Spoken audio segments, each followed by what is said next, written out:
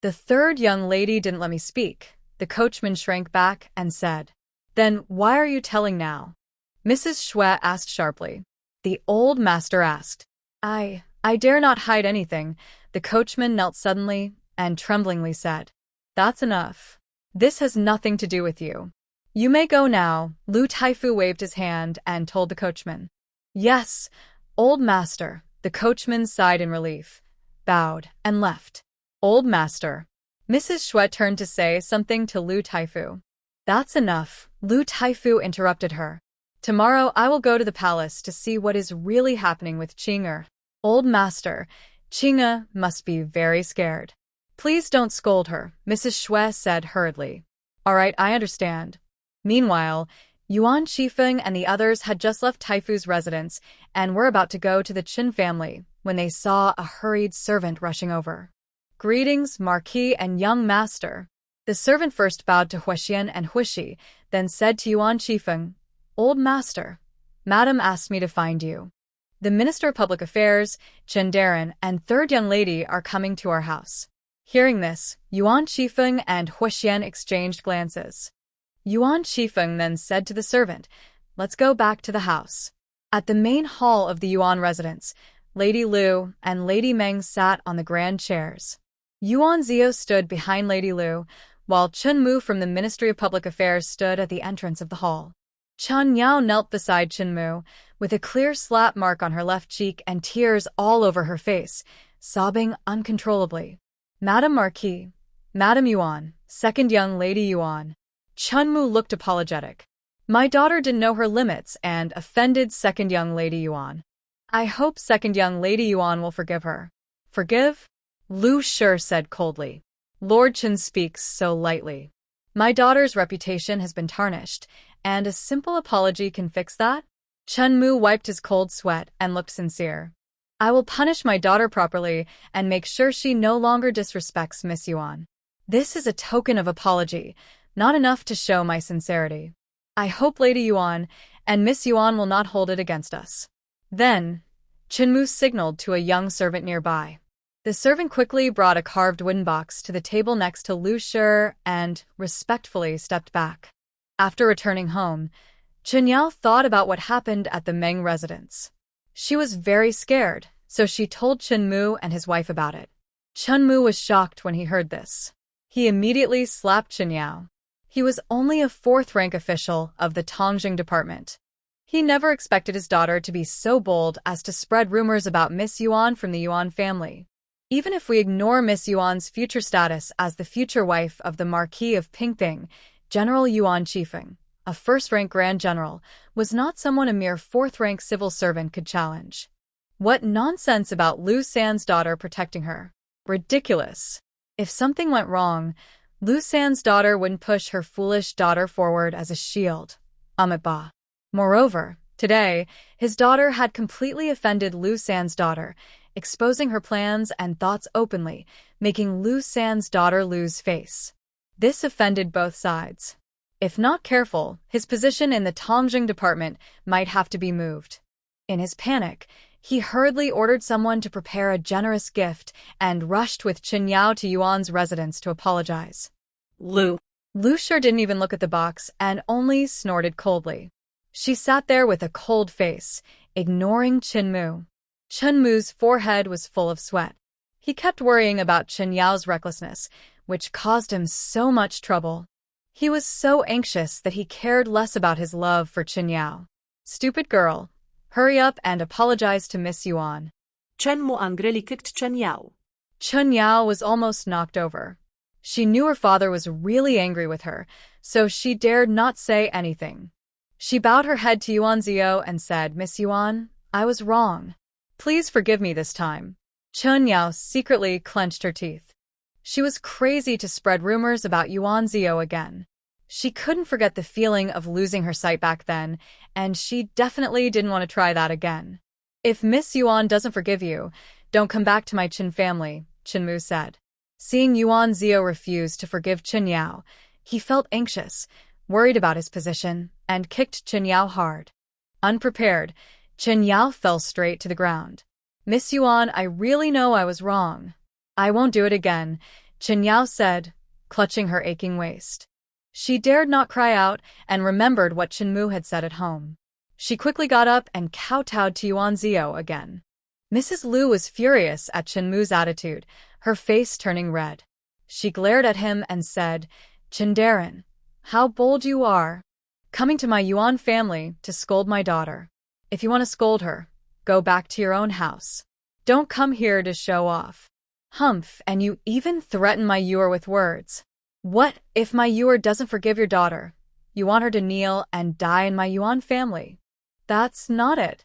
Chen Mu was startled by Mrs. Lu's words and hurriedly said, "Madam Yuan, I absolutely didn't mean that." "Humph." Mrs. Meng snorted coldly. "I think you do mean it." Chen Mu was shocked and quickly said, "Madam Ho, I was wrong. I truly came here sincerely to apologize today." "Sincerely apologize?" At this moment, Yuan Xining's voice came from behind. "I think you're doing this on purpose, deliberately causing trouble for my younger sister."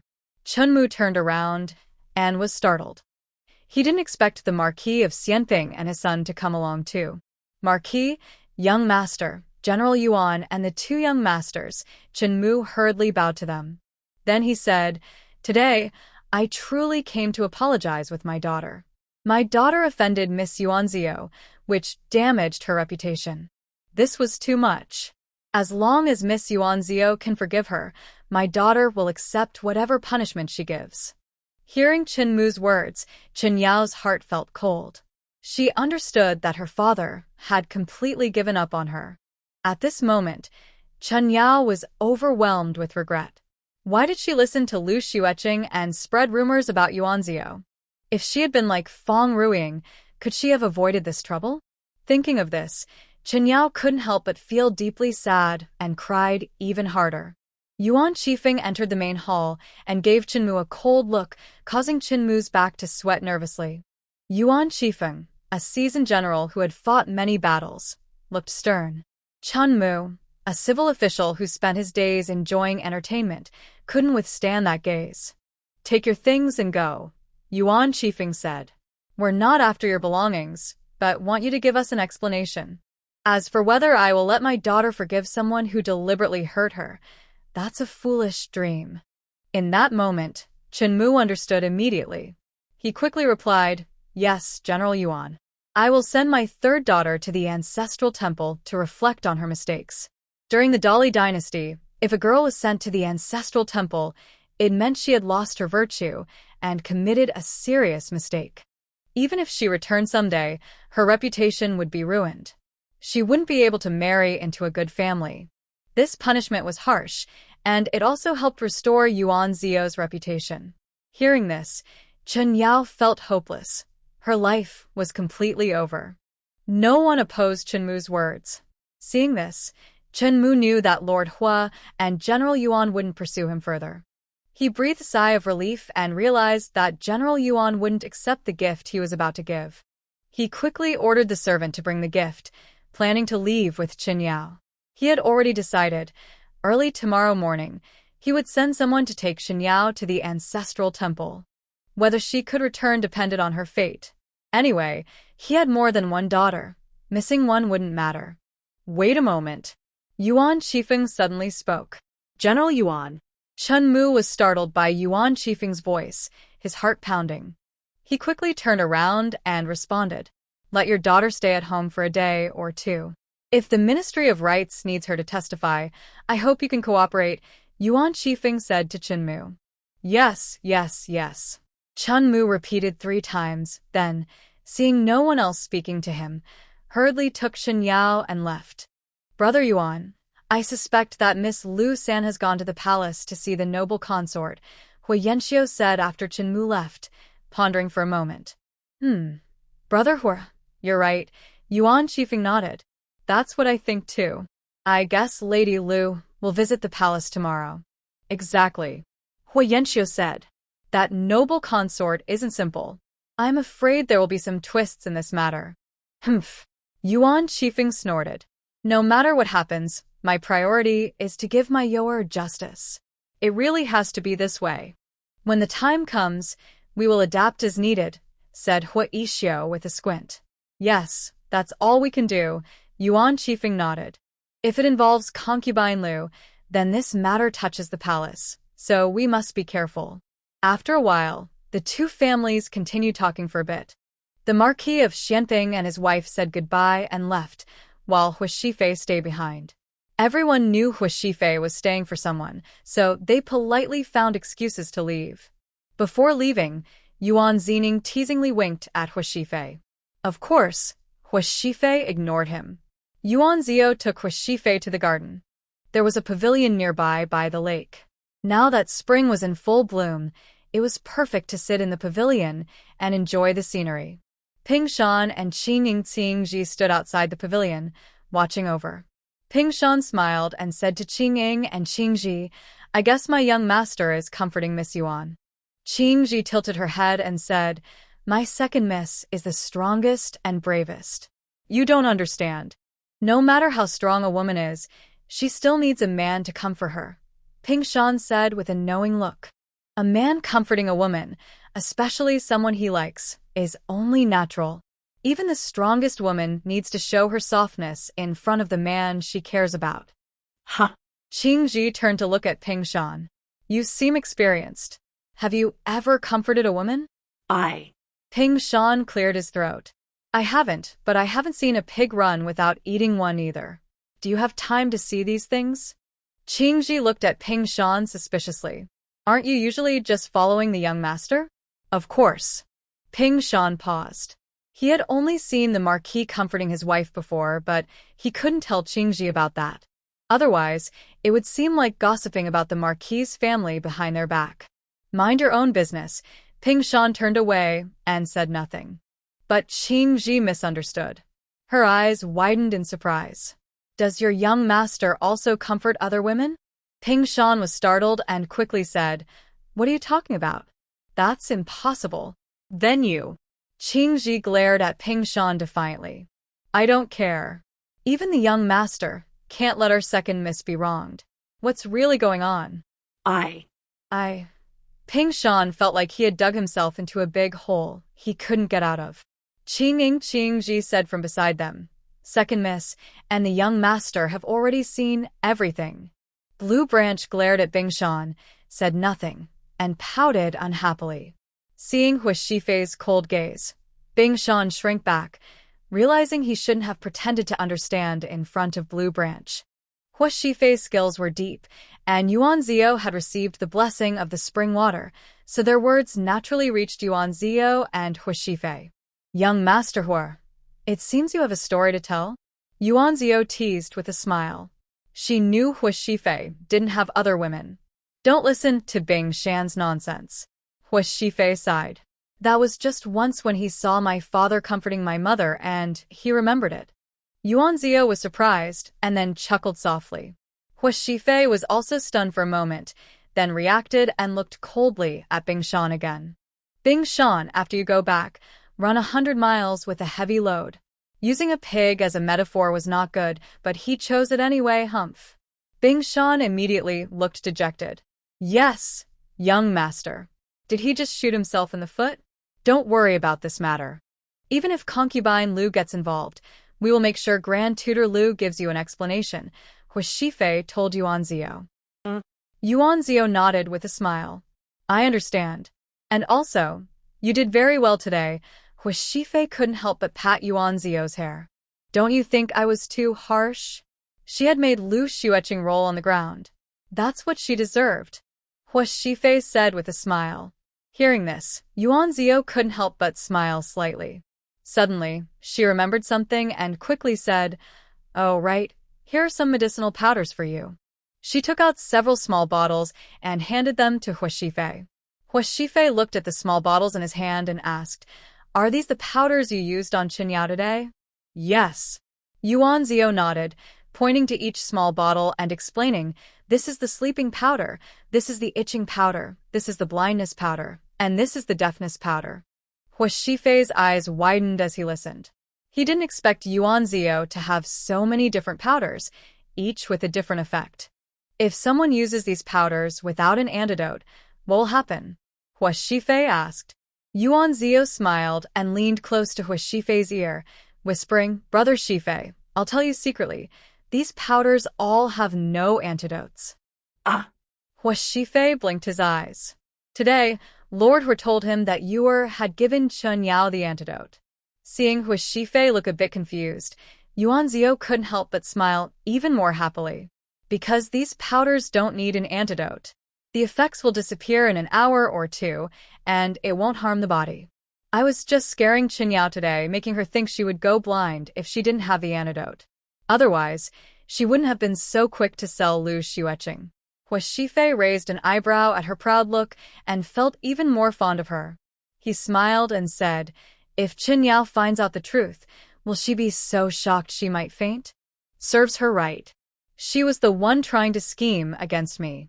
Yuan Zio wrinkled her nose and said. Her small action made Hua Shifei couldn't help but poke her nose, causing Yuan Zio to blush shyly. Cough, cough. Yuan Zio blinked and coughed twice. Brother Shifei, you can use these powders. Maybe they'll be useful somewhere. If you run out, just come find me for more. Okay. Hua Shifei naturally didn't hold back from Yuan Zio. Then I'll take my leave. By the way, Hua Shifei suddenly remembered something and said to Yuan Zio, your former second aunt. You're talking about Ningshi? Yuan Zio asked. Yes, Hua Shifei nodded.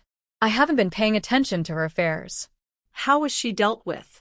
The spies have already been handed over to the emperor for a decision. Although Ningshi was ultimately proven to have been manipulated by spies, she was involved in plotting against you. The evidence was solid, so she was sentenced to 15 years in prison, Hua Shifei softly told Yuan Zio. I think she will probably spend the rest of her life in prison. Yuan Zio nodded and said, that's what she deserves. After saying that, Yuan Zio looked at Hua Shifei with a sly smile. Let's be honest. What about her brother and his family? How did you deal with them? Her brother's family? Hua Shifei raised an eyebrow and smiled. Didn't we agree to spare their lives and send them away from the estate? Humph, you can't fool me. Yuan Zio laughed. With my second brother's personality, if he knew you and my eldest brother had definitely dealt with that family, he wouldn't be so quiet. Hua Shifei shook his head and smiled. All right, I can't hide it from you. Tell me quickly, how did you handle them? Yuan Zio looked at Hua Shifei with wide eyes. In her past life, her mother's dowry shop was taken over by the Ning Chunhua family. Ning Xiaoba even tarnished her father's reputation, leading to her family's ruin. However, that family enjoyed great wealth and fame in the capital thanks to her mother's shop. Thinking about this made her feel very resentful. Why didn't she deal with that family in her past life? But it's okay. It's not too late now. Knowing that they're not doing well makes her happy. I won't tell you the details, Hua Shifei said with a smile. Anyway, that family won't be able to enter the capital in this lifetime. And he paused, looking at Yuan Zio with a smile that didn't quite reach his eyes. And what? Yuan Zio asked eagerly. Ahem. Hua Shifei cleared his throat twice and said, and the money they have can only cover their basic needs. If they get extra money, it will be taken away. Unless they leave the Dali dynasty. But if they do leave, they'll be reported for treason immediately. Yuan Zio's eyes widened. That's really harsh. Yes, Hua Shifei nodded in agreement. That. Yuan Zio thought for a moment. It was my elder brother's idea, wasn't it? Hua Shifei smiled and said, that's right. Your brother said, if someone tries to scheme against you, they should be prepared to stay poor for their whole life. Yuan Zio smiled softly. That's his style. They chatted for a while. Then Hua Shifei remembered the Qingtian mountain matter and quickly warned Yuan Zio, from now on, you must not take risks alone. If you need to do something, tell me. I will go with you. Oh, Yuan Zio replied happily. Since everything in the Jade Nectar Pavilion had been sorted out, she smiled and agreed. Suddenly, she remembered the short gown and armor that Xian Shaoqing gave her, and she told Hua Shifei about it. Finally, she said, Brother Shifei, I would accept a normal gift, but this short gown and armor are too valuable. They are made with gold thread and a 1,000-year-old vine. I doubt the entire Dali dynasty has a few pieces like it. I can't return it myself, and if others see it, it might cause trouble. Could you help me return it? Hua Shifei frowned and thought for a moment before saying, since he gave it to you as a gift for opening your shop, just keep it. If you return it, it might be hard to meet him again. If you feel guilty, we can help him if he encounters any trouble in the future. Emperor Hua Shifei also has his own secret intentions. Yuan Ziyou has been restless since childhood. Since they are in the capital, even though she has arranged for Da Hu to stay by her side, there might still be some oversights. If a dangerous situation arises, the armor might play a big role. Yuan Ziyou blinked. Is that okay? That armor isn't an ordinary item. No problem. Hua Shifei smiled. Just take it out and use it. Actually, Yuan Ziyou also liked the armor. Because it was given by Xian Shaoqing, she kept it, planning to return it later. Now, hearing Hua Shifei say so, and thinking about repaying the favor in the future, she relaxed. Alright, I'll take it out and use it. Good. Meanwhile, at Prince Su's residence, in Xian Shaoqing's courtyard, Yin Feng reported Yuan Ziyou's affairs to Xian Shaoqing. Xian Shaoqing narrowed his eyes. Did Lu Xueqing go to the palace? Yes, Yin Feng replied. Xian Shaoqing said nothing. Young master, do you want to? Yin Feng understood his thoughts. No need. Xian Shaoqing took a deep breath and said, Hua Shifei can handle this matter. Keep paying attention to Miss Yuan. If the concubine in the palace makes a move, tell me immediately. Yes. Inside the imperial palace. Night had fallen deeply. Emperor Qi Wen had been reading reports for a long time, stretching his arms and turning his neck until he felt more comfortable. Your Majesty, it's late. You should rest now. Lu Gonggong stepped forward. Little Zhuzi, what time is it? Emperor Qi Wen casually asked. That's Lu Gonggong's nickname.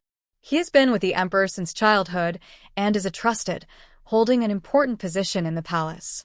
Hearing the emperor ask about the time, Lu Gonggong quietly replied, It's already the third quarter of the hour, Your Majesty. Time to rest. The emperor nodded. Go get the sign. Yes. Lu Gonggong responded and went to fetch the sign, bringing it to the emperor. The emperor looked at the 20 or so different colored and patterned signs in front of him. He hesitated, unsure which to choose. After a long while of deliberation, he still couldn't decide. Lu Gonggong secretly glanced at him and smiled. Your Majesty, I heard that the noble consort has been studying pastries recently. Perhaps she has some new ideas. Emperor Wen of Qi looked at Duke Lu and smiled faintly, saying, Old servant, have you obtained something? Your Majesty, you flatter me. Duke Lu quickly responded with a smile. This life and everything I have belong to the emperor. If I have gained anything, it's also yours.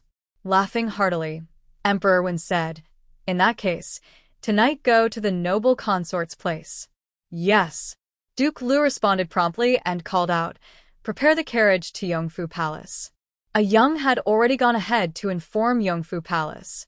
Noble consort Lu hurriedly ordered her servants to prepare tea and snacks, and she herself changed clothes and dressed up. By the time Emperor Wen's carriage arrived at the palace gate, noble consort Lu was already beautifully dressed, waiting to greet him. Your Majesty. Noble consort Lu bowed gracefully and spoke softly. Don't be so formal, beloved consort, Emperor Wen said, stepping forward and taking her hand with a smile. Noble consort Lu stood up with a smile and said, Your Majesty has worked all night. Are you tired? I've prepared some tea and snacks. Please have some supper first. Haha, that sounds good. Emperor Wen chuckled.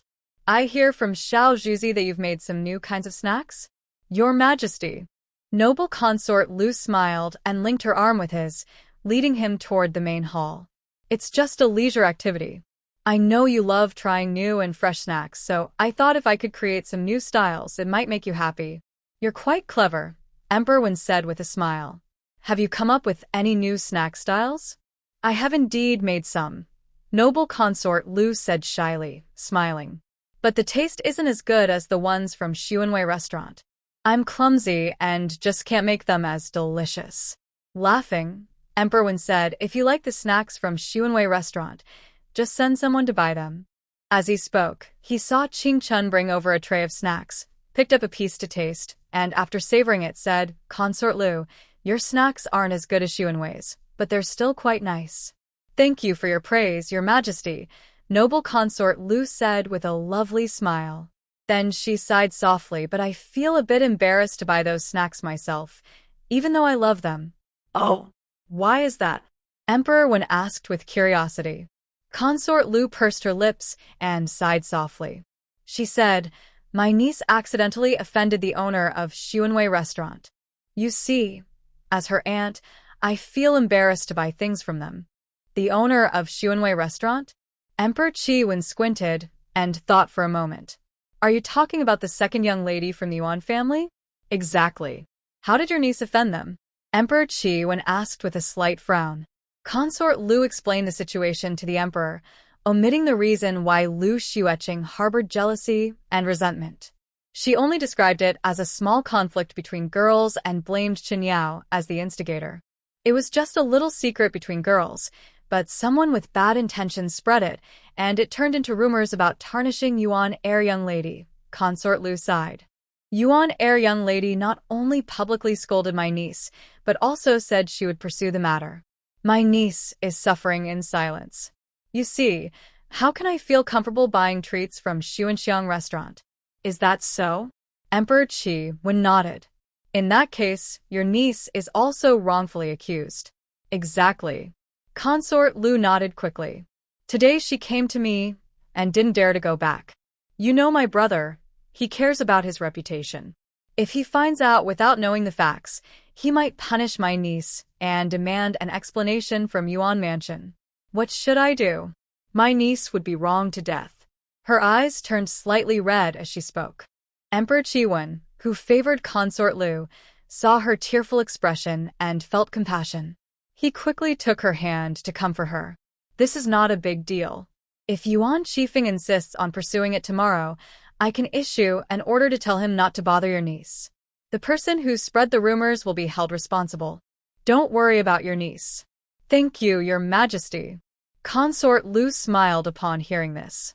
She personally held out a cup of tea to the emperor, her eyes charming. Your majesty, it's getting late. After you finish this tea, let's rest. The emperor did not take the tea but held her soft hand and smiled. My dear, I've been so busy signing documents today that my hand is sore. How can that be? Consort Lu understood and playfully scolded him. Your majesty, since your hand is sore, I'll feed you this tea. She then gracefully leaned against him and brought the teacup to his lips. Emperor Wen of Qi drank the tea from Consort Lu's hand and smiled, saying, Indeed, the tea from my beloved consort's hand is more fragrant and delicious. Consort Lu smiled charmingly. Your majesty only teases me. Is that so? If you help me change clothes, you'll know. Emperor Wen's voice grew deeper. Consort Lu's face reddened, and her voice became softer. Then I will help your majesty change. Good. Old Lu smiled quietly, made a gesture to the nearby eunuchs and palace maids, then quietly left and closed the palace door behind him. Grand Tutor Lu didn't sleep well that night. The next morning, after the court session, he handed a token to enter the palace. Why did my brother come so early? Consort Lu asked with a smile. Consort Lu. Grand Tutor Lu bowed slightly. I'm here today to fetch my troublesome daughter. Brother. Consort Lu frowned gently. Qing is your own daughter. Do you speak of her like that? Besides, Qing didn't do anything wrong. She was beaten yesterday for no reason. Do you want to punish her again today? Beaten? Grand Tutor Lu remembered what the coachman said yesterday and frowned. What exactly happened? Consort Lu sighed. Never mind. Let Qing tell you herself. After speaking, she ordered Qing Chun, go find Miss Lu. Yes. Soon, Lu Xueqing arrived. When she saw Grand Tutor Lu, she shrank back slightly and quickly bowed. Auntie, father. Tell me what really happened, Grand Tutor Lu said, recalling the scene yesterday where Hio Xuanxiu and Yuan Chifeng were chasing after her, demanding explanations. He felt humiliated. He was so angry with Lu Xueqing that he almost wanted to kick her. Qing, Tell your father what happened, Consort Lu said. After that, she added to Grand Tutor Lu, brother, stay calm. Let Qing tell her story first, then you can decide. All right, Auntie, Lu Xueqing replied. She looked at Grand Tutor Lu and recounted the story she had prepared. After speaking, Lu Xueqing cried out, Father, I really didn't tell Chen Yao to spread rumors about Yuan Zio. I was just angry and said it casually. It was just a heated remark, not serious. I didn't expect Chen Yao to pass it on. Now it's become my fault. I am so wronged. She then covered her face and cried loudly, saying between tears, being wrongly accused is not enough. Yuan Zio even publicly whipped me. I've never been so humiliated before. Father, what will become of my reputation? Today, you are here to question my guilt. I might as well die, rather than live with this shame. She was about to throw herself against the pillar. Empress Lu's eyes flickered, and she quickly said loudly, Stop her quickly. Lu Xueqing was just pretending to be upset. She didn't really want to hurt herself. The maids easily stopped her. She only sobbed on the side, looking very wronged. Empress Lu felt satisfied and said to Lu Taifu, Brother, you see, this is a clear misunderstanding of Xueqing. It's not fair for others' trouble to be blamed on her. Yesterday, Xueqing was beaten publicly, and who knows what rumors will spread about her. Someone needs to give an explanation. It's uncertain what the truth is. Lu Taifu frowned and said, Even so, we should confront the Yuan family.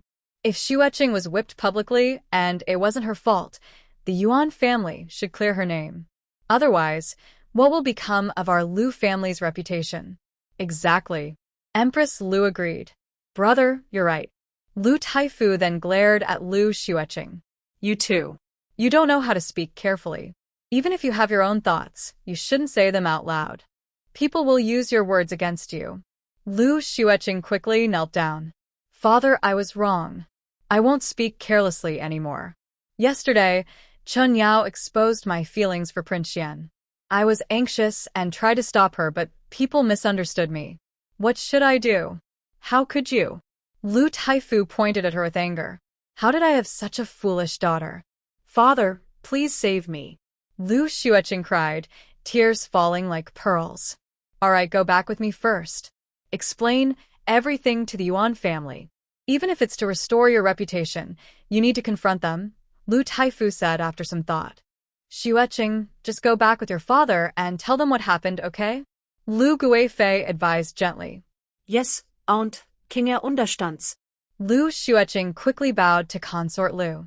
After leaving the palace with Tutor Lu, they returned to Lu's home. He then ordered the servant, Go and send a message to Marquis Xuanping's residence and General Yuan's estate, saying the third young lady has returned. Yes. Once the servant left, Tutor Lu asked Lu Xueqing, Were all the things you said in the palace true? Father, Qinger dares not hide anything. Lu Xueqing felt a bit nervous, but she knew she couldn't show fear now, so she quickly responded. Tutor Lu nodded, feeling reassured. Qinger, you're finally back. At this moment, Xue's wife hurried over and hugged Lu Xueqing. Mother. Lu Xueqing snuggled into her mother's arms, looking sad. Don't worry. I also called your brother. With your father and brother here to support you, you won't be afraid, Xue's wife comforted her. Brother? Lu Xueqing secretly looked at Tutor Lu and whispered to Xue's wife, Is brother inside the estate? Yes, he is. Just then, Lu Haozhe came in and asked, Mother, why did you call me so early in the morning? Idiot? Tutor Lu, hearing Lu Haozhe's lazy voice, suddenly scolded. What time is it now? It's still early.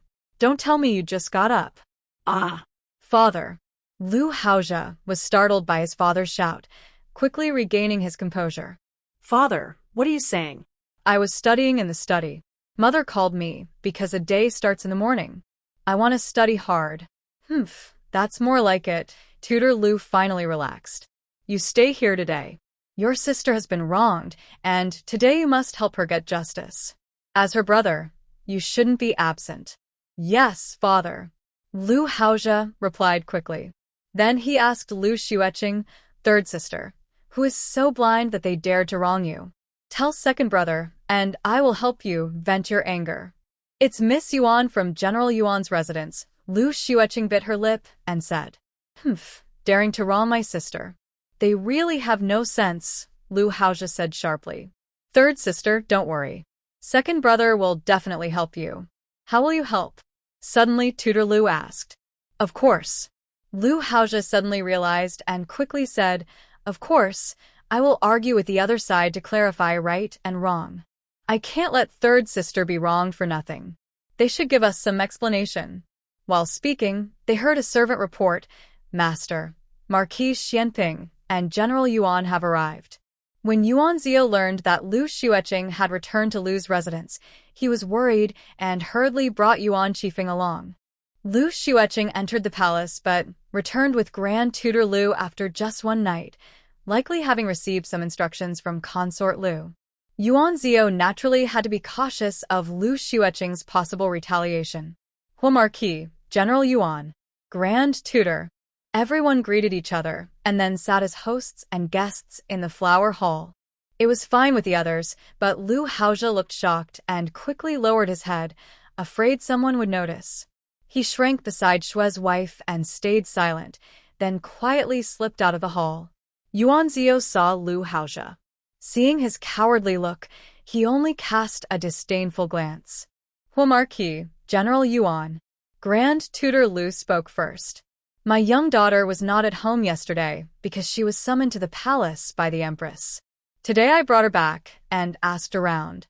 The rumors are not something my daughter spread. It's true that she had a small disagreement with second Miss Yuan at Fatten Temple, and she only complained a little. But some people deliberately spread it, causing this trouble. Honestly, both my daughter and second Miss Yuan are victims. If I may say, we should all go to the Tongjing Bureau to seek justice from the Qin family, rather than you forcing my daughter here, Grand Tutor Lu added. Is that the explanation Grand Tutor Lu gave us? Yuan Qifeng asked coldly. Yuan Qifeng's attitude made Grand Tutor Lu a bit displeased. He replied, Of course. I have confirmed this with my daughter multiple times. Yesterday, your noble daughter did not deny it, but today she gives a different story. That confuses me. Yuan Qifeng sneered. Exactly. Hua Yanxiu also said. Yesterday, your noble daughter even forced second Miss Yuan to swear. Now she's denying everything? Speaking of yesterday, Grand Tutor Lu frowned and spoke sharply. Second Miss Yuan publicly slapped my daughter. My daughter may not be a noble, but she's not just an ordinary person either. Does second Miss Yuan need to give an explanation to our Lu residents for her actions? Ha! Yuan Zianan couldn't help but speak up. I thought Grand Tutor Lu was honest, but it turns out he's quite skilled at shifting blame. No wonder he raised such a daughter. You! Master Lu suddenly stood up, his eyes wide with anger. He cared most about his reputation, and now he was being mocked by a young boy. He couldn't accept this. General Yuan, your young master is insulting me. Are you just going to stand by and watch? Master Lu snorted and said to Yuan Qifeng, Master Lu, I admit I was reckless, but what my young master said has some truth. Yuan Qifeng replied coldly. What? Master Lu's eyes widened in anger. So, you mean you don't plan to give us the Lu family an explanation? An explanation. Yuan Qifeng also stood up, glaring at Master Lu. And what kind of explanation do you think the Yuan family should give us? And my Xianping Marquis estate. Hua Lianxiu also stood up and said, You all. Master Lu couldn't help but slam the table, but he hesitated because he was afraid of the Xianping Marquis. In the end, he didn't do it. Oh, what are you all saying? Mrs. Xue couldn't hold back and said, My daughter did nothing wrong and was harmed by others. Instead, she got beaten. How can you still have the nerve to complain? Lu Xueqing didn't speak. She just sobbed on the side, looking extremely wronged. Since you think you're right, why not let young lady Yuan Er and young lady Lu San confront each other and see who is truly in the right? Hua Shifei suggested. Exactly. Thinking that pretending to be wrong makes you right? Yuan Zining looked at Lu Xueqing with disdain. Her words made Lu Xueqing feel a sharp sting in her heart. Hua Shifei's words matched Yuan Xining's worries. He stood up and said, "Then I will have a proper discussion with young Lady Lu San. Qing'er, come over now." Master Lu saw his daughter still looking innocent and not moving, and he felt embarrassed. No matter what, she should at least show some strength. Now, she looked like she had the upper hand, but Master Lu felt his face was completely lost because of his daughter. Master Lu's words made Lu Xueqing dare not disobey. She had to stand up, her eyes red and swollen, glaring fiercely at Yuan Xining. "Young Lady Lu San, glaring at me won't help. Do you really think you're innocent? I believe you know very well what you did," Yuan Xining said. "You said you had some small conflicts with me at Fatten Temple. As the person involved, I should know. But I only saw that as soon as we met, you mocked me coldly and acted superior. Is that the conflict you're talking about? Yuan Zio, do you think that at Fatten Temple you didn't take out your whip to scare me?" Hearing Yuan Zio's words, Lu Xueqing couldn't help but speak up in protest. "That was just to warn you not to provoke me." Yuan Zio sneered. "I'm not your family servant, nor am I Lu Xueqing's maid. Why should I be insulted and mocked just because I met you? And acting so bossy, if I didn't hit you then it was out of mercy. Grand Tutor." Yuan Zio finished speaking and then said to Lu Taifu, "From start to finish, it was the third young lady of your family who provoked me. I already backed down once, but she came again. I only used my whip to warn her. Was that too much? Not at all." Seeing that Lu Xueqing didn't deny Yuan Zio's words, Lu Taifu held back his anger and could only say this. Should he call it excessive? His daughter kept provoking others. What does that say about her? But what I didn't expect was that as soon as I returned, there were rumors about me. Does Grand Tutor know what those rumors said? Yuan Zio asked again. Lu Taifu frowned. He hadn't asked about the details of the rumors, only knew they were damaging to her reputation. "It seems Grand Tutor doesn't know," Yuan Zio sneered. "Then let me tell you what the rumors said. They claim I had a secret meeting with a man in the Peach Grove at Fatten Temple, even that I was intimate with him there. Grand Tutor, isn't the purpose of these rumors just to ruin my reputation? Or do they want to harm me? I just want to ask, if a daughter of a fourth-rank official, without anyone backing her, dares to spread such rumors about a daughter of a first-rank general?" Lu Taifu was speechless after Yuan Zio's question. Normally, a daughter of a fourth-rank official wouldn't dare spread rumors about a daughter of a top general without support. "Qing'er, what exactly happened?" Lu Taifu shouted at Lu Xueqing. Lu Xueqing clenched her teeth and cried, "The rumors were spread by Chen Yao. It's not my fault." Grand Tutor Lu took a deep breath and loudly called out, "Come here. Go to Minister Chen's residence at the Department of Official Affairs and ask Minister Chen and Miss Chen San to come here." Yes. For a moment, the flower hall fell silent. Madame Shui wanted to say something, but Lu Grand Tutor shot her a stern look, and she closed her mouth. After a while, Lu Grand Tutor said, "Lord Hua, General Yuan, today's matter must be settled. If it's truly my daughter's fault, I will give you a proper explanation. But if my daughter is innocent, I hope you will do her justice." Of course. Hua Yanxiu and Yuan Qifeng nodded in agreement. Soon, Chen Mu hurried over with Chen Yao. "I humbly greet Lord Hua, Grand Tutor, and General Yuan," Chen Mu said nervously, bowing to the three. Seeing Yuan Zio and Lu Xueqing also present, he realized today's purpose was to confront the three of them. Cold sweat dripped down his back. Chen Mu secretly hated Chen Yao. This girl had truly caused him trouble. He thought everything was already clear and no need for a confrontation. Yesterday, Yuan General's words were just casual talk. But now, they had actually summoned them here. If things went badly, both sides might be offended. Chen Mu felt his official hat was starting to shake. "Chen Darren, I have a question for you." Lu Grand Tutor looked at Chen Mu and said, "Is it true that your daughter spread the rumors about Miss Yuan?" That. Chen Mu wanted to say that Lu Xueqing had asked Chen Yao to spread the rumors, but he dared not say it. He was sweating nervously. "It seems so," Lu Grand Tutor said coldly. Then he snorted and turned to Yuan Qifeng, saying, "General Yuan, you see this too." Chunmu didn't deny that Miss Jun San spread the rumors. If that's the case, then these rumors have nothing to do with my daughter. Do you owe my Lu family an explanation? Hui Shifei sneered coldly. Grand Tutor, luckily you're not the prefect of Jingzhou. Otherwise, there would be many wrongful cases and mistakes in this world. Lu Grand Tutor was furious. Does the heir not understand what this means? We've never denied that Miss Jun San spread the rumors, Hui Shifei said coldly. But who is the mastermind behind it? He sneered and continued, Grand Tutor, you didn't even ask and just drew conclusions. Are you in such a hurry to clear your daughter's name? You. Lu Taifu was so surprised he couldn't speak. He looked at Chenmu with anger and said, Chenmu, tell me, did your daughter spread rumors about you on air, girl? Was someone behind it guiding her? Chenmu felt stuck. If he said yes, he would offend Lu Taifu. If he said no, he would offend Lord Hua and General Yuan. Most importantly, Lu Taifu was standing behind a noble lady, Consort Lu. What should he do? Seeing Chunmu hesitate, Lu Taifu suddenly felt uneasy and looked at Lu Xueqing. Lu Xueqing was nervous. When she saw Lu Taifu look at her, she couldn't help but shout, This has nothing to do with me. The rumors were spread by Chen Yao. It was her.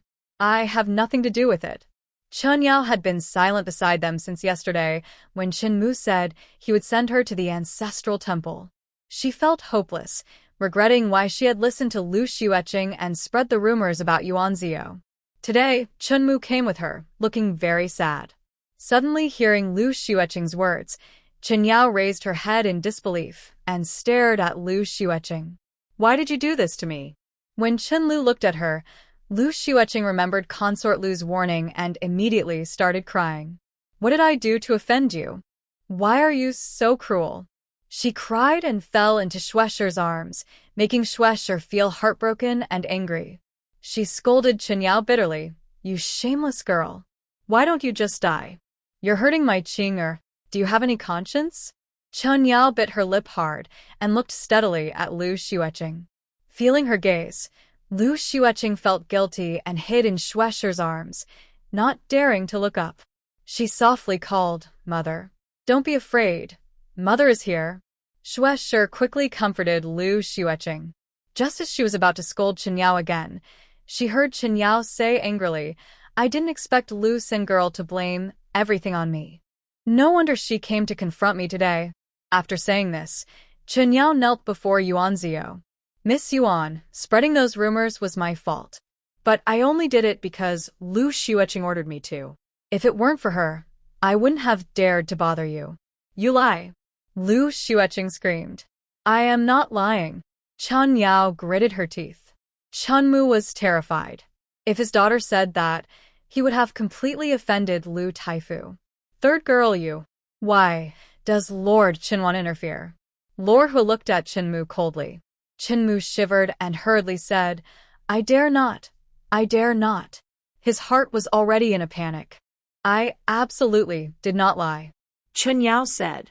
Lu Xueqing was jealous because the young Master Xian saved Miss Yuan Air. When she saw the two of them come out of the peach grove one after the other, she got angry and humiliated. She wanted to ruin Miss Yuan Air. If I am lying even a little, may lightning strike me. Suddenly, the entire flower hall fell silent. At this moment, a young servant hurried in and said, Master, Lord Lu is here. Before he finished speaking, Lord Lu arrived at the hall, smiling. It seems we came just in time. Everyone was confused, but first bowed to greet Lord Lu. Lord Lu smiled and said, Today I came for no other reason than to deliver the Emperor's order. He paused, then continued with a smile, The rumors about Miss Yuan Air, the Emperor has heard about them. He also learned that the rumors were not spread by Lady Lu San. He wants us to find out who is responsible. Let's settle this peacefully. Chunmu heard this and suddenly collapsed to the ground. The matter was known even to the Emperor? And if the Emperor said so, it meant he was blaming himself for everything? If that's the case, what hope did he have for the future? You rebellious girl, you've ruined me. Chenmu's eyes turned red. He suddenly stood up and kicked Chen Yao to the ground. Looking at Lu Xueqing's proud face, Yuanzi narrowed his eyes. Haha, thank you, Lord Lu. When Lu Taifu heard the emperor's order relayed by Lord Lu, he was overjoyed. Now, Yuan's family would have to give an explanation. After all, his daughter couldn't be publicly humiliated without consequences. That's good, Lord Lu said with a smile.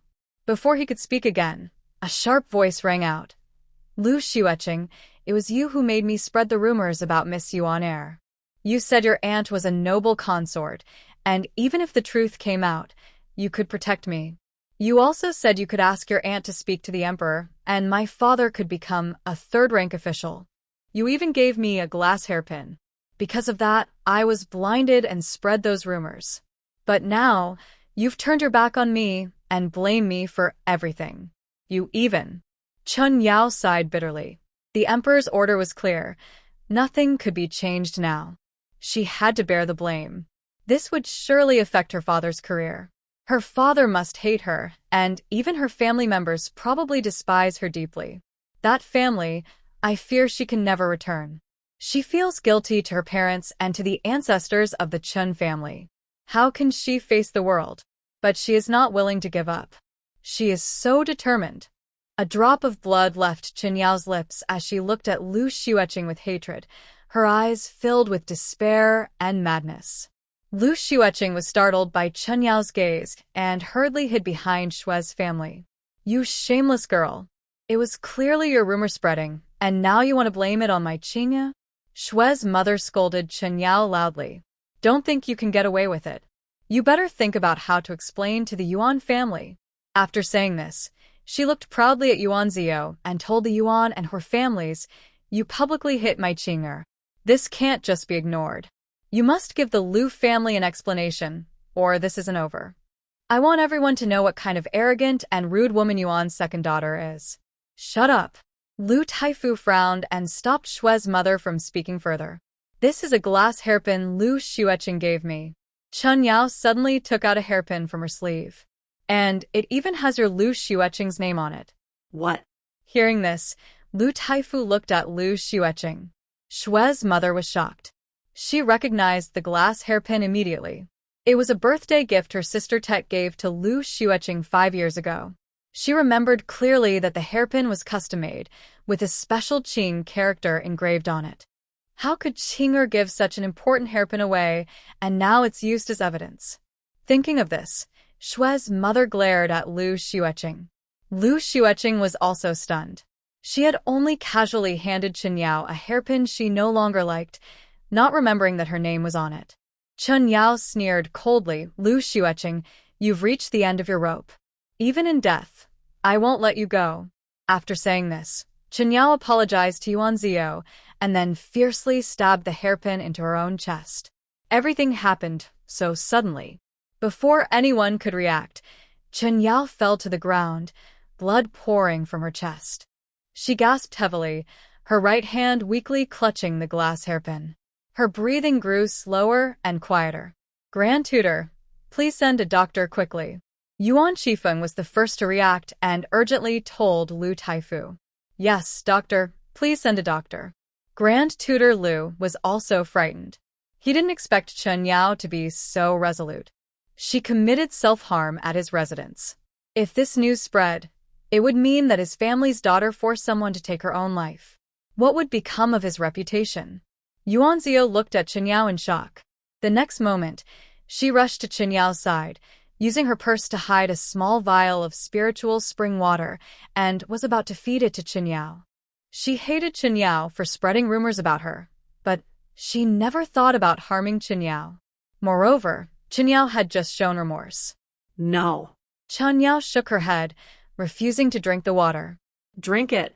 Yuan Zio forced the spring water into Chen Yao's mouth. Chen Yao struggled to shake her head, kept her mouth closed, and turned her head away, refusing to drink. Yuan Zio understood that Chen Yao was determined to die.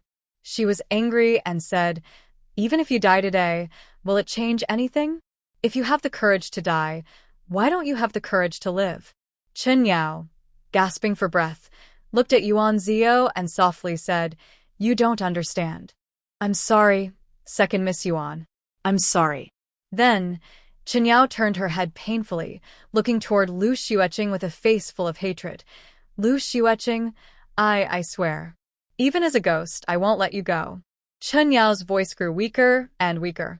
Suddenly, her hand loosened, and her glass hairpin fell to the ground with a clear sound. Chen Yao stared fiercely at Lu Xueqing, her eyes gradually losing their light. Chen Yao died. This was an outcome no one expected. For a moment, everyone was stunned. Yaya. Chen Mu didn't expect Chen Yao to commit self-harm. Seeing her wide-open eyes and pale face, tears streamed down his face. Ah. Suddenly, Lu Xueqing let out a shattered scream, shouting loudly, Chen Yao, I was wrong. I was wrong. You can't bother me. I was wrong. I shouldn't have let you spread Yuan Zio's rumors. I was wrong. Ah. You can't bother me. Don't bother me. Although Lu Xueqing was spoiled and reckless, she had never seen such a bloody scene. Moreover, Chen Yao's unclosed eyes were still staring at her tightly. In that moment, Lu Xueqing broke down completely, clutching her head and crying out loudly. Hearing Lu Xueqing's words, Grand Tutor Lu's face immediately turned a sickly green, as if someone had slapped him in the face. There was no need for further proof now. Monster. Grand Tutor Lu angrily slammed the table. Shue's wife anxiously held Lu Xueqing, saying, Qing'er, don't be afraid. It's okay. Don't look at it anymore. Don't say nonsense, all right? Humph, isn't that nonsense? I believe everyone knows the truth in their hearts, Hui Yanxiu said coldly, then looked at Lu Taifu. Lu Taifu took a deep breath angrily. Lord Hua, General Yuan, Lu Heng, will give you an explanation. All right, we will wait for your explanation, Taifu. Lu Gonggong didn't expect things to turn out like this and could only say, since it has come to this, there's no way to undo it. Officer Chen, please accept our condolences. We will take our leave now. Everyone hurriedly saw Lu Gonggong off. Although Chen Mu was angry earlier about Chen Yao causing trouble at home, now that Chen Yao was dead, she was still his biological daughter. Chen Mu felt very sad and planned to take Chen Yao back home. Officer Chen, I will send people to take you back, Lu Taifu said with a sigh. No need to trouble Taifu, Chen Mu refused. Bingshan, take 2 people and Officer Chen back to his residence, Hua Shifei ordered. Yes. Thank you, young master, Chen Mu said gratefully, not rejecting Hua Shifei's kindness. Soon after, members of the Yuan and her families also bid farewell and left. Vile child. Lu Taifu clenched his teeth and glared fiercely at Lu Xueqing, wishing he could kill her instantly. Today, he had lost face both inside and out, even in front of the emperor. Lu Xueqing was directly sent to the family temple by Lu Taifu, with no set return date. Chen Mu submitted his resignation and decided to retire and return to his hometown. A rumor finally ended with Chen Yao's death. This incident also shocked the noble women of the entire capital. Lu Taifu pretended to be ill and stayed in the Taifu residence for 3 months. Of course, that is a later story. Everything returned to normal. Chen Yao's death was just a ripple. Afterward, even the water's surface was smooth again. However, the main ladies of each family would often mention this matter when teaching their daughters, warning them not to let a small benefit ruin their family's future or their own lives. Second miss, have some snacks. Second miss, look at these 2 styles. Which one do you like? Second miss, let's take a walk in the garden. In the days after returning from Lu's residence, Qing Ying and Qing Ji kept teasing Yuan Ziyu to make her happy. Yuan Qifeng and Lu Shi also occasionally sent maids to visit her. Yuan Ziyan and Yuan Zining sent a bunch of small gifts to cheer her up. The Xianping Marquis estate also sent gifts from time to time, and Huan came daily to visit. Even more exaggerated, Hua Shifei came nightly for night visits to the fragrant chamber, worried that Yuan Ziyu might not sleep well. All right, I really am fine, Yuan Ziyu said helplessly. She knew everyone was worried she might be upset by Chen Yao's death and afraid she would blame herself, especially since Chen Yao lost her life because of this incident. Are you really okay? Qing Ning asked carefully. I'm really fine, Yuan Ziyu replied helplessly. I've told you many times I'm fine. Don't worry about me. I was shocked by Chen Yao's death, but in the end, it was her own fault. I'm not foolish enough to take responsibility for it. Who? Qing Ying and Qing Ji both sighed in relief. That's good. Qing Ji frowned and asked, Second miss, what do you do every day in your room? I thought you were upset about that matter. Yuan Zio blinked. Could she say she had been working as a flower farmer in the Nectar Pavilion all this time? Obviously not. Last time at Fatten Temple, Yuan Zio noticed that after planting flowers, the green mist around them receded a bit and the dark soil by the pond expanded. So she found time to plant more flowers in the Nectar Pavilion, using the flower's own seeds. As long as she kept watering a flower with spring water, it would eventually produce seeds. Yuan Zio also discovered that flowers grown from seeds in the space were brighter and more beautiful. So, she had the idea to make rouge using these flowers. In the past 2 days, Yuan Zio had collected quite a few flower petals. Of course, she had also recently divided a patch of land in the Nectar Pavilion to plant orchids, peonies, and crabapple trees. She used a mixture of regular water and spring water to water these flowers, not just spring water alone. These flowers were mainly for Huan, as the others were too eye-catching. A few flowers here and there were fine, but if every flower looked like jade spots, it would be too noticeable.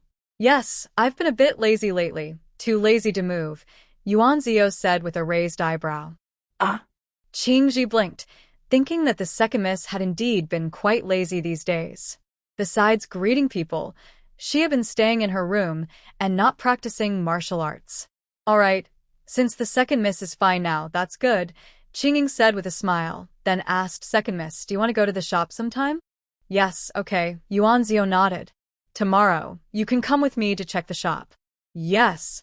On the second day, Yuan Zio told Lu Shi that she wanted to leave the house for a walk. Seeing that Yuan Zio was indeed fine, Lu Shi agreed and only reminded her to return early.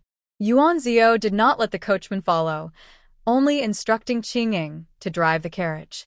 The two of them left the house. Although Qing Ying was puzzled, she did not ask much. Yuan Zio took Qing Ying to the shop for a quick look, sat for a while, talked with Shirmi, and then left with Qing Ying. Second young lady, where are we going?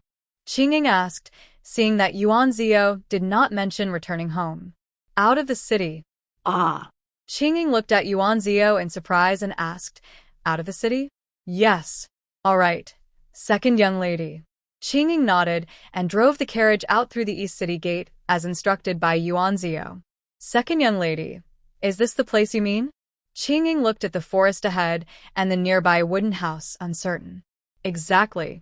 Yuan Zio lifted the curtain of the carriage, looked around, and smiled. This is the place.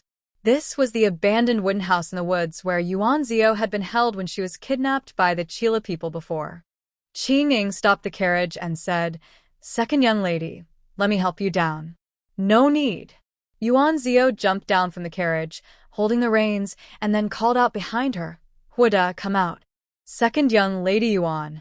Huda saw Yuan Zio calling him and appeared, bowing respectfully to her, ignoring Qing Ying's surprised look. Yuan Zio smiled and said to Huda, today, you need to do some heavy work. We two weak women can't handle it. Huda's lips twitched slightly, but he replied, yes. Let's go.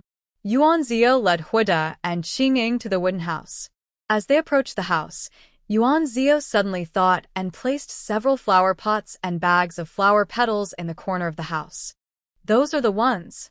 Help us carry them onto the carriage, Yuan Zio said, pointing to the flower pots. Yes, second young lady Yuan. Although Huda was confused, he didn't know when Yuan Zio had placed the flowers here. He remembered Hu Shifei's instructions and obediently carried the flowers onto the carriage without asking questions. It took only 3 or 4 trips. Let's go. We just need to take these bags away, Yuan Zio said with a smile. Qing Ying was actually shocked inside. These flowers. Although she doesn't understand flowers, these orchids, peonies, and crabapples are clearly different from ordinary ones. They might be rare and valuable flower varieties. Where did the second young lady get these flowers? When were they placed here? Qing Ying didn't dare think further and silently made a new decision. She must keep the second young lady's secret well. But this secret seems quite big. My second young lady. Qing Ying felt her heart tremble. Of course. Yuan Zio noticed Qing Ying's reaction and smiled, saying, "Don't worry, I will handle everything. Just keep the secret in your heart." "Yes, second young lady," Qing Ying replied seriously. Yuan Zio smiled and patted Qing Ying's hand. "Let's go." After loading everything onto the carriage and preparing to leave, Yuan Zio suddenly remembered the horse from when she was kidnapped. She recalled that the horse was injured and was taken away by Hu Shifei to recover. It's been quite some time, and since the horse drank spiritual spring water, even serious injuries should have healed by now. Why hasn't it been returned? If it weren't for today's trip into the forest, she might have forgotten about that horse altogether. Huda. Second young lady. Go ask the young master when he will return my horse, yes. Second young lady, this is. Luer looked at the dozen or so fresh flowers brought in by the servant. She was surprised at first, then immediately beamed with joy. These flowers are so beautiful. Second young lady, where did you get them? Yuan Zio smiled and said, "Where I got them from, don't ask. Just mark out a spot and plant these flowers.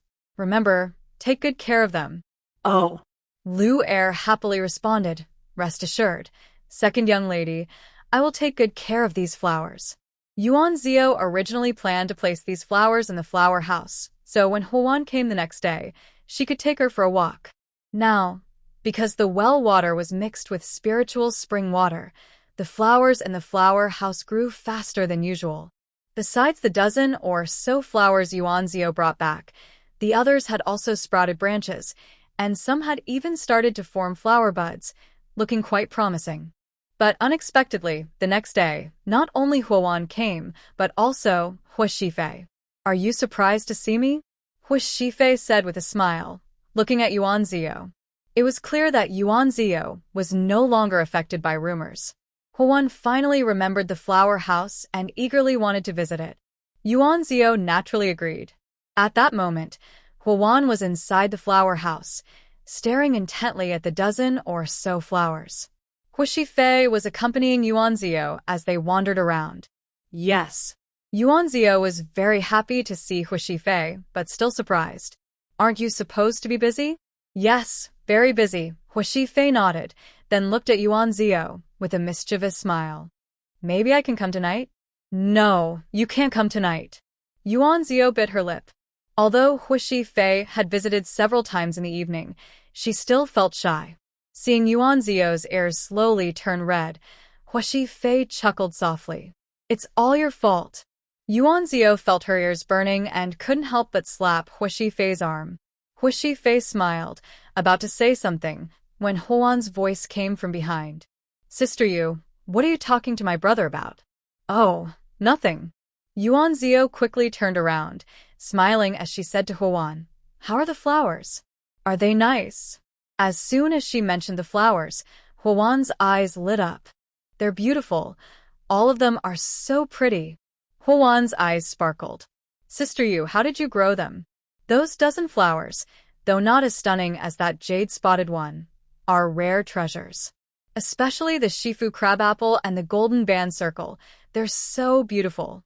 "Oh, and I saw another orchid that seems to be growing into a jade-spotted one. How do I care for them?" "Just take care of them like that. Maybe I have a talent for growing flowers," Yuan Zio said casually, her face calm and her heart steady. Behind her, Qing Ying and Qing Ji couldn't help but twitch their mouths. Their second young lady was really bold. Unexpectedly, Huan also nodded in agreement. "Yes, Sister Yu's flowers are really good." After saying that, she hugged Yuan Zio's arm, looking eager and pleading. "Sister Yu, teach me how later, okay?" Yuan Zio was stunned for a moment, blinking. I don't really know how to teach you. Just tell me how deep to plant the seeds, how much water to give each time, how often to water, how to prune, fertilize, when to sunbathe, and when to shade." Huan rattled on, making Yuan Zio feel overwhelmed. She didn't know any of that. She had no idea how to grow flowers. In the flower garden, planting flowers simply involves digging holes, burying seeds, filling with soil, and watering. If I explain these 4 steps to Huan, she might go crazy. Seeing Yuan Zio look a bit confused, Hua Fei secretly found it amusing and thought about how to explain it clearly. But the mountain man has his clever plan. Haha, Sister Wan. Yuan Zio quickly thought of a way. Actually, these flowers are cared for by Lu Air and others. I just made a special potion and poured it into that well. Maybe that's why these flowers are growing so well. Hua Wan was surprised and said, "Oh my goodness, Sister Yu, your potion is amazing. Do you have more? Can you give me some?" "Wait until I make more, and I'll have someone bring it to you." Yuan Zio smiled. "Thank you so much, Sister Yu." Hua Wan was so happy she jumped and hugged Yuan Zio's arm tightly. "Oh, I see now." Lu Air overheard and suddenly understood. No wonder the flowers in the greenhouse grow so fast and well. It's because of the potion from the second young lady, she thought aloud. Yes. Yuan Zio nodded with a smile. Hua Fei looked at Yuan Zio thoughtfully. Potion? For some reason, Hua Fei thought of the nourishing soup. It seemed that this potion was also a secret of the young girl. Yuan Zio didn't realize that in front of her brother Shi, her little flaws had already been exposed quite a bit. "By the way, brother Shi, what did you want to tell me earlier?" Yuan Zio asked, recalling that Hua Fei had been interrupted. "Don't you want your horse?" Hua Fei smiled. "Yes." Yuan Zio immediately asked, "When will you return it?" "It's not ready to be returned yet," he replied. Why? Yuan Zio asked anxiously. "Chang Nan sent a batch of fierce horses, which are hard to tame. But I found that this horse seems very intelligent and can control the others, so I want to borrow it for a while," Hua Fei said, looking into her eyes. Oh. Yuan Zio thought about the spiritual spring water she fed the horse and felt a little guilty. "All right then, keep it for now. But please take good care of it. I still like that horse." "Don't worry," Hua Fei smiled slightly. Somehow, he liked seeing the shy look on the little girl. "Big brother, is that horse very intelligent?" Huan asked quickly. "Can I ride it?" "This horse belongs to your sister, Yu Jia." Yu Jia.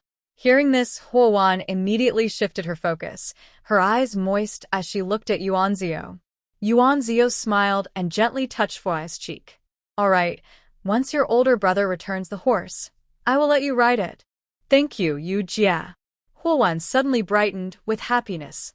To thank second Miss Yuan for lending the horse, Hua Fei said with a smile, "I wonder if I have the honor to invite second Miss Yuan to go hunting in the mountains?" When? Yuan Zio's eyes lit up. "Tomorrow." Great. "I want to go too," Huan quickly added. Yuan Zio smiled and said, "Sure, let's go together." The 3 agreed to meet the next day at Yuan's house to pick up Yuan Zio, then head to Hua Fei's estate. The Wu siblings went back home. However, the hunting trip the next day did not happen as planned. The Empress Dowager issued an imperial decree summoning Yuan Zio to the palace. The Empress Dowager's decree caught Yuan Zio off guard. She hurriedly sent a message to the Marquis of Xianping's residence, then quickly washed up, changed clothes, and took a carriage to the palace. At the palace gate, Yuan Zio stepped out of the carriage and saw Princess Lin Yang riding a tall, proud horse with grace and strength. Yuan's sister, Princess Lin Yang, dismounted, handed her horse to a servant, and smiled as she approached Yuan Zio, taking her hand. "Isn't this sudden?" Yuan Zio quickly bowed to the princess. Princess. Then she smiled and said, "Honestly, yes, it's quite sudden. I wasn't prepared at all." Ha ha ha. Princess Lin Yang laughed. "No need to prepare. The Empress Dowager is very kind.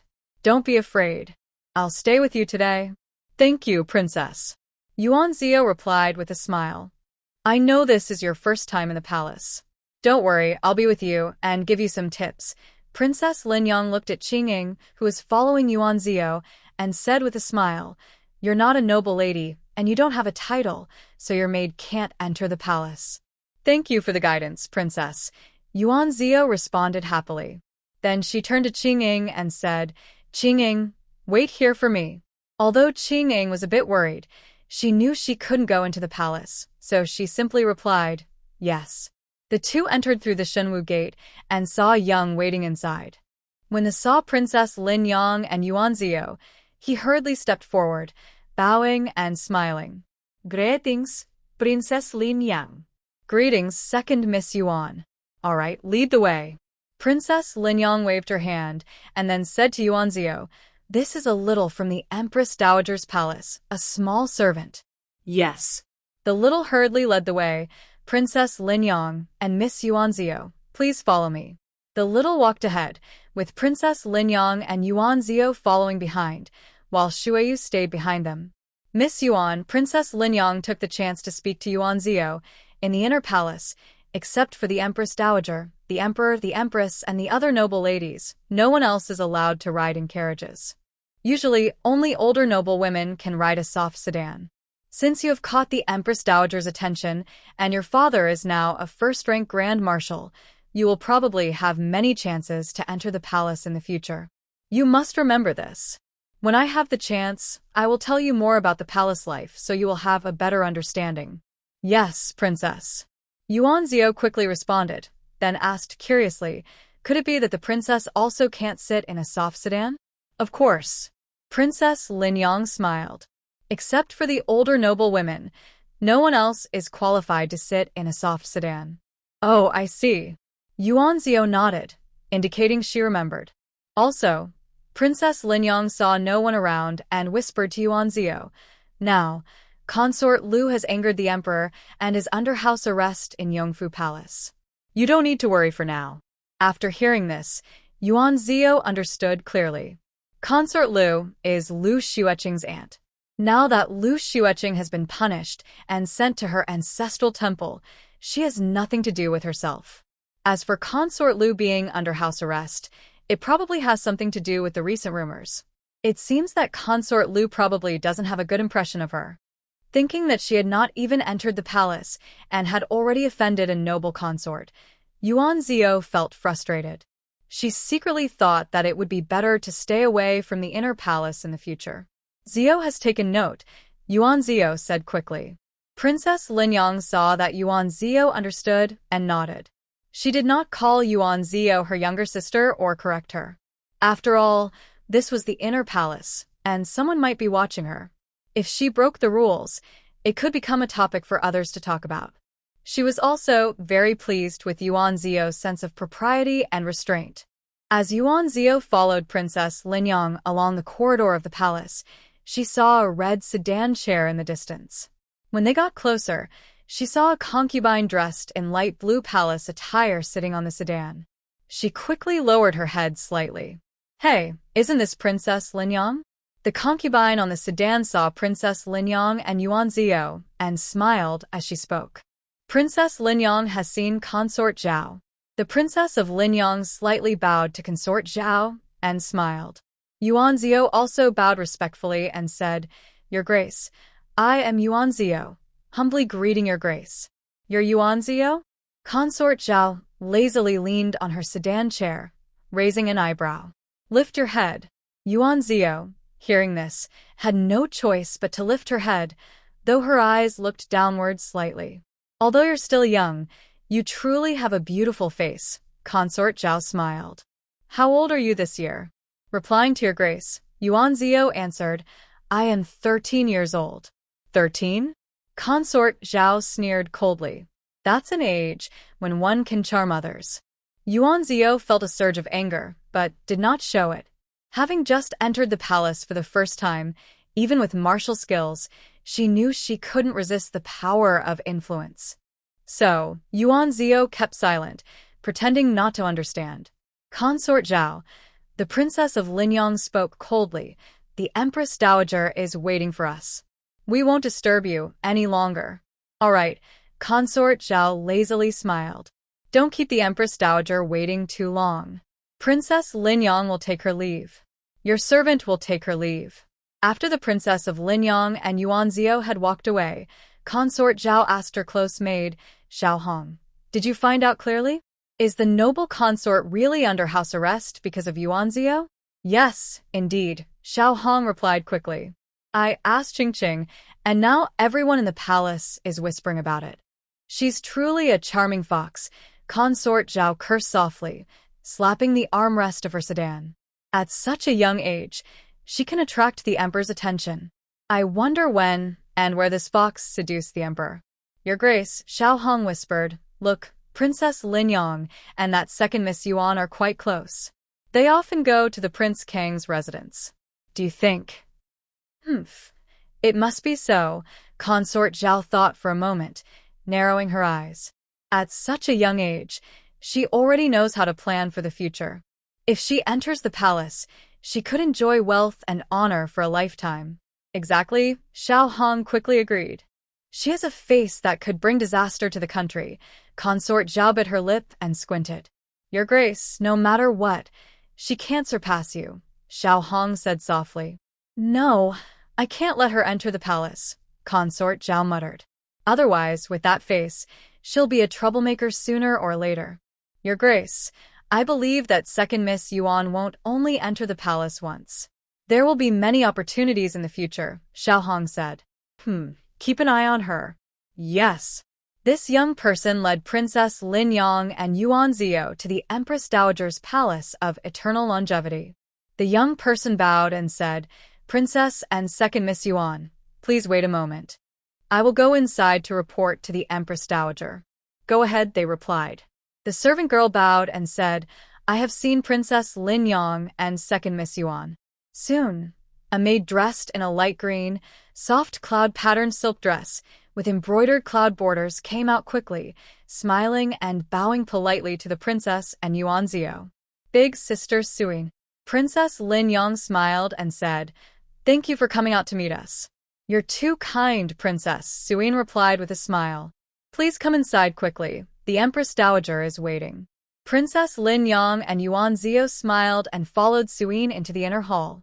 As soon as they entered, Yuan Zio saw a kind-looking old woman sitting peacefully on the noble consort's bed.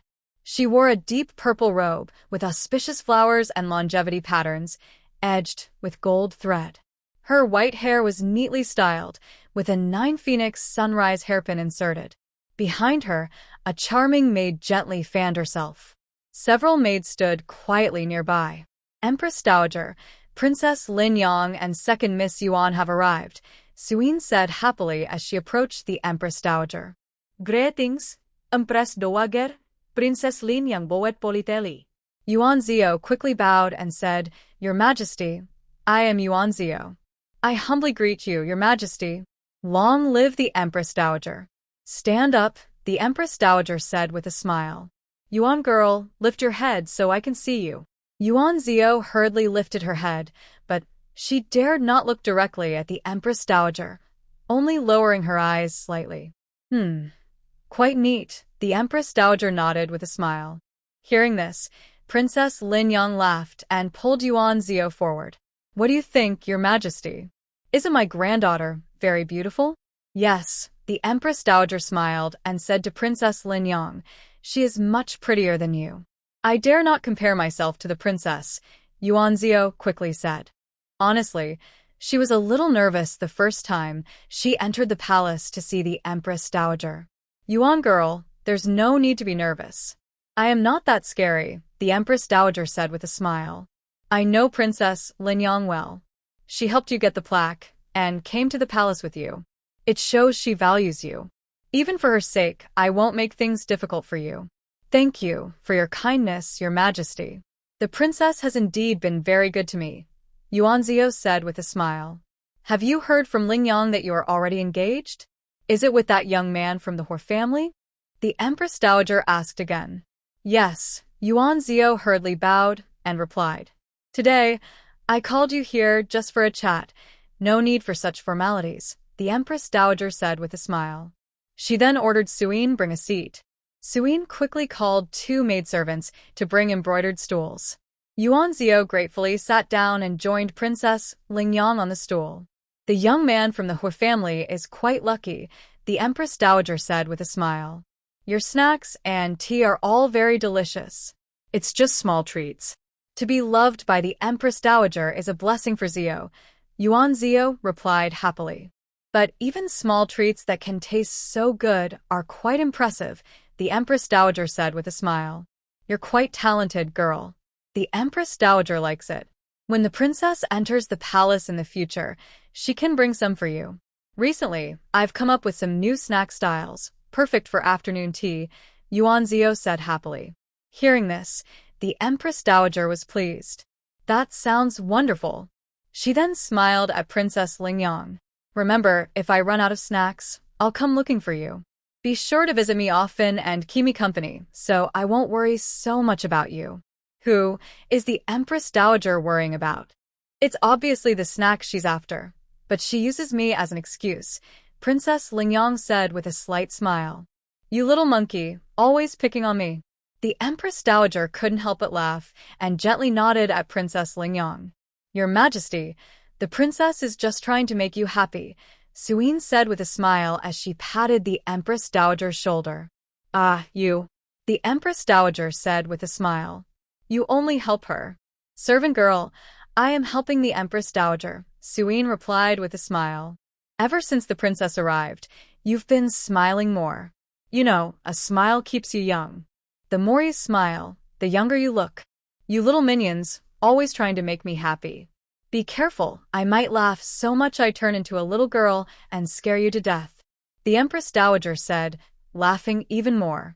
The entire Yongshou Palace was filled with laughter. Miss Yuan, your snacks and tea are really to my liking. I, your wife, won't refuse anymore.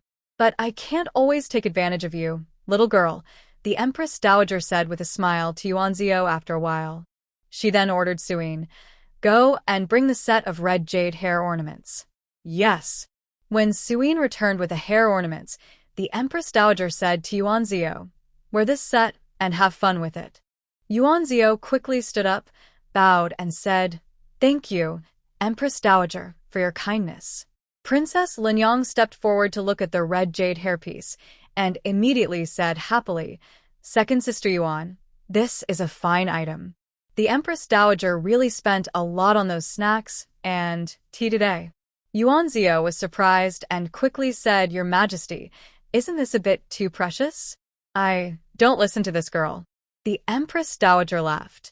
It's just an ordinary hair accessory. Princess Lingyang took Yuan Zio's hand and smiled. Don't worry. The Empress Dowager has many good things. This isn't a big deal. The Empress Dowager pointed at Princess Lingyang and smiled. You little girl, I knew you were eyeing my things. Fine, today I'll let you have your way. Thank you, Empress Dowager. Princess Lingyang immediately beamed with happiness. Go. The Empress Dowager ordered Suyin. Bring the set of 7 treasures hairpiece for Princess Lingyang. Suyin held back her laughter and responded, Yes. Are you satisfied now? The Empress Dowager looked at Princess Lingyang and smiled. Your Majesty, Princess Lingyang is very happy. Princess Lingyang said, then linked arms with Yuan Zio and smiled. Yuan sister, I've benefited from you today. You don't know how long I've been longing for the Empress Dowager's set of 7 treasures. Today, my wish has come true. I knew you were always thinking about it. The Empress Dowager laughed heartily. Soon, Suyin brought out the 7 treasures hairpiece. Since Qingying didn't come into the palace, Princess Lingyang asked Suyao to help carry it with Yuan Zio. Your Majesty, the Empress has arrived. A maid reported at that moment. The Empress is quite timely. The Empress Dowager raised her eyebrows. Announce her in. After a short while, Yuan Zio saw a woman in a bright red palace dress, around 30 years old, walking into the inner chamber with maids. This was the current empress of the Dali dynasty, Empress Xian. Your Majesty, I pay my respects to the Empress Dowager. Empress Xian bowed to the Empress Dowager. Get up. Princess Lingyang has seen the Empress. I, Yuan Zio, have seen the Empress. Just now I said you came at a good time, the Empress Dowager said with a smile to Empress Xian. Mother, I didn't come by coincidence, Empress Xian said with a smile. I came especially to see second Miss Yuan. It's an order from someone. She looked at Yuan Zio and examined her carefully from top to bottom. Yuan Zio lowered her head respectfully. Oh. The Empress Dowager raised her eyebrows curiously. Ordered by someone? Yes. Empress Xian smiled cheerfully and said, It's Lord Huo. When he heard that Miss Yuan Heir had entered the palace, he asked my younger brother to look after her a bit. When I heard that Miss Yuan Heir was here with you, I hurried over. Besides, I've been enjoying the treats from Xuanxiang Pavilion for so long, I naturally wanted to meet the person who opened this place. Today, I feel honored to be here, thanks to my mother's favor. You really know how to coax me, the Empress Dowager said with a smile, gently nodding at the Empress. Tell me, how many treats have you taken from me? It's just because the Empress Dowager cares for me, the Empress replied with a gentle smile. You're so cheeky, the Empress Dowager said with a smile, then added, but really, since Miss Yuan Heir from the Yuan family is here, what is Lord He worried about? Is he afraid I might harm her? Princess Linyang smiled softly and said, Your Majesty, I think Lord He isn't worried about you, but about other parts of the palace. Oh, why do you say that? The Empress Dowager asked curiously. Yuan Zio stood quietly to the side, without speaking. In front of her were 3 noble and royal figures, so she had no chance to speak. Hearing Princess Linyang's words, she understood what was being said. If the Empress Dowager knew the full story, even if she wouldn't deliberately protect her, she might favor her when issues arose. That would give her some security in the palace, which would be a good thing for her. She clearly felt the hostility from Consort Zhao earlier. Since it was her first time in the palace, and she had no prior conflict with Consort Zhao, her hostility must have a reason. Thinking about it, she realized she must have offended someone in the palace. She sighed inwardly. This palace was truly a place of conflicts and secrets. It was better to stay away. Meanwhile, Princess Linyang recounted the rumors to the Empress Dowager. The Empress Dowager sighed and said, I didn't expect that Lu's little girl, so young, could harbor such a fierce heart. I suppose she learned it from her aunt. Truly, they are a family. Then she turned to Empress Xian and said, I won't say more. You are the mistress of the harem, and you should discipline some of the women. Stop letting them stir trouble or cause mischief, or it will harm the emperor's wisdom. The Empress Xian hurriedly agreed. After chatting a while longer, Princess Linyang and Yuan Zio bowed to the Empress Dowager, then left Yongshou Palace. After a few people left, the Empress Dowager leaned against the noble consort's bed and looked serious. She said, The emperor is too careless. He issued an order without knowing the facts. Now that someone has been hurt, many officials will feel cold-hearted. Empress Dowager. Suyin gently patted her leg and said, I heard that the noble consort is now ordered by the emperor to stay in Yongfu Palace and cannot come out. The Empress Dowager snorted. That's her own fault. She flutters around the emperor, risking being thrown out. A sly woman who entered the palace with sneaky tricks doesn't deserve the word Yong. Eternal. The emperor was also confused back then. Suyin didn't dare to reply, and just smiled. Empress Dowager, please don't get angry. Resting and taking care of yourself is the most important. No matter what, no one in this palace can surpass you. Why bother with such worries? Forget it. I can't get angry about this. Let it go. He's now the emperor, the highest ruler.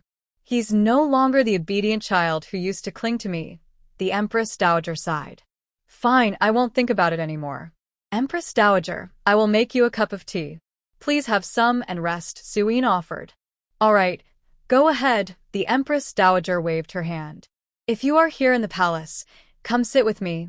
Empress Xuan, sitting in a sedan chair in the corridor, smiled at Princess Linyang and Yuan Zio walking beside her. Yes, Princess Linyang replied happily. Yuan Zio dared not object and bowed respectfully.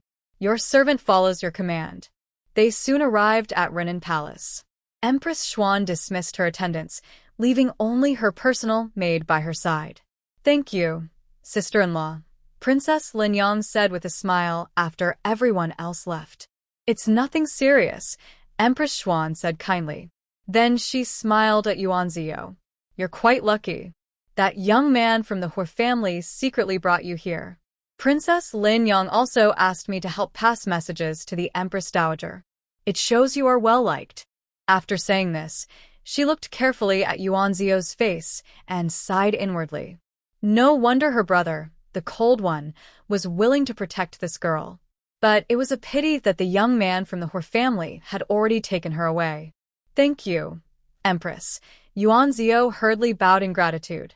She then understood why Empress Xuan suddenly went to Yongshou Palace and felt even more grateful to Princess Lin Yang. Empress Su glanced at Yuan Zio with a gentle smile and nodded slightly. She said, I called you here just to show these to certain people so they might feel a bit of fear. Yes, Your Majesty. That's enough. I'm feeling a bit tired now, so you may leave the palace.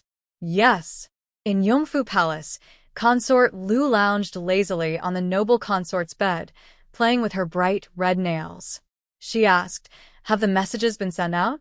Yes. Qing Chun replied quickly. Everyone in the palace is talking about it privately now. Make sure there's no evidence left behind. Rest assured, Your Majesty. Everything has been handled carefully, Qing Chun whispered. Hearing this, Consort Lu rolled her eyes. Anyone who harms my Lu family will pay the price.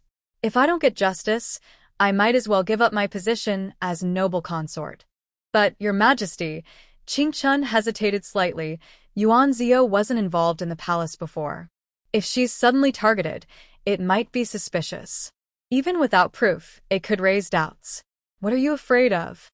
Consort Lu snorted coldly. If the Emperor asks, will you admit it? Of course not, Qing Chun hurriedly replied. But what about the Empress Dowager? The Empress Dowager has always disliked me, Consort Lu said indifferently. She couldn't stop me from entering the palace or becoming a noble consort. Do you think she can do anything now? As long as the Emperor's heart is with me, that's enough. Exactly, Qing Chun thought for a moment and then smiled. This time, you personally asked the Emperor to forbid your foot binding. The Emperor was quite distressed about it. Consort Lu smiled proudly at this. Is this the reward the Empress Dowager gave you? In Lufeng Garden, Lucia looked at the set of red jade hair ornaments in front of her, happily asking. Yes, mother, Yuan Zio replied.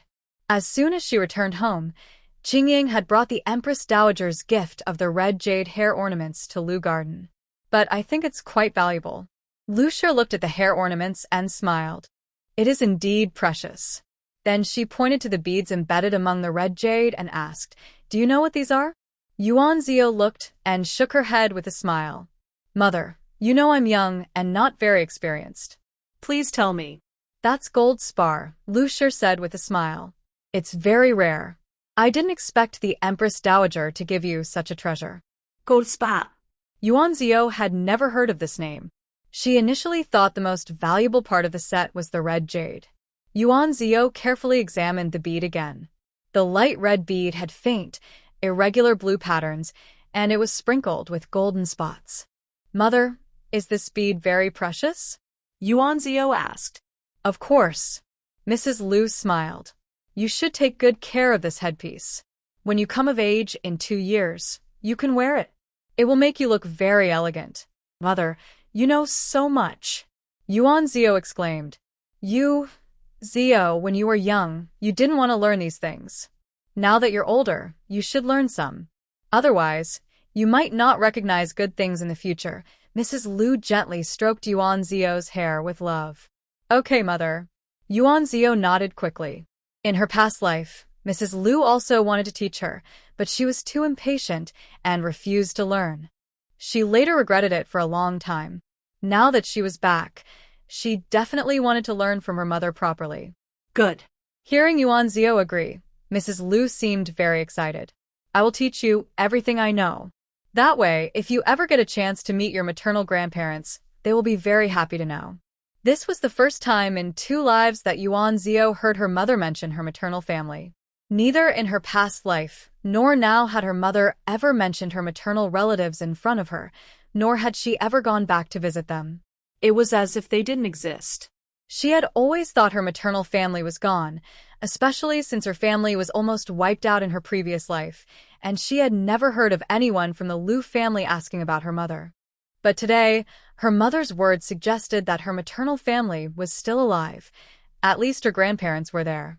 So, why hadn't her mother contacted them all these years? Her mother clearly had a rich dowry, and she didn't seem to be out of favor with her maternal family at all. Yuan Zio's mind was filled with doubts. "Mother, where is your maternal family?" Yuan Zio quickly asked. "They are in Hangjing," Mrs. Liu replied with a slight smile, a hint of nostalgia on her face. Hangjing? Yuan Zio raised an eyebrow. That was the wealthiest place in the Great Li dynasty, and it was the most admired city for scholars and poets. "But wait, Mother, I remember Aunt Ming's family isn't in Hangjing. Weren't you childhood friends?" Yuan Zio blinked, feeling even more confused. Mrs. Liu smiled when she heard this. "Your Aunt Meng's maternal family is also in Hangjing City. My maternal family is neighbors with Aunt Meng's family. When Aunt Meng was a child, she stayed at her maternal home for a while. We got along very well, so we became close. Later, Aunt Meng's maternal family moved away, and she returned to her own home.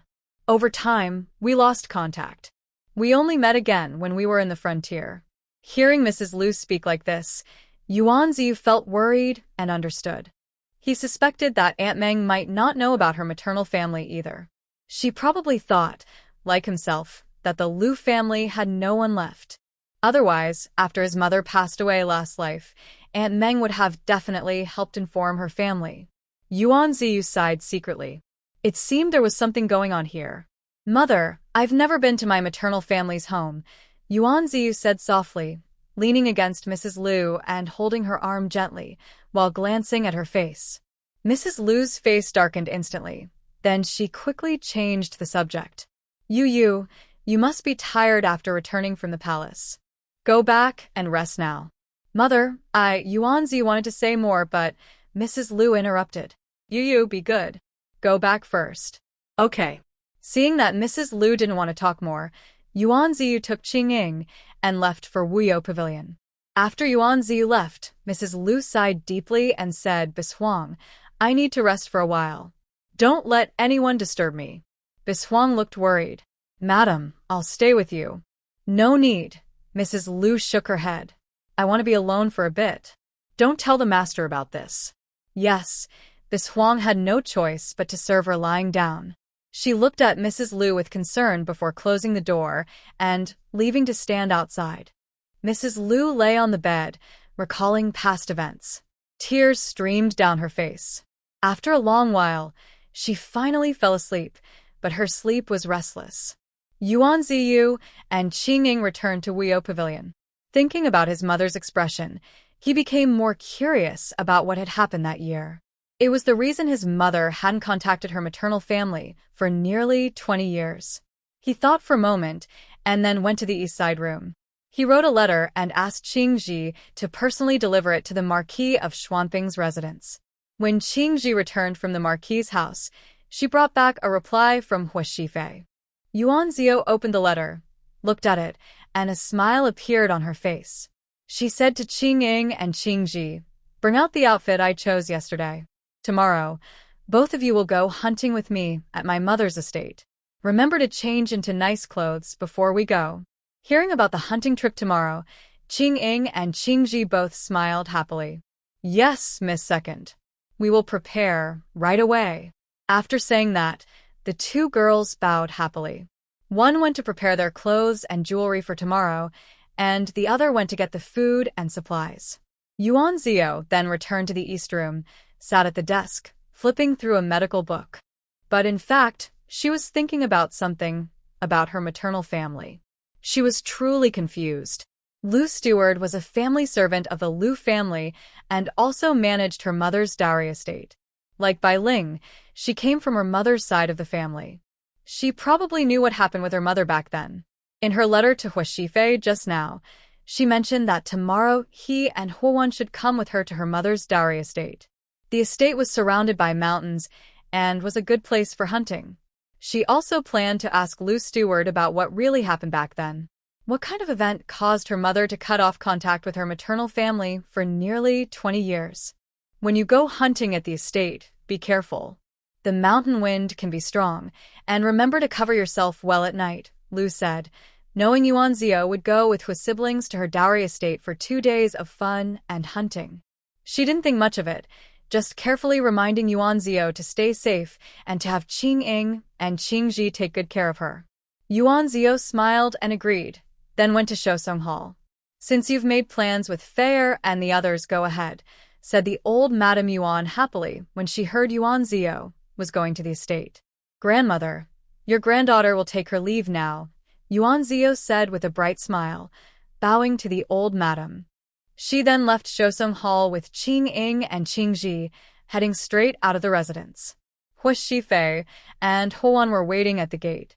Once they met, Yuan Zio and Huan rode in one carriage, while Hu Shifei rode nearby on horseback, protected by a few servants. The group headed toward the estate. After Yuan Zio left, the old madam couldn't help but sigh heavily. "Is the old lady tired?" Bai Mao asked softly. The old madam shook her head and sighed.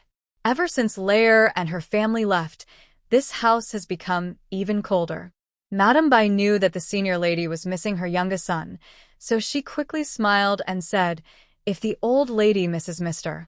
Heir and the young lady, once Mr. Da's anger has cooled down, she can send a message to Mr. Heir's place to come see you here. Or you can go directly to Mr. Heir's house and stay for a few days. I think Mr. Da wouldn't mind either." Ah. The senior lady sighed deeply. "Layer 2, he moved out and didn't even send me a message. Does he still blame me for not giving him more of the family inheritance? Where are you imagining things, madam?" Madame Bai quickly smiled to comfort her. "Mr. Heir is your own son. How could there be any grudge between mother and son? He probably has been busy lately and just hasn't had the time to come." "You always know how to comfort me," the senior lady sighed. "My children really worry me so much." "Children are the mother's heart. How could a mother not worry?" Madame Bai said with a smile. "That's true," the senior lady agreed and smiled. She picked up her tea and took a sip, then said, "It's just a pity for Tong. Now that she has no mother, I wonder how she's doing." Tonger is a bit naive. The two sisters are very close. If second sister is doing well, she probably won't forget her. But she has offended second sister badly. Now look, second sister is getting better and better, even catching the Empress Dowager's eye. If their relationship improves, wouldn't second sister look down on her? After speaking, she sighed again. Madame Bai didn't reply but only smiled and said, "Madam, children and grandchildren have their own blessings. If you're worried and overwork yourself, won't that make the Lord and second Lord worry?" "Enough, enough," the senior lady said with a smile. "I'll listen to you. I won't think about it anymore." "That's right, madam," Madame Bai said softly with a smile, then secretly gave a signal to the peony. Peony understood and quickly brought over some snacks. "Madam, have some snacks. These are from Second Miss to honor you. They're your favorite." The senior lady smiled and pinched a piece of snack. Second Miss is also very filial. In the fifth-rank study of the Yuan family in the west of the city, Yuan Zidong sat in a pavilion in the garden, lost in thought while looking at the flowers and grass in front of her. "Young lady." Lien Xiao took a cup of tea from a small maid and placed it on the stone table beside Yuan Zidong. "It's a bit chilly today. Have some hot tea." Yuan Zidong lazily glanced at the teacup without speaking. Lien Xiao dared not say anything and quietly stood to the side, serving carefully. Since arriving at this residence, the young lady's temper has worsened. Yesterday, when Yin Xiao moved a little slowly, she was beaten by the young lady and has not gotten out of bed since. "Humph, why is that worthless girl so lucky?" Yuan Zidong, thinking of something, clenched her fist and hit the stone table, speaking bitterly. Lien Xiao knew she was referring to the rumors from a few days ago and remained silent. Yuan Zidong plucked a flower from a pot beside the stone table, tearing at the petals while gritting her teeth in anger. She originally thought that such rumors, even if they didn't ruin Yuan Zio, could at least damage her reputation and make her unable to lift her head among the noble ladies in the capital. If that happened, she could confront her properly, embarrass her, and vent her frustration. But unexpectedly, the situation reversed, and her reputation was restored. Today, she even heard that Yuan Zio had been summoned into the palace by the Empress Dowager. Summoned into the palace. That means Yuan Zio was now fully in the Empress Dowager's eyes. Why was she so lucky? Yuan Zidong, feeling resentful, kept tearing at the petals until they were all gone, then threw the flower to the ground. She stood up, stomped hard a few times, and crushed the flower completely. After a long while, Yuan Zitong calmed down and sat back at the stone table. At that moment, a young girl ran over and whispered a few words into Lian Xiao's ear. "What's wrong?" Yuan Zidong asked when she saw this. "Young lady, it's about second young lady," Lian Xiao quickly replied in a low voice. "That worthless girl." Yuan Zitong frowned. What trouble has she caused now? "Young lady," Lian Xiao hurriedly said, "I had the little maid keep watch secretly. Turns out, today's second young lady seems to be with Master Hua. They left the city together." Since she knew about this, Lian Xiao dared not hide it from Yuan Zidong. If she kept silent, Yuan Zidong would surely blame her later. But now that she told her, she feared a burst of anger was unavoidable. Thinking about the young lady's temper, Lian Xiao couldn't help but tremble secretly. "What did you say?" Indeed, Yuan Zidong's eyes widened in disbelief upon hearing this. Then her face darkened with anger, and she casually waved her hand, knocking the teacup on the stone table to the ground. The teacup fell to the ground, spilling tea onto the ground and splashing onto Lian Xiao's skirt. The tea was still slightly hot, and since it was early spring with lighter clothing, Lian Xiao was burned and let out a low cry. "Stop yelling randomly," Yuan Zidong said angrily upon hearing this. "You're ruining my mood for no reason, and now you're making a fuss." She then stood up and slapped Lian Xiao. Lian Xiao's eyes filled with tears. She covered her face and lowered her head, afraid to speak. "Humph." Yuan Zidong glared at Lian Xiao, then turned to look at the garden, secretly feeling angry. "Yuan Zio, you better watch out." Yao Jie. In the carriage heading to the estate, Huo Wan cheerfully leaned on Yuan Zio. "What did the Empress Dowager say to you yesterday?" "Just some small talk, and she also gave me a set of hair ornaments," Yuan Zio said with a smile. Huo Wan looked envious. "If I could meet the Empress Dowager, I'd be happy to receive her gift too." "Really? Do you want her to give you something?" Yuan Zio asked with a smile. "I don't want anything else. As long as the Empress Dowager can tell my parents that I can go to the battlefield in the future," Huan pouted. "Don't forget, you just turned 11 this year." Yuan Zio gently tapped Huan's forehead. "You're so young, already thinking about going to the battlefield. Have you memorized the military strategies? Are your fighting skills good enough? With your small arms and legs, can you outrun others?" "Yao Jie," Huan coquettishly said, "I didn't say I want to go now, just in the future. Future is still far away." What are you talking about now? Yuan Zio said seriously. Honestly, she didn't want Huan to go to the battlefield. It was too cruel. Huan, who grew up in wealth and comfort, wouldn't be suitable for that place. Even if she knew military tactics and was skilled in martial arts, she wouldn't be able to endure the harshness there. Yuan Zio was even more reluctant because she didn't want Huan to end up the same way as last time. "It's because of my mother," Huan pouted. "I just mentioned it, and she started crying in front of me." "Miss Meng just cares about you," Huan sighed. "You shouldn't worry her." But "Even if you get the Empress Dowager's decree and your parents agree, do you think your father and Miss Meng wouldn't worry?" Yuan Zio asked. "If something bad happened to you, what do you think your father and Miss Meng would do?" Huan pursed her lips and lowered her head silently. After a moment, she hummed and said, "Fine, I won't go then." "That's right." Yuan Zio let out a sigh of relief and smiled. At the same time, Wu Ying and Wu Hen also relaxed, knowing that their beloved 8th young lady's dream of going to the battlefield was no longer just a distant plan. Today, thanks to Miss Yuan Air's persuasion, they finally felt at ease.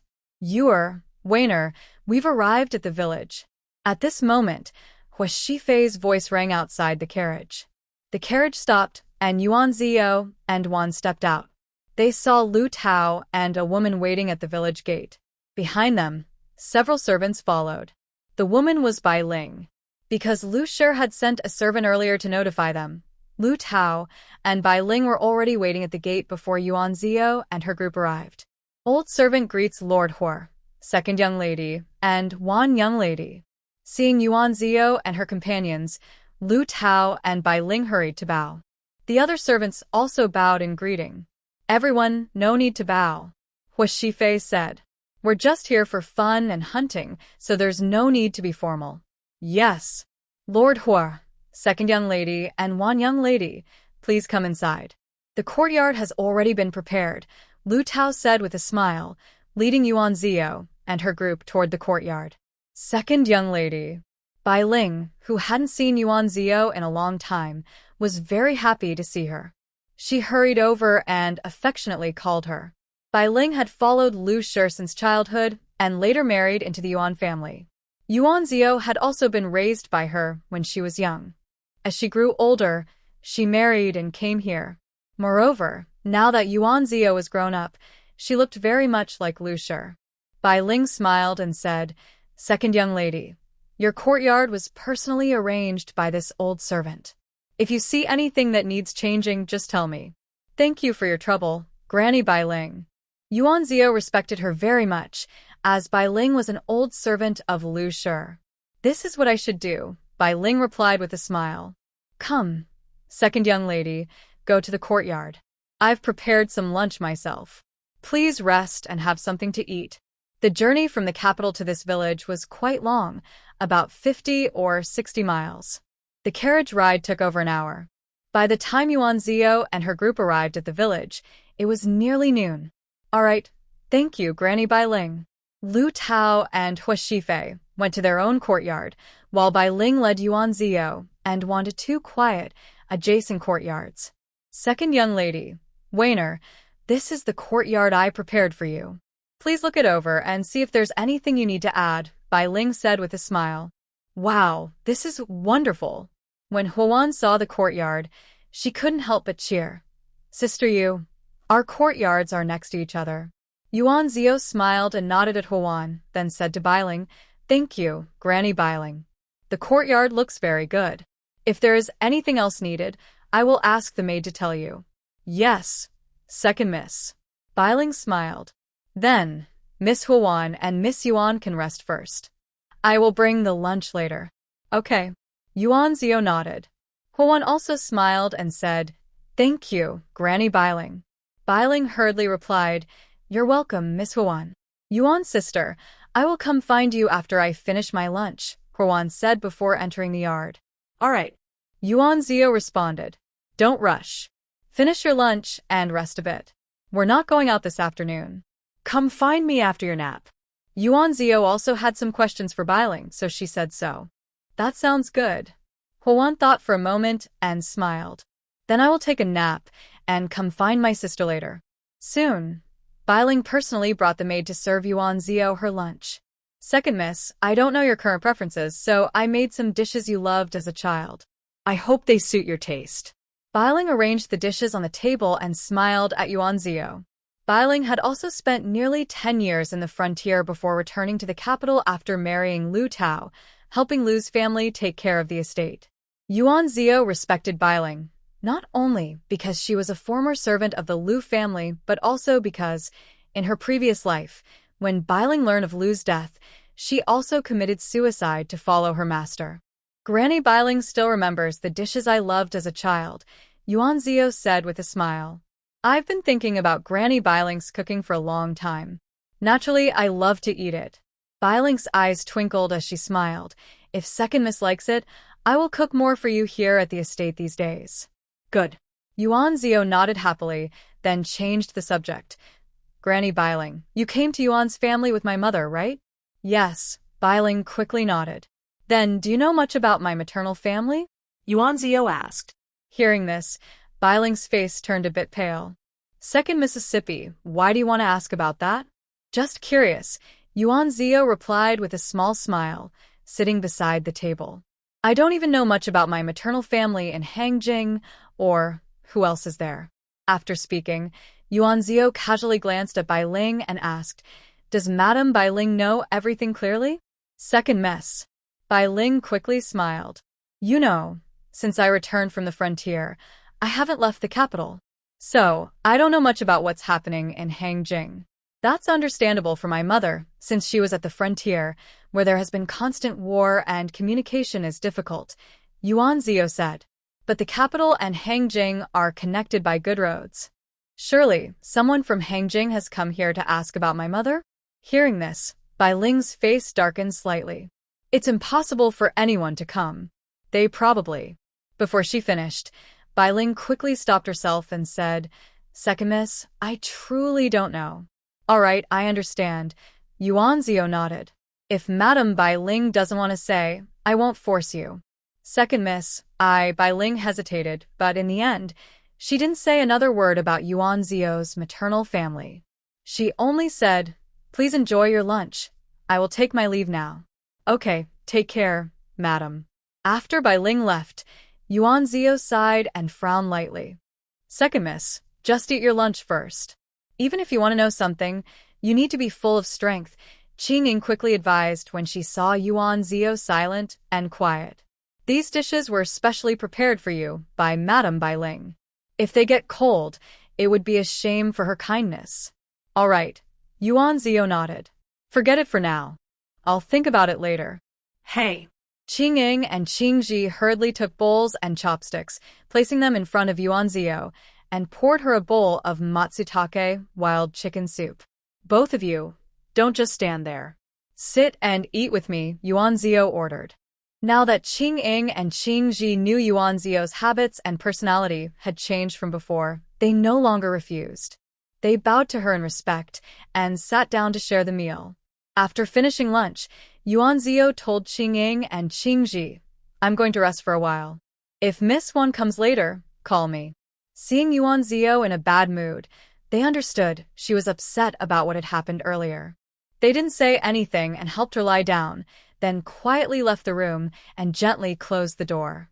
Yuan Zio lay on the bed, but didn't sleep. Instead, she was thinking about Bai Ling's reaction earlier. This time, her main goal was to learn about her maternal family. She thought Bai Ling might share some information, but surprisingly, Bai Ling was very secretive about her maternal relatives. What exactly happened back then? Her mother never mentioned her maternal family, and her father always listened to her mother. If her mother didn't want to talk about something, her father would never bring it up. So, at first, Yuan Zi didn't plan to ask Yuan Qifeng about those past events. She initially wanted to ask Bai Ling about the estate, but Bai Ling also seemed unwilling to talk much. From her mother's previous words and Bai Ling's reaction just now, it was clear that her maternal grandparents were still alive. But why did her mother seem to have cut all ties with her maternal family? Could it be that her maternal family refused to acknowledge her mother? That doesn't seem right. If they refused to acknowledge her, why would they give her mother so many dowries? Besides the jewelry, hairpieces, and silver her mother had, the estate and the 3 shops in the capital were quite valuable. It doesn't add up. Yuan Zi felt her head hurt trying to figure it out but couldn't come up with an answer. She sighed again, wishing she had someone to send to Hangjing to investigate. Unfortunately, although her small shop was doing well, she didn't have enough money to hire anyone. She paused, then suddenly slapped her forehead. How could she be so stupid? She had no one to help her, but her brother Xie did. She could borrow his help. Taking a deep breath, Yuan Zi clenched her lips and closed her eyes to rest. She was determined to find out what really happened back then. Although her mother had hidden things well that day, she could tell her mother was very upset. Second Miss. At this moment, Qing Ji quietly pushed the door open and gently nudged Yuan Zi. Miss Wan is here. Oh? Yuan Zi opened her eyes. What time is it? It's already 3/4 past the hour of Wei, Qing Ji replied. I've slept for so long? Yuan Zi was a bit surprised. She had been thinking about those past events for quite a while. Second Miss, do you want to get up? Qing Ji asked with a smile. Yes, I will. Soon after, Yuan Zi tidied herself up and left her room for the main hall. She saw Huowan sitting on a chair, swinging her legs happily while eating snacks. When she saw Yuan Zi come out, Hwan happily jumped down from her chair and ran over. Yo, let's go for a walk around the estate. The weather outside is so nice. It is now the afternoon, and since we can't go up the mountain to hunt, it's a good idea to visit the village and relax a bit. It will also help us stretch and loosen up our muscles. Good. Yuan Zio agreed, then ordered Qingji, go to the young master and invite him to come visit the village with us. Yes. Yuan Zio told Hwan to wait a moment while she went inside to change into different clothes. Let's go. When Yuan Zio came out, Hwan happily linked her arm and said, let's go. She also told Wu Ying, bring some snacks with you. I want to eat them later. Didn't you eat enough at noon? Yuan Zio asked with a smile. It's only been a little over an hour since lunch. I did eat enough, Hwan nodded, but these snacks are so delicious. Plus, after walking around the village for a while, I'll definitely be hungry again. You're right, Yuan Zio said with a smile and shook her head. Hwan chuckled and then said to Qingying, please prepare some more snacks, and also some for my older brother. Yuan Zio smiled and told Qingying, go ahead. Yes. Qingying responded happily and hurried to prepare the snacks. This time they brought quite a few to the village. Yuan Zio and Hwan led the way out of the yard. As they walked, Hwan said, Yuan sister, your shop snacks are all so tasty. Do you only make snacks, or have you ever thought about opening a restaurant? I think if you open a restaurant, it would be very popular. A restaurant. Yuan Zio thought for a moment and smiled. That's a good idea, but I don't plan to open a regular restaurant. Oh? What kind of restaurant do you want to open? At that moment, Hua Shifei's voice came from nearby. Yuan Zio quickly looked up and realized she and Hwan had already left the yard. Hua Shifei was waiting for them not far away. C'est Yuan Zio responded with a smile. I plan to open a restaurant that specializes in medicinal dishes. That's a good idea. Hua Shifei nodded with a smile. Do you need me to find a master chef for medicinal dishes? No need. Yuan Zio tilted her head charmingly and smiled. I already have someone in mind. Great. Seeing that Yuan Zio was confident, Hua Shifei simply said, if you need any help, just let me know. Thank you. Sister-in-law, look how good my brother is to you, Hwan teased with a mischievous grin. Yuan Zio blushed and couldn't help but pinch Hwan's cheek. Wanner, you're learning bad habits. I think. Cough cough. It's quite good. Hua Shifei said with a small smile, unable to hold back. I won't pay attention to you two. Yuan Zio blushed shyly. Seeing this, Hwan quickly stepped forward, holding Yuan Zio's arm, and said with a smile, good sister, Wanner won't say anything. Don't ignore me, okay? Just ignore my brother. Yes, okay. Yuan Zio nodded with a smile, and shot Hua Shifei a playful look. Hua Shifei sighed helplessly and shook his head with a smile. At that moment, Qingying and Wu Ying came out carrying snack boxes. Levukal also hurried over after hearing the news, leading Yuan Zio and the others to the village. Levushu's dowry village wasn't very big, but not small either, about 600 acres of good farmland. There were roughly 50 tenant families. Now that the weather was warm, the adult workers in the village were busy working in the fields, while the elderly helped out with chores. The children played and ran around among the fields. The whole village looked lively and bustling. Loboa, what are they planting now? Yuan Zio asked, watching the busy tenant farmers. Replying to the second miss, they are planting rice, wheat, corn, and peanuts, Lo Tal said with a smile. Oh. Yuan Zio didn't know much about these, so she nodded and watched the farmers working in the fields, feeling a bit curious. Hwan looked very interested. Loboa, I know about corn and peanuts. But what about rice and wheat? Can we eat them? Miss Wan, of course you can. Liu Tao said happily. The rice and flour we eat daily come from these rice and wheat. Ah, I see. Hwan's eyes widened in surprise. Which one is rice, and which one is wheat? The rice is in the water fields. Lo Tao pointed to a row of flooded fields by the river, then pointed to the dry fields on the other side. And the wheat is planted there. Wow. Hwan frowned and ran over to the water fields, looking at the water inside, and asking worriedly, there's so much water in these fields.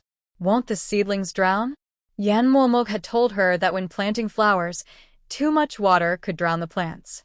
But these water fields didn't look like they had too much water. They seemed soaked. If that's the case, would the seedlings survive? Lutal smiled and reassured her, Miss Wan, don't worry. These are rice paddies, and they won't be harmed by the water. Oh. Hoan nodded, seeming to understand, but not quite sure. At this moment, the farmers working in the fields noticed Yuan Zio and her group. Seeing their fine clothes and that Lu Zhuangdou was accompanying them, they understood they must be important guests. They hurriedly bowed and paid their respects. Even the children, who were playing and joking, quieted down, secretly watching Yuan Zio and her group with envy on their faces. Although Yuan Zio had not farmed in her previous life, she had worked as the lowest-ranking cook in the Marquis of Huainan's household for nearly 10 years. She understood the hardships and struggles of ordinary people. Uncle Lu, how many tenant farmers are there on this estate? Yuan Zio asked. Replying to Miss, there are 51 households in total, Uncle Lu answered. Qing. Yuan Zio nodded thoughtfully, then spoke. Yes, Miss. Qing responded quickly, when called. Later, you go back and take 200 taels of silver to Uncle Lu, Yuan Zio instructed. Yes, Miss. Qing agreed eagerly. Uncle Lu, I see these people are truly hardworking. Please take 3 taels of silver for each household. The rest is for you and Grandma Bai Ling's hard work. Please help my mother manage such a large estate. It's not easy, Yuan Zio said with a smile. Oh, Miss, how can I accept that? Uncle Lu hurriedly refused. Uncle Lu, just take it. Now, our Miss isn't short of silver, Qing said happily.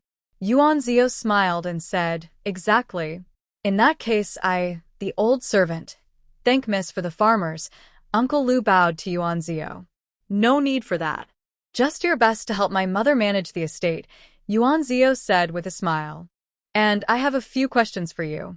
Yes, I will do my best to help Madam manage the estate, Uncle Lu replied promptly. Then he added, Miss, if you have anything to ask, just ask me. Uncle Lu, how much grain can 1 acre of land produce? Yuan Zio asked.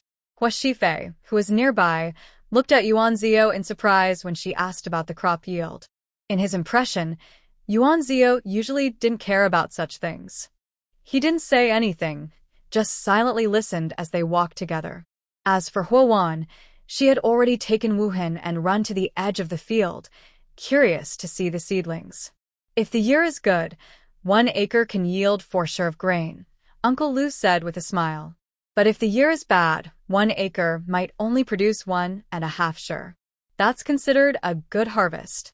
Bad harvest year? At this moment, Hua Wan ran over and happened to hear Lu Tao's words. She asked Uncle Lu, if the harvest is poor, why is there less grain? Lu Tao chuckled and said, Miss Huan, this kind of land depends on the weather. If the seasons are good, the harvest will be plentiful. But if luck is bad and there's a drought or flood, we can only leave it to fate. Really? Hua Wan blinked. That's so sad? Yes, Lu Tao replied. Near the capital, we are protected by the emperor, so things go more smoothly. But many other places don't have such good luck. Yuan Zio listened and sighed to herself. She knew about floods. She vaguely remembered that last summer, many areas experienced floods. Not only was there no harvest, but many people also lost their lives. The common people were displaced, and the number of refugees increased rapidly, almost shaking the foundation of the Great Li dynasty. If these major events hadn't changed because of her, then next year there would be a big disaster. It seemed she should do something. Then she remembered Master Wu Jie's words, and her heart moved. If a flood really happened, and she could do her best to save some lives, wouldn't that be a blessing for all beings? She recalled that Master Wu Jie once said that if helping the world was good for her and her family, then maybe she could change their bad luck and prevent her parents and brother from suffering that disaster. Thinking of this, Yuan Zio felt a little excited, her heart pounding faster. But when the time came to save people, the most important thing would be grain. Yuan Zio squinted her eyes.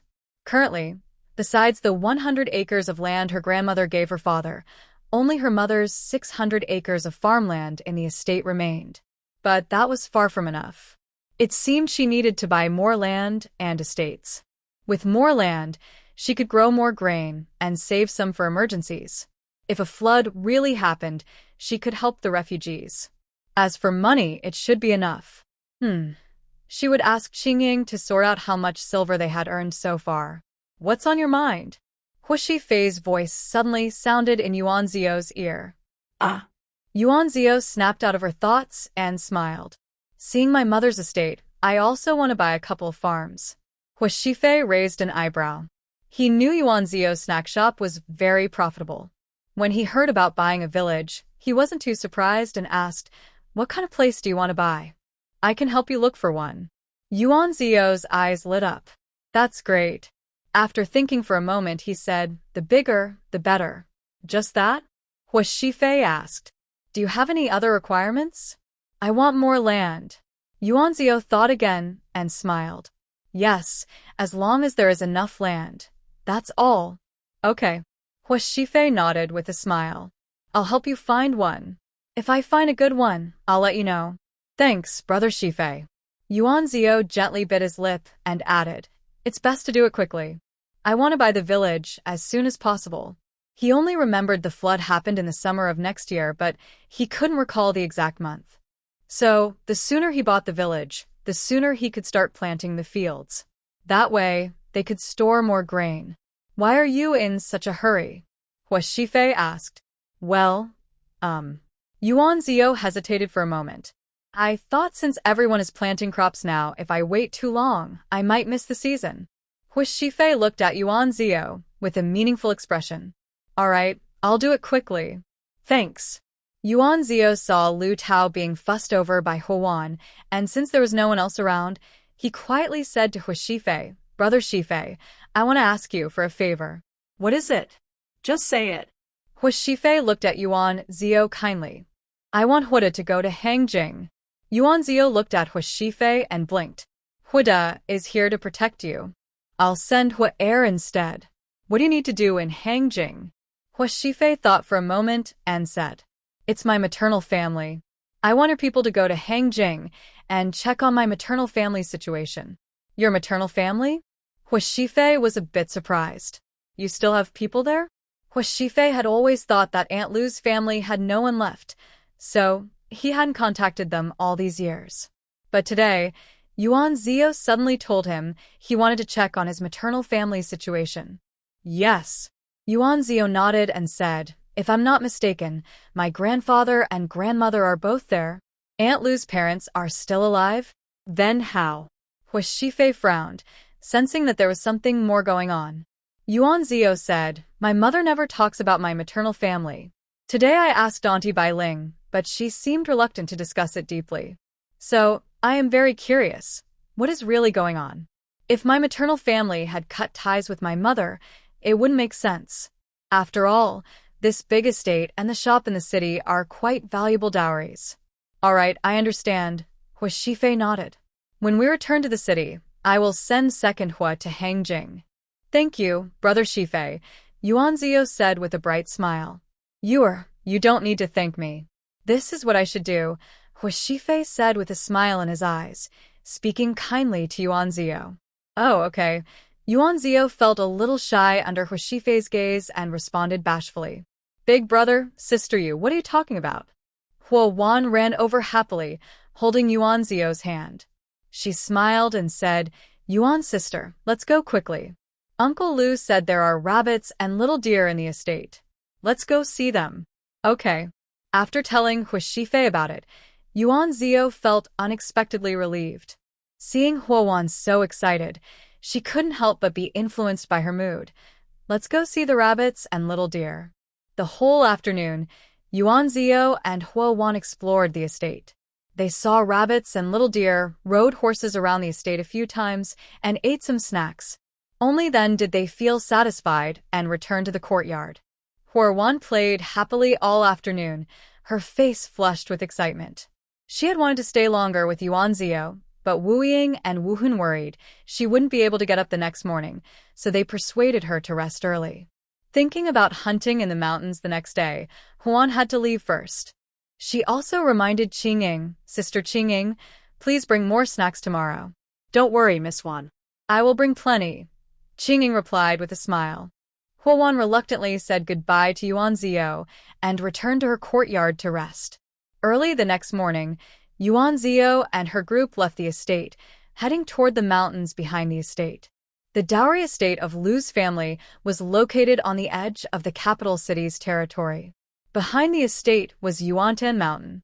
Yuantan Mountain stretched over 100 miles, separating the capital from Sutai. Sutai was a wealthy place during the Dali dynasty. It was on the coast, and the nobles of the Dali dynasty loved eating seafood, which made Sutai prosperous. People traveling to Sutai usually took the official road. Few people crossed through Yuantan Mountain. Yuantan Mountain is also a deep forest, but there are few large wild animals on the outskirts. Wealthy families from the capital or Sutai usually have estates nearby because the land here is fertile and spacious, making it a good place to build a residence. The environment is elegant, with mountains and water nearby, making it a peaceful place to relax and enjoy life. Although there are no large wild animals on the outskirts of Yuantan Mountain, there are many small game animals like rabbits, mountain chickens, wild deer, wild goats, and even wild boars. Older sister Yu, watch me show my skills today. Huan, dressed in neat riding clothes, carried a bow and quiver on her back, with a sharp dagger at her waist. She was fully prepared. Great. I want to see how many animals you can catch today. Yuan Zio smiled. When we go back tonight, we'll have a barbecue. Yes. Yes. Huan clapped her hands. I want to hunt a lot of animals, especially a big wild boar. That way, we can roast wild boar tonight. Grandma Biling made a delicious breakfast this morning, and tonight, I want to treat her to the wild boar I caught myself. Wild boar? Huishi, who was nearby, laughed. When you see a wild boar, don't cry. By the way, are you good at climbing trees? Big brother. Huan refused. How can you look down on your sister like that? You have to believe that I am very capable, really very capable. She clenched her fist at Huishi. Huishi couldn't help but smile. All right, very capable. Whether we can have roasted wild boar tonight depends on you. Exactly. Huan proudly lifted her chin and said to Wu Ying and Wu Hin behind her, come on, follow me and let's go see over there. Okay. Wu Ying and Wu Hin quickly agreed and followed Huan into the forest ahead. This is the outskirts of Yuantan Mountain. There's no danger here, so Huishi and Yuan Zio weren't worried. They didn't follow but stayed behind to guard the guards accompanying them, telling them to keep close and watch over Huan. From a distance, they watched Huan's lively figure flicker in the woods, walking slowly and whispering quietly. Qingying and Qingshi exchanged glances, both holding back their laughter. They quietly slowed down and kept a bit of distance from the others. You, Zio, if you like hunting in the mountains, I'll bring you here often when I have free time, okay? Hua Shifei saw Yuan Zio looking happy and worried at the same time, and he smiled as he said, next time you visit my estate, I have planted many fruit trees there. My mother loves eating the fruit from that place. When the fruit ripens this year, I will send you 2 carts of it. Great. Yuan Zio also loved fruit very much. Then she hurriedly asked Brother Shi, do you have fields on your estate? The estate doesn't have many fields, mostly orchards. But another estate of mine has about 800 acres of farmland, Hua Shifei replied. Yuan Zio was happy to hear this and quickly said, Brother Shi, when you have free time, I want to tell you something. Okay. Hua Shifei didn't ask further and just smiled in response. Seeing Hua Shifei's unconditional trust, Yuan Zio smiled with her eyes, secretly looked at him, gently bit her lip, and lightly hooked her little finger around his. Before she could feel too happy about her secret, Hua Shifei suddenly took her hand in his whole grip. Startled, Yuan Zio quickly looked up at him. Hua Shifei raised an eyebrow and smiled softly, saying, You're walking right into a trap. Yuan Zio smiled shyly and said nothing. At this moment, Huanhua ran back happily, carrying a rabbit and said, Big brother, sister you look. I caught this rabbit. Nice. Yuan Zio quickly pulled her hand out of Hua Shifei's large hand, walked over to Huanhua and looked at the wild rabbit with a smile. Your archery is good. Of course. Huanhua proudly lifted her chin.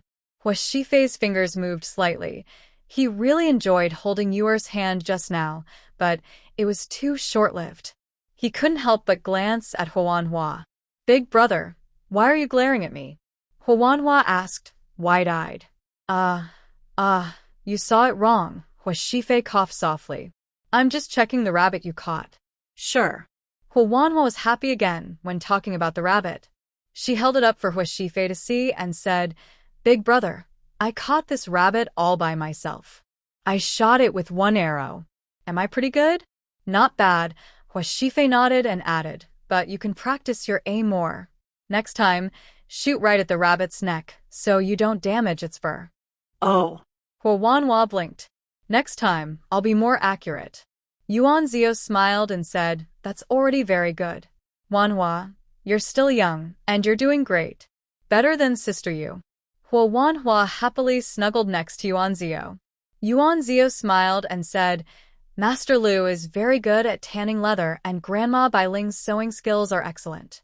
When we go back, let them make a pair of rabbit fur gloves for you. Great. Huan's eyes lit up immediately. Then I'll go catch another rabbit, and Master Lu and Grandma Bai Ling can each make a pair for us. Good. Yuan Zio nodded. Huan threw the rabbit in her hand to the guards behind her and said, Big brother, Sister Yu, wait for me. I'll go catch another rabbit.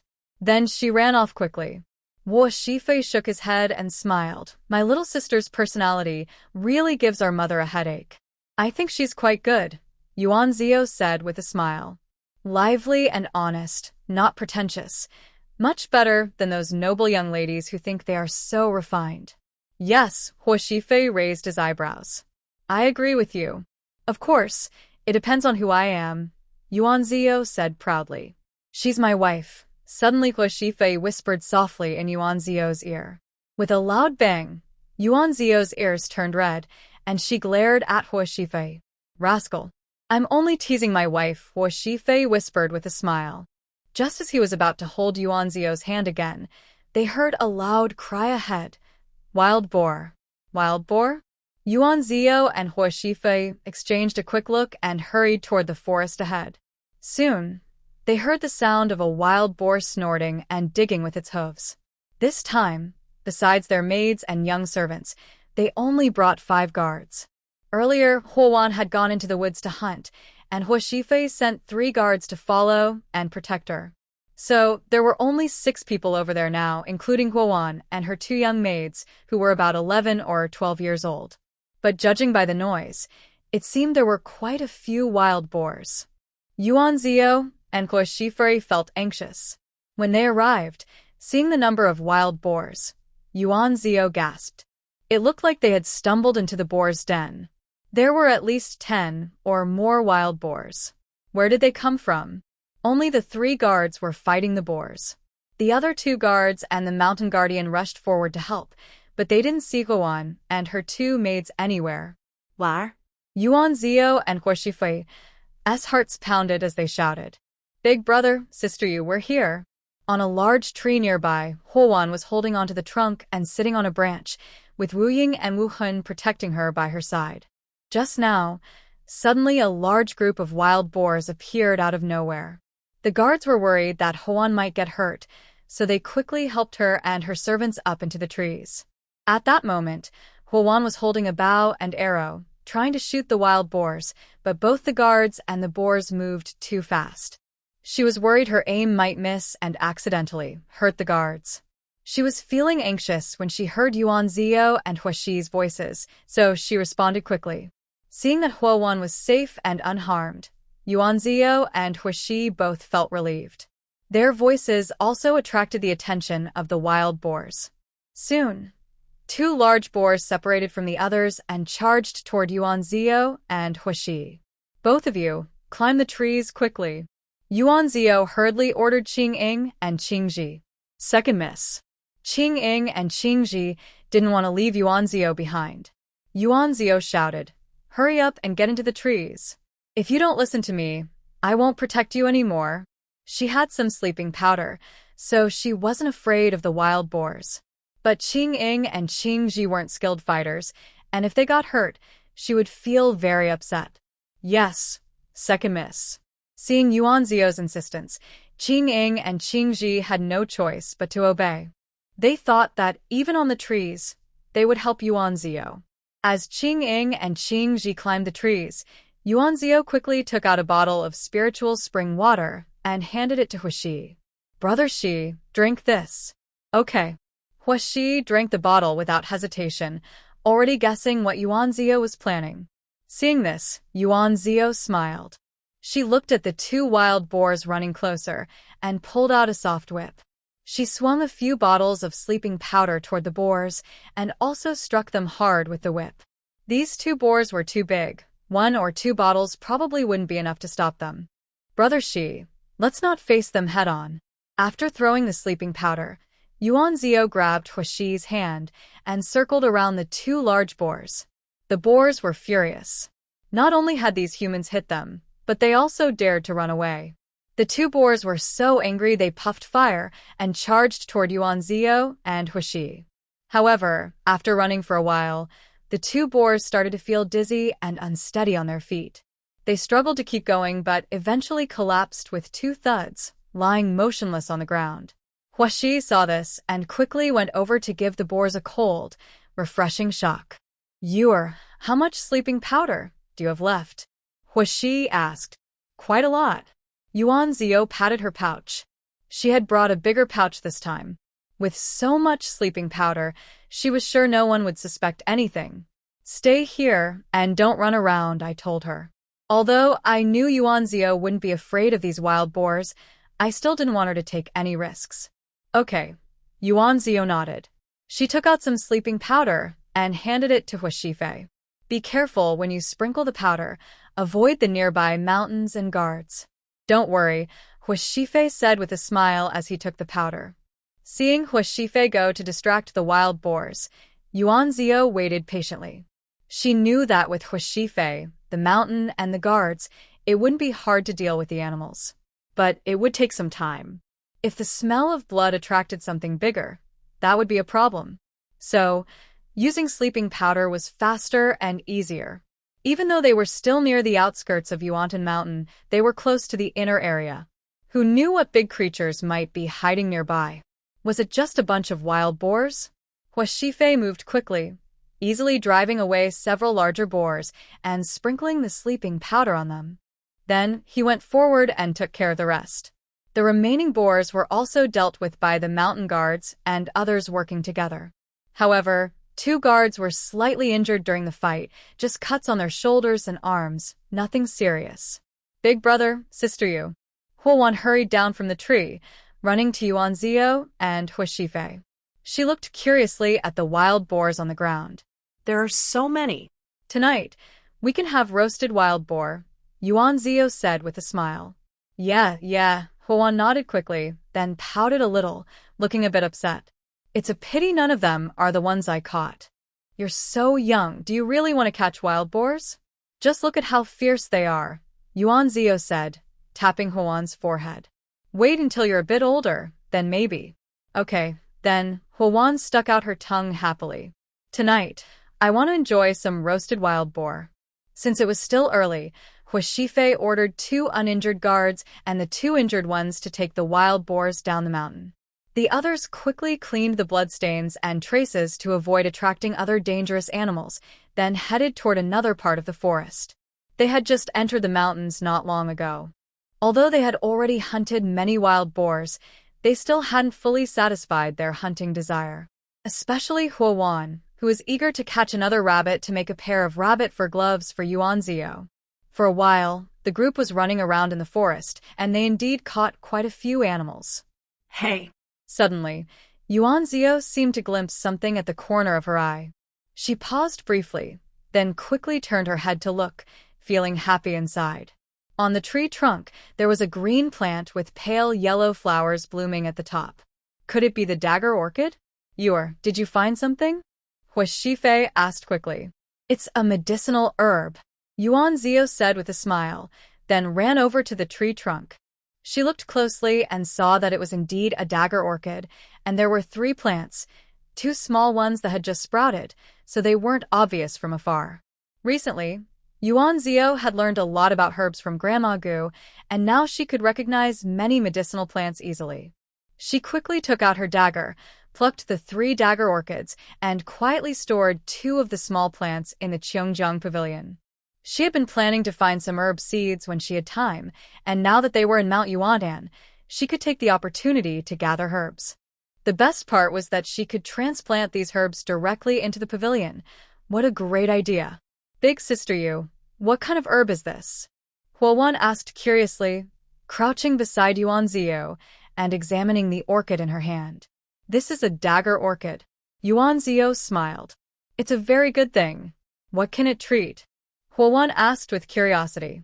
Yuan Zio smiled and said, if you have stomach pain, poor appetite, or weak legs and arms, you can brew this orchid with other herbs to make tea. It has many benefits. Really? Huowan's eyes brightened. Then can I let Grandma also use this orchid to make tea? It depends on Grandma Hua's condition. You can ask your family doctor to check, Yuan Zio replied with a smile. Grandma Hua's health was generally fine. When she met her earlier this year, aside from a cough, she was still strong. She had been drinking the tea Yuan Zio gave her, so any small ailments probably weren't serious anymore. Okay, I understand. Huowan nodded eagerly. Hua Shifei saw Yuan Zio walking back with the dendrobium, smiling and saying, it seems that in the future, if I have a headache or a fever, I won't need to go far to see a doctor. Exactly. Yuan Zio smiled. With the Cheongjiang pavilion nearby, treating illnesses and saving people was a simple task for her. She handed the dendrobium to Qingying, and Yuan Zio's attention shifted from hunting to focusing on gathering herbs. Even Huowan became very interested in collecting herbs and followed Yuan Zio to look for them. Hua Shifei followed behind, letting the 2 sisters search around freely, only reminding Ping Shan and the remaining guard to stay alert. If they saw anything big, they should warn immediately. He also specifically told Ping Shan to make a basket from vine branches to hold the herbs Yuan Zio collected. It must be said, Mount Yutan is truly a treasure mountain. Not only are there many wild animals, but there are also many kinds of herbs. In just over an hour, Yuan Zio had gathered about 30 or 40 types of herbs, and the basket was already half full. Ingjia, we've collected so many herbs. What should we do with them? After working for most of the day, Huowan finally asked this question, looking at the half-filled basket of herbs, unsure how to handle them. Yuan Zio smiled and said, take them back to Grandma Gu to see. If she needs any, we'll leave those. The rest can be decided later. For each herb she collected, Yuan Zio secretly took some seedlings into the Cheongjiang pavilion. As for the herbs in the basket, she planned to show them to Grandma Gu when she returned, to identify which could help treat the plague. When the farm was bought back, she would set aside a special area to plant those medicinal herbs. After last year's flood, a terrible plague swept through most of the Dali dynasty. She remembered that in her previous life, many people died from that disease, including officials in some areas who weren't spared. This time, she hoped to do her small part to save as many people as possible. After all, the spring water in the Cheongjiang pavilion was limited. Relying only on it wouldn't save many people and might even expose her secret. If that happened, it wouldn't be about saving her family's lives, but about risking their lives. Then, let's gather more. Huowan nodded. She also respected Grandma Gu very much. Sometimes, when she visited Yuan's house and saw Grandma Gu teaching Yuan Zio, she would join in. Grandma Gu would also teach her some things, which she liked very much. Good. Hey, is that ginseng? When they reached a cliffside, Yuan Zio saw a small red spot in the grass near the cliff. He stepped closer and looked carefully, feeling surprised. Is this ginseng? Huowan heard this and happily ran over to Yuan Zio, curious to see. It should be. Yuan Zio nodded and said. Hua Shifei also came over, looked closely, and nodded. It's definitely ginseng. I didn't expect there to be wild ginseng on Mount Yuantan. I wonder how old it is. Hua Shifei knows a bit about herbs, but not as much as Yuan Zio. Yuan Zio said, "Look, this ginseng has already produced seeds. It must be quite old. But I find something strange." "What's strange?" Huan asked quickly. "This ginseng is seeding at an unusual time," Yuan Zio explained. "Normally, ginseng seeds in August, but now it's only April. It's strange that it's already seeding now." "Yes, that is strange," Huan agreed, not understanding much about these things. "Forget it. We're going to take this ginseng anyway. If it's strange, so be it," Yuan Zio said with a smile. He carefully took the red seeds from the top of the ginseng, wrapped them in a silk cloth, and secretly put them into the treasure pavilion. Then he took a dagger to dig out the ginseng. Suddenly, Bing Shan, waiting nearby, called out, "Young master." Hua Shifei looked back at him, told Yuan Zio something, then returned and asked, "What is it?" "Young master, look." Bing Shan pointed to a spot on the cliff. "It seems someone often walks here." Hua Shifei looked carefully. On the cliff, there were faint marks, probably from people climbing up often. If it were someone else, they wouldn't notice these signs. Maybe it's a herb picker, Hua Shifei thought. If Yuan Zio hadn't been collecting herbs, he might suspect something, but now seeing so many herbs in the mountain, he didn't think much. There are farms and villages nearby, so someone might be making a living by gathering herbs. "Big brother." Huan ran over happily. "Sister, you told me to give you this ginseng." Before she finished, Qingji suddenly ran toward her, crying, "Second young lady." Hua Shifei was startled and looked up. The place where someone had just been digging for ginseng was now empty. No sign of Yuan Zio's figure.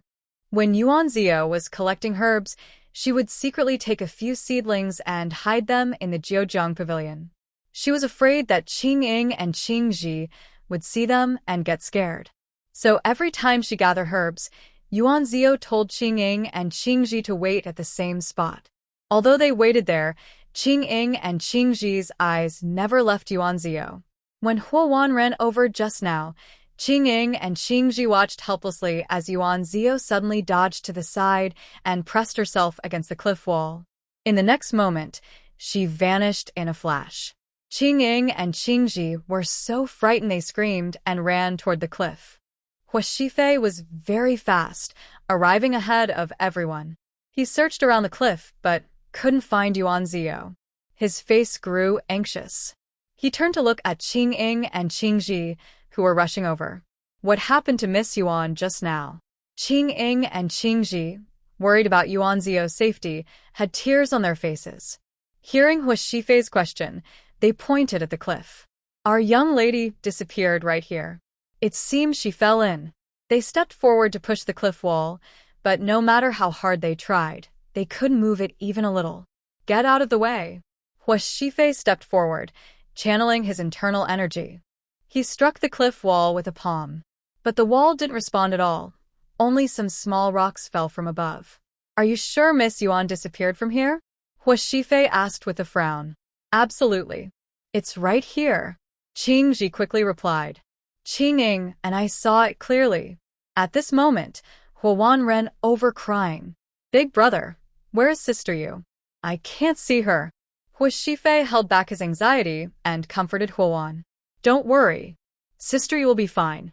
We'll find her right away." Huan's eyes were red from crying. "Big brother, please find Sister Yu soon. This deep mountain forest is too dangerous." Hua Shifei patted Huan's head and ordered Bing Shan, "Stay here and help me look for Miss Yuan." The guard responded, "Go down the mountain and gather more people. Search for Miss Yuan. Remember, don't tell anyone about this." "Yes." Hua Shifei and his group were anxious, while Yuan Zio was tightly protecting her head and face, rolling down a sloped path. She just dug up a ginseng root, and she was very happy to see that it was about 50 or 60 years old. Next, she saw some smaller ginseng nearby, so she asked Huan to send the dug-up ginseng to Hua Shifei. Yuan Zio had just planted 2 small ginseng seedlings in the Cheongjiang pavilion when she suddenly noticed a shadow nearby, rushing toward her face. Startled, Yuan Zio quickly dodged to the side and narrowly avoided the shadow's attack. Upon closer look, it was a silver-ringed snake. The snake tried to strike but missed and hit the cliff wall instead, hissing at Yuanzio. This snake was venomous, but its venom sac was a valuable thing. Now that Yuanzio was immune to poison, she was not afraid of the snake and decided to catch it. She suddenly struck the cliff wall with great speed, grabbing the snake behind its head. Just as she held it, she sensed something was wrong with the cliff behind her. Before she could leave, the cliff suddenly loosened as if opening a door. Yuanzio lost her grip and was thrown backward, falling into the cliff.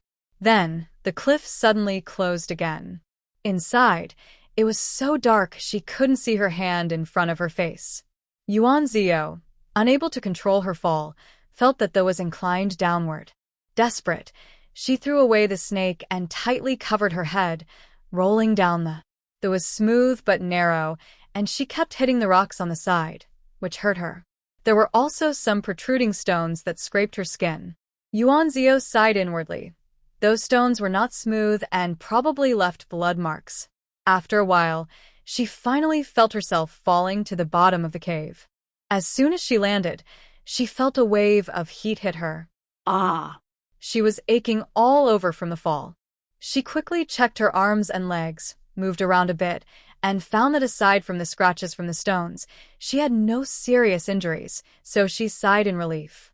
After resting for a while, Yuanzio crawled up from the ground, took out a fire stick from her purse, shook it lightly, and it caught fire. Now she could see the situation inside the cave. While observing the situation inside the cave, Yuanzio suddenly realized that the ginseng plant had produced seeds in April's weather. No wonder it was so hot inside, and it turned out that there was a hot spring at the bottom of the cave. Yuanzio took out a fire stick and approached the hot spring. She saw bubbles bubbling up, and the temperature didn't seem low. She moved closer, felt the warmth with her hand, and shook her head with a sigh. Although having a hot spring in the mountains was a good thing, the temperature was too high. Since it was near the inner part of Mount Yuantan, building a hot spring resort there was impossible. It was a pity.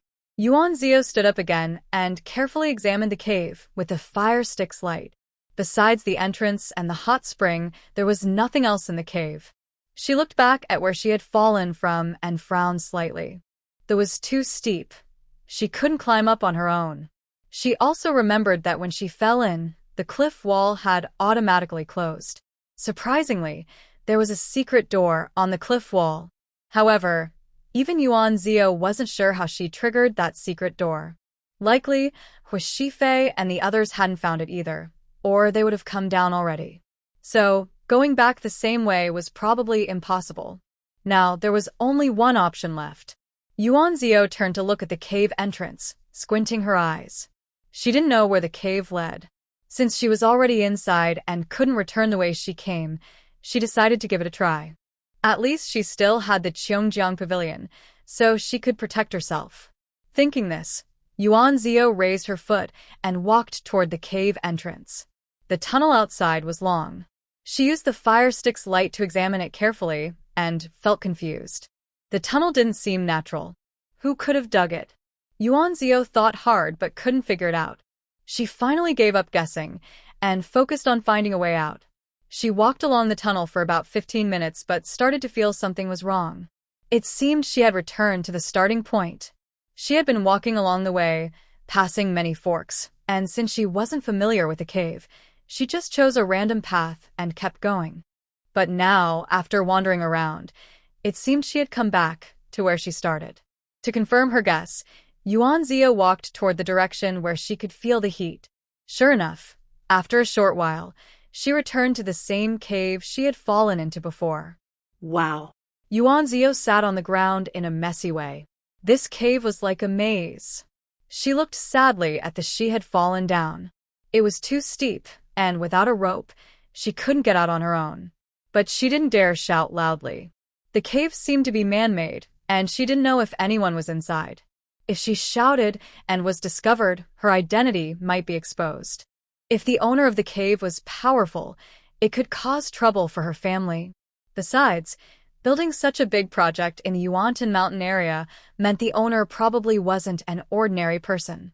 Now, the most important thing was how to get out. Yuanzio sighed deeply. Why did she have to fall down? Since she couldn't go back the way she came, She had to try to find a way out through that cave entrance again. She rested for a while, gathered her courage, and headed back toward the cave entrance. This time, she moved very slowly. At each fork, she carefully thought about which path she had taken before, then chose a different one to continue. But after a lot of effort, she ended up back where she started. The person who made this cave didn't seem to think carefully. There were multiple forks, 3 or 4, and she didn't know which way to choose. Yuan Zio felt herself getting a little overwhelmed. But no matter how frustrated she was, she had to keep looking for a way out.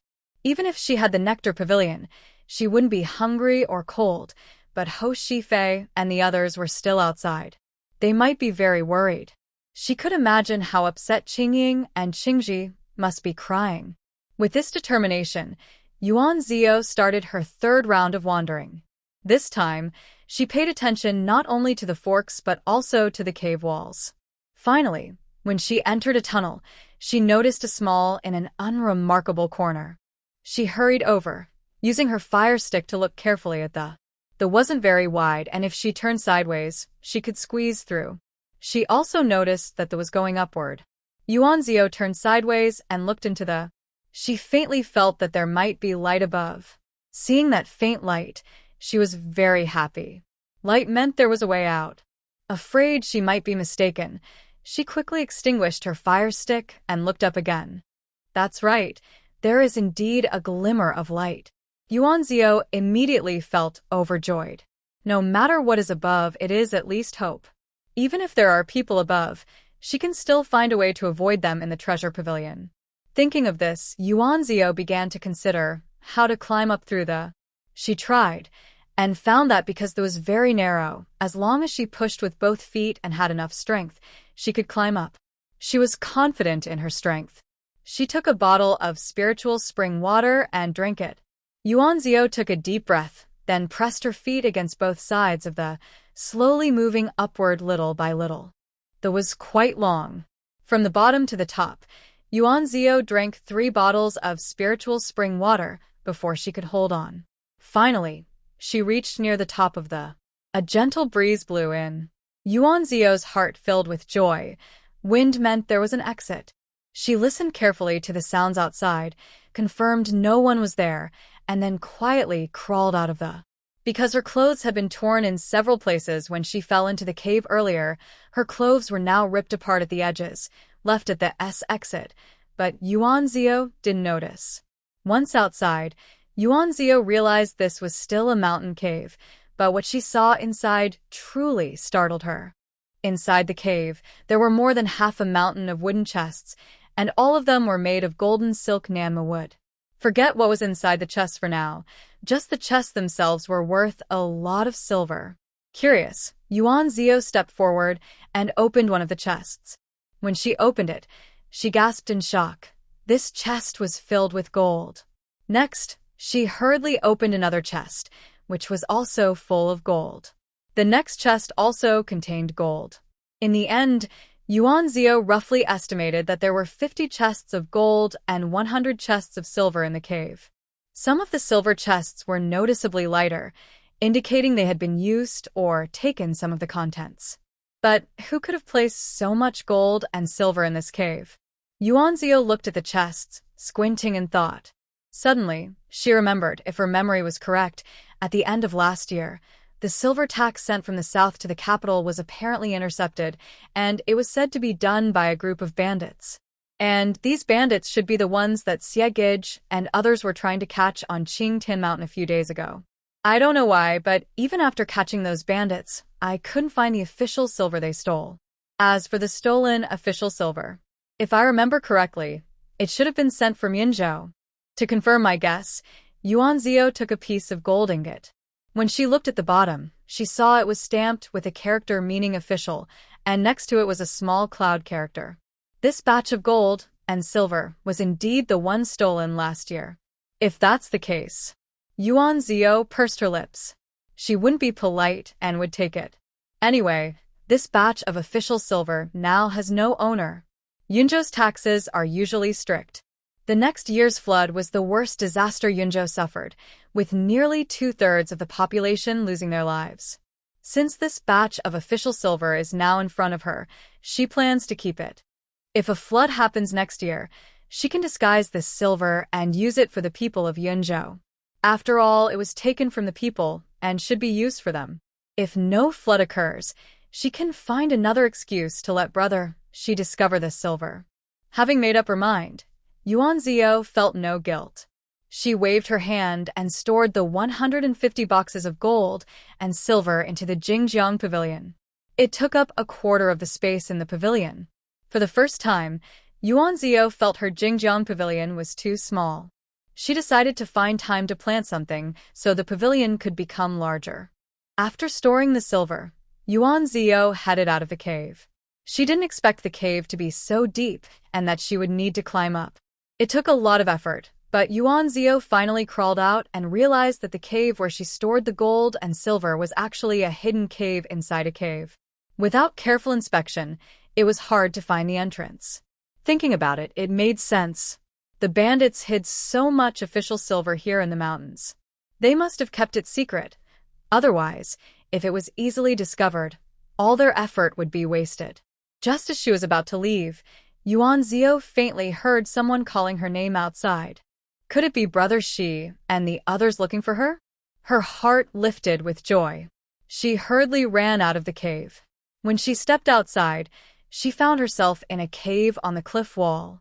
Without hesitation, Yuan Zio stood at the entrance and called out, "I'm here. Over here." "Young master," it sounds like Miss Yuan Er's voice. The sharp-eared Bingshan was the first to hear Yuan Zio's voice and excitedly said to Huashi. Huashifei heard the sound and quickly turned to look. He saw Yuan Zio at the entrance of a cave on the cliff, waving her hand at him. "You are." Huashifei was overjoyed. He immediately climbed the rock wall and ran toward Yuan Zio. Second miss. Qing Ying and Qing Ji, who had been feeling guilty for not finding Yuan Zio earlier, were crying with tears on their faces. When they saw Yuan Zio, they were filled with happiness and wanted to run over with Huashifei, but they lacked the skills and could only wait where they were. Huan was so excited, she kept jumping and waving her hand at Yuan Zio. Ah yeah. Ah yeah. You are. Soon, Huashifei reached Yuan Zio and carefully looked her over. Are you hurt? Does anything hurt? Seeing her clothes were a bit torn, he quickly took off his cloak and wrapped Yuan Zio completely. Yuan Zio knew her clothes were a bit dirty from all the commotion, so she didn't refuse Huashifei's cloak. Don't worry, I'm not hurt. Yuan Zio smiled warmly. Huashifei held Yuan Zio's hand and saw the tiny wounds on it. He felt distressed. You say you're not hurt? Look at your hand. It's all scratched up. Are you sure you're okay? It's just a small cut on my hand. I really am fine. Yuan Zio quickly replied. The scratches on her hand had already healed quite a bit because she drank spiritual spring water, leaving only some scars. Really? Huashifei asked, then frowned. No, we need to go down the mountain quickly and find a doctor to check you. We can't leave any hidden dangers. Before Yuan Zio could speak, he suddenly scooped her up and jumped down the cliff. Being held in Huashifei's arms, Yuan Zio couldn't help but blush. Second miss. Qing Ying and Qing Ji hurried over when they saw Yuan Zio being brought down by Huashifei. Are you hurt? They started crying again when they saw the scars on her hand. Tears fell more fiercely. Second miss, it's all our fault. We didn't take good care of you. I'm fine now, don't worry. Yuan Zio quickly comforted them, understanding their worry and fear. Before she finished speaking, Huan suddenly hugged her tightly. Woo-woo. Yao Jia, I found you. You scared me to death. Huan clung to Yuan Zio as if afraid she might disappear again. All right, I'm fine now. Yuan Zio smiled and reassured Huan. Huashifei was worried and quickly asked a doctor to check Yuan Zio's pulse. He said, it's fine, no need to talk more. Let's go down the mountain now. After that, he told Bingshan, you go back to the village first and ask Lu Bo to find a good doctor quickly. When Bingshan hurriedly responded and left, Huashifei ordered his guards, go tell everyone to come down the mountain. Say that Miss Yuan has been found. Yes. The guard replied quickly. Yes, yes, Miss Yuan. Let's hurry down the mountain so the doctor can check your pulse, Qingying said after hearing Hu Shifei. She also helped Yuan Zio, saying, Miss Yuan, are you tired? Let me carry you. Let's go. I'm not that delicate. Yuan Zio smiled. Everyone moved quickly down the mountain and returned to the village.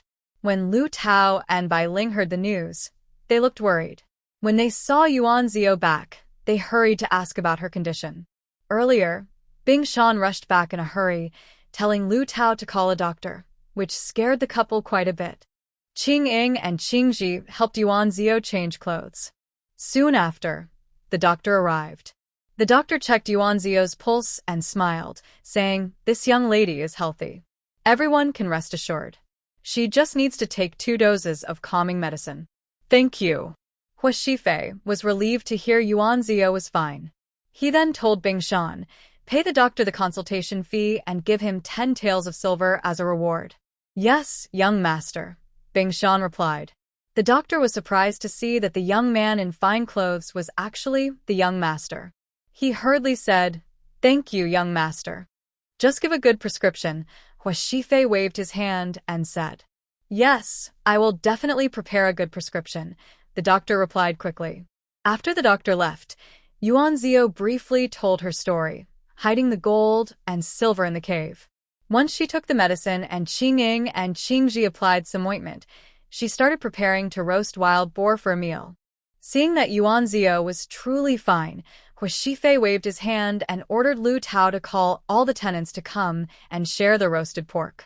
Soon, everyone gathered around the campfire, roasting pork, singing, dancing, and having a lively time. Meanwhile, in the secret cave where Yuan Zio had stayed, someone quietly slipped in during the night. Seeing the empty cave, the person was stunned on the spot. He hurriedly ran over and, refusing to believe it, searched around again.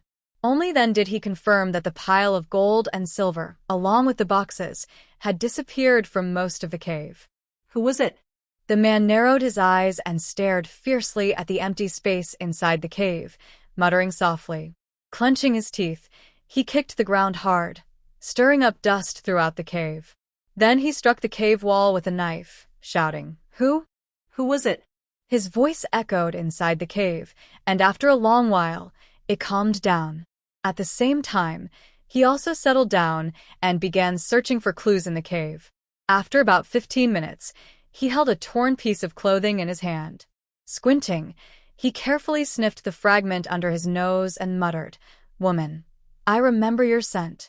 This time, when they came to the village for hunting, despite a small incident involving Yuan Zio, everything went smoothly.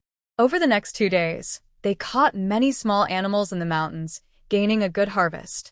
Yuan Zio also collected several baskets of herbs. However, because of the previous disappearance incident, Qing Ying and Qing Ji refused to leave Yuan Zio's side, which made Yuan Zio quite helpless. She could only secretly sneak herbs into the Jade Nectar Pavilion. At night, while Qing Ying and Qing Ji were asleep, Yuan Zio quietly entered the pavilion and planted the herbs she had gathered over the past 2 days into the dark soil. As a result, except for a small path left for walking, the rest of the pavilion was filled with plants. Yuan Zio then opened the boxes, looked at the gold and silver inside, and silently thought about how to disguise these treasures if a flood really happened next year. She dared not take them out directly, as it might cause trouble for her family. Though she hadn't thought of a solution yet, Yuan Zio was not in a hurry. There was still at least a year before any disaster. When they set out to return to the capital, Yuan Zio and her companions left most of their hunted game at the village. After turning it into dried meat, they planned to send it to various government offices. Back at the Yuan residence, upon hearing that Yuan Zio had returned, the 2 brothers from the Yuan family hurried over. Little sister, you actually went hunting at the village without calling me or big brother. Yuan Zining looked quite resentful. He had been thinking about hunting for a long time. You and big brother are both at the Western Army camp. How could I call you? You've been away for several days, Yuan Zio asked playfully, raising an eyebrow.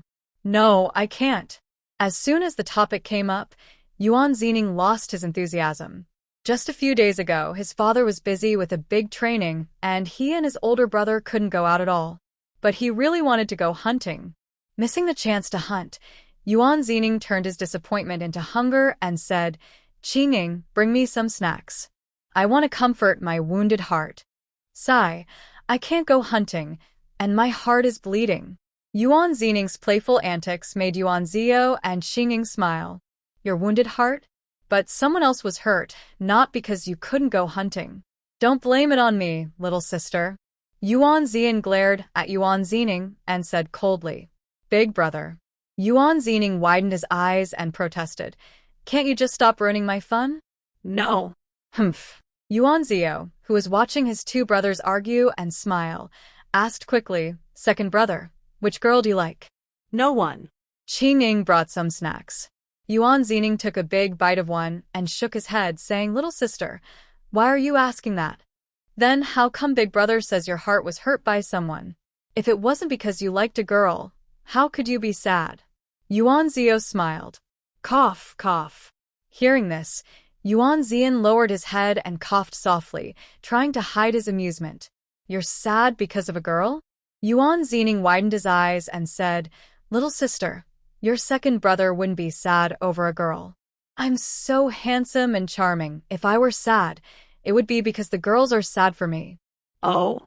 Yuan Zio smiled. "Then what are you sad about?" Ah. Yuan Zian couldn't help but laugh out loud.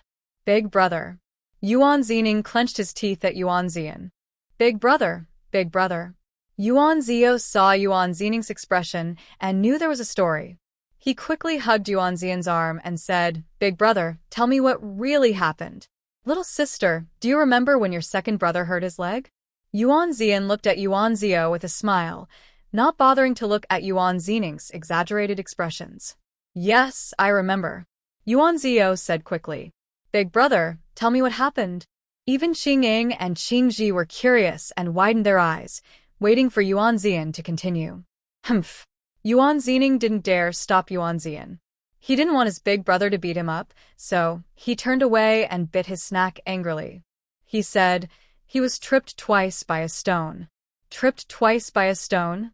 At first, Yuan Zio didn't understand what was happening, but once he realized, he couldn't help but laugh. "Haha, second brother, you didn't get kicked again by that new recruit, did you?" Humph. Yuan Zining clenched his teeth. "That new recruit better not let me catch him, or he's in for a bad time." "Young Master Second." Qingji smiled. "Are you hurt on your pride?" Ha ha ha. As Qingji spoke, everyone in the room burst into laughter. "Go ahead and laugh," Yuan Zining said coldly. "I will get my revenge sooner or later."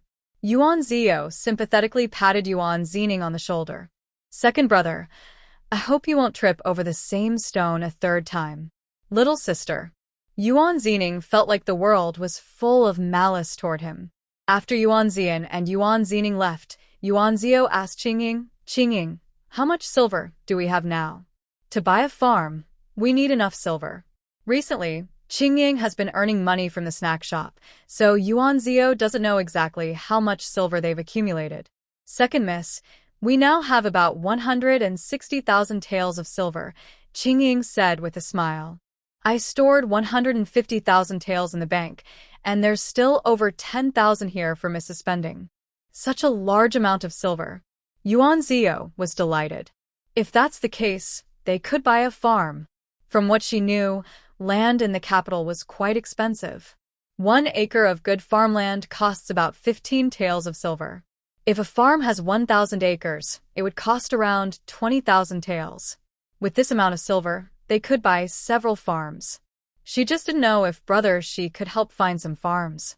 Meanwhile, Hua Shifei had sent Yuan Zio back to Yuan Mansion, then took Huan back to Qingwan Pavilion, and finally returned to Yingfei Pavilion. "Hua Heir. Young master, I'm here. When you go to Hangjing," Hua Shifei ordered, "check the current situation of Yuan Heir's maternal family. Also, look into whether anything unusual happened 20 years ago. Once you find out, don't tell anyone, just come back and report to me." "Yes." Hua Heir responded and left. "Hua San. Young master, I'm here." Check if there are any farms near the capital that are about to be sold. The bigger, the better. Report back quickly once you find anything. Yes. Young master, would you like me to bring you a pot of tea? After both second and third lord who left, Ping Shan asked, There's no need.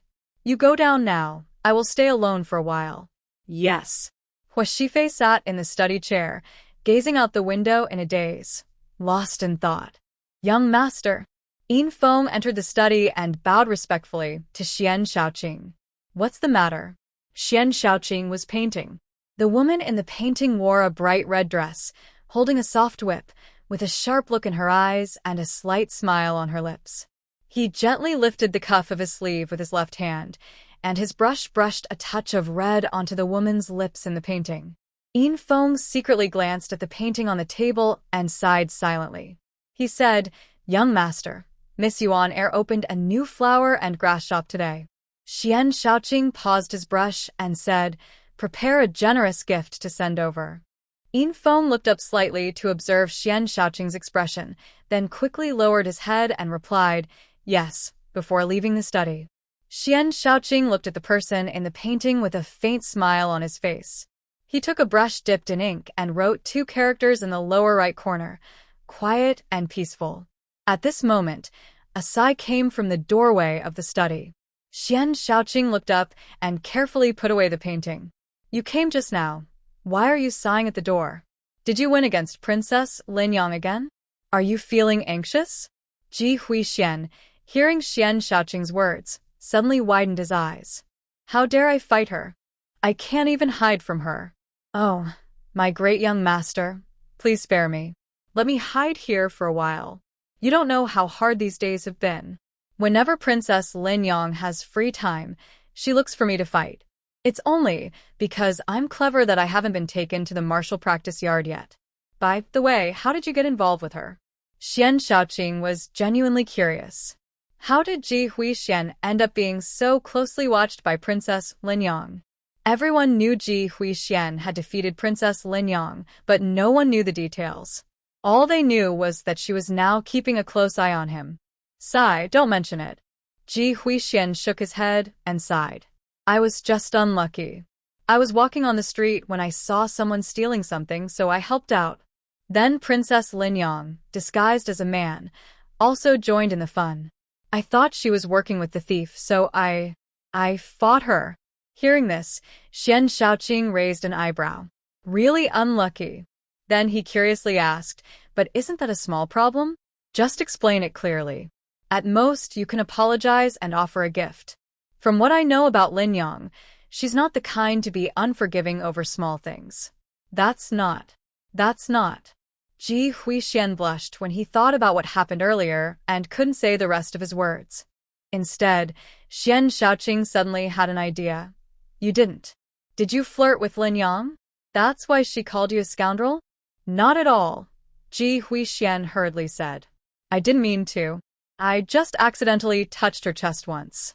After speaking, Ji Huixian realized what he had just said and quickly covered his mouth. So you really are a scoundrel, Xian Shaoqing nodded seriously and said. Oh my goodness. Ji Huixian put his hand on his forehead and leaned against the doorframe. I've made a mistake in choosing friends, a big mistake. Made a mistake in choosing friends? Xian Shaoqing sat down and picked up a teacup. Then don't expect me to see you off. Don't think so. Ji Huixian quickly stepped into the study and sat confidently opposite Xian Shaoqing. We're about the same, you know. You tell me, last time she opened a snack shop, you still went to congratulate her in person. Now she opened a flower and grass shop, and you prepared a grand gift to send her off, while you hide in the study drawing pictures. Don't think I didn't see what you drew. I don't want to leave the house, is that a problem? Xian Shaoqing said calmly. Oh, my lord Xian. Ji Huixian rested his elbow on the table, propping his chin with his hand. That's not your style at all. Do you think I should have a certain style? The Lord Xian I know is fearless. Ji Huixian shook his head and sighed. But now, with Miss Yuan Air, you seem timid? Xian Shaoqing looked at Ji Huixian. Don't you know that Miss Yuan Air is already engaged? That doesn't mean you can't be friends, Ji Huixian said. It's better than you hiding in the study, secretly drawing her. At least you can still see her in person sometimes, right? Do you think everyone is as carefree as you? Xian Shaoqing snorted. Hey, Shaoqing, we need to be clear. Who's the one without a care? Ji Huixian was annoyed. That's you. Why do I have no cares? Ji Huixian asked with wide eyes. Have you ever thought about why Lin Yang insisted on fighting you, and why she wanted you to win? Xian Shaoqing asked softly, as he sipped his tea. Why else? It's just that I can't swallow my pride. Jing Huaishuan leaned back on the chair, looking hopeless. You tell me, why am I so unlucky? I told her I wouldn't fight her, but she insisted on dragging me into a fight, and only if I won would it count. Come on, what kind of thing is this? Before Xian Shaoqing could reply, he added, I already said I would admit defeat. Isn't that enough? But she just won't agree. Oh, my head hurts. He rubbed his temples, looking very defeated. Have you thought about other reasons? Xian Shaoqing raised an eyebrow and asked. What other reasons could there be? Honestly, Princess Linyang is just bored. Why doesn't Prince Kong find her a marriage match quickly and let her marry? Jing Huaishuan sighed. But it's tough on me. Don't you know? Xian Shaoqing squinted at him. Know what? Jing Huaishuan looked confused and stared at Xian Shaoqing. Cough cough. Xian Shaoqing said, Linyang said she would marry someone who can beat her. Everything else doesn't matter. Then go find someone who can beat her. Why are you bothering me? I can't beat her. Jing Huaishuan looked distressed, holding his head. He's been so nervous lately, afraid that Princess Linyang might suddenly appear and want to fight him. Cough cough. Seeing Jing Huaishuan still clueless, Xian Shaoqing decided to be straightforward. Didn't you already beat her? That was because I didn't know. Jing Huaishuan shouted. She was disguised as a man. How was I supposed to know she was Princess Linyang? So, Linyang wants you to beat her again. I don't dare. Halfway through, Jing Huaishuan finally realized and looked terrified. No, it can't be what I think it is, right? What do you think? Yuan Zio's flower and plant shop is doing quite well. Now, everyone in the city knows that the pastry shop on Chongping Street belongs to the Yuan family's second daughter, and it has been honored with an imperial endorsement from the Empress Dowager. The pastries are also very delicious, so it's highly praised. Recently, Yuan Zio opened a flower and plant shop. Although she didn't advertise much, those who are well-informed naturally know that this new shop is owned by the same person as the pastry shop. Furthermore, Yuan Qifeng has now been promoted by the emperor to the rank of first-class Grand General, holding a high official position. Many people want to flatter him. On the day the flower shop opened, countless guests came to send gifts and congratulations. Many even bought a few bouquets of fresh flowers to take home. However, there are always some people who, when you're happy, jump out to bother you. Young lady. Qing Ying saw Yuan Zidong walk in with Lian Xiao. Although she was unwilling, she still bowed to Yuan Zitong politely. There's no need for that. You are my second sister's close maid. We're family, so no need for such formalities. Yuan Zidong smiled kindly, appearing friendly. Thank you, young lady. Qingying knew that Yuan Zidong was not usually so kind, so she became a bit guarded. Qingji saw Yuan Zidong arrive and went to inform Yuan Zio in the back courtyard. When Yuan Zio came to the front shop, she saw Yuan Zidong smiling happily, chatting and laughing with the ladies and young women, looking very harmonious. Is the elder sister here today for a special reason? Yuan Zio asked coldly, which made Yuan Zidong feel a little nervous inside. But even though she felt nervous, Yuan Zidong didn't want to leave. She came today to use the occasion of congratulations to rebuild her relationship with Yuan Zio. Even if they couldn't be as close as before, she wanted to at least appear harmonious in front of others.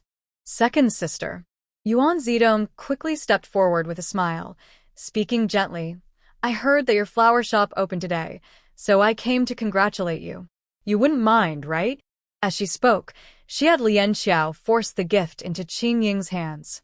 Yuan Zio sneered coldly, whether I welcome you or not. Isn't that something you should already know? Second sister. Yuan Zidong looked a bit embarrassed. I know I did some wrong things to you before, and even our mother made mistakes.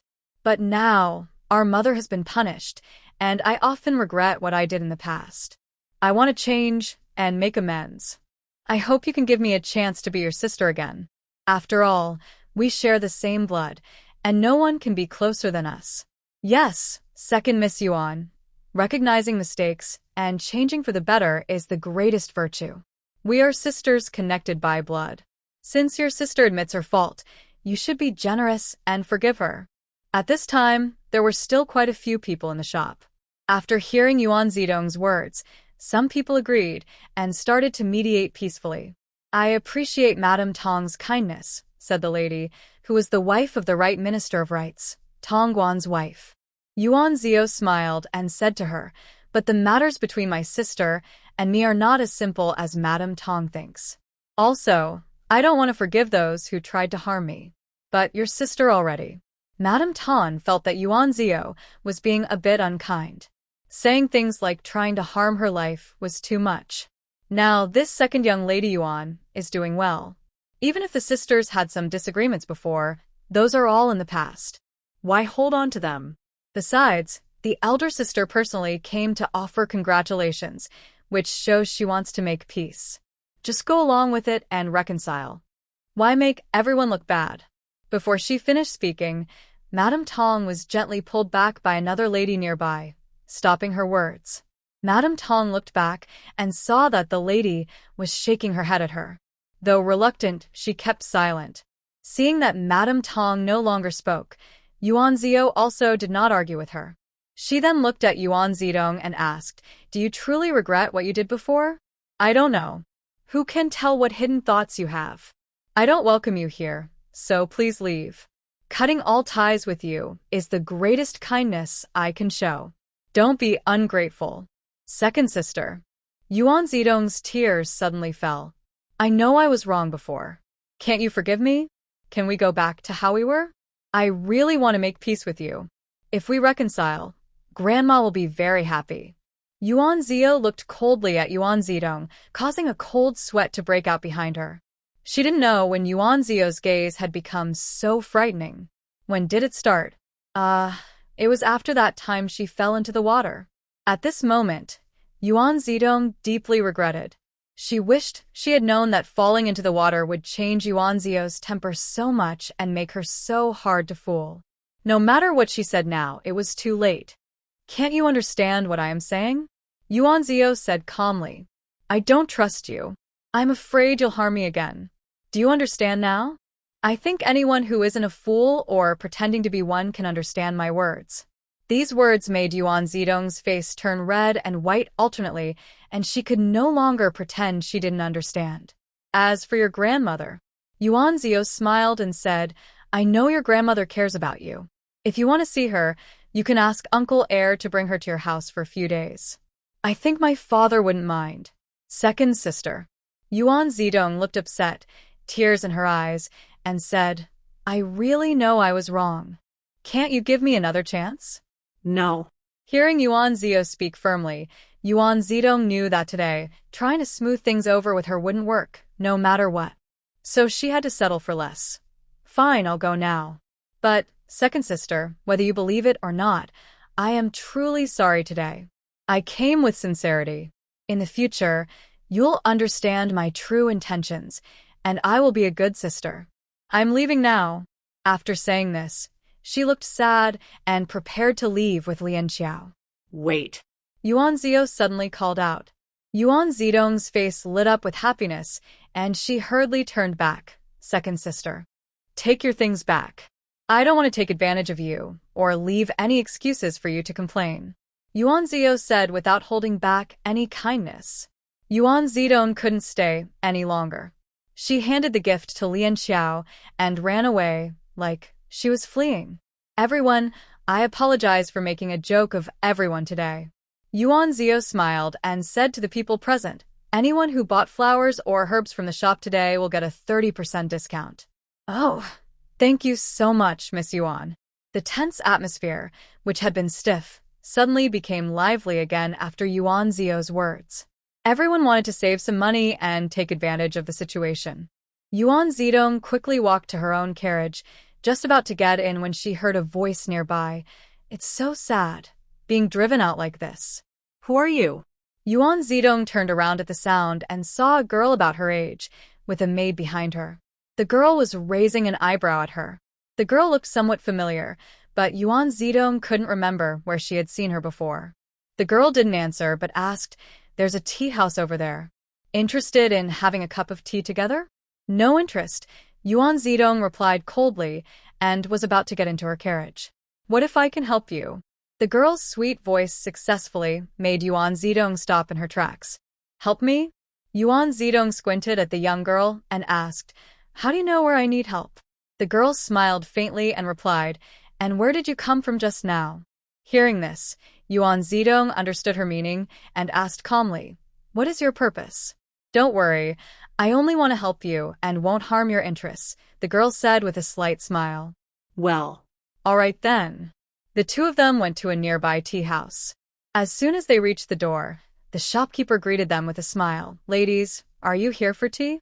Do you have a private room?" Yuan Zidong didn't want her thoughts to be exposed in public. Yes. "Please, upstairs." The shopkeeper nodded politely and led them to a private room on the second floor. "One pot of Bilyuakun tea and some tasty snacks," the girl ordered as they sat down in the room. "All right, please wait a moment. It will be ready soon," the shopkeeper responded happily and quickly left. When the door to the room closed, the girl smiled and said to Yuan Zidong, "Miss Yuan, since I sincerely want to help you, I won't hesitate to share some tea and snacks, right?" Well. Yuan Zidong smiled slightly. "It depends on your sincerity. Unfortunately, I haven't seen much sincerity from you so far." "I'm truly sincere," the girl replied. Oh. Yuan Zidong shrugged and said, "You know my name, but I know nothing about you. Is that what you call sincerity?" "Haha, I was careless," the girl laughed. "Let me tell you, my surname is Hua." Hua? Yuan Zidong immediately straightened up and squinted at her. "Which branch of the Hua family are you from?" No wonder she looked familiar. She had seen her before at the Xianping Marquis' residence, but only once, so she didn't recognize her at first. "Third branch." The girl from the Hua family smiled politely. "Third branch?" Yuan Zidong looked at her for a long moment before smiling. "All right, I believe in your sincerity. Now, tell me, how do you plan to help me?" Well. Just as they were talking, there was a knock on the door. The shopkeeper pushed it open and entered, carrying a large tray with a teapot and several plates of snacks. "Here is the Bilyuakun tea requested, ladies." That young man placed the teapot on the table and then carefully arranged several small dishes of snacks. "These are the signature treats of our shop. Please enjoy, ladies." "That's enough. You can go now," Yuan Zidong said, waving her hand. "All right, got it." The young man smiled warmly, bowed, and quickly left the private room. "What did you want to say just now?" Yuan Zidong asked. Miss Hua smiled and said, "Miss Yuan, you are no longer the third-rank general's daughter. Now, you are the daughter of a fifth-rank Hanlin Academy scholar." "What do you mean?" Yuan Zidong immediately stood up. "If you're here just to laugh at me today, I won't join in." "Humph. Even if you're from the third house of the Hua family, you're not from the Marquis of Schwamping's family. Who do you think you're looking down on? Your father is just a third-rank Grand Master of the Imperial Household Department. Why are you getting so upset just because I said that?" Miss Hua smiled softly. "Sorry if I said something wrong or inappropriate. Please forgive me." Hearing this, Yuan Zidong calmed her anger and sat down slowly. "What exactly do you want? Just tell me plainly." Miss Hua smiled again. "Although my father is only a third-rank Grand Master of the Imperial Household Department, he is still a high-ranking official. Girls from noble families are often invited to flower viewing parties and similar events." This made Yuan Zidong feel unfair. Her father used to be a fifth-rank scholar, but because he lived in the general's residence, she was invited to many banquets. Now that her father had moved out and they had separated, she was just a girl from a fifth-rank official's family. She no longer received invitations to those events. Whenever she thought of this, she hated the Yuan Zio family even more. "What does Miss Hua mean to say?" Yuan Zidong asked lightly, pretending not to care, while taking a sip of tea. Miss Yuan, by the way, your younger sister's temper isn't very good, Miss Hua said with a smile. Although she has gained the favor of the Empress Dowager and Princess Lin Yang, and is now a daughter of a top-ranking family, in the entire capital, there are many girls from noble families who are also favored. With her fiery temper, I'm afraid many people don't like her. So what? Yuan Zidong replied indifferently. Even if they don't like her, they have to endure it. Do those noble ladies really dare to act on their anger? Did you think everyone was like my second sister? That they would slap a whip without a second thought? Her words were full of resentment. Miss Hua smiled politely and said, those noble ladies indeed don't like to do things themselves, but what if someone is willing to help them? What do you mean? Yuan Zidong frowned as she looked at Miss Hua. Miss Yuan, you're so clever. You should understand, right? Humph. Yuan Zidong thought for a moment, then snorted coldly. Miss Hua, you're quite calculating, coming to me to be the scapegoat. Forget it. I didn't expect Miss Yuan to be so lacking in courage. I was mistaken about you, Miss Hua said coldly with a smile. She stood up and hummed. No wonder you hide in the corner and secretly plot against others. You don't even dare to fight back. Today, I might as well say I came for nothing. Then she ordered her maid, go and settle the bill for today's tea and snacks, so Miss Yuan won't feel uncomfortable, thinking I'm here to take advantage. She was about to leave. Wait. Yuan Zidong's heart was burning with anger at her words. Who do you mean can only hide secretly in the corner? Miss Hua looked at Yuan Zidong with disdain. Of course, I mean you, Miss Yuan. Yuan Zidong also stood up and snorted coldly. Stop using these tricks to provoke me. I won't fall for it. Tricks? Miss Hua sneered and turned to look at Yuan Zidong. I don't think you're a fool, Miss Yuan. Tricks won't work on you. What I said was all sincere. The person you sent is quite clever. Yuan Zidong examined Miss Hua from head to toe and smiled coldly. I think I can take your words as a compliment, Miss Hua said with a smile, then sat down, picked up her teacup and took a sip. So, Miss Yuan, do you want to vent your anger? I'm very curious. What deep grudge do you or the person behind you have against my second sister? Yuan Zidong leaned slightly over the table, looking at Miss Hua with a scrutinizing and probing gaze. In this world, some things happen for no reason. We just don't like Yuan Zio. What can we do? Miss Hua raised her eyebrows at Yuan Zidong and smiled. What? Are you investigating me again? Humph. I'm not interested in your affairs, Yuan Zidong said coldly as she stood up. Does the eldest girl Yuan accept my suggestion? My words just now were all for your good. If we work together, each getting what we need, and also help you vent your anger, isn't that wonderful? Don't you see the good in this? Don't be ungrateful. Miss Hua smiled with a slight curve of her lips, stretching out the last few words with a teasing tone and a raised tone at the end.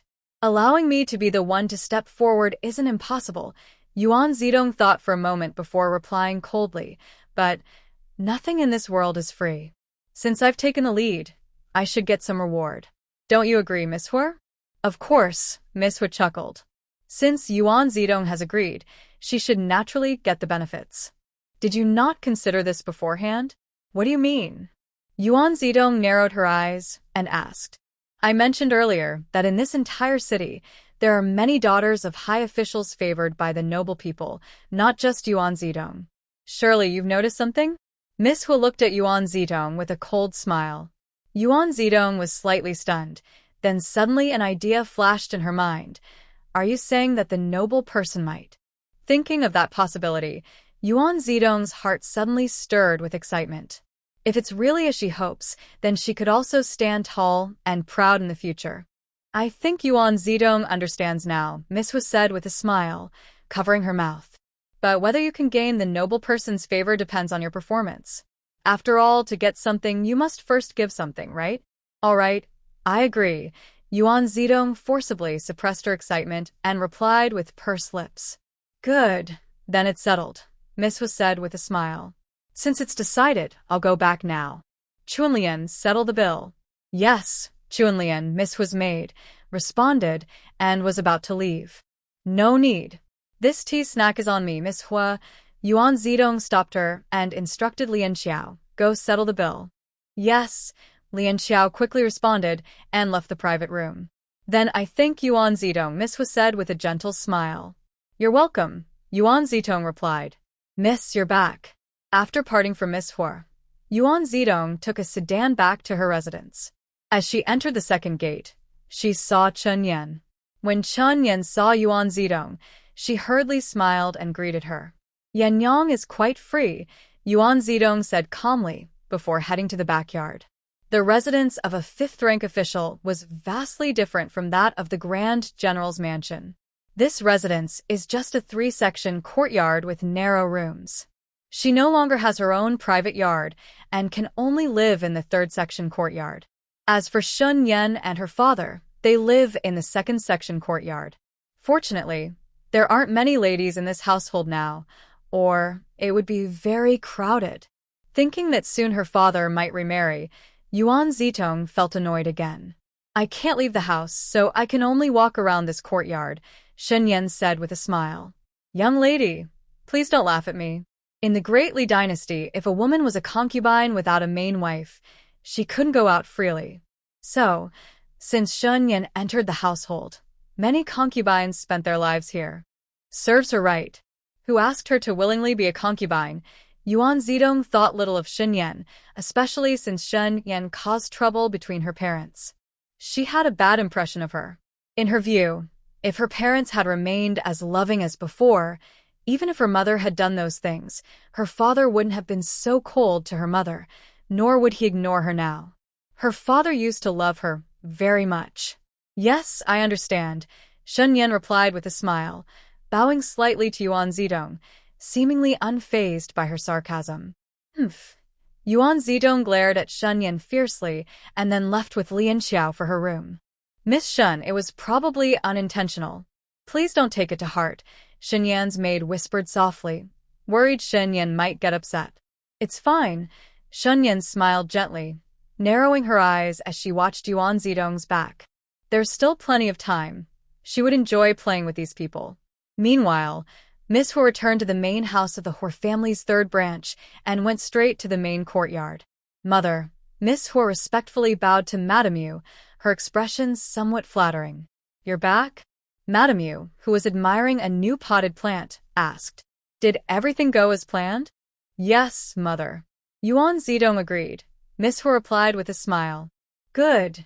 You did well, Madame Yu said with a gentle smile, her tone warm. Hua's daughter's eyes brightened. Nyener thanks Mother for the compliment. Don't worry. Since you're sincerely helping me, I won't treat you unfairly, Madame Yu assured her. Mrs. Yu smiled and said, Nar, even though you're not my biological daughter, you know my nature. I am generous. As long as you stay loyal to me, even if you are not as charming as Jiaoer, I will not treat you unfairly. In the future, I will find a good path for you. Thank you, Mother. Na quickly replied happily. Nar would never compare herself to the eldest sister. That's right, you're sensible, Mrs. Yu said with satisfaction. Green Dan, give the new pair of red coral earrings to the 4th Mississippi. Yes. Thank you, Mother. Nair shade gratefully. 2nd Miss. Luer entered Yuan Zio's room, looking excited but a little worried. The shop just sent away another batch of flowers, but now it seems the flower house is a bit small. If this continues, I'm afraid the flowers in the house won't be enough. Yuan Zio was listening to Qing Ying report her accounts. The flower shop had been open for about 7 or 8 days, and each day's profit was quite good. Especially the more than 10 orchids, peonies, and crabapple branches Yuan Zio took from Jiuzhong Pavilion. As soon as they arrived at the shop, they were quickly bought out. The old lady of Meng's estate even bought 2 pots of orchids, 1 peony, and 1 crabapple. Just these 10 or so plants made Yuan Zio nearly 100,000 silver taels, which made her very happy. After hearing Luer's words, Yuan Zio thought for a moment. It had been almost 10 days now, so she guessed that the estate over in Huashifei's area should have some news. She then said to Luer, no need to rush. First, keep an eye on the flowers in the house. Don't send too many to the shop each day. Once you buy the estate, we can set up a dedicated flower garden there. She smiled and added, you'll have plenty to do then. Luer was overjoyed. 2nd Miss, I am not afraid of work. I will definitely help you take good care of the flower garden. Good. Yuanzio smiled. When the time comes, you can help me manage the garden there, and you can also send your father and mother over. Your whole family can be together. Thank you, second miss. Lua was delighted to hear that her parents might also move over. She bowed happily to Yuanzio. All right, as long as you do your work with care, I won't treat you badly, Yuanzio said with a smile. Yes. After Lua left, Qingji chuckled nearby. Second miss, your two shops are like two money trees. I bet many people envy you. Well, they can only envy, Yuanzio replied with a smile.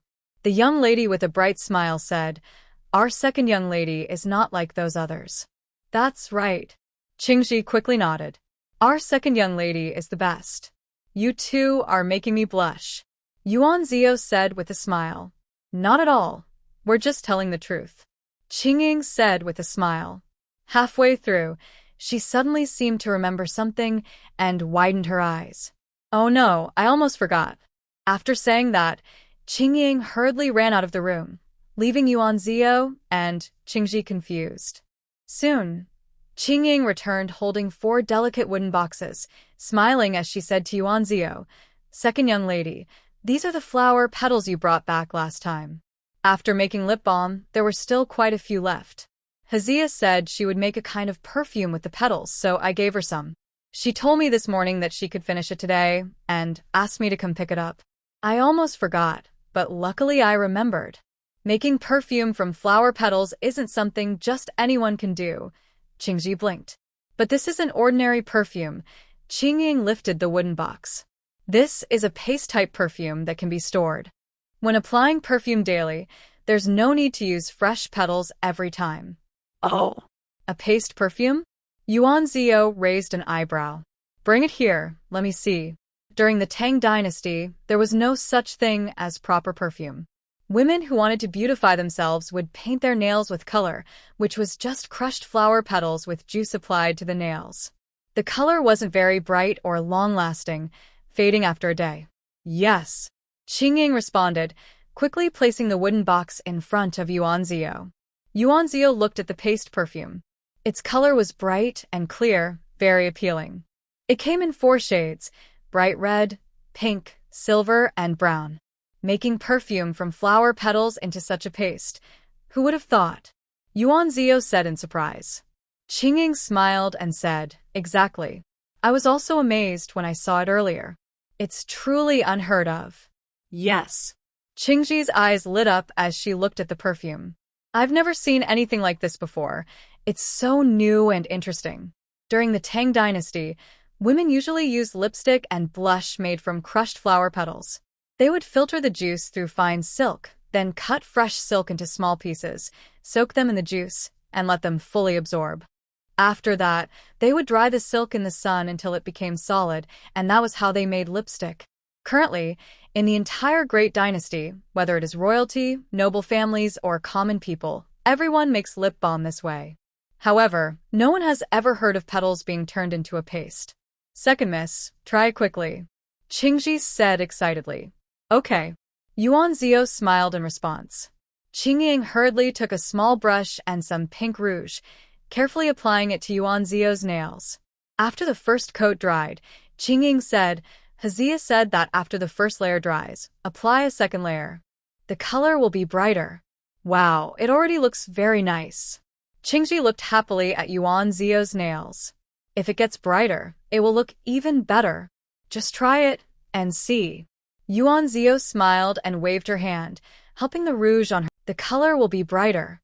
Wow, it already looks very nice. Qingji looked happily at Yuanzio's nails. If it gets brighter, it will look even better.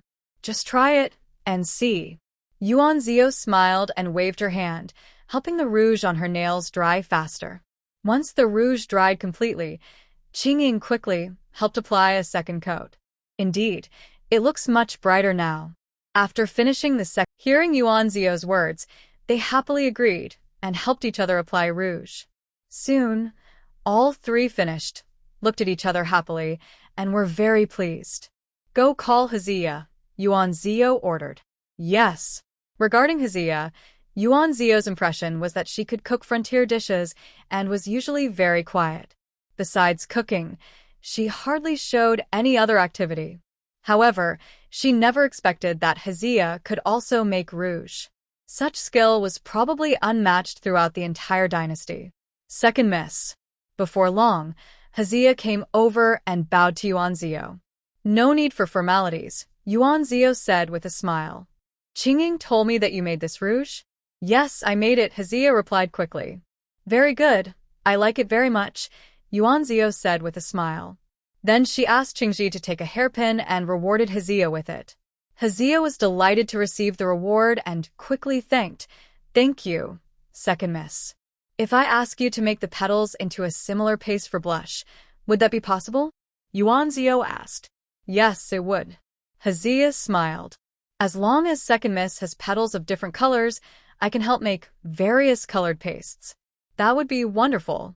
Yuan Zio smiled and said, Your 2 ointment recipes are very good. I want to buy them from you. I don't know if you're willing. I won't hide it from you. These rouge and saffron ointments are meant for my shop. As for the money, you can rest assured, I won't treat you unfairly. If our flower and herb shop can add these ointments, it will surely look better. Second Mississippi Hazia bit her lip, seeming a bit hesitant to speak. If you have any difficulties, just say so. Yuan Zio said with a smile. If I tell you, please don't blame second miss, Hazia said nervously. Yuan Zio smiled and said, It's okay to tell me. If you have a problem, I won't blame you. Hazia then said, Second miss, I am not from the border region. I ran away there with my mother. Oh? Yuan Zio was a bit surprised. She had always thought Hazia was a native of the border area. Go on. Yes. Hazia replied and continued, These ointment recipes are for my family. Originally, the young master saved my life and could have given these recipes to second miss, which would be fine.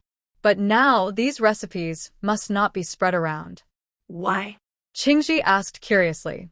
These things are so good. If they are shared, it would be a good thing. Besides, second miss will surely treat you well.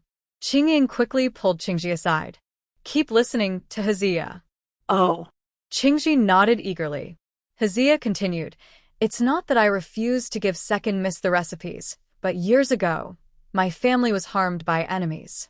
Only my mother and a few others escaped, hiding in the border region. Over the years, we've been very cautious, afraid of being found by those enemies. My enemies know about these ointment recipes and have been searching for them. If these recipes are spread, they might be discovered by my enemies. So? Hazia said with regret. Second miss, I'm sorry. It's okay. Yuan Zio shook her head and smiled. If that's the case, these recipes shouldn't be made public. However, I can privately make rouge and saffron ointments for second miss, Hazia said with a smile. Just don't let anyone see these ointments. Just make some rouge ointments, then. Yuan Zio chuckled, saying, There's no need to make this coating cream anymore. Its bright color might attract attention. Yes, Hazia gratefully replied. Thank you, second young lady, for understanding. It's nothing. Yuan Zio smiled. Just do your best with your work. Yes. At this moment, Qingji asked curiously, Hazia, is your enemy really someone who would destroy your entire family just for the recipe of this cream? That seems to. If that were true, it would be too cruel. That's not it, Hazia said. My mother once told me that the person harmed my family to get something. I don't know what that thing is, but the recipe for this cream is very obvious. I'm afraid that person might follow the recipe to find us, so I can't reveal it. Oh, I see. Qingji nodded, understanding. This matter, Qingying and Qingji will keep it secret for you. Rest assured, in a few days, I will give you some petals. You can make some rouge with them. Yuan Zio didn't want to pry into others' privacy and advised Hazia. Yes, thank you, second young lady. Hazia bowed gratefully. After Hazia left, Qingji looked incredulous. Who could be so cruel, so inhumane? Just for something, they destroyed an entire family. Destroyed an entire family? Hearing Qingji's words, Yuan Zio's mind moved, thinking of a possibility. but she couldn't be sure, so she planned to look for a chance to verify later. For now, it was best not to say anything to avoid false hope if she was wrong. Suddenly, Yuan Zio felt dizzy and her face turned pale. "Second young lady, what's wrong?" Qingying and Qingji exclaimed, quickly supporting Yuan Zio and asking worriedly. "It's nothing." Yuan Zio instinctively thought the dizziness was related to the Jade Nectar Pavilion. "I just suddenly feel a little unwell. Help me back to lie down for a while." "Oh." Qingying and Qingji carefully helped Yuan Zio back to her room and assisted her in lying down. Seeing her still looking pale, they were very worried. "Second young lady, I will find a doctor to see you," Qingying said. "No need." Yuan Zio shook her head. "I'll be fine after lying down for a bit. Then I will stay with you." Qingying and Qingji were truly worried about Yuan Zio. "No need." Yuan Zio wanted to enter the Nectar Pavilion but didn't want Qingying and Qingji to see her. She said, "I will rest for a while. Don't disturb me, and don't tell my mother. Call me when I wake up." Seeing Yuan Zio's firm attitude, Qingying and Qingji could only agree and left the room, glancing back several times. After they left, Yuan Zio waited a moment longer, then suddenly had an idea and quickly slipped into the Nectar Pavilion. As soon as she entered, she was stunned by what she saw. More than 10 days ago, the seedlings of various herbs she planted in the Nectar Pavilion had just sprouted. Now, they had grown strong, some were already ripe, and even the ginseng seeds she scattered in the soil had taken root, sprouted leaves, and started to grow. But that wasn't the most amazing part. The most incredible thing was that the Nectar Pavilion had actually become much larger. Not only did it now have 3 or 4 acres of black land, but there was also a small wooden house. Yuan Zio was very happy that her Nectar Pavilion had expanded with more black land, but what excited her most was the wooden house. She quickly walked over and gently pushed open the wooden door. Inside, there were only 3 large wooden barrels on each side, with nothing else. The barrels were about half a person tall, fixed to the floor, and immovable. They were empty at the moment. Apart from that, there was nothing else inside the wooden house. However, Yuan Zio was very pleased.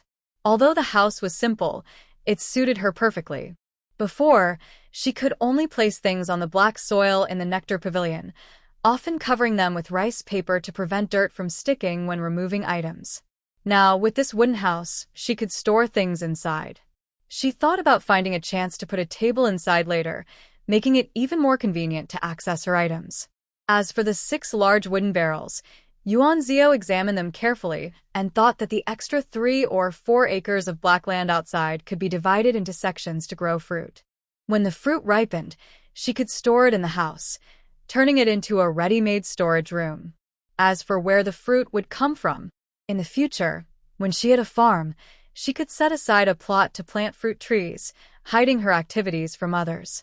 Thinking of these things, Yuan Zio felt very happy and looked forward to Hu Shifei helping her find the farm soon. Perhaps good things really do come in pairs. The next day, Hu Shifei came to Yuan's residence and told Yuan Zio that the farm had already been found and was just waiting for her to see it and make a decision.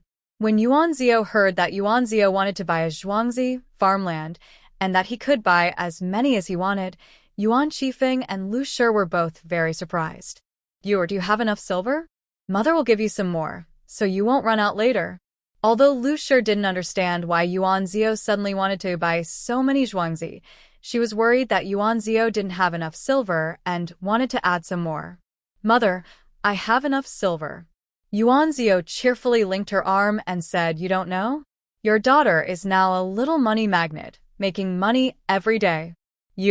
Lu Shi laughed and tapped Yuan Zio's forehead.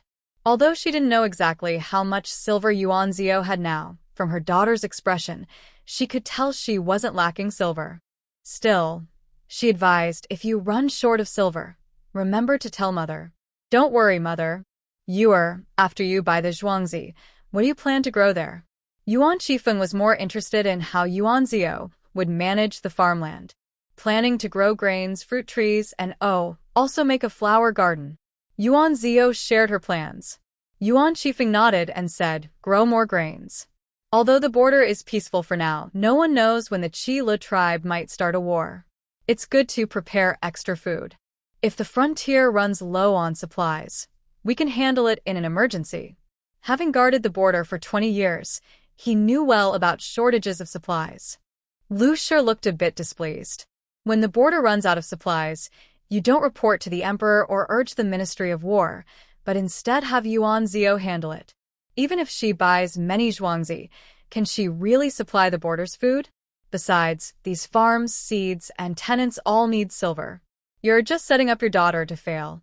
Yuan Shifeng quickly smiled and said, how could that be? If the border needs to use the grains from Yuan Zio's farms, they will buy it with silver. Even if I'm honest, I would never let my daughter suffer. That's more like it. Lu Shi said with a smile, then frowned and asked, speaking of the food shortages, I remember you mentioned it more than once. Haven't you told the Minister of War about this? The Minister of War has been resting at home due to illness recently, so he hasn't had the chance, Yuan Shifeng replied with a frown. Minister of War. Yuan Zio slightly squinted her eyes. Since she hadn't interacted much with the Huainan Marquis's household after returning, she had almost forgotten about this person.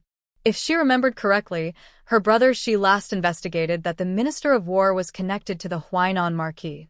Because of this, her father, who has been guarding the border for years, has been secretly and openly troubled by the Ministry of War. The Huainan Marquis and the Minister of War. Although she still wasn't clear on why the Huainan Marquis and her father had a feud, she thought that risking the lives of thousands of soldiers over personal grudges was almost like disregarding human life. Once she found the right opportunity, she planned to eliminate this hidden danger early. The next day was the day Yuan Zio and Hu Shifei agreed to visit the villages. When they set out, not only was Huan with them, but even Yuan's two brothers joined. He, little sister, my elder brother, and I are free. We're coming along to look around, Yuan Zining said with a smile. Yuan Zio and didn't speak, but rode her horse quietly behind, smiling gently. Yuan Zio smiled and said, don't think I don't know. You two are just sent by our father. Yuan Zio knew well that because of the shortage of grain supplies on the border, her father was very worried. This time, she bought these villages, and her father would definitely not let it go. Yuan Zio didn't mind. The grain from these villages would be good for supplying the soldiers at the border or helping flood victims. Yuan Zio and Huan didn't take a carriage. Instead, they rode tall, fine horses. The group, including servants, was over 10 people, heading toward the first village. That's the village for sale ahead. When they were close, Hu Shifei pointed in a distant direction. Everyone looked over and could vaguely see the village's gate. From this angle, the village didn't seem small. Brother Hua, how big is this village? Yuan Zining asked curiously. This village has 4,000 acres of good farmland and 2 small mountains. But those mountains aren't very big, and they're suitable for planting fruit trees, Hu Shifei replied. Yuan Zining's eyes widened suddenly. The village is that big? Why would the owner sell it? The owner is a merchant from the city. He said he's moving his whole family to the south and won't come back. So, he's selling his assets in the capital, Hu Shifei explained. Oh, I see. How much silver does this village cost? Hearing Yuan Zining ask about the price, everyone looked at Hu Shifei. Hu Shifei smiled and said, this estate is not cheap, and the people living there are not tenants. They have signed contracts to sell their freedom. The owner doesn't plan to take them away, but wants to sell the estate along with them. If we buy all these people too, it will be a big expense. The owner is asking for 80,000 taels of silver. That's so expensive. Yuan Zining immediately widened her eyes. Indeed, it's not cheap. Hu Shifei nodded. Little sister, this estate is too costly. Maybe we should look at other options, Yuan Zining suggested. Although she knew Yuan Zio had opened 2 shops, she didn't know how much silver she had. Hearing the price of this estate, she worried about Yuan Zio's money and, since she had no silver herself, she advised Yuan Zio to consider other estates. Yuan Zio smiled and said, Big brother, don't worry. Let's go see the estate first. Yuan Zian, standing nearby, raised an eyebrow. It seemed her little sister's shop was doing very well. Hua Wan looked longing. Yuan Zio, if you really buy this estate, you should plant more fruit trees on those 2 hills. Different kinds. My brother's estate only has 4 or 5 types of fruit. I heard there are many fruits in the south that we don't have in the north. Later, we should plant some of those. Hua Shifei tapped Huawan's head. Do you think the fruits from the south can grow in the north? Huh. They can't grow? Huawan looked confused. Why not? Hua Shifei. He didn't really know either. Yuan Zio smiled and said, if we can get the seeds, we can try planting them. Yes, yes. Huawan cheered. You're the best, Zio. Sigh. Big brother is so slow.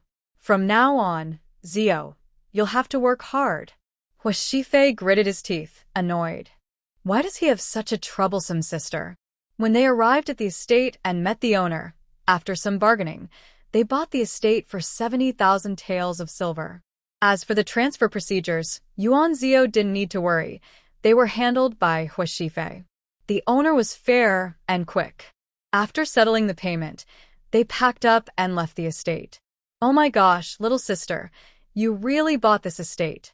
Yuan Zining exclaimed, wide-eyed and looking around with envy. It makes me want to open a shop again. Money comes so fast from this shop, 70,000 taels. Little sister, your eyes are so sharp. After the previous owner left the farm, a few people started exploring the farm. They had already wandered through most of it, but Yuan Zining still found it hard to believe. Yuan Zian, standing nearby, asked coolly, have you decided what kind of shop to open? Hearing this, Yuan Zining felt a bit discouraged. Not yet. Nothing at all? Did the money somehow grow legs and run straight into your pocket? Yuan Zian raised an eyebrow and asked. Yuan Zining looked disappointed. Why do I lack my sister's business sense? Yuan Zhou chuckled softly. Big brother, second brother, about the shop, I am still thinking about it. Don't worry, I'll come up with some ideas later. Really? Yuan Zining's eyes lit up. Of course. Little sister, just help me think of ideas. We'll figure out the money ourselves to start the shop, Yuan Zian said. Actually, after seeing Yuan Zihu's shop, he also wanted to open one. But since he and Yuan Zining were busy in the western camp in Jingxi, they had no time to consider it. That's why it was delayed. Now, hearing Yuan Zihu say this, he definitely wouldn't refuse. Okay. Yuan Zihu smiled.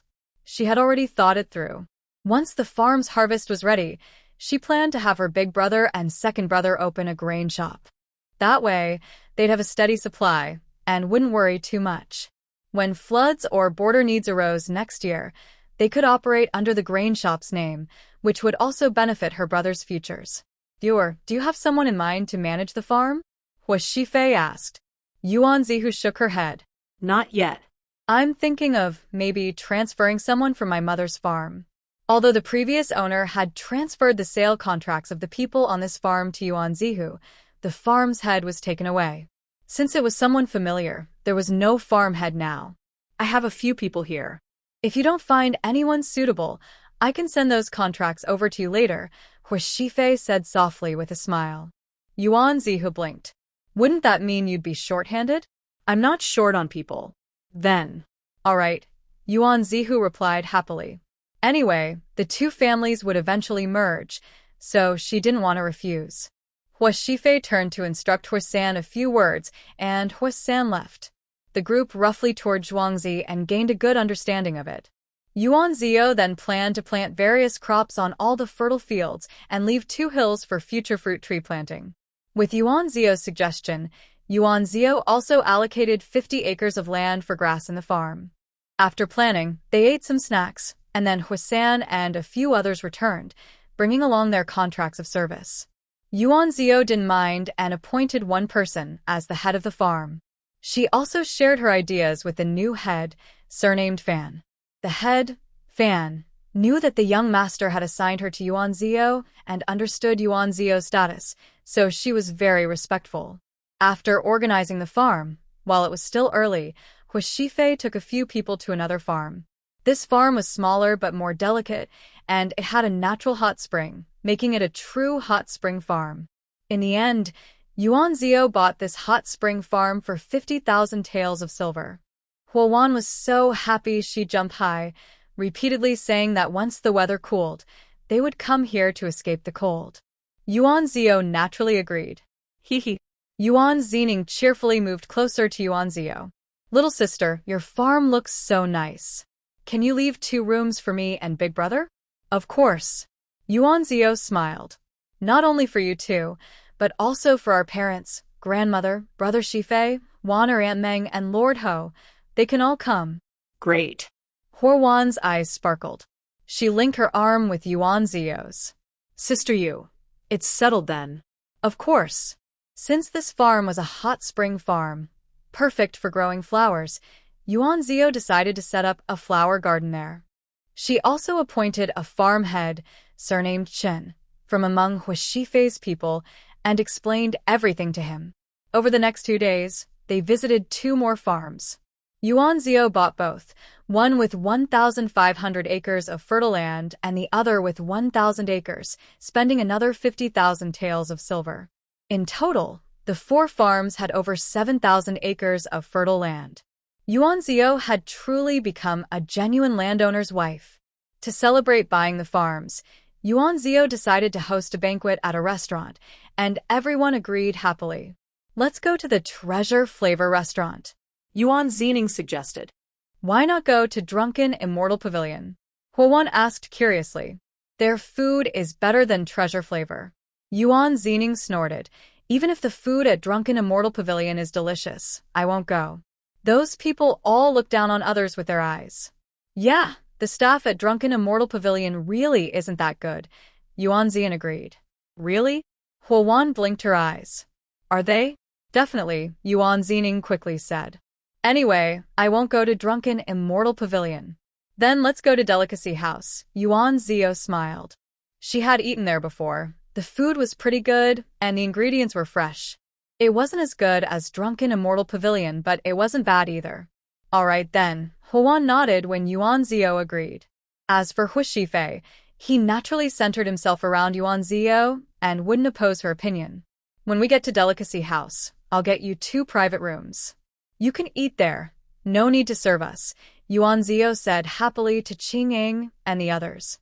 Then she added to Huishifei and the others, you guys have no objections, right? No, they all agreed with Yuan Zio's suggestion.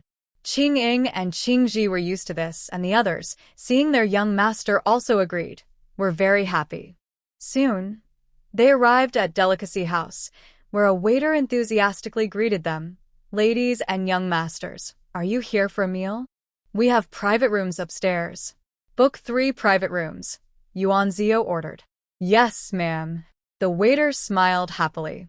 Since the dishes at Drunken Immortal Pavilion had improved a lot, their business had declined. Fewer customers came, but today, these guests wanted 3 private rooms, which made him very happy. As they followed the waiter upstairs, suddenly someone rushed down from above and directly lunged at Yuan Zining. Yuan Zining, who had been trained in martial arts since childhood, was quick and steady. He grabbed the person with one hand, ready to warn him to be careful, but when he saw the person's face, he exclaimed, "Is that you?" The person rushing down from upstairs was about to apologize, but, upon hearing Yuan Zining's voice, quickly looked up and was shocked. He hurriedly covered his face with his hands. It's not me. It's not me. Yuan Zio and the others looked at each other with a dark expression. This was practically confessing.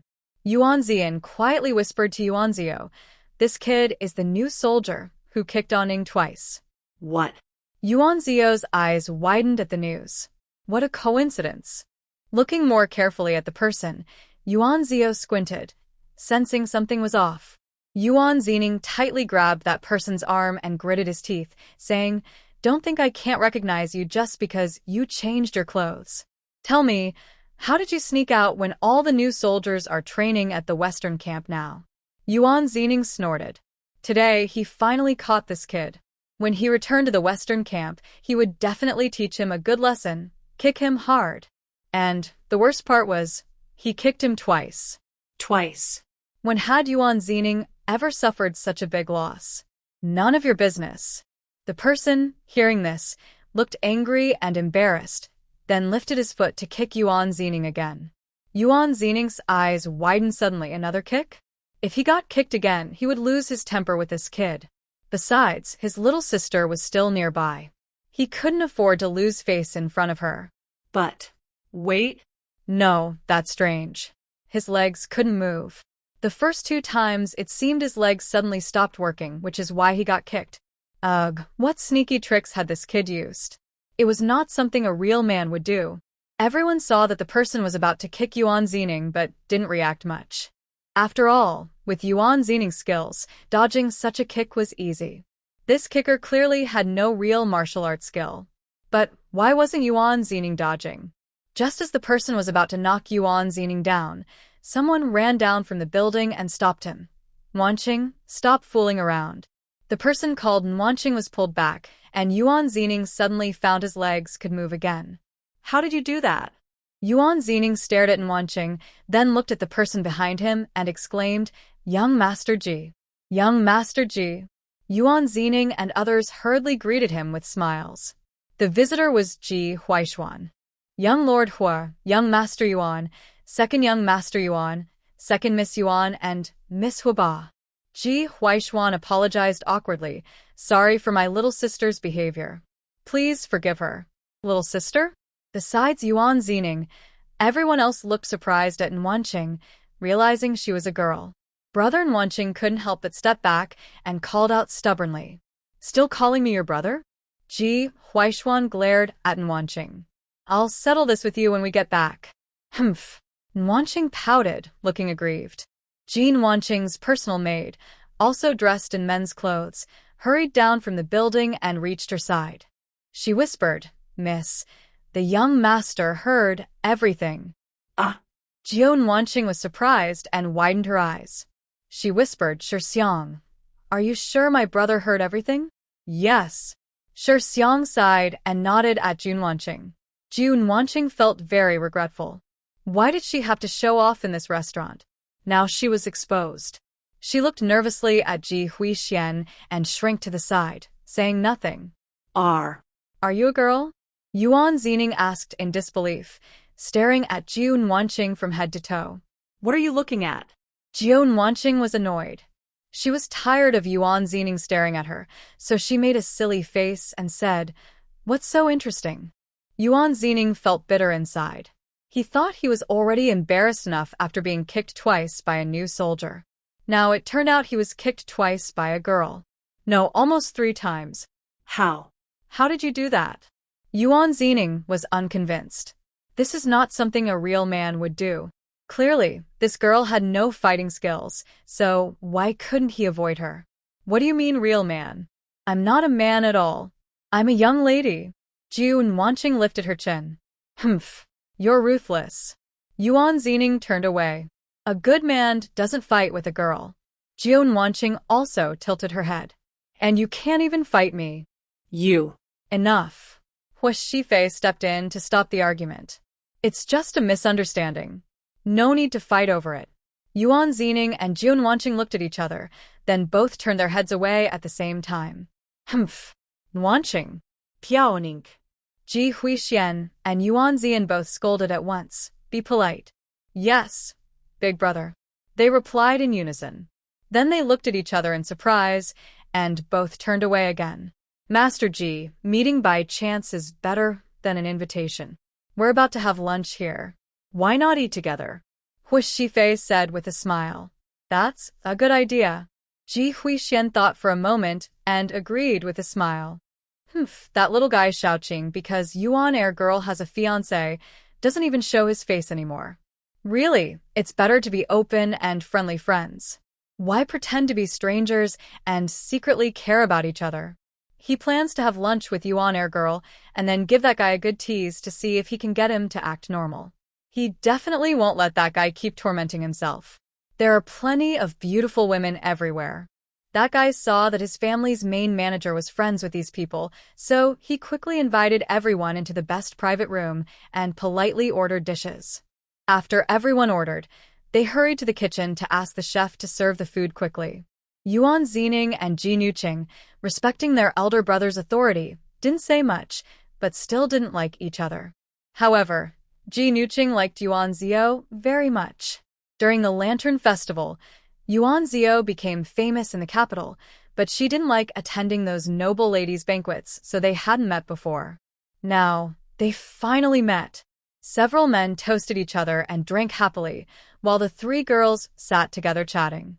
Second Miss Yuan, I've heard of your reputation for a long time. You're really impressive. Yinuk sincerely praised. Thank you. Yuan Zio actually liked Ji Nuqing because she had a boyish personality, unlike the pretentious, noble girls, which suited her taste. Huo Wan looked proud. Of course, Sister Yu is amazing.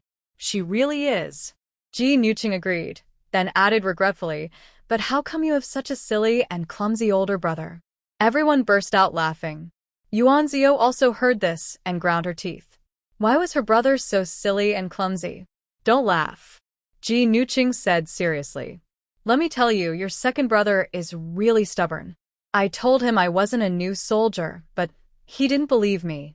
He insisted I was a new recruit and wanted me to train with those new soldiers.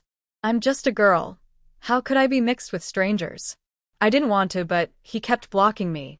I was so angry, I had to kick him. Isn't he just as silly and stubborn? Yes, he's quite silly and stubborn. Yuan Zio tried not to laugh. Then the second time he kept staring at me, and I was so mad. Ji Nuqing's eyes widened with anger. I had no choice but to kick him again. After saying that, she looked a bit embarrassed at Yuan Zio. I kicked your second brother. You won't be mad, right? It's okay, kicking him was good. Yuan Zio smiled softly. Her second brother was sometimes really stubborn. Little sister. Yuan Zining was hurt. Why didn't his little sister stand up for him? Yuan Zio smiled and said to Yuan Zining, second brother, men should always be gentle with us girls. I didn't know she was a girl at the time. Yuan Zining hummed. Now I know. Yuan Zio said with a smile. Yes, I know now. But knowing made it even more frustrating. He couldn't believe he lost to a girl. By the way, Yuan Zio suddenly thought of something. You don't look like you have martial skills.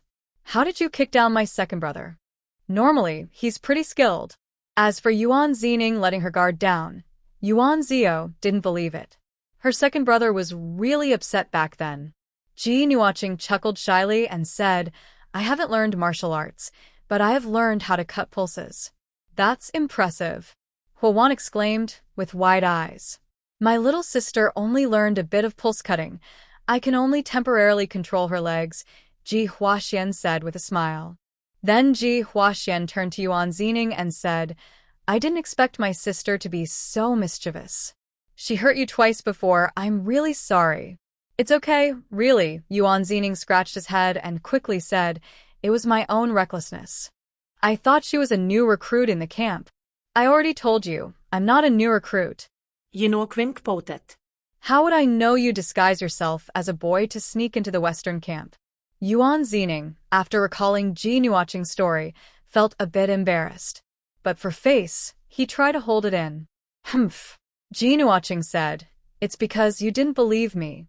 I didn't expect that. Yuan Zining scratched his head again.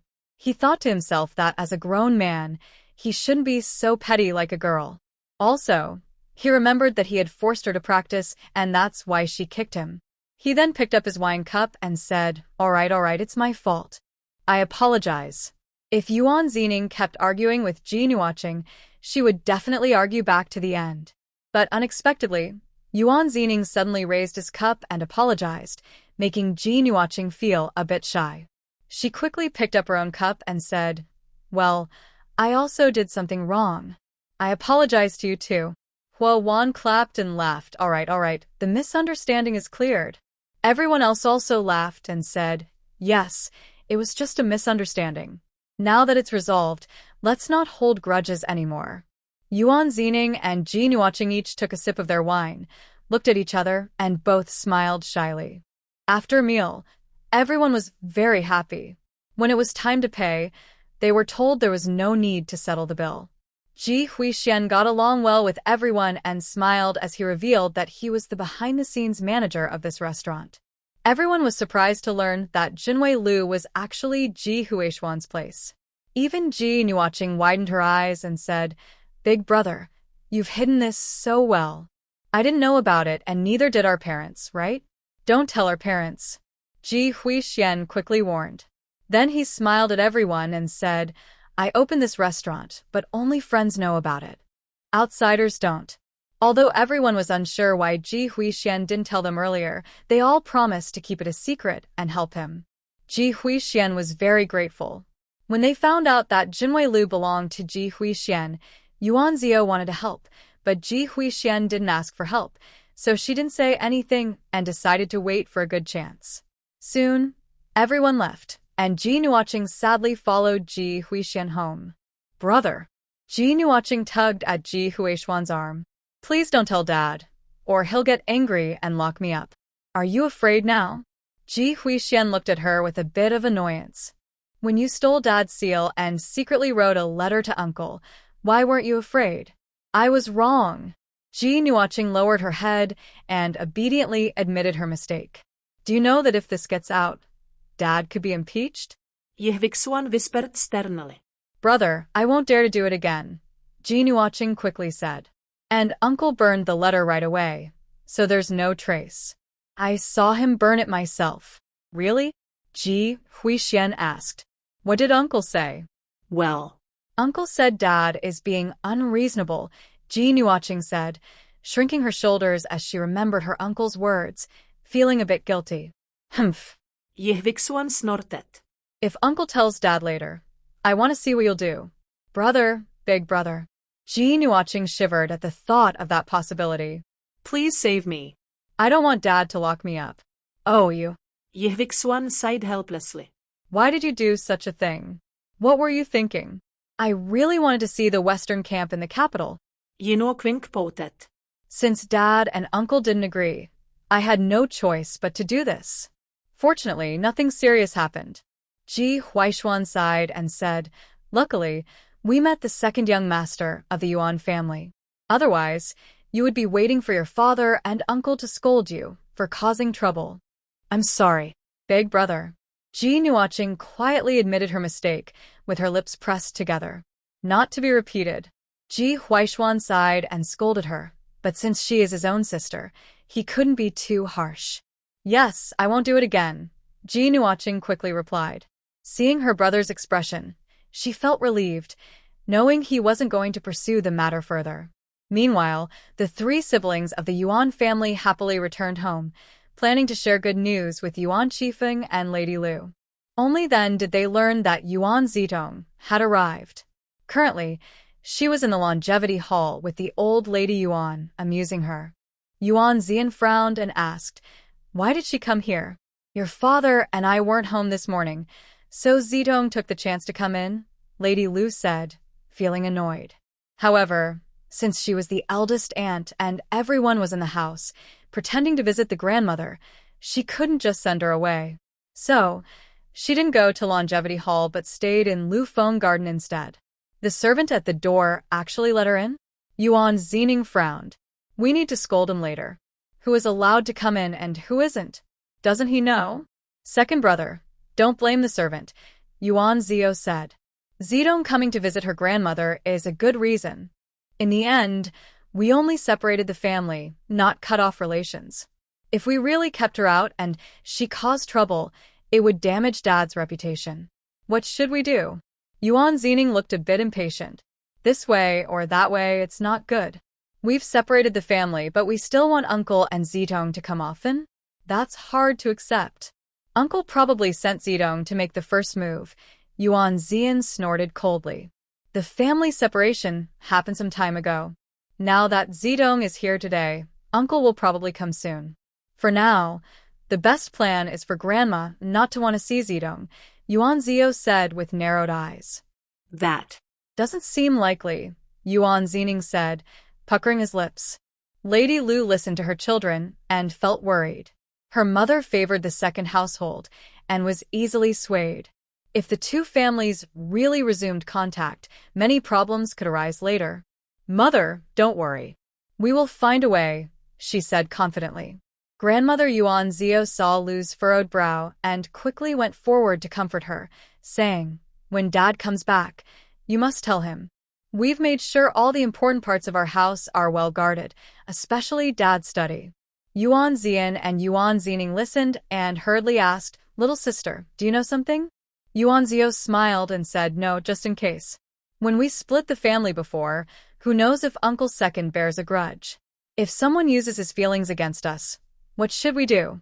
I think it's better to be cautious." "Yes, little sister is right," Yuan Zian nodded. Lu thought for a moment and agreed. "I'll give the orders right away." "Mother, no need to worry," Yuan Zio said with a smile. "Today is Yuan Zidong's first visit. Even if something is going to happen, she wouldn't act on her first visit. Don't worry, everything will be fine. But if Grandma wants her to stay, we can't agree." "Right," Lu said, getting restless. "It's almost time for the lamp to be lit. I need to go check." "Mother, I'll go with you," Yuan Zio offered quickly. Yuan Zian and Yuan Zining, who were also worried, wanted to go, but Yuan Zio stopped them. "We're not going to fight wolves. Big brother, second brother, you two should wait for Dad to come back and tell him first." "That's a good idea." In Shosum Hall, Yuan Zidong was chatting happily with Grandma Yuan. Grandma Yuan raised Yuan Zidong herself, and their bond was very close. When she first learned what Yuan Zidong had done, she was angry and upset, but that was all in the past. Yuan Zidong had been punished, and Grandma Yuan's anger had mostly faded. Over the past half day, Yuan Zidong had described her current living situation to Grandma Yuan, which made her feel more pity and concern for her granddaughter. "Little Zidong, you've really suffered." Grandma Yuan patted Yuan Zidong's hand and sighed. She wondered when her eldest granddaughter had ever suffered like this. She was born into the general's residence, living in luxury, and now she had to stay in such a simple house. How could she endure it? Thinking of her own lair, who also lived in such a place, Grandma Yuan felt a bit distressed and blamed Yuan Qifeng for not caring about family ties. Yuan Zidong looked obedient and said, "Granddaughter is not difficult. As long as I can visit my grandmother often, I will be happy. I also know I made mistakes before and truly want to change. If my eldest uncle's family can forgive my ignorance when I was young, that would be the best. We are all family. How can there be a grudge that lasts overnight?" The old lady said. "Tong, as long as you sincerely change, I believe your eldest uncle's family is not unkind." "Yes." Yuan Zidong smiled obediently. "I will try my best to show my sincerity to my uncle's family. Today, I also came to congratulate my second sister." "Second sister?" the old lady asked, a bit confused. "What is there to celebrate?" "I heard that second sister bought a farm. That's a happy event, so I came to congratulate her." Yuan Zidong smiled innocently. What? "Second sister bought a farm? When did that happen?" the old lady asked in surprise, then looked at Bai Momo and Xiao Yao. Bai Momo and Xiao Yao also didn't know and shook their heads at the old lady. The old lady frowned, thinking, such a big event, the eldest family didn't even tell her? They really didn't take her seriously. "Grandma." Bai Momo saw her expression and quickly said, "Maybe the farm was bought recently and they haven't had time to tell you yet." "Oh," the old lady nodded, calming down. Yuan Zidong originally wanted to lead the old lady to be unhappy with Yuan Qifeng's family, thinking that even if she explained later, the old lady would be upset and hold a grudge. But unexpectedly, Bai Momo's words easily resolved the issue. She couldn't help but feel a little annoyed with Bai Momo. Ah. Yuan Zidong quickly covered her mouth. Did second sister not tell Grandma in advance? I spoke too much. Hearing this, Bai Momo frowned slightly. Something about her words didn't seem right. But the old lady followed along and said, "Humph, even if she just bought it, she didn't tell me in advance. It shows she doesn't take me, her grandmother, seriously." "Grandma." Bai Momo hurriedly smiled. "Maybe second girl didn't have time to tell you." Xiao Yao also smiled and said, "Yes, Grandma. Second girl has been very busy these days, leaving early and returning late. When she left in the morning, you hadn't gotten up yet, and when she came back at night, you were already asleep. She just came outside to say goodnight to you. Didn't I already tell you that? Is that so?" The matriarch's expression softened, and she nodded. Yuan Zidong secretly clenched her teeth. The people around her grandmother had been bought off by Yuan Zio and were constantly opposing her. Just then, Yuan Zio's voice rang out. "Big sister, you went out of your way to come to grandmother's side and give my sister some medicine." Hearing Yuan Zio's voice, Yuan Zidong's heart trembled. She secretly felt annoyed that her earlier words had been overheard by Yuan Zio. If she had known she was coming today, she would have just told her grandmother. Second sister. Seeing Yuan Zio enter the room, Yuan Zidong quickly pretended to look wronged. "You misunderstood. I heard you bought a farm, so I came here. I miss grandmother very much because I haven't seen her in a long time, and I also wanted to congratulate my sister. I didn't mean anything else." Big sister is quite informed. Yuan Zio smiled. "I only bought the farm yesterday, and you came early in the morning to congratulate me. Could it be that someone has been watching my family all along?" Second sister, you've misunderstood. I wouldn't send anyone to watch you. I only heard about it yesterday, so I came today. Did I hear wrong? Yuan Zidong was startled by Yuan Zio's words and felt a bit confused. She wondered why it was only today that everything was finalized, as she had bought it a few days ago. Second girl, your big sister means well. Don't argue with her, the old lady, Yuan, finally said, feeling sorry for Yuan Zidong. All right. Yuan Zio smiled and said to Yuan Zidong, "Now that big sister has seen grandmother and I've received her congratulations, can big sister go back to her residence now?" Yuan Zidong and the old lady both didn't expect Yuan Zio to start dismissing people immediately. They were both stunned.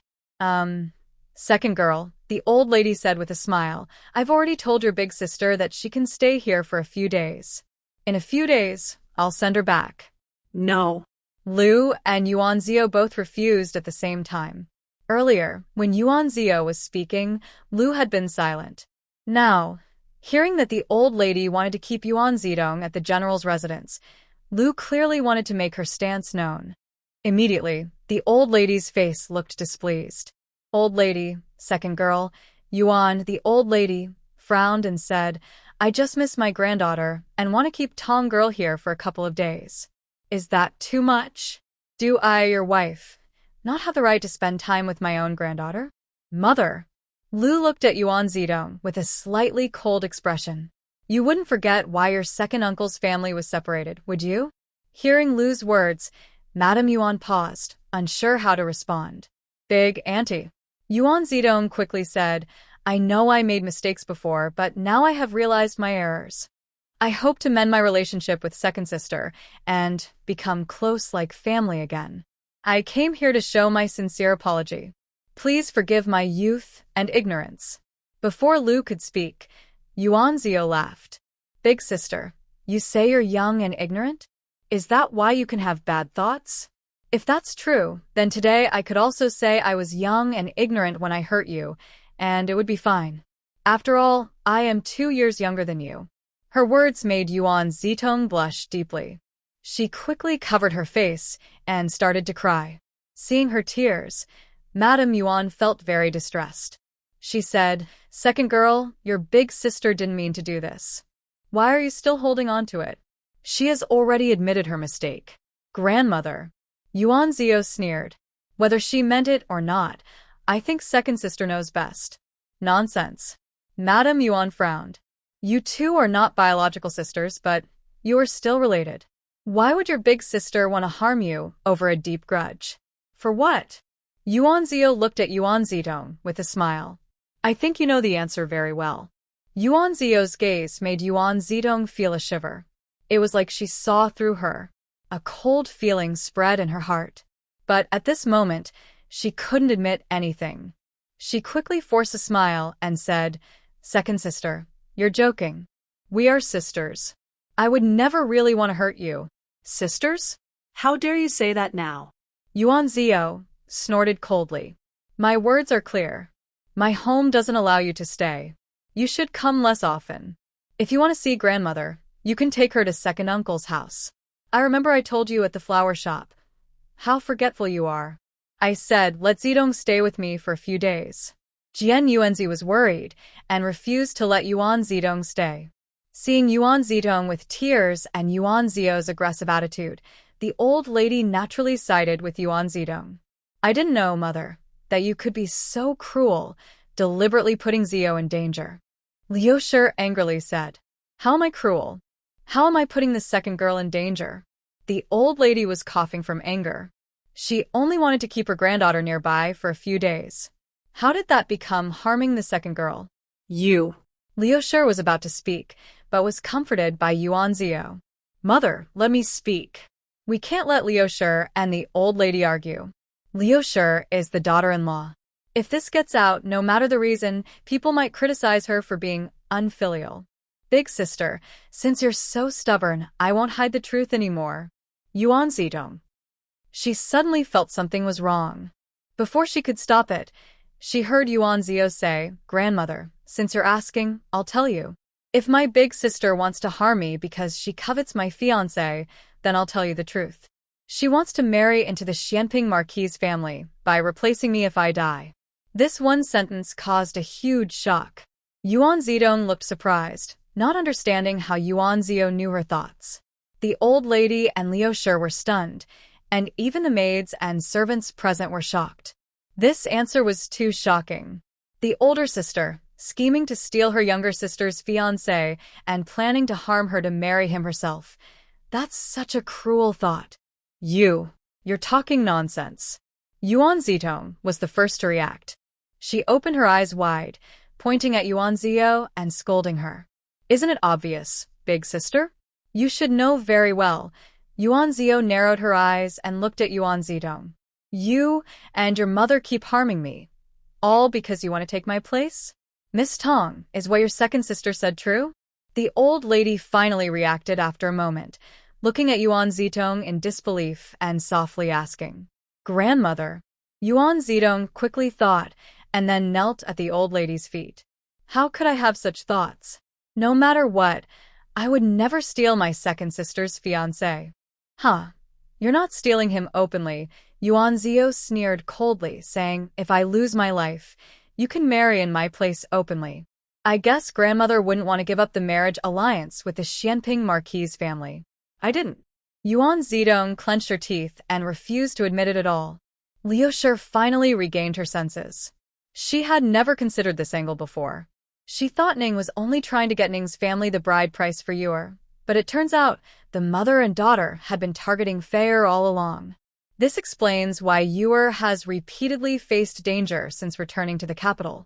Those disgusting mother and daughter had such plans.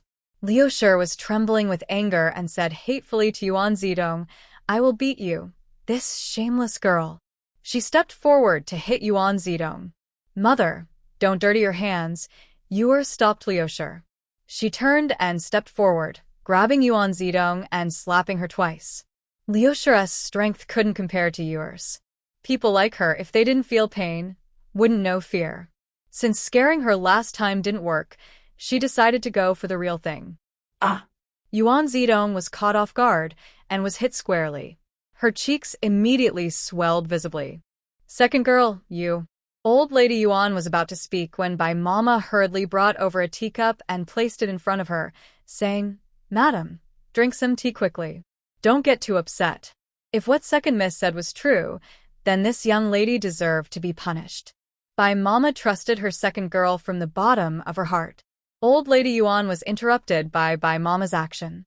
She saw Yuer with a cold expression, saying to Yuan Zidong, You think no one knows your plans? You think your actions are flawless? I tell you, I've tolerated you until today because of grandmother. You should remember what I said. Cutting ties with you forever is my greatest kindness. Since you still don't see the danger and come closer, I have no patience left to tolerate you anymore.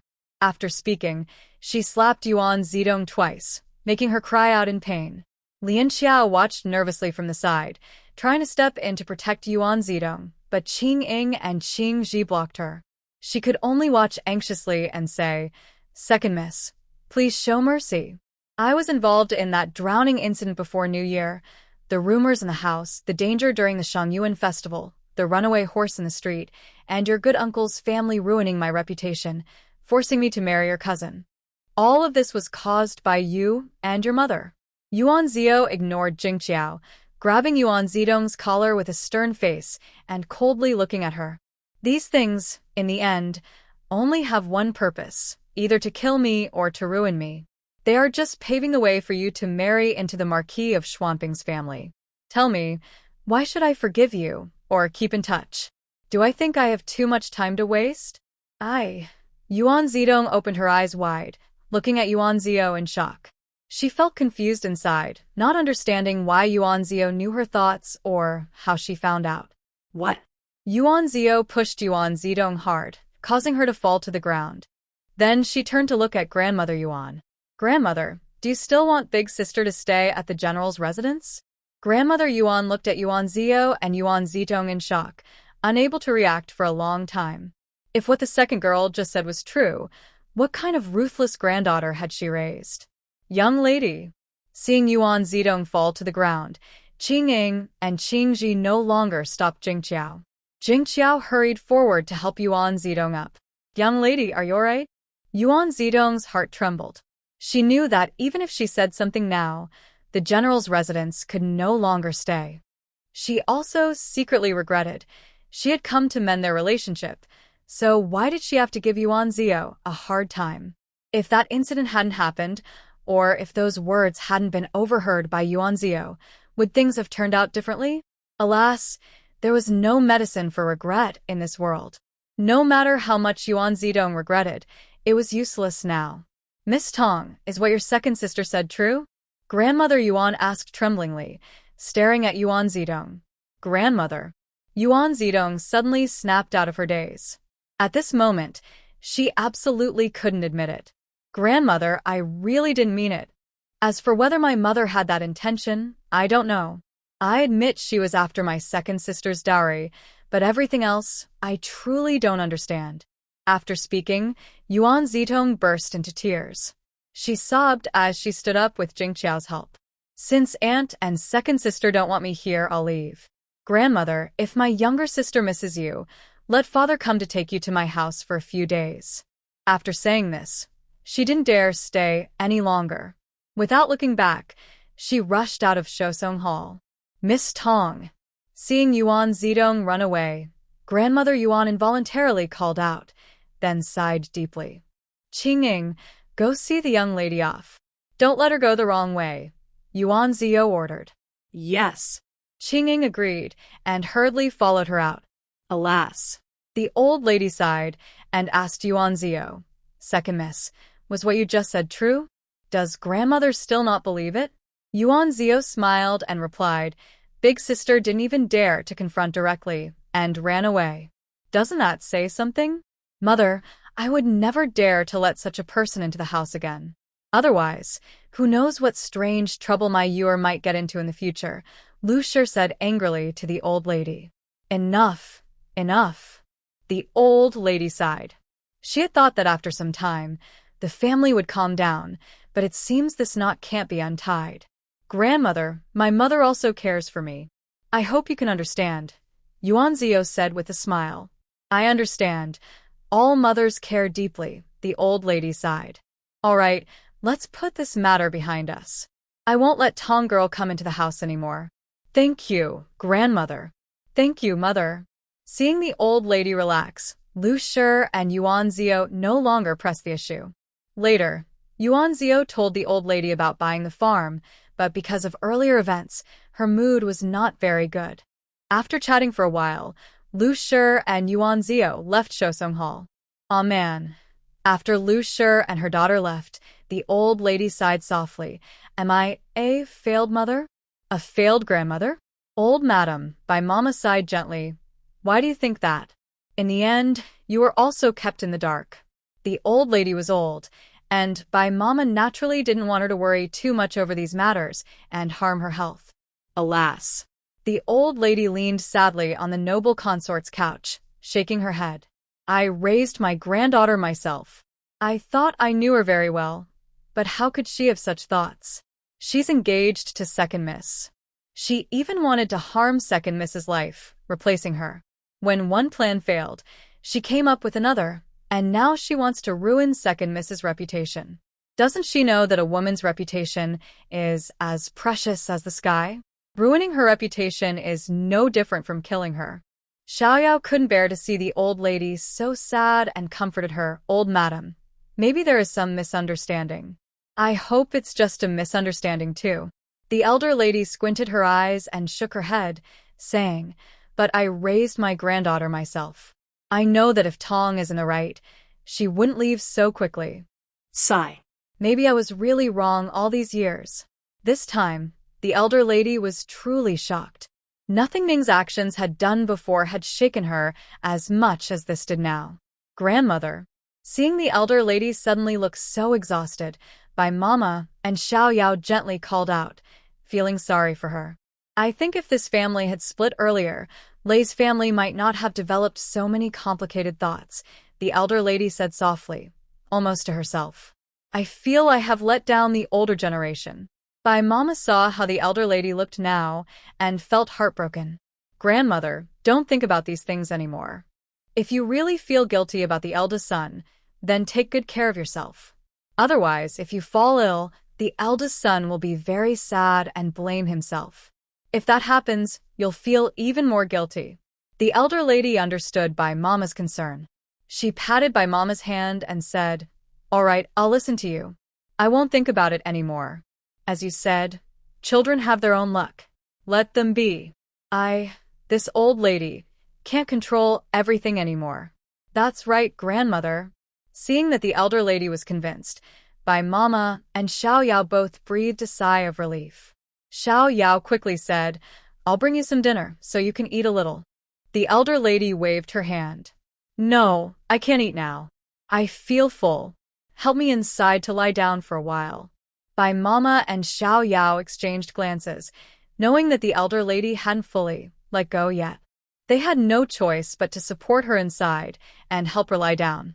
When Lu Shi and Yuan Zio returned to Lu Feng Garden, Yuan Qifeng was already back and had heard about today's events from the two brothers of the Yuan family. Seeing Lu Shi and her daughter return, he first said, Aner and Ninger told me everything. Don't worry, I will talk to my mother about this issue soon.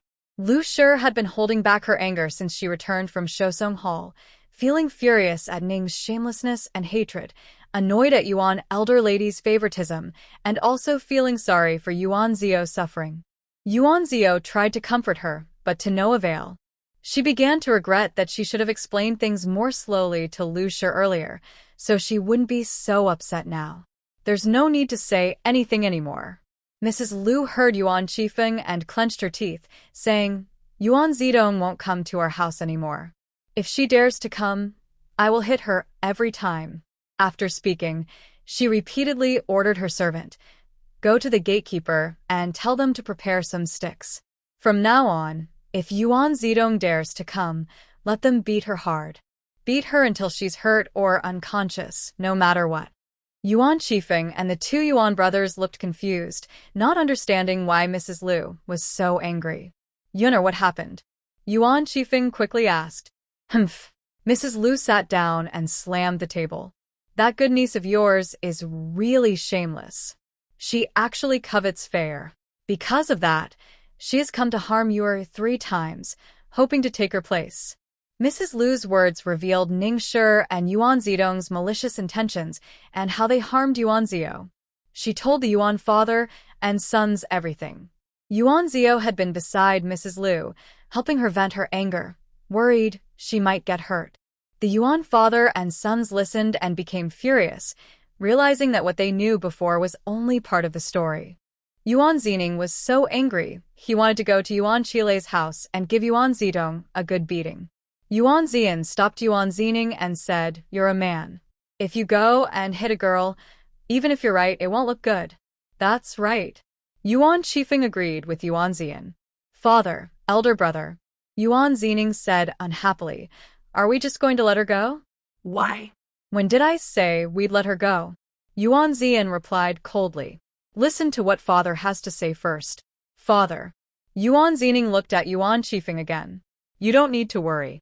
Leave this matter to me, Yuan Qifeng said with narrowed eyes. Father, then. Yuan Zining wanted to ask more, but Yuan Zian stopped him. Father, mother, I and Aining will go back first. After the two brothers left Lu Feng Garden, Yuan Zining said unhappily, Big brother, Why did you stop me?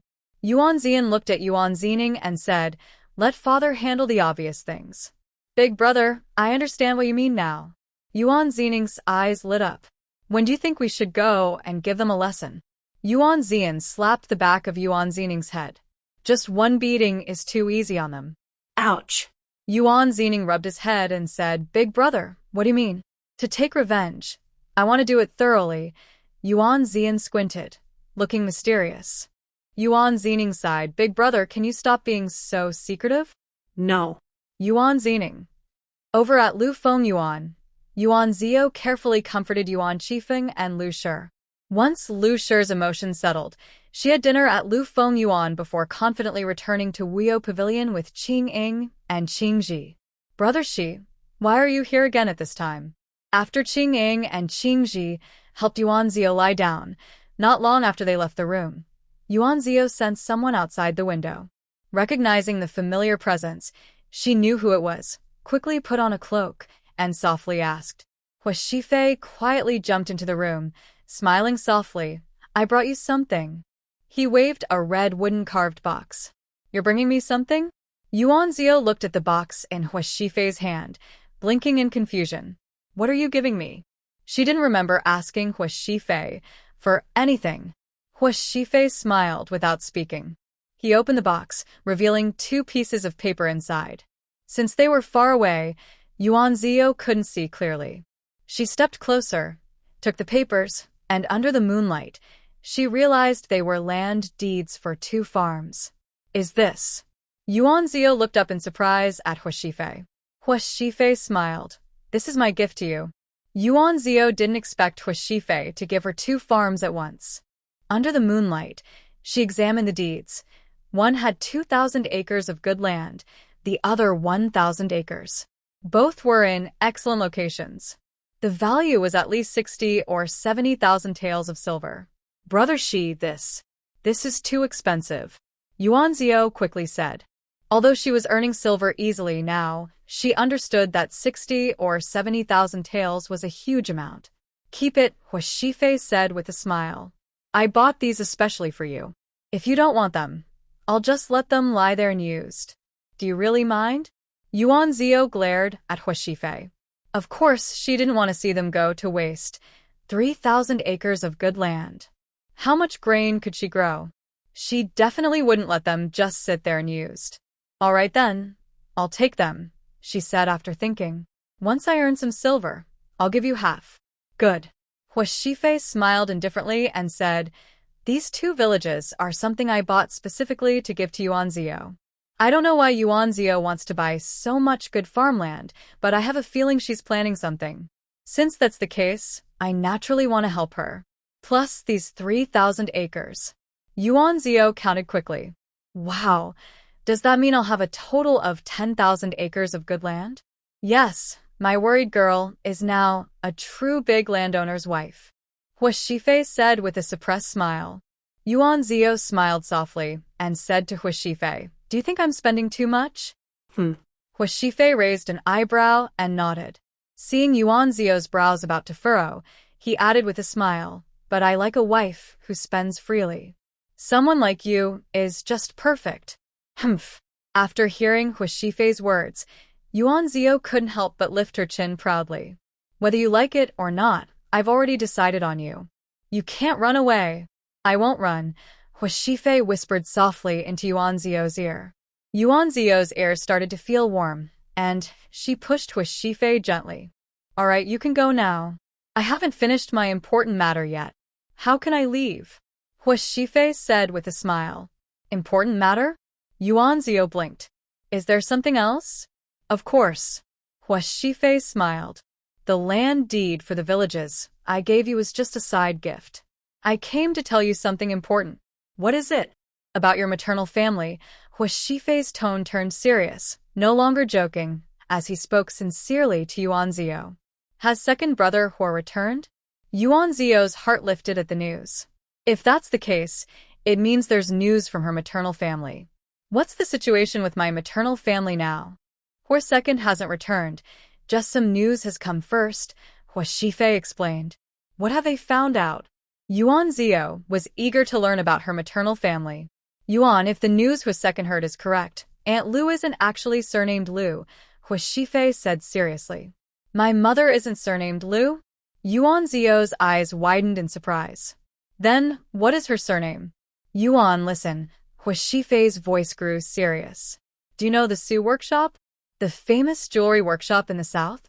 Yuan Zio nodded. She knew about the Su workshop. She had even bought a full set of headpieces from them for her mother before. Suddenly, a bright idea flashed in Yuan Zio's mind, and she looked surprised. Brother Shifei, are you saying that my mother's real surname is Su? Hu Shifei said, if the news is correct, Aunt Lu should actually be the young lady of the Su family workshop. What? Yuan Zio exclaimed, surprised and a bit loud. Realizing he had spoken out of turn, he quickly covered his mouth. His mother is the young lady of the Su family workshop? This was completely unexpected for Yuan Zio. He had considered many possibilities about his maternal family, but never thought of this. No matter how he thought about it, he couldn't imagine his mother not having the surname Lu. But wait, that doesn't seem right. Yuan Zio frowned slightly. The day he and his mother went to buy hair accessories, the shopkeeper said those accessories were made by the Su family workshop.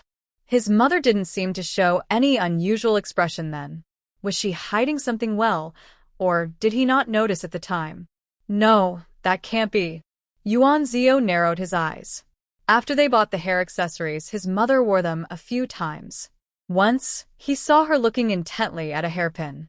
When he asked, she just said she liked that hairpin and was captivated by it. He hadn't thought much of it before, but now, thinking back. What are you thinking about? Hu Shifei asked. Yuan Zio quickly looked up. Nothing, Brother Shifei. Please continue. All right, Hu Shifei said, without further questions. Now, Aunt Lu's surname should have come from her maternal grandmother's family. That means your maternal grandmother's surname is Lu. Is that so? Yuan Zio frowned. Could it be that my mother took her mother's surname? Probably not. Hu Shifei shook his head. Based on what second were found out, Aunt Lu was originally supposed to have the surname Su. But she broke family rules and was expelled from her family. That's why she changed to her mother's surname and went to her maternal family. She never returned to the Su family. Even when she married Uncle Yuan, she came from Aunt Lu's maternal family. What? Yuan Zio's eyes widened in shock. My mother cut ties with her maternal family? It seems so, Hu Shifei replied. And there's another strange thing about your maternal family. What is it? Yuan Zio asked, surprised by the previous news. Today, the Su family workshop is very successful. Not only in our great Li dynasty but also in neighboring countries. It's quite famous, Hu Shifei said. Aunt Lu isn't an only child. She has an older brother. Usually, in such a family, the son would take over the business, but now, the head of the Su family workshop isn't your maternal grandfather or your uncle. Then, who is it? Yuan Zio asked in shock. It is said that the current head of the Su family workshop is also named Su, called Su Chengwei, a distant relative of your maternal grandfather. He has been managing the workshop for nearly 20 years, Hu Shifei replied. That doesn't seem right. Yuan Zio frowned. We have sons of our own, so why would a distant relative run the family business? That's the confusing part. Brother Shi, what about my maternal grandfather and uncle? Did we find out any news? Yuan Zio asked quickly. Hu Shifei gently frowned and didn't answer immediately. Did we find out anything about my maternal grandfather and uncle in Hangzhou? Yuan Zio asked hurriedly. Not yet, Hu Shifei said. It said that 19 years ago, the head of the Su family, your maternal grandfather Su Zhongkong, suddenly announced that he was handing over the workshop to Su Chengwei. Since then, no one has seen your maternal family, including your grandfather, grandmother, and uncle. That's strange. Even if my grandfather didn't want to manage the business anymore, and even if my uncle didn't want to manage it, it's impossible that no one in the family appeared for so many years. Yuan Zio frowned tightly, then suddenly looked up and asked, Brother Shi, when my maternal grandfather announced the change of ownership of the Su workshop, how long had my mother been married? It should be about a year. Hu Shifei replied, then added, Oh, I almost forgot. According to War's information, during that year, the Su family often invited doctors into the residence, but no one knew who they were treating. And what about the doctor from back then? Yuan Zio's heart suddenly skipped a beat, and he asked hurriedly. He's dead. Huo Xifei said. Dead? Yuan Zio gasped and unconsciously grabbed Ofi's hand, saying, Brother Shi, I feel something's wrong. I think so, too. Huo Shifei held Yuan Zio's hand again and said, War is still investigating in Hangzhou. Maybe there will be more news. Don't worry, we'll wait for updates. Yes. Holding Huo Shifei's hand, Yuan Zio felt calmer and nodded obediently. All right, it's getting late. I'll go now. Don't overthink it. Rest well, okay? Huo Xifei said. Yes, don't worry, Brother Shi.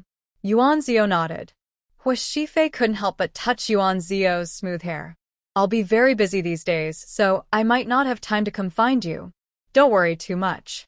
As soon as I get news from Second Hua, I will come to tell you. Everything depends on me, understand? Yes. Yuan Zio quickly smiled. Brother Shifei, I understand. Don't worry, I'll wait for your news. Good, I'm leaving now. Okay. After Huo Shifei left, Yuan Zio lay back on the bed, but she couldn't fall asleep. The news she received today was too shocking for her. For some reason, she felt that there was more behind her mother changing her surname and being driven out of the house. Did her mother know about these things? Or was her mother driven out because of them? Over the years, her mother had no contact with her maternal family. Does her mother know the current situation of her maternal family? What exactly happened back then?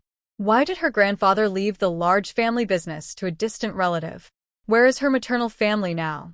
A series of questions made Yuan Zio's head ache. She thought for a long time, but couldn't figure out anything. She knew that no matter how much she thought, it was just guesswork. She still had to wait for further news from Second Hua. Thinking of Huo Shifei's words, she felt a little more at ease. No matter what, she now had Huo Shifei by her side. Thinking of his name, her heart gradually calmed down, and she slowly fell into sleep. However, her dreams were restless.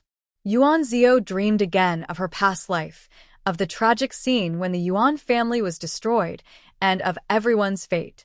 For some reason, she dreamed of Lu Tao and Bai Ling, seeing them bury their parents and older brother quietly in a remote place. In her past life, besides family hatred, her biggest regret was not finding her parents' and brothers' remains to give them a proper burial. Seeing Lu Tao and Bai Ling handle their funeral in her dream, Yuan Zio felt a little comforted and was filled with emotion. Suddenly, a group of people arrived. Before she could react, Lu Tao and Bai Ling were cut down, falling to the ground, dying under a storm of blades. No. Yuan Zio's eyes widened with horror as she watched that group dig up her parents' and brothers' graves, take out their remains, and then leave quickly. Yuan Zio wanted to step forward and stop them, but she seemed to be in a ghostly state, like her soul had left her after her previous life. Others couldn't see her, and she couldn't stop anyone.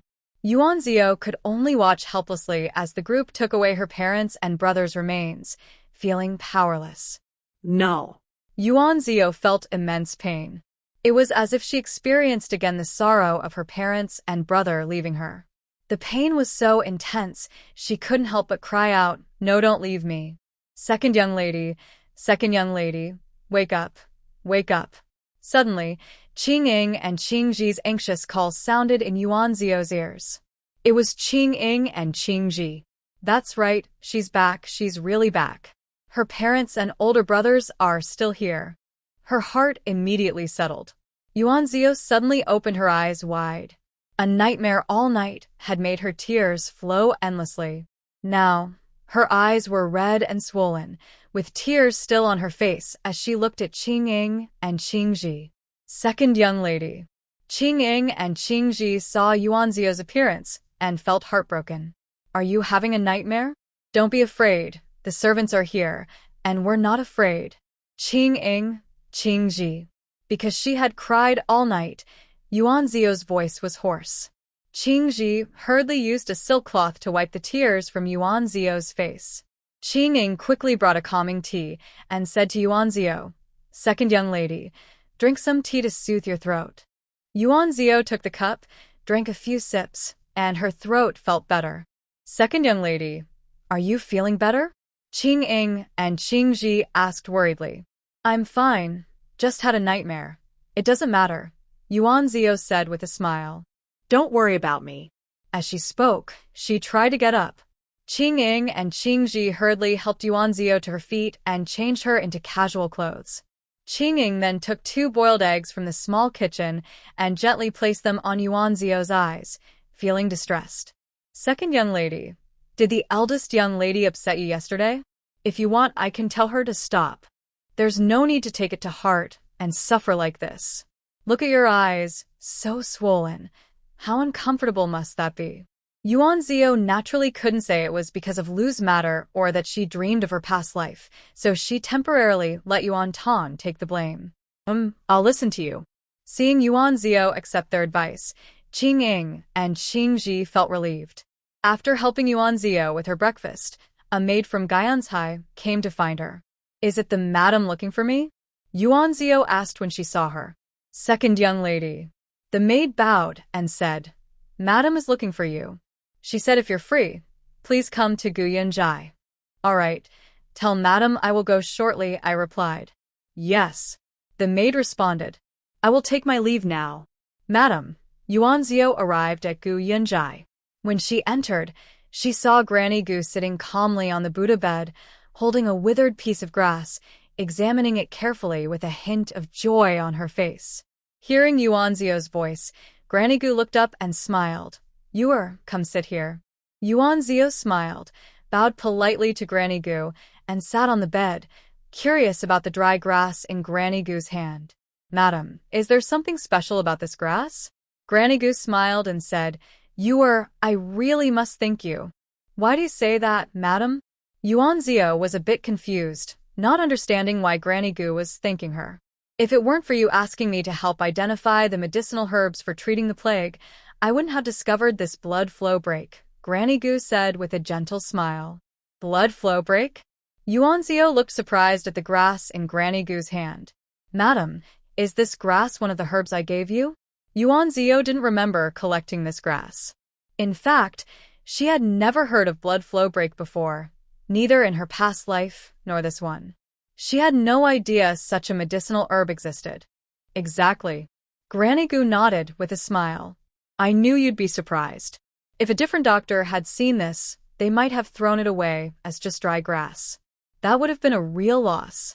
Madam, does this blood flow break herb still exist? Yuan Zio hurriedly asked. From its name, is it used to stop bleeding? Yes, this herb does exist, but most people don't know about it, Granny Gu said with a smile. It's a secret of our clan. Only my people know about it. As for what it does, it's very powerful, excellent at stopping bleeding. Whether it's postpartum hemorrhage or external injuries, this blood flow break is very effective. Wow, this blood flow break has such a strong hemostatic effect. Madam, what does it look like? When we go to Mount Yuantan again, I want to gather more of it. Yuan Zio's eyes lit up at the thought of how useful this herb could be, and she eagerly asked. Grandma Gu smiled and said, This herb is in season now. If you wait until May when it blooms, its medicinal power will be lost. I've drawn a picture of the blood-breaking herb. If you have free time in the next couple of days, go to Mount Yutan to look for it. Although this herb is very effective, it is also very rare. Even our family knows what it looks like, but we don't often find it. She handed Yuan Zio a drawing. Is it really that hard to find? Yuan Zio asked, surprised as he took the drawing. Exactly, Grandma Gu nodded. I think this blood-breaking herb is probably something you accidentally mixed in while gathering other herbs. That's true, Yuan Zio quickly said. I have no memory of where exactly I picked this herb. I don't remember the place at all. This herb loves sunlight. Just don't look for it in shady places, Grandma Gu advised. Okay, Yuan Zio agreed. He carefully stored the drawing Grandma Gu made and asked with a smile, Grandma sent someone to find me. Is there something you need? Grandma Gu smiled and said, Yes. I want you to gather more of this blood-breaking herb now, while it's in season. Also, remember to dig some up with the roots. I plan to plant some in my yard to see if I can grow a large patch.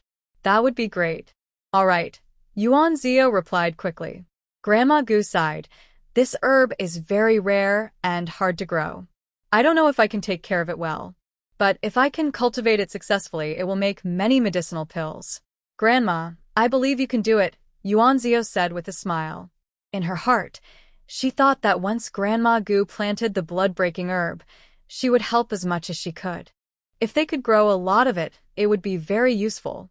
She remembered that Huashifei would go to the battlefield in 2 years. Before that, she must grow as much of this herb as possible.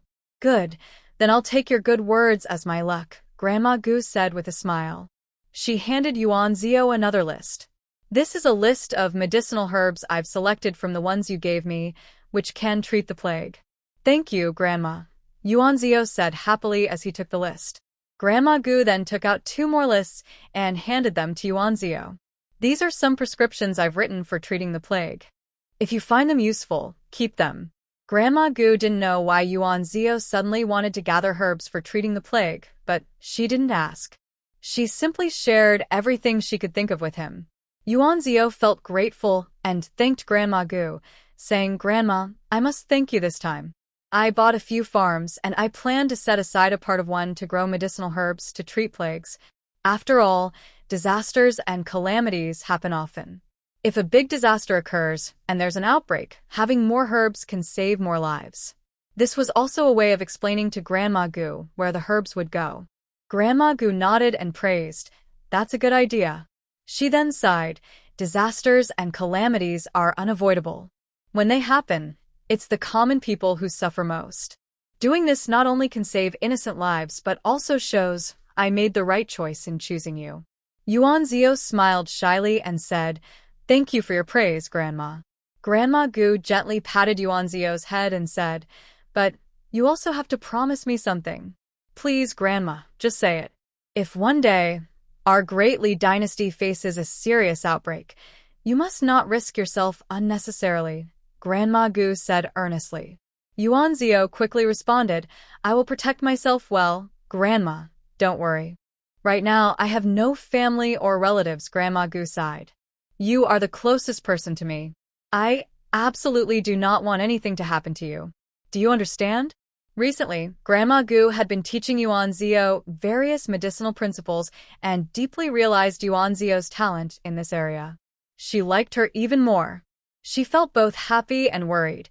Happy to have an excellent disciple, but worried that Yuan Zio might risk her life treating others, since doctors often feel like parents to their patients. I understand, Grandma, Yuan Zio said with a smile. Good, Grandma Gu nodded.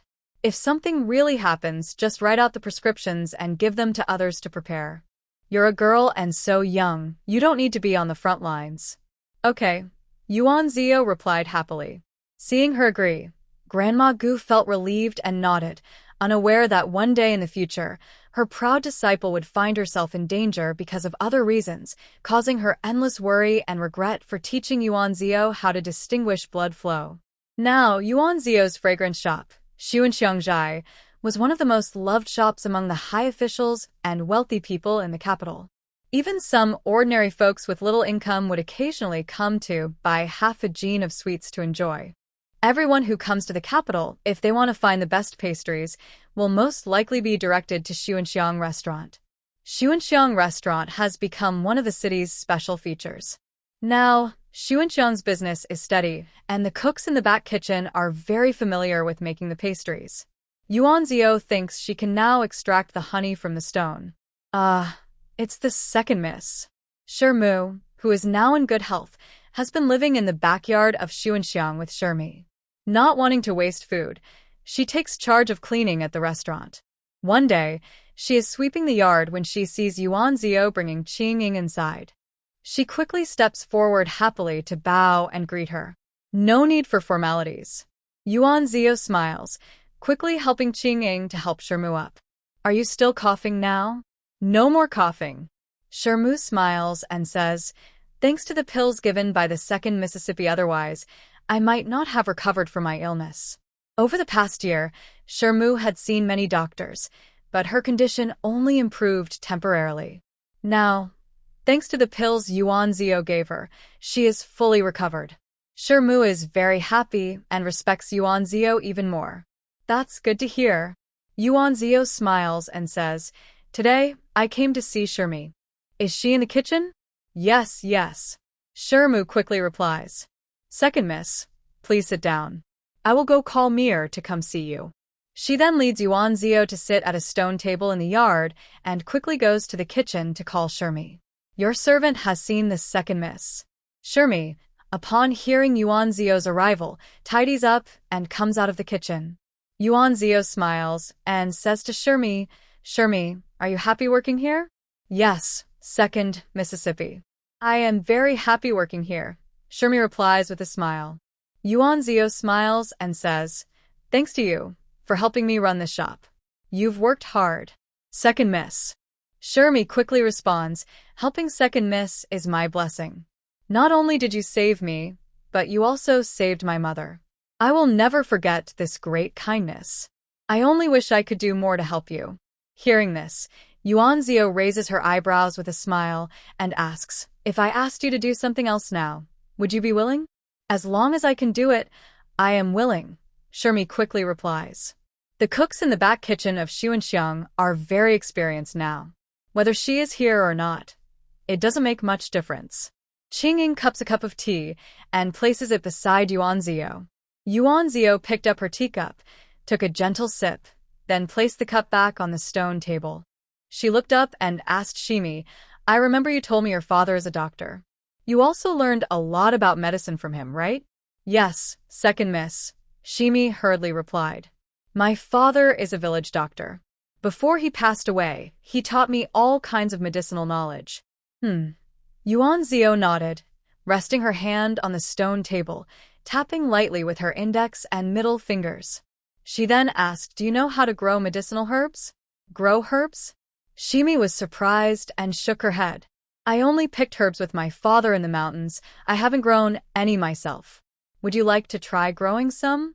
Yuan Zio asked again. Shimi thought for a moment and said, If I have the chance, I would like to try. Good.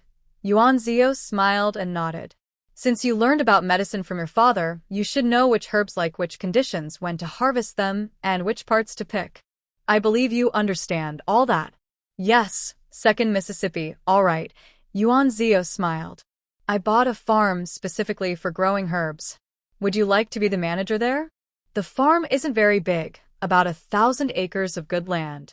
Previously, Yuan Zio bought 4 farms, but left one with 1,000 acres of good land unassigned, planning for Shimi to manage it and turn it into a dedicated medicinal herb farm. Shimi was stunned to hear that Yuan Zio wanted her to directly manage such a large farm. She was so surprised her eyes widened. Even her mother, standing nearby, was stunned. Are you willing? Seeing Shimi's amazed expression, Yuan Zio smiled and asked again. Second miss, Shimi suddenly knelt before Yuan Zio with a thud. I am willing. If second miss trusts me so much, I will do my best to take good care of that farm. Good, Yuan Zio said with a smile. In the next couple of days, you and your mother can pack up. In a few days, I will send someone to take you to the farm. Yes, Shimi replied quickly. Thank you. Second miss, her mother, sure, was so excited she couldn't hide it. She never expected her daughter to have such a fortunate opportunity. That's all for today. I came mainly for this matter. Yuan Zio smiled as she stood up. The Zhuangzi is newly acquired, and many parts are still a bit rough. After you go there, you'll probably face some hardships. As for daily needs, don't worry. I will arrange for everything to be prepared. You only need to bring your personal belongings. Yes. Shermi and Shermu quickly responded, then politely saw Yuan Zio out of the yard. On the way back to Yuan's residence, Qingying asked curiously, Second miss, Shermi has never managed a zhuangzi before. Are you not worried? Yuan Zio smiled slightly. There's no need to worry. Shermi understands medicine and comes from a farming family. I believe managing the zhuangzi will just be a matter of time. As for the medicinal herb zhuangzi, she is the most suitable person for it. In her past life, although Yuan Zio only spent 5 years with Shermi, she knew her very well. and trusting the medicinal herb Zhuangzi to assure me, Yuan Zio was completely at ease. Oh. Seeing Yuan Zio so confident, Qingying relaxed. Tomorrow, you and Qingji will go with me to Yuanten Mountain again, Yuan Zio instructed. Yes. Qingying responded promptly. The next day, Yuan Zio told Lu Shi and then took Qingying and Qingji to Lu Shi's Zhuangzi. This time, they didn't ride horses but traveled in a carriage. At Lu Shi's insistence, they also brought a few young servants. The carriage was naturally slower than riding horses, but Yuan Zio and her companions didn't mind. They enjoyed the scenery along the way, feeling relaxed. Suddenly, several fine horses galloped swiftly past the carriage. Cough, cough, cough. Qingji, who was admiring the scenery, choked. Who is that? That's just too much. Before Qingji could finish, one horse suddenly turned back. Excuse me, are you Miss Yuan Air? Qingying secretly peeked through the gap in the curtain and whispered to Yuan Zio, second miss. That's young Master Ji. Yuan Zio also recognized Ji Huishuan's voice and nodded slightly to Qingying. Qingying understood and lifted the curtain of the carriage. Yuan Zio smiled and said to Ji Huixian, young Master Ji, what a coincidence. I didn't expect to meet you here. Haha, Yehvixuan Chakelad. When I saw your maid, I knew it was definitely you. I wasn't mistaken. Where are second Miss Yuan headed? Yuan Zio smiled. I'm on my way to my mother's Zhuangzi. Oh. Yehvixuan grinned. Where is your aunt's Zhuangzi located? Yuan Zio then described the location of the Zhuangzi. Ji Huixian smiled and said, what a coincidence. I was just about to visit a friend's estate, which happens to be next to my aunt's estate. Since it's on the way, I can miss Yuan Air there. No need. Yuan Zio smiled. Today I took a carriage on purpose and went slowly just to enjoy the scenery along the way. I worry it might delay Lord Ji's plans. There's nothing to worry about. Ji Huixian waved his hand casually. I was just meeting friends and visiting their estate for fun. Whether it's early or late doesn't matter. Besides, he paused, then chuckled and changed the subject. Besides, we've known each other for a long time. If people find out I saw you but ran off alone, they'd say I lack loyalty. Seeing Ji Huishuan's insistence, Yuan Zio knew she couldn't refuse, so she smiled and said, in that case, thank you very much, Lord Ji. You're welcome.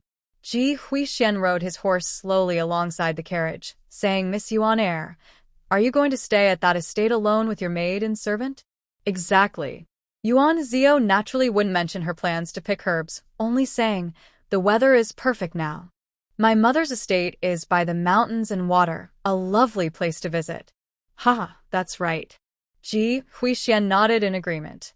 Not far ahead, they saw a young man in a dark blue and purple embroidered silk robe, about 18 or 19, riding a tall black horse, waiting there.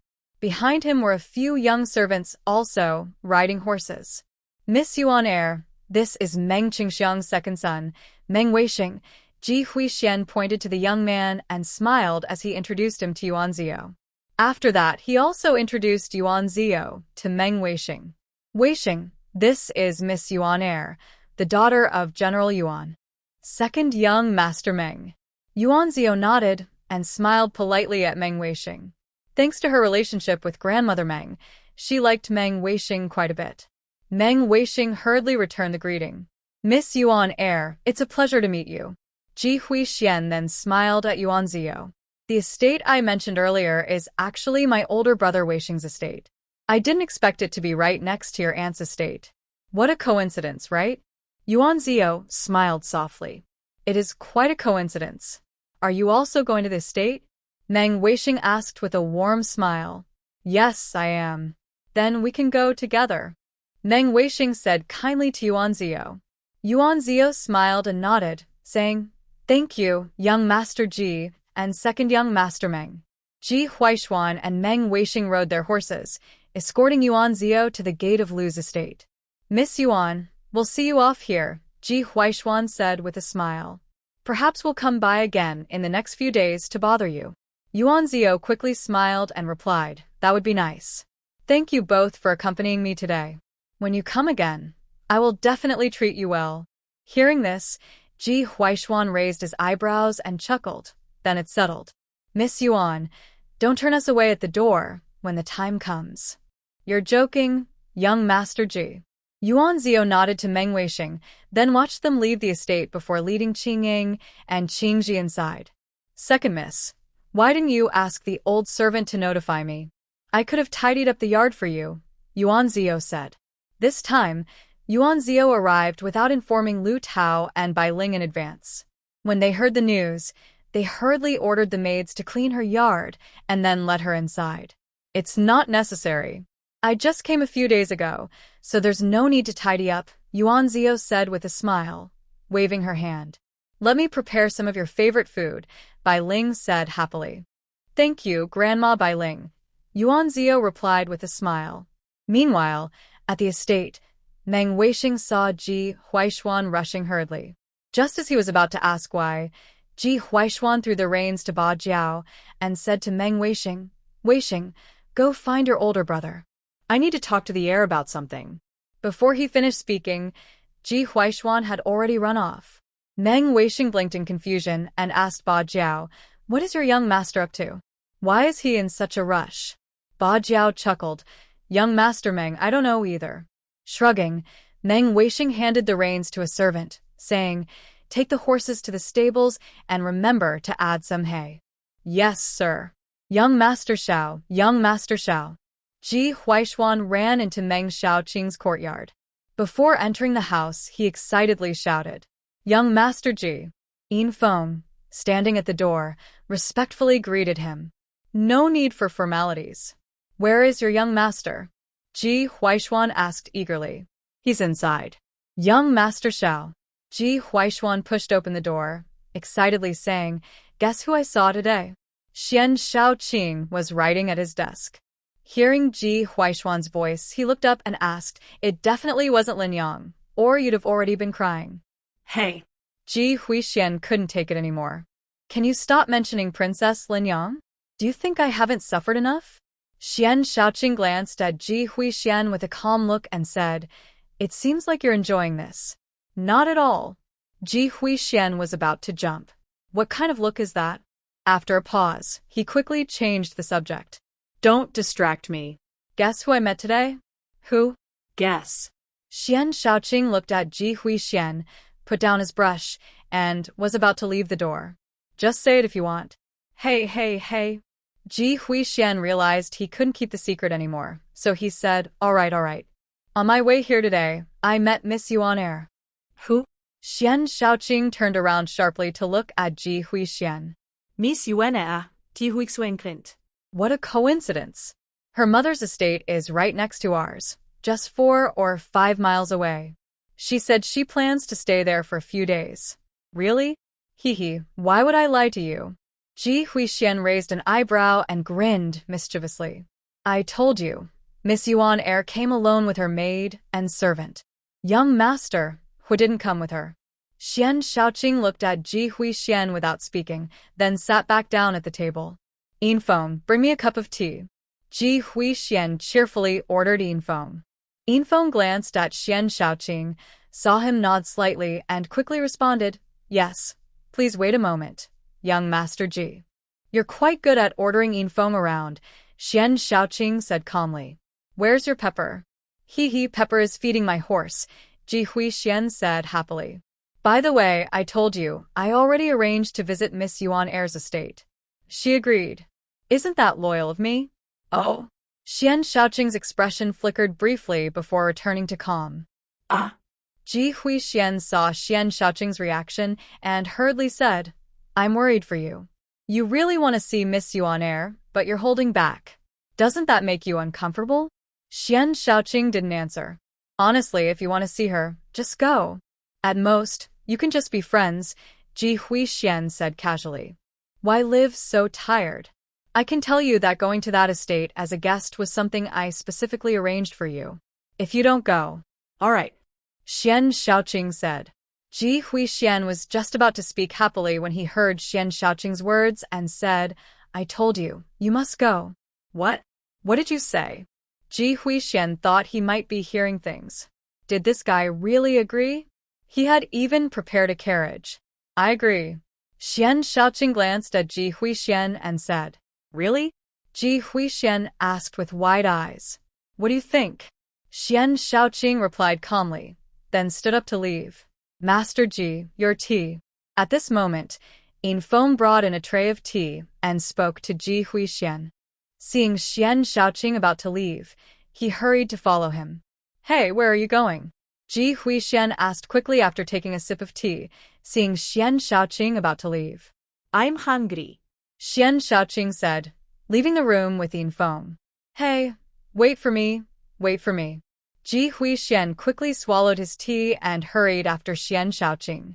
Today, he and Meng Weixing came to the estate because they knew Xian Shaoqing and Meng Qing had fought a big beast on the mountain yesterday. They thought there would be delicious food today. Sure enough, when Ji Huixian followed Xian Shaoqing to the flower hall, he saw the maids coming and going, busy setting up tables. The maids saw Xian Shaoqing and Ji Huixian and quickly bowed. All right, go ahead and do your work, Ji Huixian said to the maids, then followed Xian Shaoqing into the flower hall. Wei Qing, what's for dinner today? Miss Meng Luo, Miss Zhao Wu. Ji Huixian originally wanted to ask Meng Weixing what dishes were served today, but he saw Meng Luoi sitting beside Meng Weixing and Meng Weixing, while Zhao Yuhan sat next to Meng Luoi. Master Ji. Meng Luoi stood up, politely bowing to Ji Huixian, then turned to Xian Shaoqing, her face blushing. Luoi has seen the young master. Zhao Yuhan also hurried to stand up, bowing to Xian Shaoqing and Ji Huixian. No need for formalities. Xian Shaoqing replied expressionlessly. Thank you, young master. Meng Luoi smiled softly, biting her lip. Luoi heard that the young master and my brothers came here to hunt, and out of curiosity, I came along with Miss Zhao Wu without invitation. Please don't mind. No problem, Xian Shaoqing said calmly. By the way, this is your older brother's estate. I am also here as a guest, so I won't blame you. Thank you, young master, for your understanding, Luo Yi. Meng Luo Yi quickly looked up at Xian Shaoqing with bright eyes, then hurriedly lowered her head, her face turning a few shades redder. Big sister, I'm not trying to criticize you, Meng Weixing said. You and Miss Zhao wanted to come, so just follow me and Huai Xian. Why are you secretly sneaking behind us? Are you afraid we won't let you come? Second brother. Meng Luo Yi similet. Yuhan, and I only decided on this last minute. By then, you had already left, so it wasn't proper to catch up. We just had to come by ourselves. Next time, no more, Meng Weixing said. You two girls didn't bring many guards, yet you dared to come over like this. What if something went wrong? Big brother. Because Xian Shaoqing was nearby, Meng Luo Yi didn't dare to be stubborn.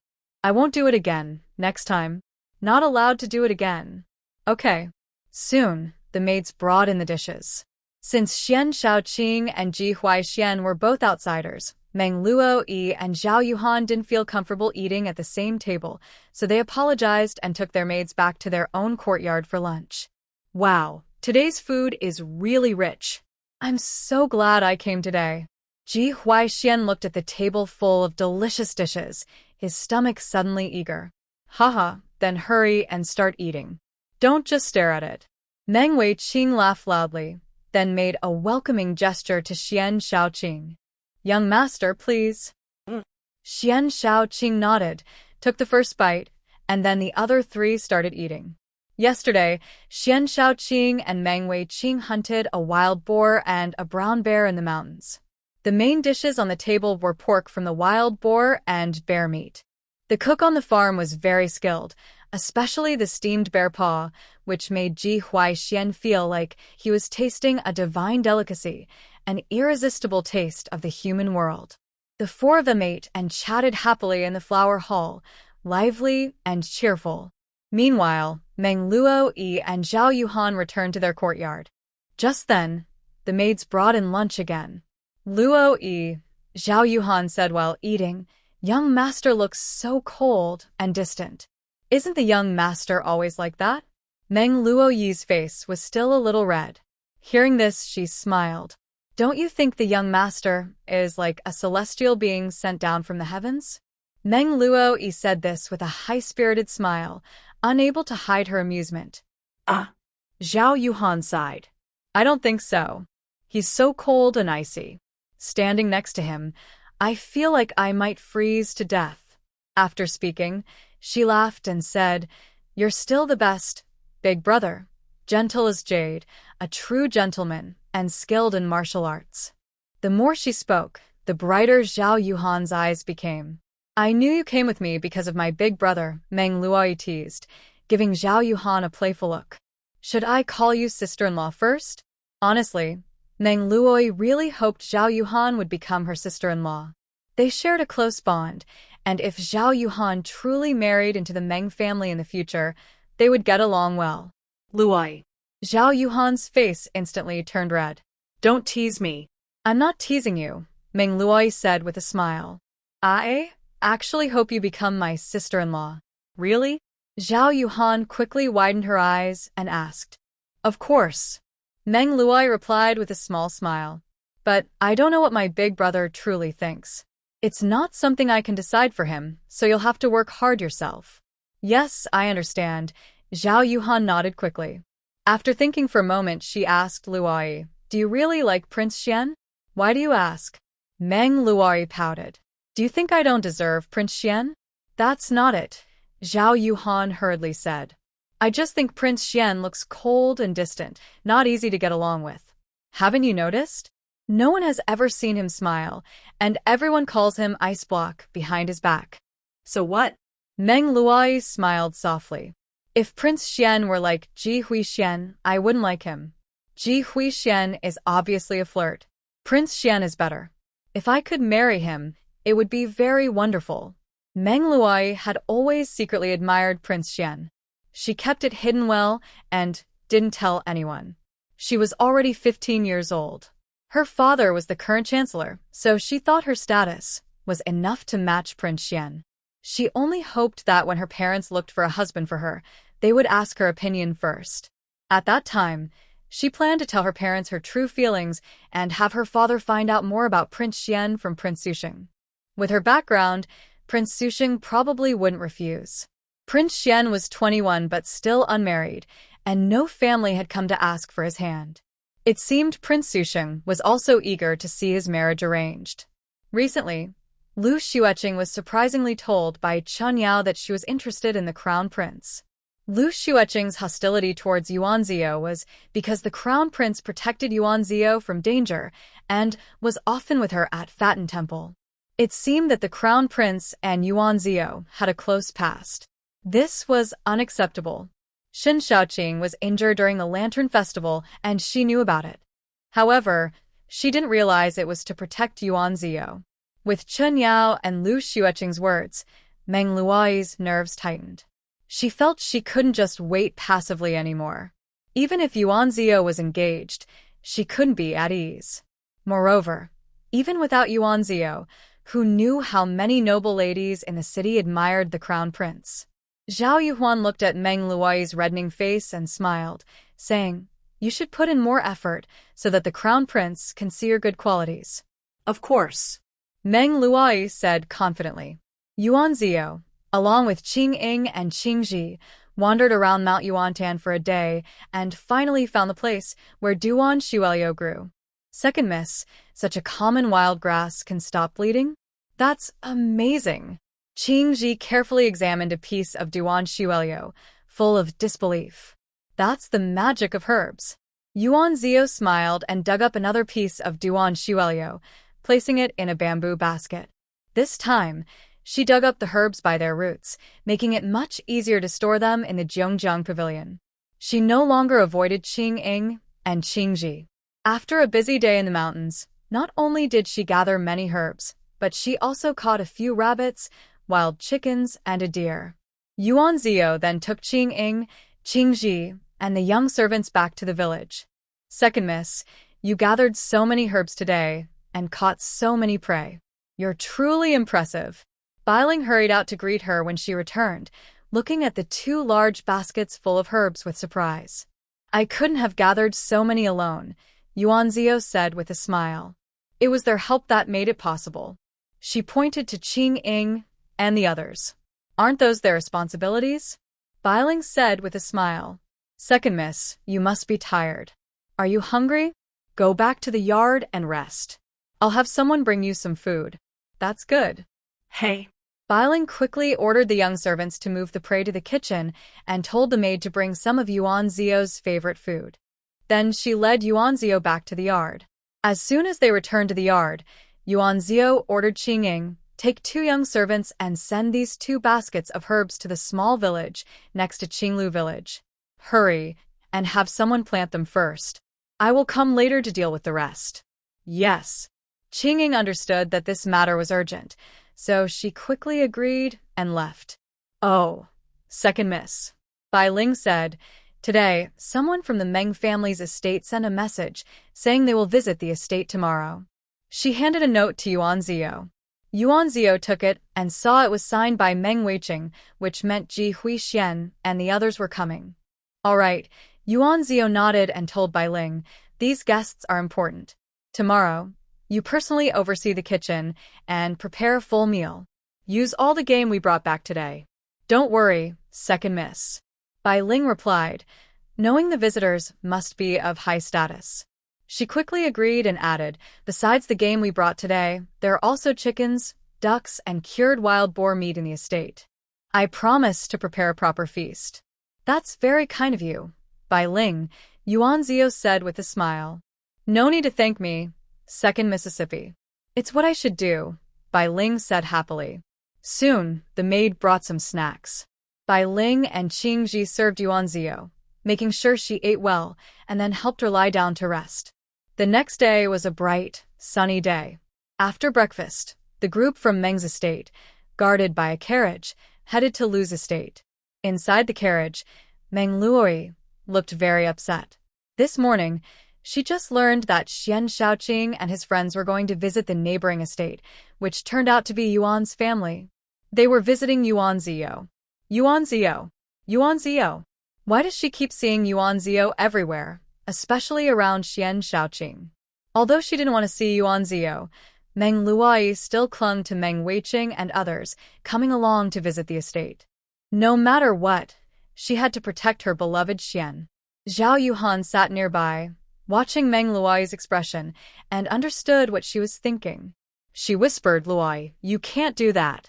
If Xian Shaoqing sees, it might affect how he views you. Hearing this, Meng Luoi shivered and quickly changed her expression. She held Zhao Yuhan's hand and softly said, Thank you, Yuhan. I was so angry that I almost made a mistake.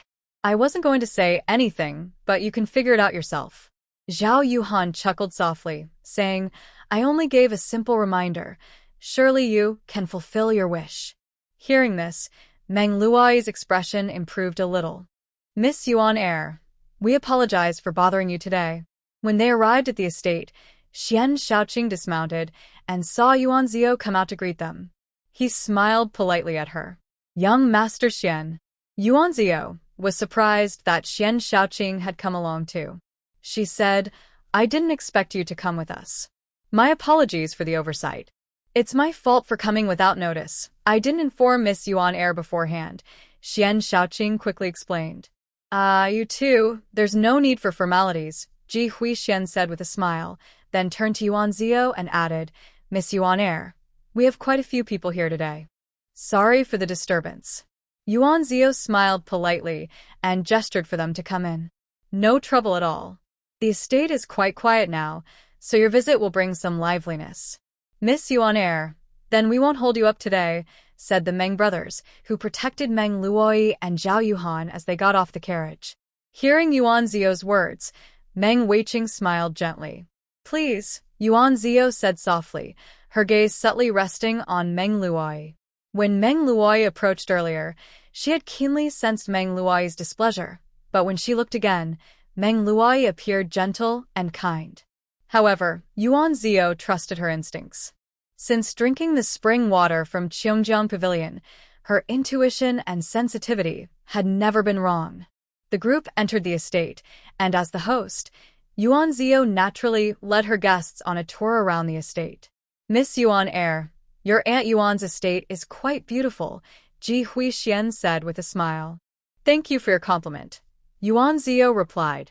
I've always thought this place is a peaceful retreat. Indeed, it's very nice, Xian Shaoqing said as he walked beside Yuan Zio. Although etiquette kept them at a distance, he was delighted to see her. These days, he had kept himself confined in his home. Only a few days ago, after hearing Ji Huishuan's advice, he visited Meng Weiqing's estate for a few days. He never expected to meet Yuan Zio there. After returning from Fatten Temple and hearing rumors about Yuan Zio, he had sent people to investigate. Once they traced the source, they learned that Yuan Zio had punished the culprit at Meng's residence. Later, He Shifei had accompanied her to seek justice.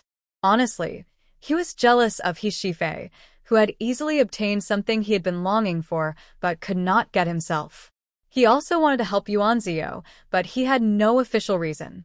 Even if his sister protected Yuan Zio in the palace, he had to use He Shifei's name to do so.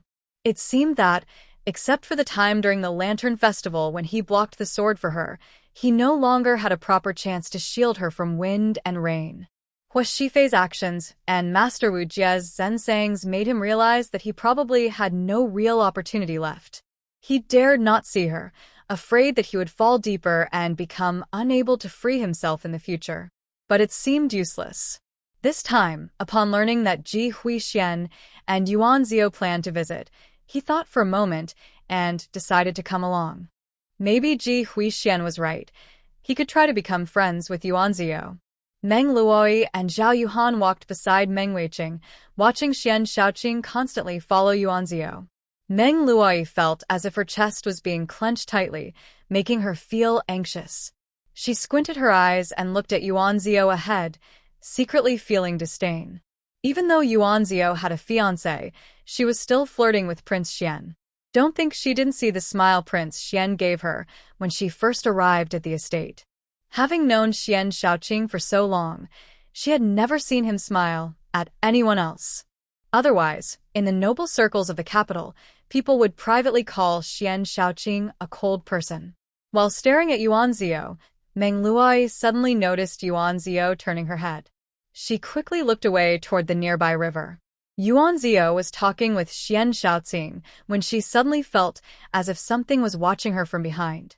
When she turned around, she saw nothing unusual. After thinking for a moment, she smiled and said to everyone, "This river has many fish. Although it's not the right season now, fishing here can still be quite fun. I've arranged for some fishing rods. If anyone is interested, they can try fishing here." Great. Ji Huixian was the first to agree. Coincidentally, I was just wondering if there are any fish in this river. Miss Yuan. Yuan Zio smiled. There are indeed many fish, but I don't know if you can catch a big one. Hee, it doesn't matter as long as I can catch fish. Ji Huixian chuckled. Everyone, including Xian Shaoqing, had no objections to fishing. Yuan Zio nodded with a smile, then turned to a young servant nearby and said, "Go to Lu Bo and bring back the prepared fishing rods." Yes. The servant quickly brought the fishing rods and stools. Yuan Zio distributed the rods to everyone. Except for Meng Luoi and Zhao Yuhan, each person found a spot and focused on fishing. Because fishing requires quiet, everyone keeps some distance. Zhao Yuhan deliberately went to sit beside Meng Weiqing to watch him fish. Meng Luoi quietly approached Yuan Zio and sat down nearby. "Miss Meng." Yuan Zio was not surprised by Meng Luoi's arrival. From earlier glances, he guessed that she was the one looking at him, though she didn't understand why Meng Luoi was acting this way. Seeing Meng Luoi come over, it seemed she wanted to talk, and Yuan Zio naturally wouldn't refuse. "Why didn't young master Hu come with Miss Yuan today?" Meng Luoi asked with a smile. Yuan Zio replied, "Young Master Hu is busy. I just came to stay here for a few days, so there's no need to trouble him." "I see." Meng Luoi thought she didn't like Yuan Zio from the start. She was just a rough girl, daughter of a general, no matter her status. She couldn't change her rough nature. Thinking about the scene where Yuan Zio hit Lu Xueqing, Meng Luoi's heart trembled. She didn't know how to speak about it. She was afraid that if she angered Yuan Zio, she might end up like Lu Xueqing. If that happened, how could she face others? Does Miss Meng have something to say to me? Yuan Zio asked gently, noticing Meng Luai hesitating and seeming reluctant to speak. Meng Luai took a deep breath, looked at Yuan Zio, and said, I do have something to say to Miss Yuan, but I don't know if you'll be angry with me because of it. Are you afraid of me, Miss Meng? Yuan Zio raised an eyebrow and asked. Meng Luai forced a smile and said, Haha, I am lucky to have seen your bravery, Miss Yuan. Yuan Zio understood and smiled. Rest assured, Miss Meng. As long as you don't mean to harm me, my soft whip won't be used against you. Hearing this, Meng Luai quietly relaxed and sighed. Are you serious about that? This is the least respect I deserve. Meng Luoi raised her chin, speaking with a slightly proud tone. Ha!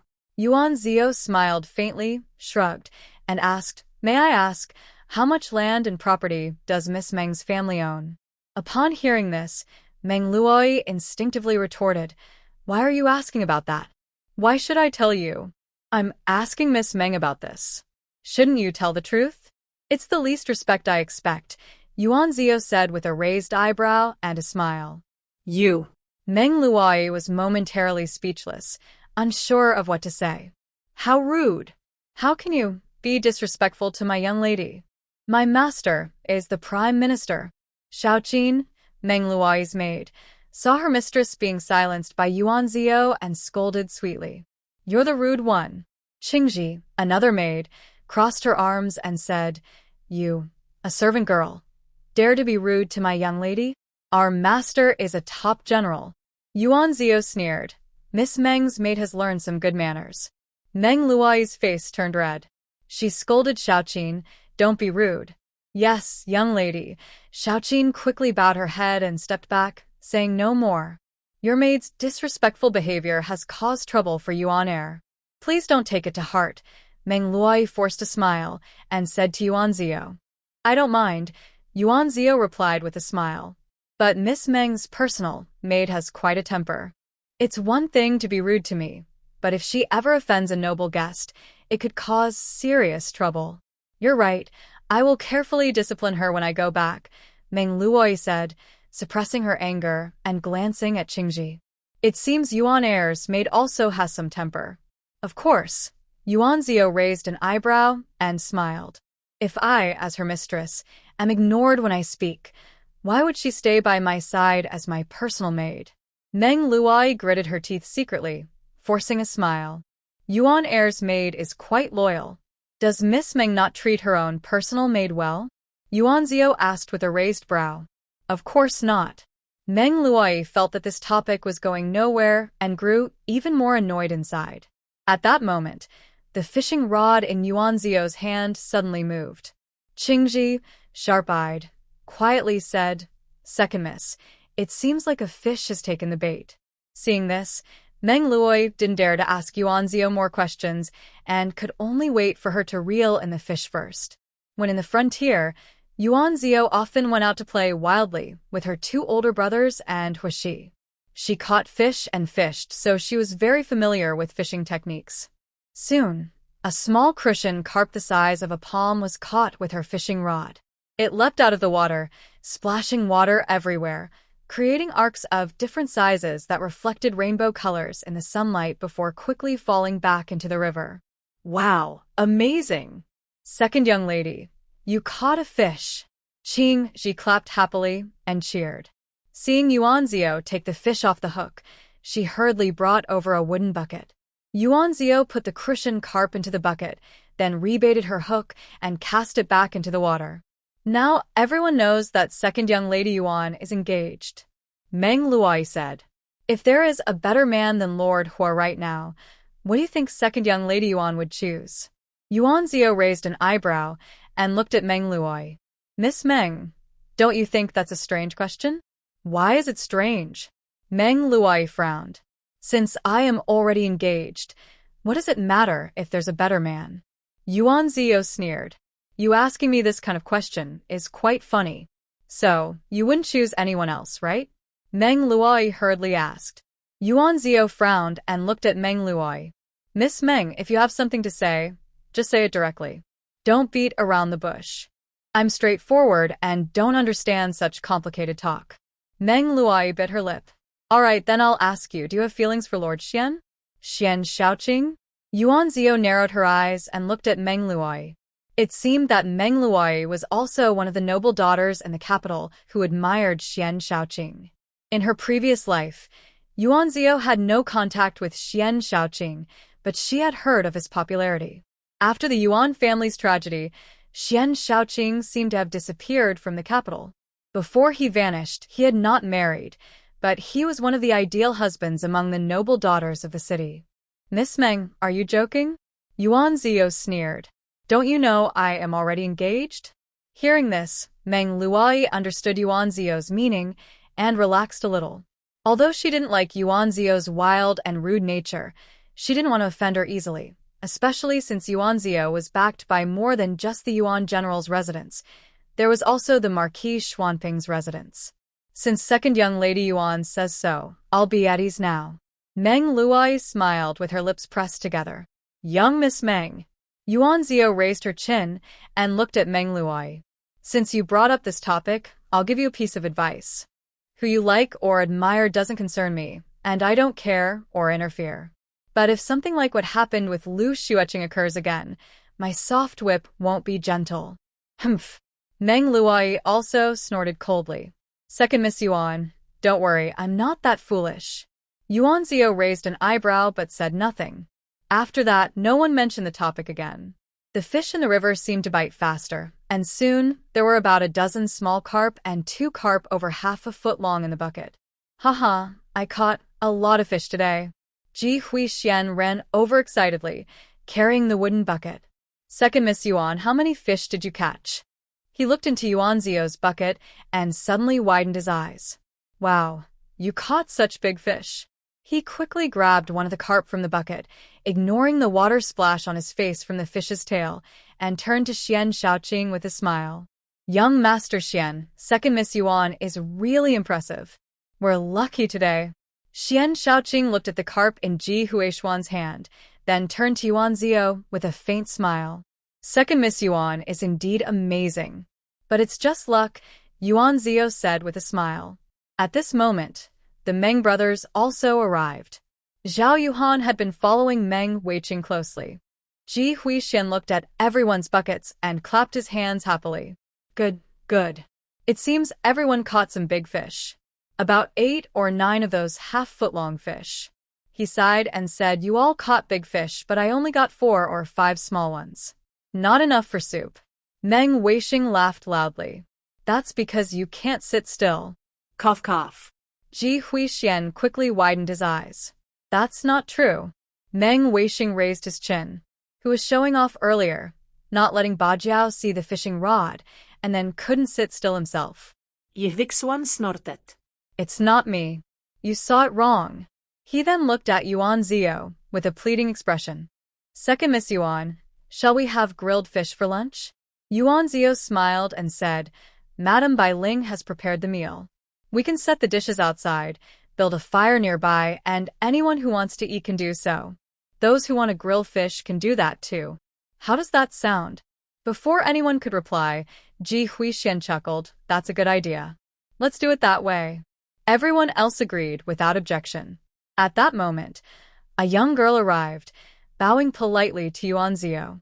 Second Miss, Madam Bai Ling said the meal is ready.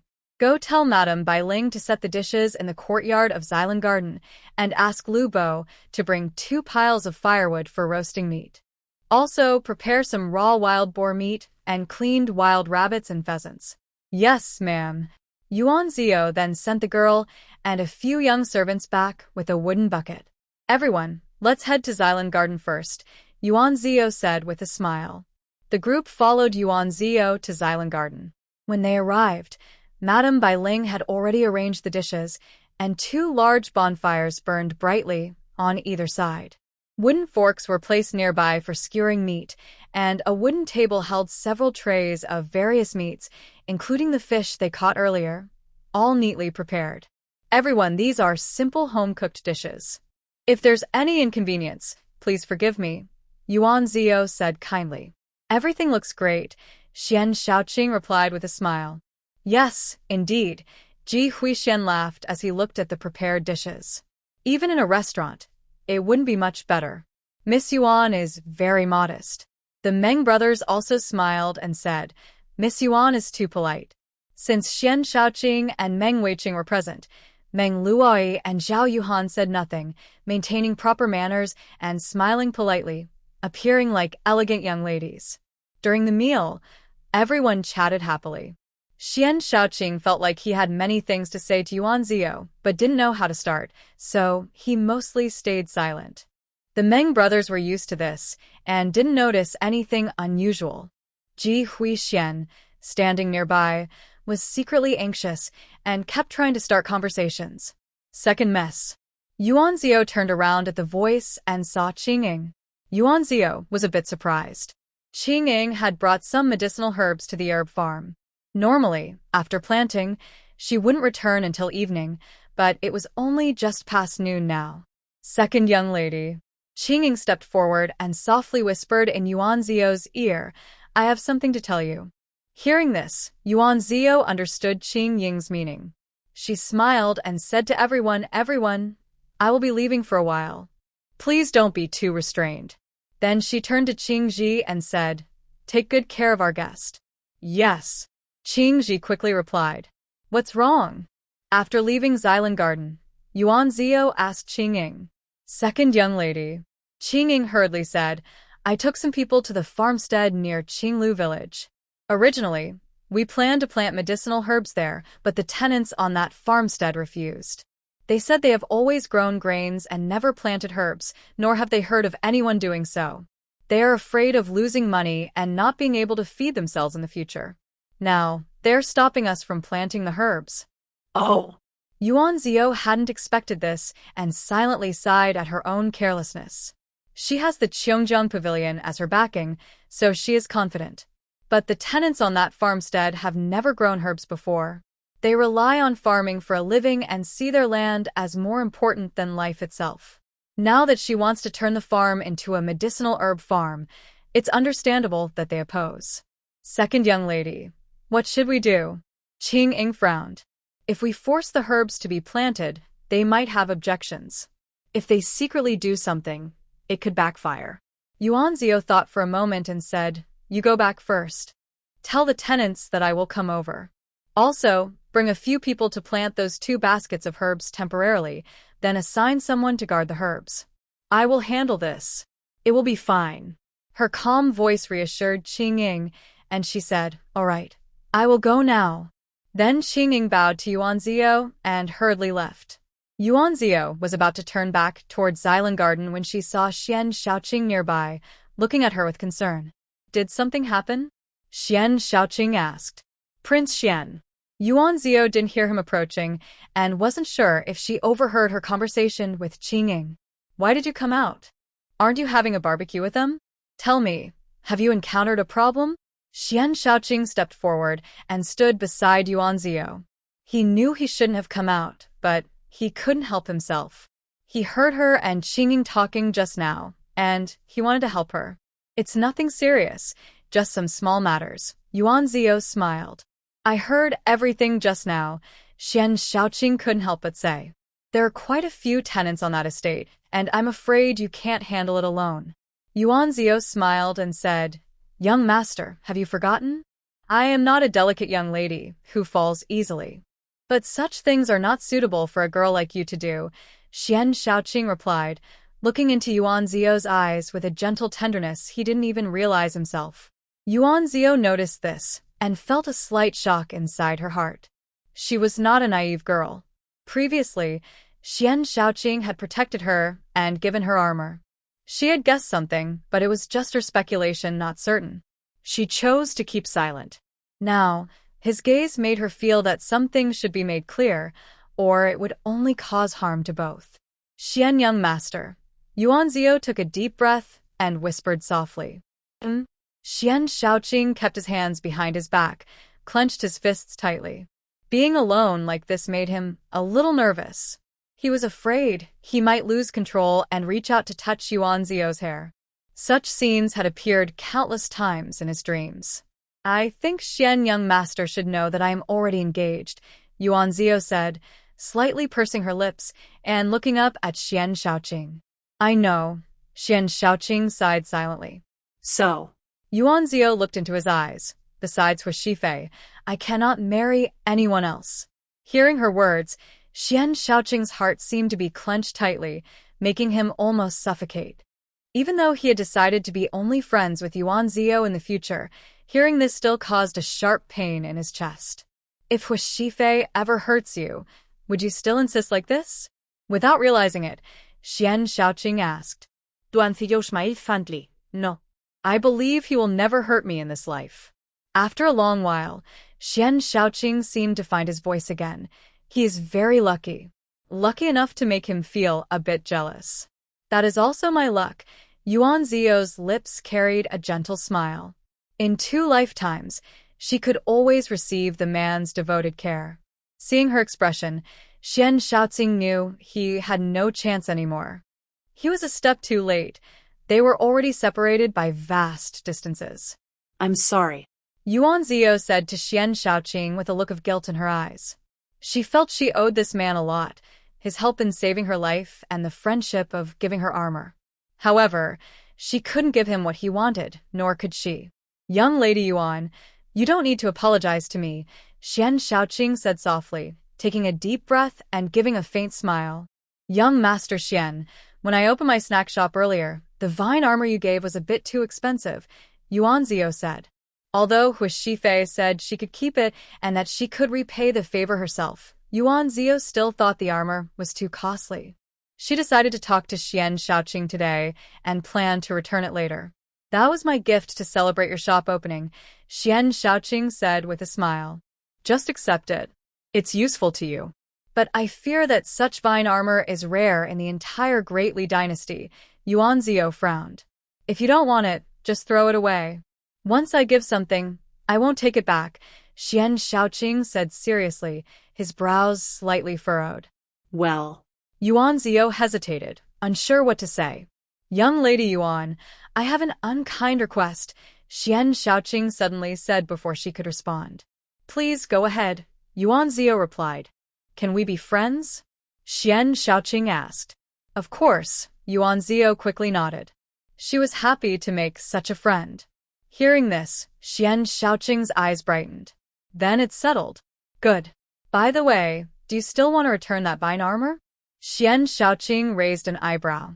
If you do, it means you don't truly want to be my friend. Yuan Zio didn't expect him to say that, and chuckled. All right, I accept it humbly. At worst, she could just give more things from the Cheongjiang Pavilion to Xian Shaoqing in the future. Very well, Xian Shaoqing's smile grew wider. Let's go back. They're probably waiting anxiously, Yuan Zio said with a smile. It had been quite some time since she left. all right. Just as they turned to leave, 2 figures in the distance hurriedly shifted their bodies behind a tree trunk, hiding themselves and rushing towards Xylan Garden. Meng Luai was deep in thought as she followed Yuan Zio and Xian Shaoqing back to Xylan Garden. After Yuan Zio was called away by Qing Ying, Xian Shaoqing quietly left the table. Meng Luai kept watching him, and when she saw him leave, she waited a moment before finding an excuse to leave Xylan Garden with Qian Chun. When she finally found Xian Shaoqing, she saw him walking towards Yuan Zio from afar. The 2 of them seemed to be talking, but she could clearly see Yuan Zio's smiling face. Meng Luai squinted, watching Xian Shaoqing's back. Today, she saw clearly the look in Xian Shaoqing's eyes when he looked at Yuan Zio. There was even a smile she had never seen before. All those smiles were for Yuan Zio, while she could only watch silently from the side. Now the 2 of them were talking alone again. Though she couldn't hear what they said, seeing Yuan Zio's happy smile, she knew it must be a joyful conversation. Meng Luai's hand was hidden inside her wide sleeve, clenched tightly. Yuan Zio, you little liar. Luai, where did you go? Zhao Yuhan leaned in close and whispered to Meng Luai. I ate a lot, so I went for a walk. Meng Luai smiled softly. Out of the corner of her eye, she saw Yuan Zio and Xian Shaoqing walking in together. Her hand inside her sleeve clenched again, suppressing her anger. She wasn't related to Xian Shaoqing and had no right to question him, but she didn't want to be as foolish as Lu Xueqing, who betrayed her friends and ended up ruining her reputation. Still, she secretly harbored resentment towards Yuan Ziyou in her heart. Oh, you two came back together? Ji Huishuan's eyes sparkled as he looked at Yuan Ziyou and Xian Shaoqing. Meng Weiqing also smiled and said, "You two came back just in time. The meat and fish just finished grilling, perfect for eating." Xian Shaoqing smiled and said, "We ate a bit too much. Went for a walk and didn't want to meet Miss Yuan, so we came back together. The meat and fish were just right, so we can have some more." Seeing Meng Luoyi looking a bit gloomy, Zhao Yuhan understood her feelings. When she saw Yuan Ziyou and Xian Shaoqing returning together, she smiled faintly and said, "Earlier, Yuan's maid came to look for her, but I don't know if it was something urgent. Miss Yuan left us guests behind and went off on her own." Coincidentally, she ran into the young master Xian. Ji Huixian frowned and said, "Miss Zhao, are you perhaps overstepping? If the master has something important, shouldn't you be informed first?" Zhao Yuhan didn't expect Ji Huixian to be so dismissive of her and felt a bit awkward. She forced a smile and said, "Young Master Ji, why do you say that? I was just asking out of curiosity. It's about my estate." Yuan Ziyou knew Ji Huixian was trying to help her out. She nodded and said, "It's a bit urgent. Sorry for the inconvenience, everyone. Please bear with us." "No, no," several men present hurriedly said, "Miss Yuan, you're too polite." Zhao Yuhan bit her lip and chuckled. "I didn't expect that General Yuan would buy a manor for Miss Yuan heir. He's already preparing her dowry so early.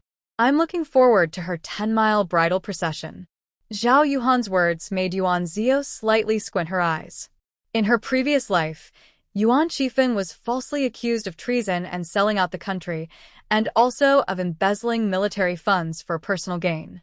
"Miss Zhao Wu, you're joking?" Yuan Ziyou said with a calm smile. "My father has been busy defending the border against the Shilla barbarians all these years. Where would he get extra money besides his salary? The manor I bought with my own money." Your own money, you. Zhao Yuhan wanted to argue, but suddenly thought of something and quickly stopped.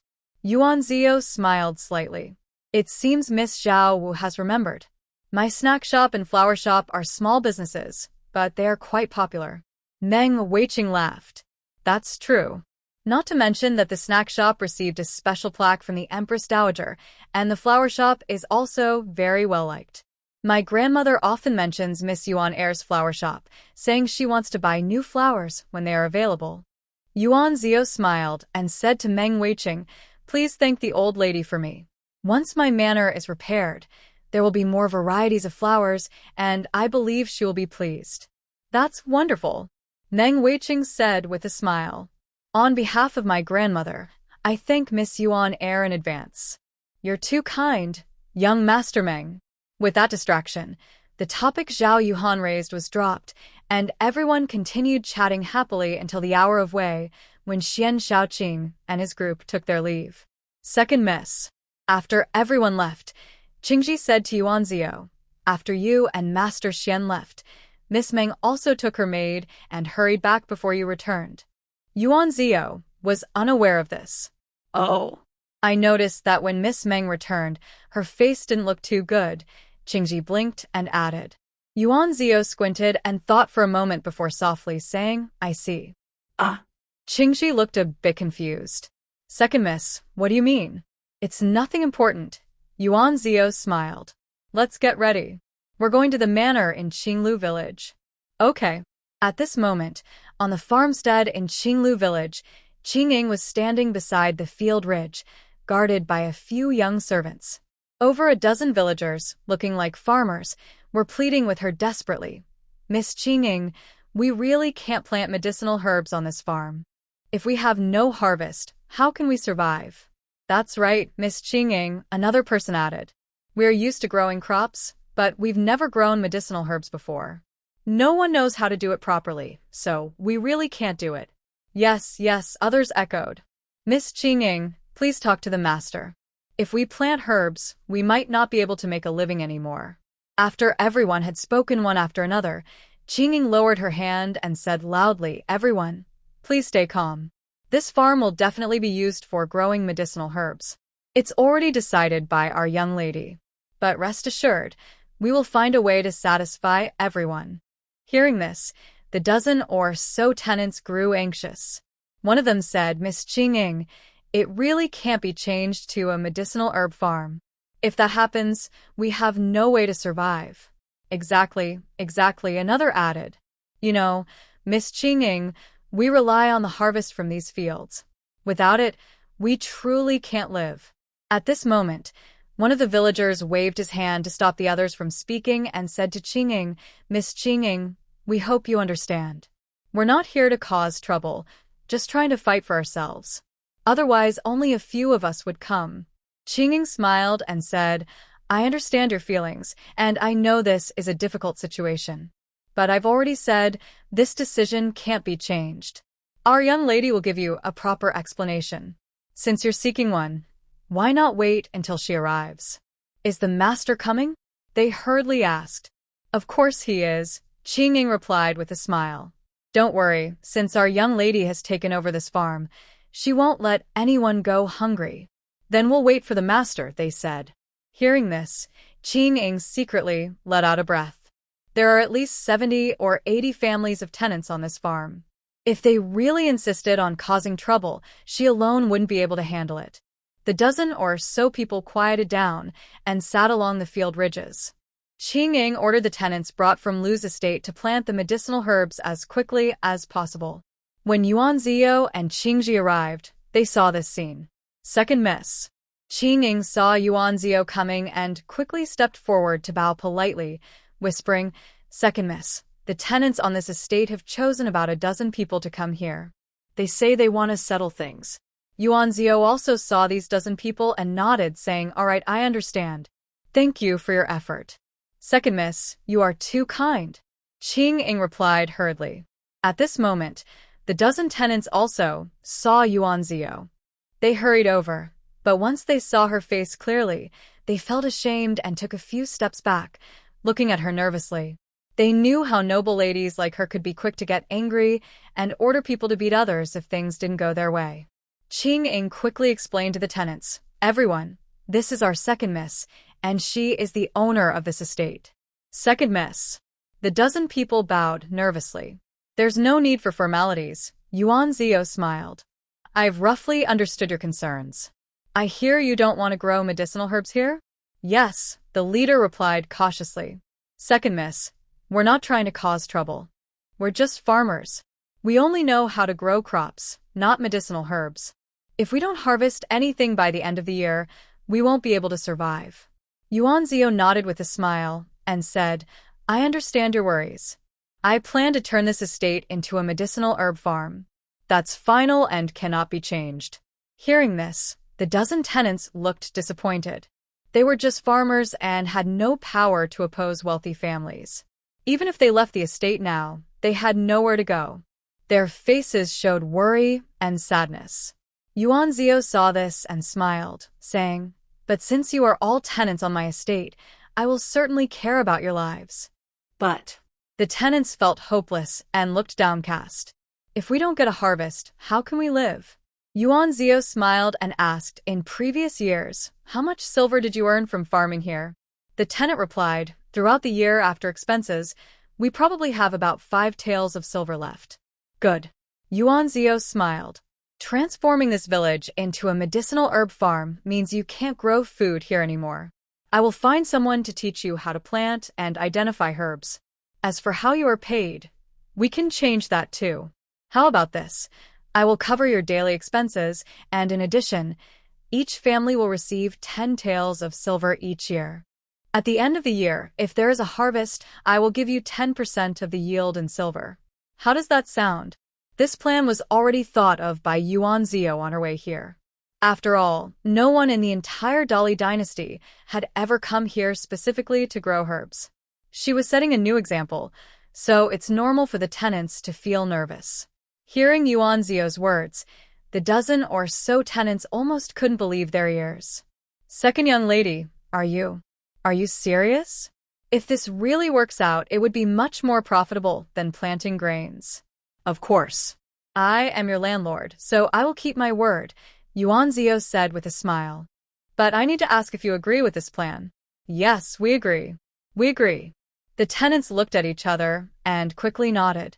Such a good deal. If they didn't agree, they'd be fools. Good. Yuan Zio smiled again. If you have spare land around your homes, you can also grow some vegetables. I won't interfere with that. Thank you, second young lady. The tenants replied happily. Just one thing, Yuan Zio said suddenly. Since I've changed the way you are hired, the old contracts are no longer valid. Each household needs to sign a new agreement with me. Go back and discuss with everyone. If they agree, they can stay and sign the contract. If not, I won't force them. I will give them silver and let them leave. Yes, okay. The tenants responded quickly. Second young lady, we'll go back and discuss right away. Yuan Zio nodded and smiled. One more thing I want to tell you. This is a long-term contract. Since I've taught you how to plant and identify herbs, I don't want others to benefit from it. Do you understand? Yes, we understand. We understand. The tenants hurriedly agreed, bowed, and left quickly. Qing saw the tenants leave and quickly said to Yuan Zio, second young lady, you must be exhausted from rushing here. Let's go back to the yard and rest. Yuan Zio nodded, then looked at the herb fields. Seeing that most of the herbs had been planted, she asked, where does the water for this land come from? Green Cherry quickly said, second young miss, this village is not far from the mountain. There is a stream on the mountain that flows down to the foot. Before, the owner of this village had a large pond dug inside, drawing water from that stream. The villagers here use that water to irrigate their fields. Oh. Yuan Zio eagerly said, take me to see it. When Yuan Zio bought this village earlier, she didn't ask much about it or go to look carefully. She knew that since Hu Shifei brought her here to buy it, it must be a good place. Okay. Green Cherry responded quickly and led Yuan Zio to the pond. The pond dug by the previous owner was quite large. On one side, there were many lotus flowers. Since it was late April, it was not yet the season for lotus blossoms, so only the green, round leaves could be seen gently swaying in the breeze. Beautiful. Yuan Zio couldn't help but admire, imagining how the lotus pond would look when it bloomed in June. In June, we should come here to pick lotus flowers. Yes, yes. Green Branch clapped her hands. Second young miss, in June, we must come here. We can row a boat among the lotus flowers and pick lotus. It will be so fun. Green Cherry playfully tapped Green Branch's forehead and said, you playful girl. I'm not. Green Branch widened her eyes. I'm just giving second young miss some ideas. Yuan Zio smiled and let them play and laugh. She squatted by the pond, reaching her hand into the water. Secretly, she poured some spiritual spring water from the Jiuzhong Pavilion into the pond through her fingers. Second young miss, the water is cold. Be careful not to catch a cold. Green Cherry and Green Branch hurriedly said when they saw Yuan Zio's actions. It's okay. Yuan Zio lifted her hand from the water and shook off the droplets. This pond's water comes from the mountain stream. I want to see if it's different from ordinary water. But you shouldn't stay in the water for too long. Green Cherry and Green Branch still remembered Yuan Zio falling into the water earlier this year and were worried she might catch a cold from the cold water. All right, I will be careful in the future, Yuan Zio said with a gentle smile. Let's go back to the courtyard. We'll stay here today. Yes, I will go back now and prepare some tea for you. Green Cherry quickly said. Good. Back at the courtyard, Yuan Zio had just taken a few sips of tea when a young maid reported, second young miss, some villagers outside the courtyard want to see you. Take them to the yard, Yuan Zio said. Yes. When Yuan Zio arrived at the yard, she saw the 10 or so tenants standing respectfully. When they saw her, they quickly bowed and said, greetings, second young lady. Please, no need for formalities, Yuan Zio smiled and asked, have you all discussed what to do? The leading tenant stepped forward respectfully and said, second young lady, we have discussed it with everyone. We have decided to stay. Please do not worry about us. Good. Yuan Zio nodded. In a few days, someone will come to sign a new agreement with you. As for your wages and silver, they will be given to you after the signing. You must pay attention to the affairs here. I am easy to talk to, but I don't keep idle people. Do you understand? Yes, second young lady. We will do our best for you, the tenant replied. What is your name? Yuan Zio asked the tenant. Replying to second young lady, my name is Sun Mufu, he answered. Sun Mufu, Yuan Zio repeated softly, then said, there are quite a few tenants here now. I don't want to talk to each one separately. From now on, if anything happens, I will speak to you, and you can tell everyone. Sun Mufu was happy to hear this. Yes, second young lady. All right, you can go back for now. Rest for a couple of days. In a few days, someone will come to sign the agreement, Yuan Zio instructed. Yes. In the following days, Yuan Zio was busy with the affairs of the estate.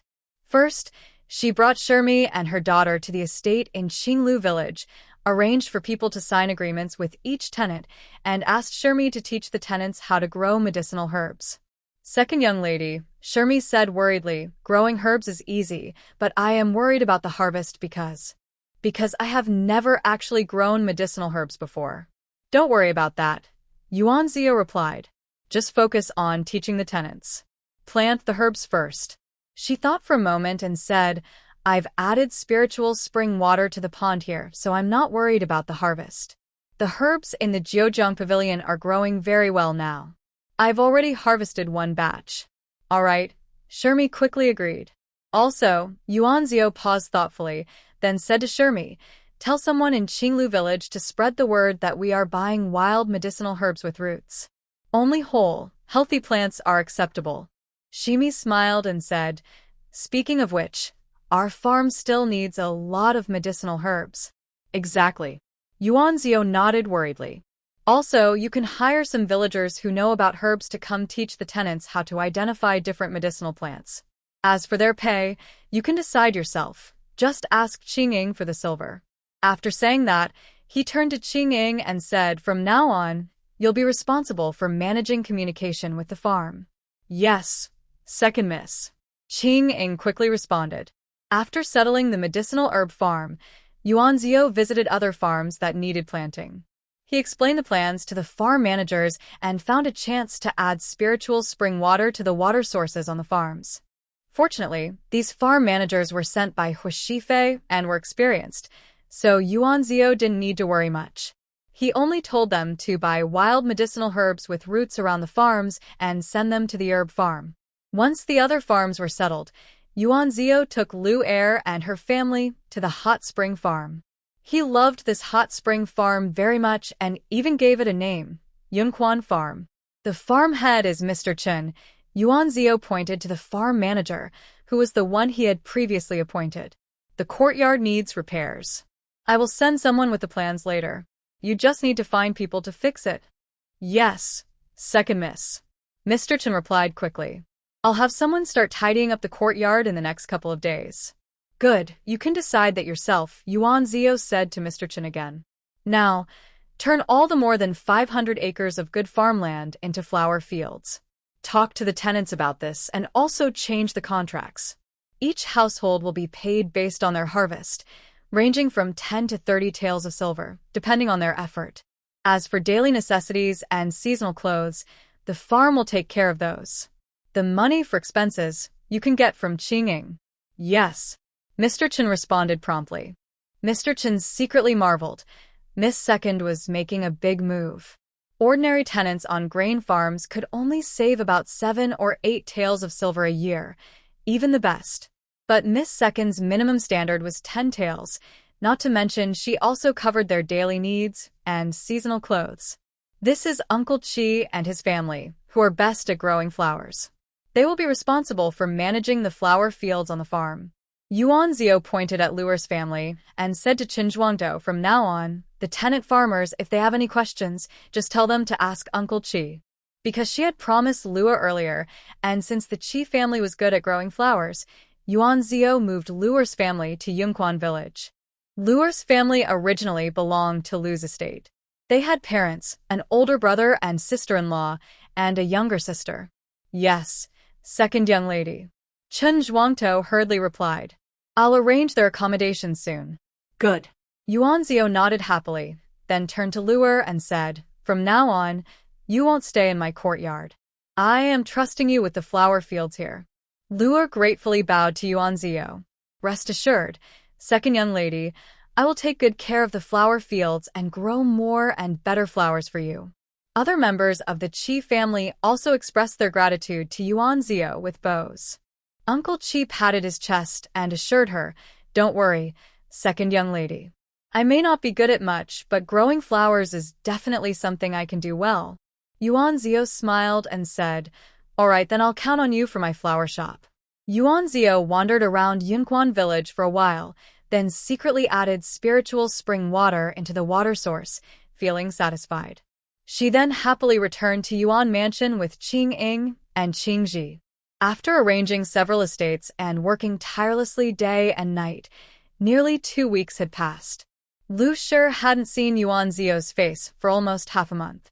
When she heard Yuan Zio had returned, she hurriedly brought Bai Shuang to Wuyo Pavilion. Mother!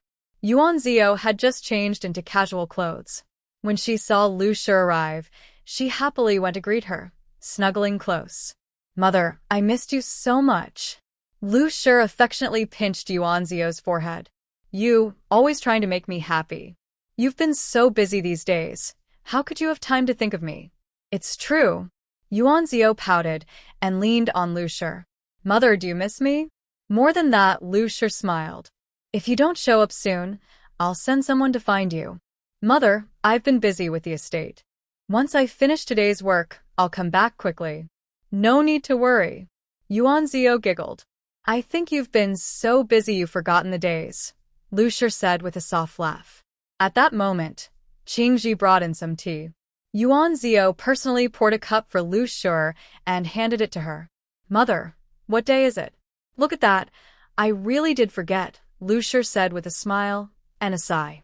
Yuan Zio blinked in confusion, then looked at Qing Ying and Qing Ji. These days, Qing Ying and Qing Ji had been busy with Yuan Zio and couldn't remember the exact dates. She looked at Yuan Zio with a puzzled expression, quickly trying to think. Lu Shi sighed softly, knowing that the three of them had been so busy they lost track of time. Beside them, Bizi smiled and said, Second young lady, the Dragon Boat Festival is coming soon. Oh. Yuan Zio suddenly realized and blinked. The Dragon Boat Festival is the day after tomorrow. Then she happily said to Lu Shi, Mother, does that mean we can go watch the dragon boat races? I'm afraid you might not enjoy watching the races.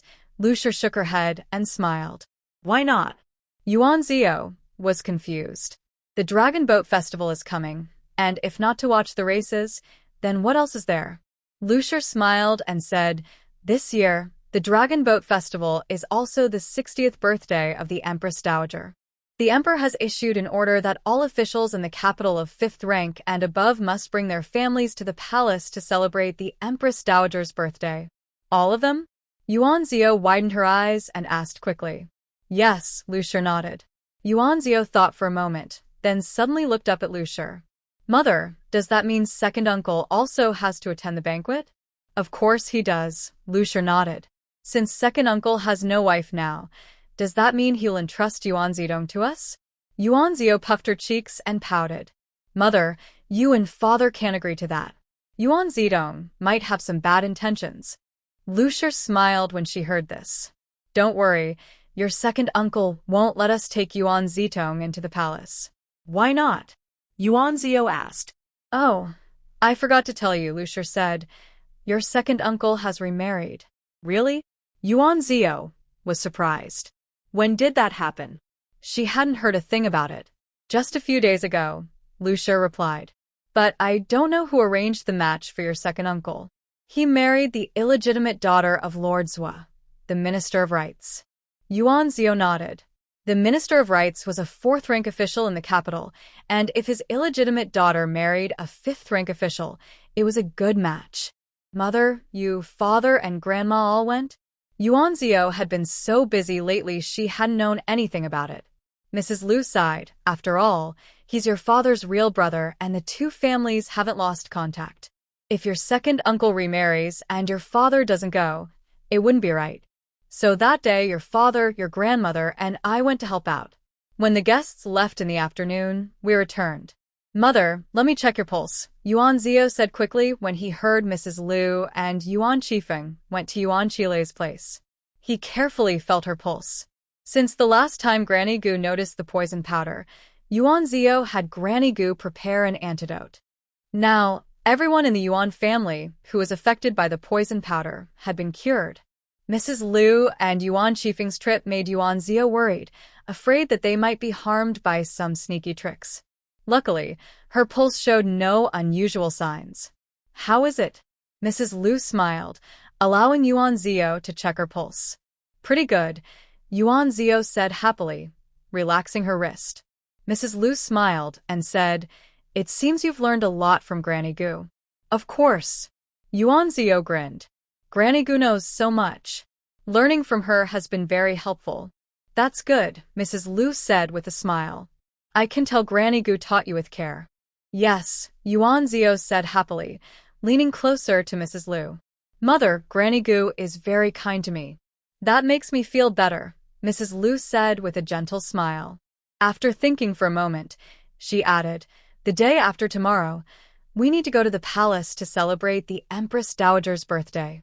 I heard from Aunt Meng that besides offering gifts, the noble daughters from each family will also perform talents. Do you have any ideas? When it came to talents, Mrs. Liu was a bit worried. She knew her daughter well.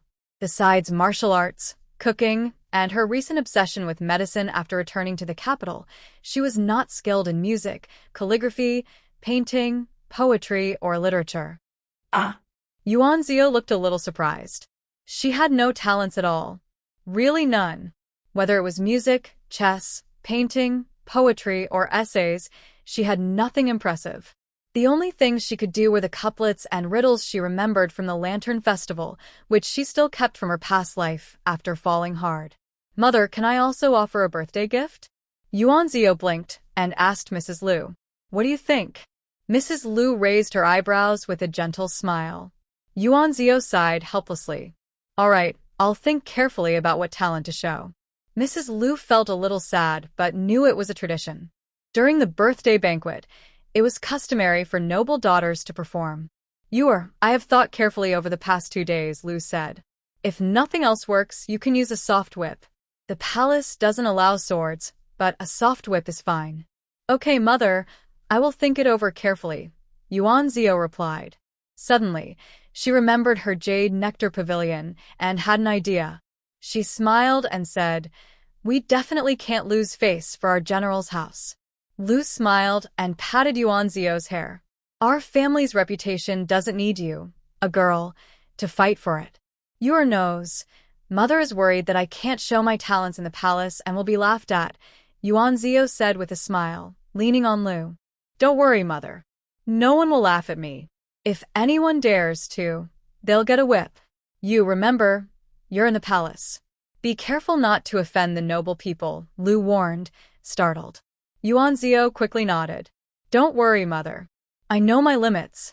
Liu finally relaxed. That's good. Next time, you must control your temper.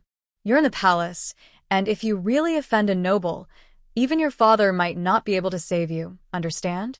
Yes, I understand, mother, Yuan Zio replied obediently. Meanwhile, at the Yuan family in the west of the city, Yuan Zidong brought Lian Xiao to the main house and respectfully bowed to Madame Zhua, who was drinking tea. Zidong pays respects to mother. Madame Zhua, only about 18 or 19, was a concubine daughter of the Zhua family. She was proud and ambitious from a young age, eager to marry into a noble family. However, out of jealousy towards her legitimate sister, she complained to her stepmother, which somehow reached her biological mother's ears, angering her. Her mother used the excuse of serving the sick to delay her marriage for 3 years. Now, at 19, if she didn't marry soon, she would face criticism. Her stepmother finally allowed her father to marry her into the Yuan family. Although Madame Zhua didn't want to, she couldn't oppose her father and stepmother, so she married reluctantly. She comforted herself that her husband had a modest official position and was a second wife, but he was the head wife and not a concubine. But no matter how she comforted herself, seeing her stepdaughter Yuan Zidong, who was about her age, made her feel uncomfortable. Luckily, the Yuan family only had a daughter, no sons, which gave her some solace. Madame Zhua slowly blew on her tea, took a sip, and lazily placed the teacup on the table. At that moment, she seemed to see Yuan Zidong and said, "Oh, Zidong has come."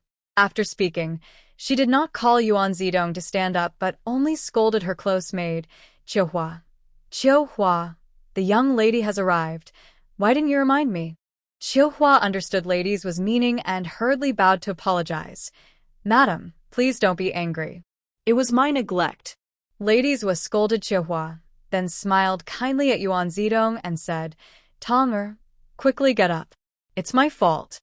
I didn't see you come in and let you stand for so long." "Thank you, mother," Yuan Zidong replied politely. She squatted until her legs went numb. When Lady Zhua finally told her to stand, she hurried to her feet, but suddenly lost her balance and nearly fell to one side. Luckily, Qian Xiao was nearby and caught her, preventing her from embarrassing herself in front of everyone. Yuan Zidong secretly felt angry inside, but knew she couldn't show it. She understood that her stepmother had only been here a few days, and her father was still adjusting. If she threw a tantrum now, she might not get a good outcome. Now, her father probably wished she wasn't his daughter at all. "See, it's all my fault," Lady Zhua said with a slight smile when she saw Yuan Zidong almost fall. "I caused Tonger to almost stumble. If your father finds out, he might scold me."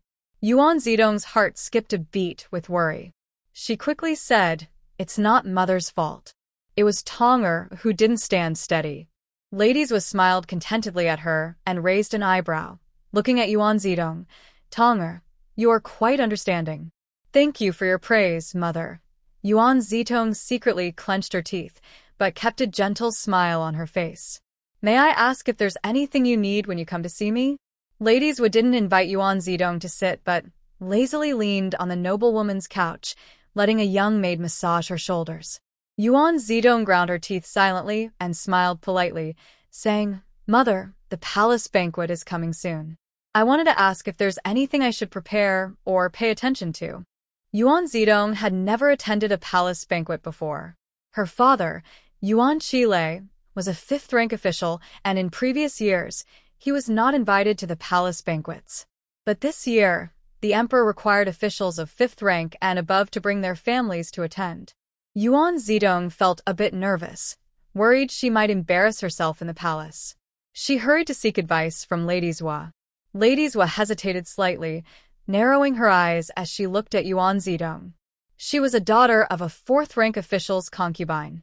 Although she qualified to attend the banquet, her mother never took her along when she went with her legitimate daughter. Yuan Zidong was left alone in the yard, biting her lip with jealousy, not knowing the rules of the palace. Could Yuan Zidong be aware of something and deliberately come to humiliate her? Yuan Zidong saw that Madame Zhua remained silent and felt confused. "Mother?" "Huh." Madame Zhua's face turned slightly cold.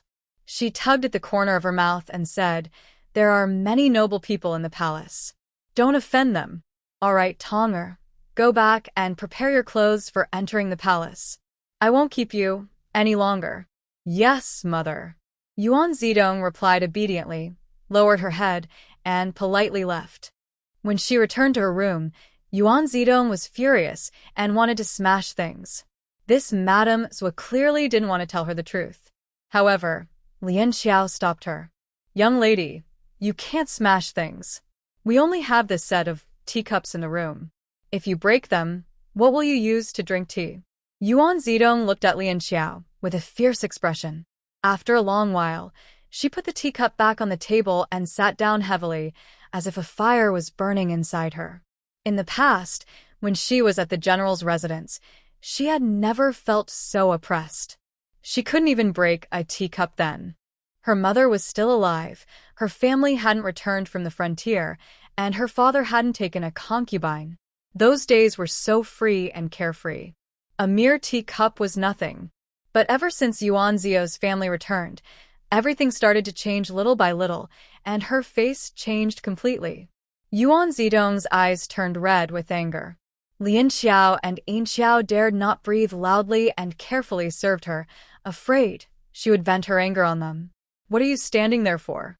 Hurry up and find me an outfit for the banquet. Yuan Zidong saw Lian Xiao and Yin Xiao shrinking in the corner and suddenly lost her temper. She stood up and slapped each of them. What good are you? Can't even serve properly? If you make me angry again, I might sell you to that dirty place. Young lady, calm down. Lian Xiao trembled and quickly bowed. I will go find the clothes for you right away. I'll get your jewelry box, young lady. Yin Xiao also hurriedly bowed. Humph. After scolding them, Yuan Zidong finally felt a bit better. She slowly sat back on her bed, thinking carefully about what Lady Hua had said to her that day. But since that day, Lady Hua had not looked for her again. Despite her repeated attempts to show kindness to her uncle's family, she was often rejected. Even when her uncle and aunt came to attend her father's wedding banquet, they didn't smile at her. Even her grandmother was colder toward her than before. All of this was caused by Yuan Zio's scheming. If she hadn't been so restless and meddlesome, my family wouldn't have been expelled from the general's residence. My mother wouldn't have been thrown into prison, and I wouldn't have lost my love and care for my grandmother and mother. I also wouldn't have had to endure my stepmother's harsh treatment because my mother was abandoned by my father. Yuan Zio. Yuan Zio. All of this is because of Yuan Zio. Yuan Zidong kept thinking about Yuan Zio's name, and her anger grew stronger, along with her hatred. Miss, look at these dresses. Which one do you want to choose? Lian Xiao carefully carried a few sets of clothes and quietly asked Yuan Zidong. Yuan Zidong looked at the dresses and frowned. Only these? They're all old clothes?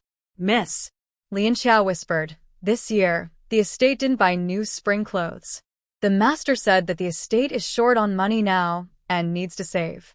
You have plenty of clothes, so we'll wait until next year to buy new ones.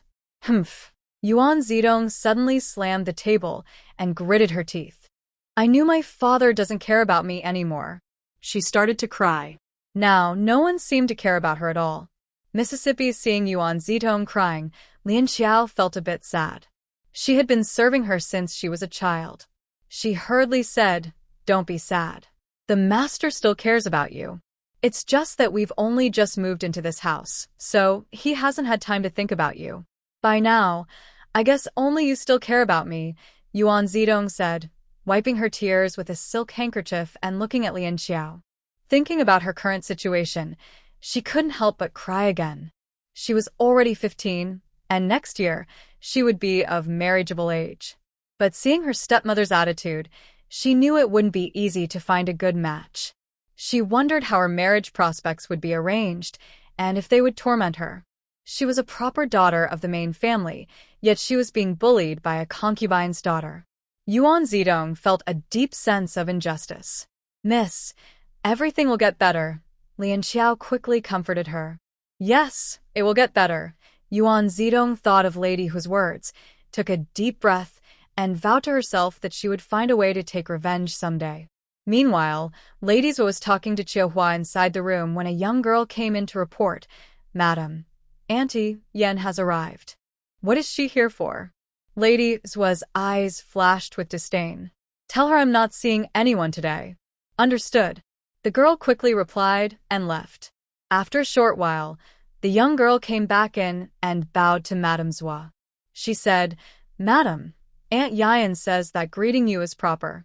Proper manners shouldn't be ignored. If you don't see Aunt Yan, she will wait in the yard until you're ready to meet her. Huh. Madame Zhua raised her eyebrows upon hearing this. I didn't expect this charming girl to dare threaten the lady of the house. Fine, if she wants to wait, let her wait in the yard. Madame Zhua suddenly stood up. Chiuhua, help me inside to rest for a bit. Yes, madam. Chiuhua quickly helped Madame Zhua inside and laid her down to rest. In the yard, Chunyan saw the young girl come out and asked, How is it? Are you willing to see me, madam? The girl looked troubled and said, Aunt Yan, maybe you should go back first. Madam wants to rest for a while. Chunyan understood and smiled slightly. It's okay. I'll wait in the yard. You go ahead and do your work. After speaking, she stood politely in the yard. It was already afternoon, and the sun was quite strong. Soon, Chunyan started to sweat lightly on her forehead. Her maid, Xiang Tao, saw the sweat and whispered worriedly, "And Yan, it seems Madam won't see you. Let's go back first. You're delicate and weak. If you faint, how will that be? Master will be worried." Chun Yan slightly raised her eyebrows. She wanted Master Yuan Chi Lei to feel worried about her. Master Yuan Chi Lei was also a flirt. Madame Zhuo was younger, pretty, and had caught his eye. Recently, he hadn't gone to her room. How could that be? If she didn't hold Master Yuan Chi Lei's heart, how could she control what happens next? Madame Zhuo was also very jealous. After drinking her tea on the first day, she acted as if she didn't know her at all, ignoring her completely, refusing her greetings, and only pretending to be a loving couple with Yuan Chi Lei. She wouldn't let that happen. Madame Zhuo needed to be kept close and controlled. Time passed quickly, more than an hour. Chun Yan's forehead was covered in sweat, her face turning pale, and she seemed to sway slightly. Aunt Yan. Xiang Tao looked worried. Since Madam is resting, maybe we should come back tomorrow. If you stand like this any longer, you might not hold on. Just as Chun Yan was about to speak, her ear twitched slightly. She suddenly looked tearful and said, "Since Madam is resting, I'll wait a little longer. It's not a big deal." Peach Blossom was a bit anxious, "But Madam, you've been standing in the hot sun for over an hour. When we arrived, the lady wasn't resting, and it seems she deliberately let you." "Shut up," Chun Yan softly scolded.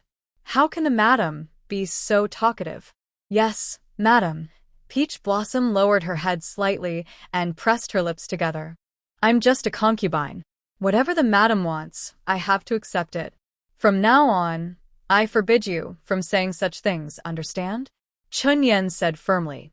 Peach Blossom quickly apologized. "Yes, madam. I won't dare to say that again." Then she looked worriedly at Chun Yan's face. "Madam, your face doesn't look good. Maybe." Madam." As Peach Blossom was speaking, Chun Yan suddenly collapsed softly onto the ground. Peach Blossom was startled and hurried to support her, but before she could, someone else moved faster and caught Chun Yan in their arms. Peach Blossom froze for a moment. When she saw who it was, she quickly bowed and said, "Sir." It was Yuan Chi Lei. At this moment, Yuan Chi Lei looked angry and asked Peach Blossom, "How long has Madam been standing here?" "Over an hour," Peach Blossom answered softly. Yuan Chi Lei frowned and asked, "In this hot sun?" Peach Blossom looked at Yuan Chi Lei, bit her lip, and nodded. "Yes." "Foolish." Yuan Chi Lei scolded angrily. Then he looked down at Chun Yan's pale face. She was lying unconscious in his arms, her eyes tightly closed, looking so fragile that she seemed like she might break if touched. Yuan Chi Feng immediately felt heartache. Although he had remarried and was now fond of his new wife, he truly cared for Chun Yan. Yenner, wake up, wake up." Yuan Chi Feng softly called to Chun Yan. Seeing she was still unconscious, he became anxious and angry. He said to Peach Blossom, "Hurry and send for a doctor." Yes. Peach Blossom responded quickly and ran outside the courtyard. Yuan Chi Lei carefully carried Chun Yan into the house and laid her on the noble consort's bed. Gently, he tucked her hair behind her ear and looked at her with concern. When Madame Zhuo arrived, she saw this scene. Her heart felt like it was struck by a heavy hammer. The sight before her hurt her eyes deeply. Seeing Chun Yan lying on the noble consort's bed in her room made her face turn even worse. "Sir." Madame Zhuo endured her frustration and stepped forward to call out. Yuan Chi Lei turned his head upon hearing the sound and looked at the Madame Zhuo, narrowing his eyes. "Is this how you behave as a wife? Why does the master ask so?" Madame Zhuo, feeling emboldened by Yuan Chi Lei's recent kindness, raised her chin and asked, "When Yenner came to greet you, were you already asleep?" Yuan Chi Lei continued, his voice tinged with sternness. Hearing this, Madame Zhuo felt a bit wronged. Clearly, the master had been kind to her these days, but now he was questioning her because of a flirtatious woman. Master, can I not rest in my own room? I ask you, when Yenna arrived, were you already asleep? And you let Yenna stand in the sun for over an hour. Don't you know her body is delicate and can't be exposed to the sun? Yuan Shilei raised his voice further, glaring at Madame Zhua. Are you trying to favor your concubine and dismiss your wife? Just for a flirtatious woman, you want to blame me, the main wife? Madame Zhua, confident that she was now the head wife, couldn't accept Yuan Shilei questioning her over a mistress. Yuan Shilei was suddenly triggered by the words favoring concubine and dismissing wife. He remembered Ning Shi saying the same thing about himself before. With a slap, he struck her on the right cheek. Madame Zhua, in disbelief, covered her face and stared wide-eyed at Yuan Shilei. Master, you actually hit me over a mistress? Why not? Can I hit you? Yuan Shilei shouted loudly. Neither of them noticed that Shun Yan, lying on the noble consort's bed, was smiling faintly. Old master. Shun Yan, on the noble consort's bed, suddenly woke up. Don't blame madam, it's Yenner's fault. Yenner? Hearing Shun Yan's voice, Yuan Shilei hurriedly turned back, his face gentle. Are you feeling better? This scene once again deeply hurt Madame Zhua's eyes. Old master. It's Yenner's fault, don't. Xin Yan, seeming exhausted and weak, couldn't finish her words and fainted. Yanea. Yuan Shilei called loudly. Seeing she didn't respond, he turned angrily to Madame Zhua. If anything happens to Yenner, I won't forgive you. In their household, such things could never happen. Her aunt saw the main wife and acted like a mouse seeing a cat. How dare she behave so outrageously? Thinking this, Madame Zhua couldn't help but glare fiercely at Qin Yan. Master, Aunt Yen is just a concubine. You. Madame Zhua felt indignant and wanted to argue with Yuan Shilei, but before she could finish, she heard Xiang Tao call out, Master, Madam, the doctor has arrived. Yuan Shilei only snorted at Madame Zhua. We'll settle this later. Hearing this, Madame Zhua was so angry she couldn't speak. Xiao Hua quickly stepped forward to support her, helping her sit on a nearby chair, whispering, Madam, don't be impulsive. Madame Zhua forced herself to suppress her anger and said nothing, coldly watching Chen Yan from afar. The visitor was not Dr. Qian. In the rush, the household's young servant had just found a clinic and hurriedly brought someone over. The doctor didn't know Yuan Shilei, but saw that this was a noble family and hurriedly bowed to him. There's no need for formalities, Yuan Shilei said anxiously, pulling the doctor toward the imperial concubine's bed. Please take a look quickly. Why is she still unconscious?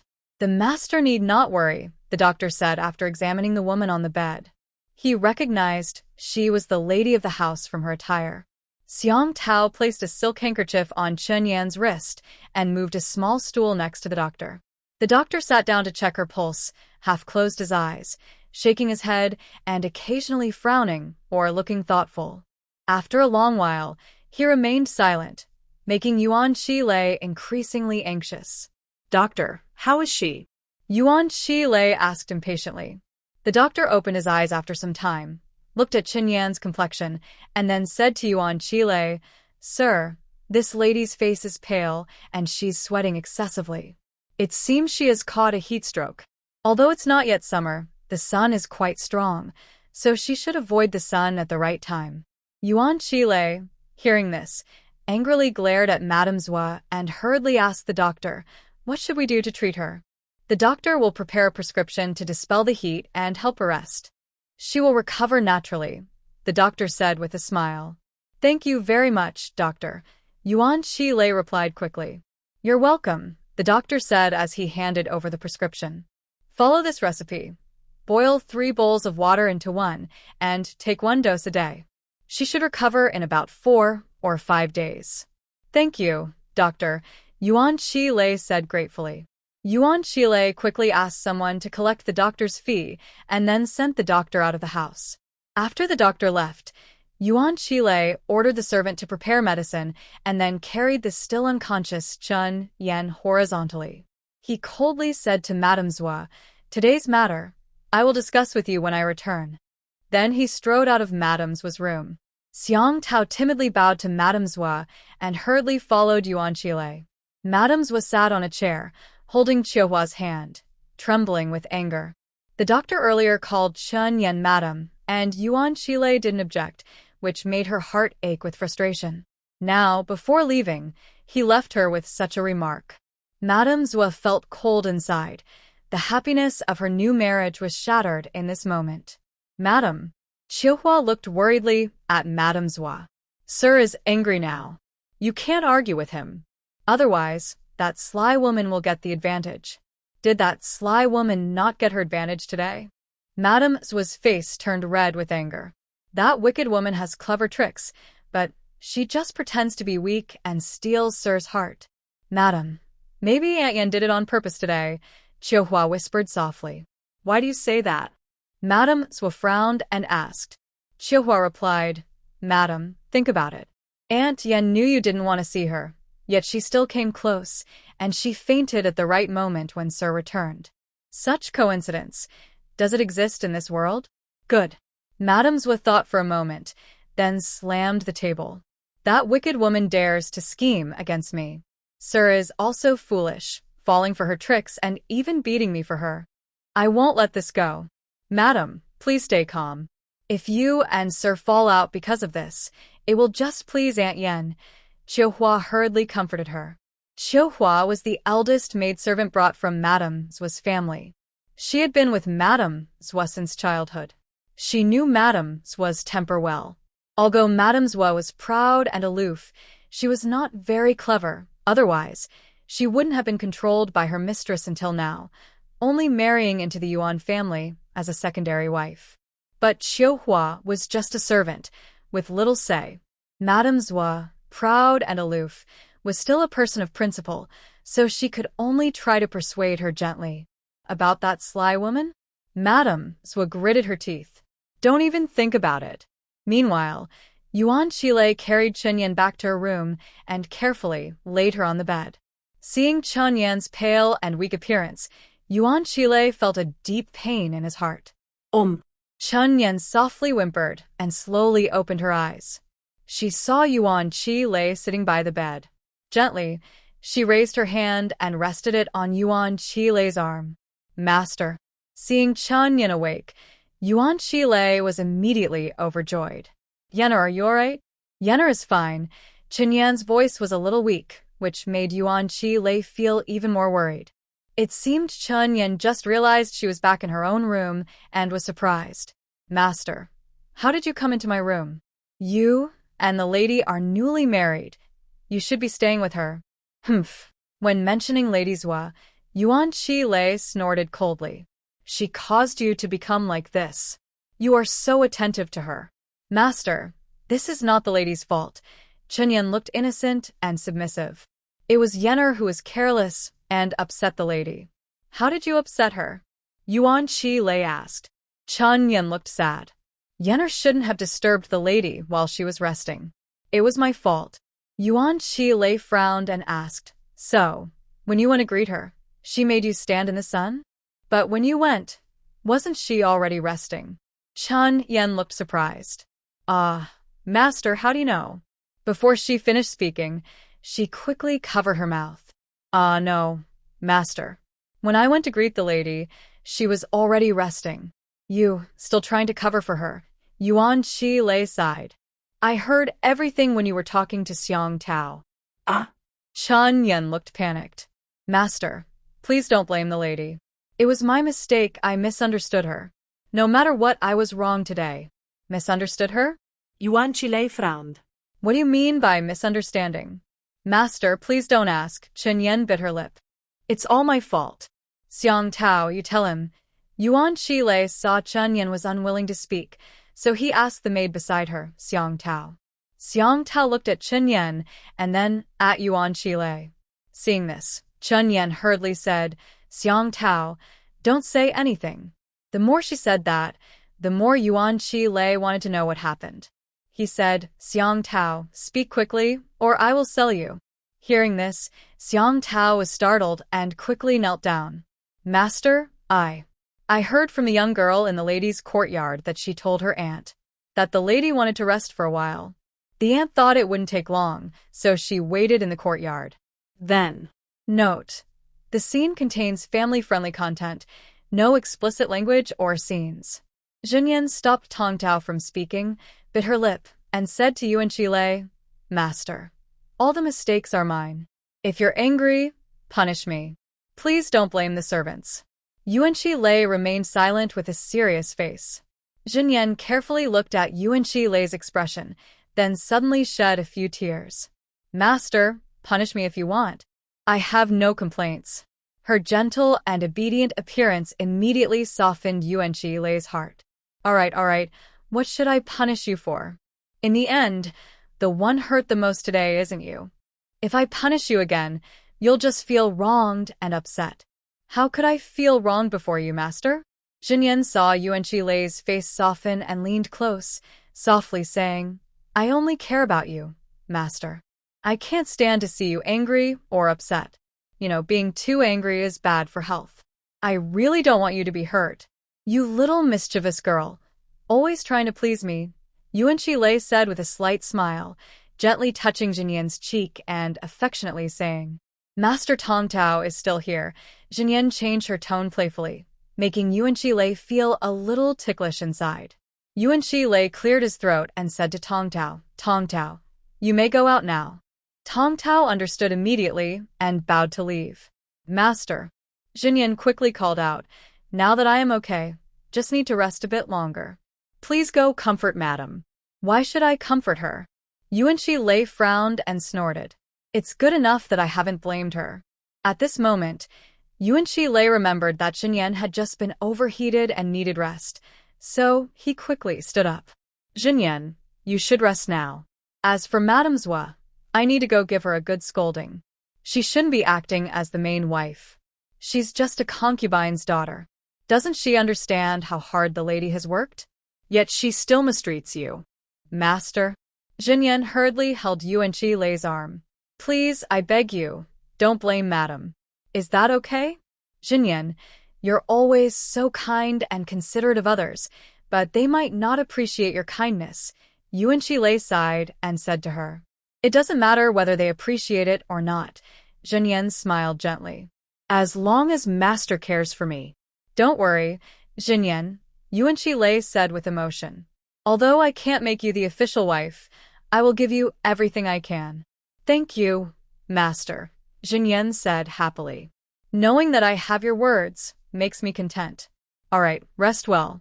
I will leave now, Yuan Lei said, feeling a bit reluctant to go but caring about Xinyan's health.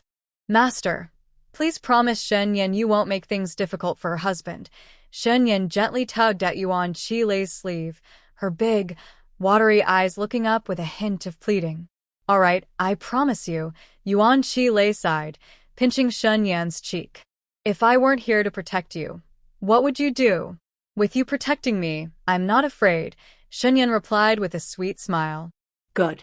Don't worry, I won't scold Lord Zhua anymore, Yuan Lei said softly, calming down.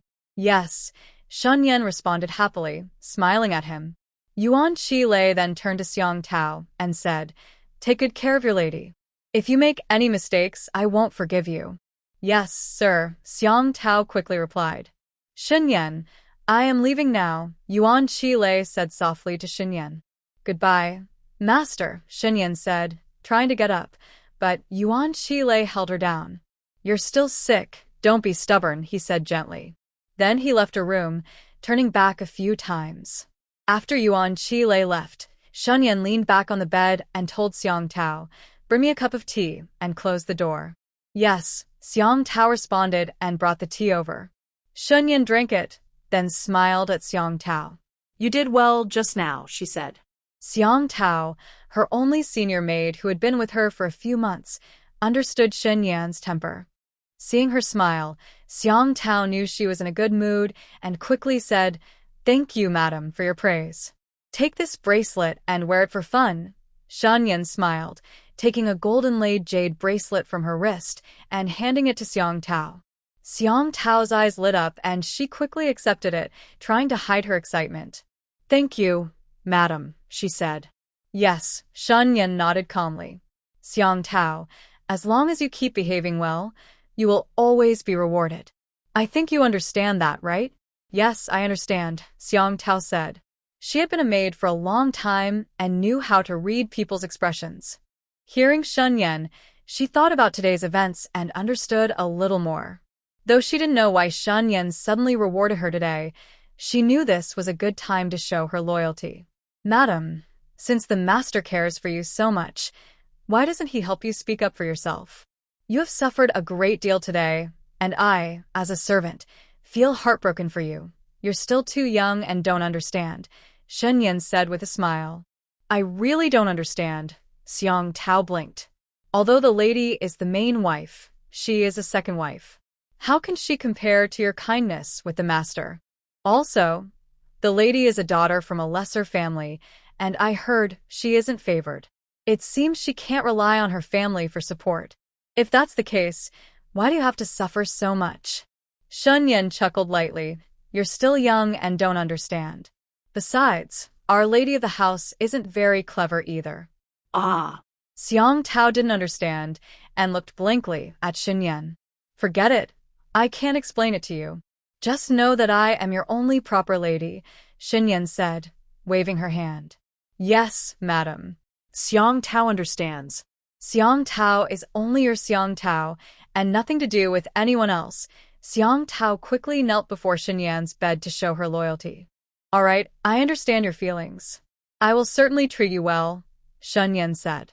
Thank you, madam, Xiang Tao replied. When Yuan Qi Lei returned to the main room, Lady Zhuo was leaning on the bed inside, still sulking. Servant greets the master. Qi Hua quickly bowed when she saw Yuan Qi Lei returning. Lady Zhuo looked at Yuan Qi Lei, then angrily turned her head away. Humph. Yuan Qi Lei, who had already calmed down at Shen Yan's place, felt his anger flare again when he saw Lady Zhuo's attitude. He pointed at her and scolded, You, the main wife, are so proud. Now you're showing off in front of me. Lady Zhuo, hearing this, suddenly sat up. Are you speaking out of anger? That fox spirit is scheming against me, and you're helping her bully me. Do you expect me to smile and accept it? Your ability to twist words is really skillful, Yuan Qi Lei snorted coldly. He had already decided at Shen Yan's place that Lady Zhuo was the one tormenting Shen Yan. Just now, Yen'er kept saying it was her fault, trying to defend you. Yet you still slander Shen Yan. What kind of heart do you have? Yen'er is so kind, but she ended up with such a cruel main wife like you. What heart do I have? Lady Zhuo snorted. Why don't you ask that fox spirit what her true intentions are? I may be cruel, but I am not as cruel as that fox spirit. You're talking nonsense. What fox spirit? Shen Yan is my proper wife. Yuan Qi Lei glared angrily and stepped forward a few paces. He approached Lady Zhuo and looked down at her as he said, What did Inger do to upset you? Why can't you tolerate her? Today, you even caused her to faint from exhaustion. I saw it myself, but I don't know what you did behind the scenes to harm her. You. Lady Zhuo was so angry her chest hurt. She pointed at Yuan Qi Lei and scolded, What a master of favoring concubines and ruining wives. Yuan Qi Lei hated these words the most. He couldn't hold back his anger and slapped her hard across the face. Ah. Lady Zhuo was caught off guard and fell heavily onto the bed. Xiao Hua cried out in alarm and hurried forward to help Lady Zhuo up. Madam, get lost. Yuan Qi Lei was furious with Lady Zhuo and also looked unfriendly at Xiao Hua. When Xiao Hua tried to help Lady Zhuo, he kicked her harshly. Ah. Xiao Hua was unprepared and was kicked directly, falling to the ground and crying out in pain. Yuan Qi Lei, Lady Zhuo, seeing Xiao Hua kicked, became even more angry. She quickly grabbed a teacup from the bedside table and threw it at Yuan Qi Lei. I just married into this family a few days ago, and you're already helping that shameless woman scheme against me, humiliating me. Are you still human? The teacup was thrown low, hitting Yuan Qi Lei in the chest. The remaining tea spilled all over him. Yuan Qi Lei was furious when he saw this. He stepped forward and kicked Lady Zua several times. You wicked woman. Dare to fight back? You're just a concubine's daughter, a worthless piece of trash. Being able to marry into my Yuan family as the main wife is already a blessing. If you don't behave and keep quiet and dare to challenge me, where do you get your nerve? If I get really angry, I'll send you back home and see how you live. He kept kicking Lady Zua, causing her to scream in pain. Lady Zua, who was just a girl from a noble family, was a concubine's daughter raised to serve others. She had no special skills or strength. Even if Yuan Chile was a gentle scholar, she couldn't endure his heavy kicks.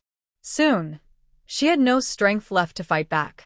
Xiao Hua saw this and, crying, struggled to get up and try to block Yuan Chile's fists and feet. Master, the madam knows she was wrong. Please show mercy. While speaking, Xiao Hua protected Lady Zua from 2 of Yuan Chile's kicks, which made her feel sharp pain, showing how vicious Yuan Chile was being. After a while, Yuan Chile, tired from kicking, finally stopped. Seeing the 2 servants lying helplessly on the bed, she coldly said, "Today I will forgive you.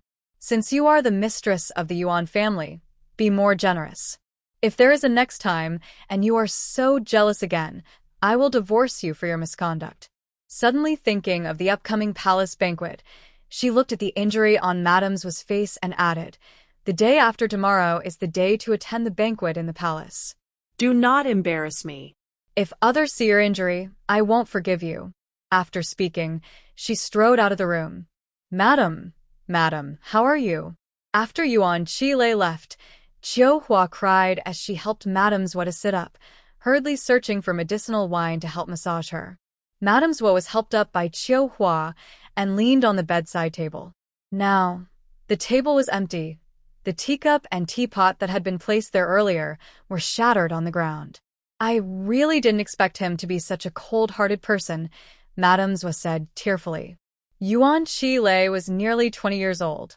She was already married in a difficult situation. A few days ago, Yuan Chile's gentle attitude made her mistakenly believe she could gain his pity and respect, which made her feel somewhat secure. But today's fight made her realize clearly that Yuan Chile was not a good man at all. He beat her so viciously just because of a concubine. However, if Yuan Chile really sent her back home, her future would definitely be worse. With her stepmother's attitude and hatred towards her, the outcome would be much more miserable than now. Her concubine couldn't help her at all. Thinking about this, Madame Zua felt overwhelmed with sadness. She was only 19 years old. How much longer could she endure this? When would it end? "Madam." Xiao Hua saw Madame Zua crying and couldn't help but cry herself. "Madam, you must stay calm. That Auntie Yen isn't simple. Today we all fell for her tricks. The master has already decided that you deliberately humiliated Auntie Yen. Even if we had 100 mouths, we couldn't explain it clearly. Just don't take it to heart. Otherwise, it will only hurt yourself. Stay calm." "How can I stay calm?" Madame Zua wiped her tears and sobbed. "That seductive woman must have used some tricks to make the master believe I am ruthless and cruel. I can't swallow this anger." "Madam," Xiao Hua said as she helped Madame Zua apply medicine, "Auntie Yen has been with the master longer than you. Looking at her, she probably also knows some tricks. You don't have those dirty thoughts, so naturally you can't compete with her. So what should I do?" Madame Zua gritted her teeth. "Madam," Autumn whispered softly, "if the servant speaks honestly, it's better to be gentle with the master. The best plan now is to let him see your kindness again, to feel compassion for you. That's the right way." Mrs. Zua looked at Autumn, squinting her eyes, and sighed. The master has been bewitched by that charming woman. How could he see my good? Autumn quickly said, "Madam, the master said not to be jealous of Aunt Yenying. You didn't see her before, and today she stood in our yard for over an hour in the heat. Maybe that's why the master is upset with you. Why not show the dignity of a wife first? Go and care for Aunt Yenying, then think about your plans." Mrs. Zua frowned. "What? You want me to flatter that charming woman?" Autumn hurriedly said, "Madam, as long as the green hills remain, there's no worry about firewood. If the master really gets angry and sends you back home, what will we do? Let me think about it, Mrs. Was said, her heart pounding. She frowned and told Autumn, go and apply some medicine to yourself first. Yes. Autumn had already applied medicine to Mrs. Zhua and helped her lie down before leaving the room. In the courtyard, Yuan Zidong was sitting in a pavilion in the small garden, bored, plucking petals from a flower in her hand. She saw Lian Xiao rushing over quietly and whispering, young lady. What is it? Yuan Zidong, still upset about her clothes, was in a bad mood and not interested in choosing clothes. She decided to relax in the small garden. Young lady, Lian Xiao whispered into Yuan Zidong's ear, did the master just beat the madam? What? Yuan Zidong's spirit lifted. What happened? Lian Xiao quickly told her what she had heard and finished by saying, young lady, I think that Aunt Yenying is very powerful. You should stay away from her in the future. Look, it's only been a short time, and the master beat the madam, probably to protect Aunt Yenying. Just a shameless flirt. Yuan Zidong hated Shen Yan very much. It was because of Shen Yan that she and her mother were treated coldly by her father back at the general's house. Oh, my young lady, please speak more quietly. There are ears behind the wall. Lian Xiao hurried to comfort her. Yuan Zidong looked around angrily. It's so small here. Of course I have to be careful what I say. Just look at this garden. What do you call this a garden? Is a small garden just a few feet wide with a few flowers and a pavilion? When I was over there before, the flower house was much bigger than this. As she spoke, she angrily plucked all the petals from her hand and threw them onto the ground. My poor girl, I won't let any of them go.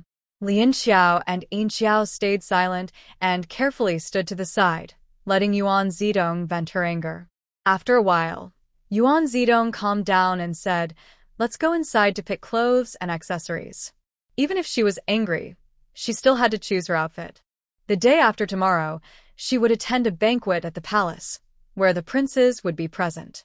If she could catch the eye of any prince, even becoming a side consort would be worthwhile. Although Miss Hua had said many things to her, she hadn't heard from her since. She still needed to think about her own future. Besides, if she could really become a prince's side consort, dealing with Yuan Zio would be easy. Yes. Lian Xiao and Yin Xiao quickly responded and followed Yuan Zidong into the house. At this moment, in the Wuyo pavilion of General Yuan's residence. Second miss, the young master is here. Yuan Zio was reading a medical book in the study when she heard Qingji's voice. She was delighted, realizing she hadn't seen Hua Shifei in nearly half a month. Brother Shifei. Yuan Zio saw Hua Shifei come in and hurriedly stood to greet him. Are you free today? Hua Shifei smiled and nodded. Almost done with my work. I came to see you. I just visited Uncle Yuan, Aunt Lu, and the old lady. Yuan Zio smiled and said, that's good. Go get some fresh tea and some newly made snacks. Yes. Qingying happily responded. Yuan Zio then pulled Hua Shifei to sit by the window at a small table. She carefully looked at him and said with some concern, you've lost weight. What's so busy that you've become so thin in just a few days? It's okay. Hua Shifei smiled casually, then said to Yuan Zio, I'm here today to talk to you about something. What is it? At this moment, Qingying brought in the snacks. Yuan Zio personally poured a cup of tea for Hua Shifei and placed it in front of him. Hua Shifei said, do you remember the third prince of Qila? The third prince of Qila? Honestly, if Hua Shifei hadn't mentioned it, Yuan Zio would have forgotten about him. Yes, I remember. What's he up to? Yuan Zio asked. Hua Shifei said, the prince of the Qi Le tribe will soon come to our great Li dynasty. If nothing unexpected happens, he should arrive in the capital in 10 days. The prince of Qi Le? Tuoba Huan? He's coming? Yuan Zio suddenly stood up, eyes wide with surprise, staring at Hua Shifei. Seeing Yuan Zio's face change and his eyes filled with deep resentment, Hua Shifei's heart skipped a beat. He quickly stood up and asked you, what's wrong with you, Yuer? Yuan Zio knew that Tuoba Huan's arrival wasn't surprising, but the intense hatred in his eyes made him wonder where it came from. He only then realized he had been acting out of line. He quickly calmed himself, sat down again, blinked, and said, I was just a bit shocked. I didn't expect Tuoba, a Huan, to come to our great Li dynasty. Hu Shifei could tell Yuan Zio was not telling the truth, but chose not to expose him. He just smiled and said, the Prince of Qi has always had a good relationship with the third prince. Now that the third prince is in our hands, the emperor won't miss this good opportunity. Who would have thought the emperor is quite a shrewd traitor? Yuan Zio understood immediately and smiled slightly. Indeed. Hu Shifei agreed with a smile. How much blood did the emperor make Tuoba, a Huan, spill? Yuan Zio was quite curious, wondering what Tuoba, a Huan, was willing to do to exchange for the Qi Lu third prince. Hu Shifei smiled and said, the emperor didn't specify how much. He just told Tuoba, a Huan, to see what the Qi Lu prince is worth. I guess Tuoba, a Huan, must be furious, Yuan Zio said with a smile. I want to see how much he's willing to offer. Let's wait and see, Hu Shifei said with a smile, then changed the subject. Are you ready for the palace banquet the day after tomorrow? Yes. Yuan Zio nodded. Don't worry, I've prepared everything. Then. Hu Shifei looked at Yuan Zio. What about your talent show? Hu Shifei was a bit anxious about this, worried that Yuan Zio might embarrass himself at the banquet. He and Lu Shi shared the same idea. Why not perform a whip dance? It wouldn't break palace rules. Yuan Zio smiled and said, no need. I have my own clever plan. Good. Hu Shifei saw Yuan Zio was full of confidence and relaxed. He took a small wooden box from his sleeve and handed it to Yuan Zio. Take a look and see if you like it. Yuan Zio took the wooden box, smiled at Hu Shifei, and gently opened it. Inside were a pair of sapphire earrings embedded with pearls. Beautiful! Yuan Zio suddenly exclaimed in surprise. Hu Shifei saw that Yuan Zio liked it and smiled warmly. How about wearing it the day after tomorrow? Is that okay? Yes. Soon, the day to go to the palace for the banquet arrived. Second miss, the earrings sent by the young master are really beautiful. Qingji put on the pair of sapphire and pearl earrings that Hu Shifei gave Yuan Zio. She looked at them carefully from both sides and smiled. Yuan Zio looked at herself in the mirror, then touched the jade hairpin in her hair and smiled softly. Second miss, shall I help you change into your clothes? Qingying held the carefully chosen dress and said to Yuan Zio. Lady Lu's maid, Qingyan, came to deliver a message. We will leave in 15 minutes. Okay. Today, Yuan Zio chose a light blue embroidered silk skirt with silver thread and floral patterns to match the sapphire earrings. It complemented her well. Second miss, you look so beautiful. After Yuan Zio finished dressing, Qingji couldn't help but praise her. Qingying also smiled and nodded, then hurriedly said, Second miss, you must be extra careful in the palace today. Stay close to the lady and listen to her. For this palace banquet, the maids couldn't go inside with her. Qingying was worried that Consort Lu might cause trouble, so she reminded her carefully. Don't worry, it's not like going into a dangerous place. It's not that scary. Yuan Zio smiled and touched Qingying's forehead. You girls just stay at home and wait for me. Second miss, you must be very careful, Qingji said anxiously. Don't worry. Because officials and their families needed to go to the emperor's study first, Yuan Shifeng took the two brothers from the Yuan family into the palace early in the morning. Lu Shi and Yuan Zio only needed to go directly to Yan Shou Hall, where the Empress Dowager was holding her birthday banquet. After preparing everything, Yuan Zio and Lu Shi rode in a carriage toward the palace. Since many officials' families were also entering the palace today, the carriage moved slowly. Fortunately, Yuan Zio and Lu Shi left early, so they still had plenty of time when they reached the palace gates. Yeah. Yuan Zio just helped Lu Shi out of the carriage when she heard Ho-Wan calling behind her. She turned around quickly and saw Ho-Wan bouncing like a lively rabbit, running toward her. Vanea. Yuan Zio happily caught the rushing Ho-Wan. Ho-Wan giggled and looped her arm around Yuan Zio's, then said to Lu Shi, Aunt Lu. Vanea. Mrs. Lu asked with a smile, Where is your mother? She is with my second aunt and third aunt, Ho-Wan replied, pointing in a direction. Look, they are over there. Mrs. Liu and Yuan Zio looked in the direction Huan indicated and saw Mrs. Meng standing with Mrs. Min and Mrs. Yu.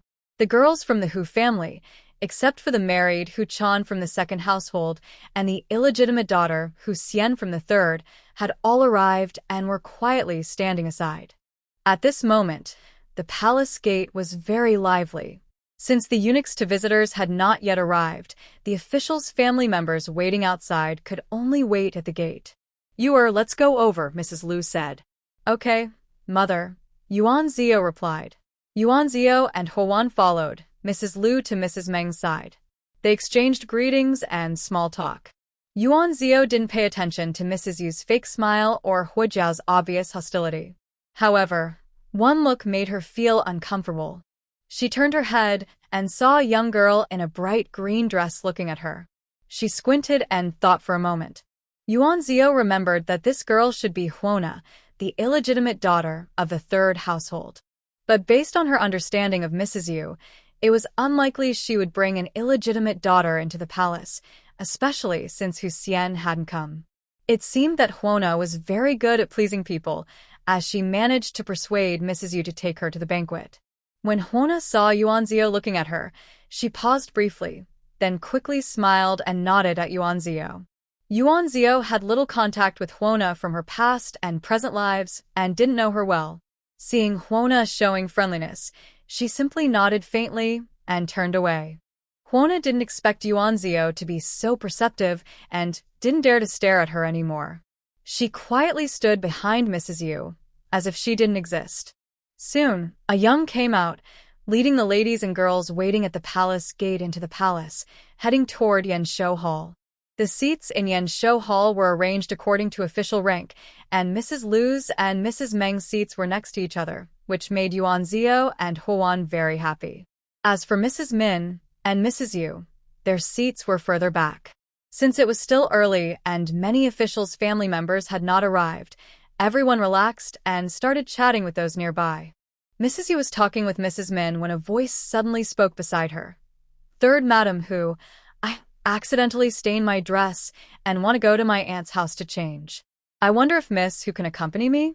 Mrs. Yu turned her head upon hearing the voice and smiled, saying, "So it's Miss Miao-san." "That's nothing, it's perfectly fine." Then Mrs. Yu said to Huana, "You accompany Miss Miao-san to change your clothes. If you see Consort Zhao, do not forget to show respect." "Yes, mother." Huana quickly stood up and replied to Mrs. Yu.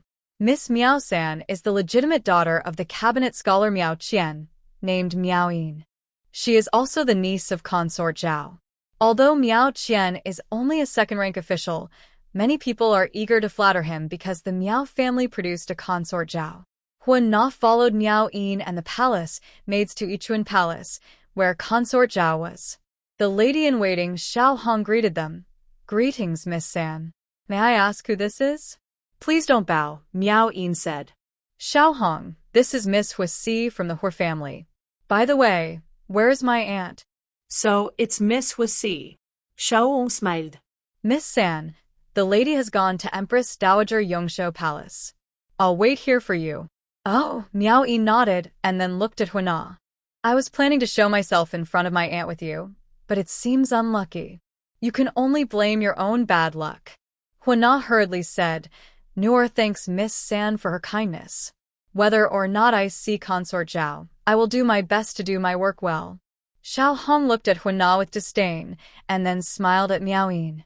"Miss, the lady has asked me to wait for you because she wants to tell you that everything should not be rushed. Don't be like the third young lady of the Liu family. She not only failed but also got herself involved, damaging the family's reputation. If that happens, the lady would not approve." Miao Yin's heart trembled at her words. She quickly said, "Xiao Hong, please pass on the message to my aunt. Ina has taken note. But my matter, rest assured." Miss Xiao Hong smiled. "Once everything is settled, the lady will surely help you achieve your wish." Hearing this, Miao Yin couldn't help but feel happy. In Yanshou Hall, Yuan Zidong sat beside Lady Zhua, watching Yuan Zio and Huan chatting intimately from afar. Her heart was filled with resentment and jealousy, almost impossible to contain.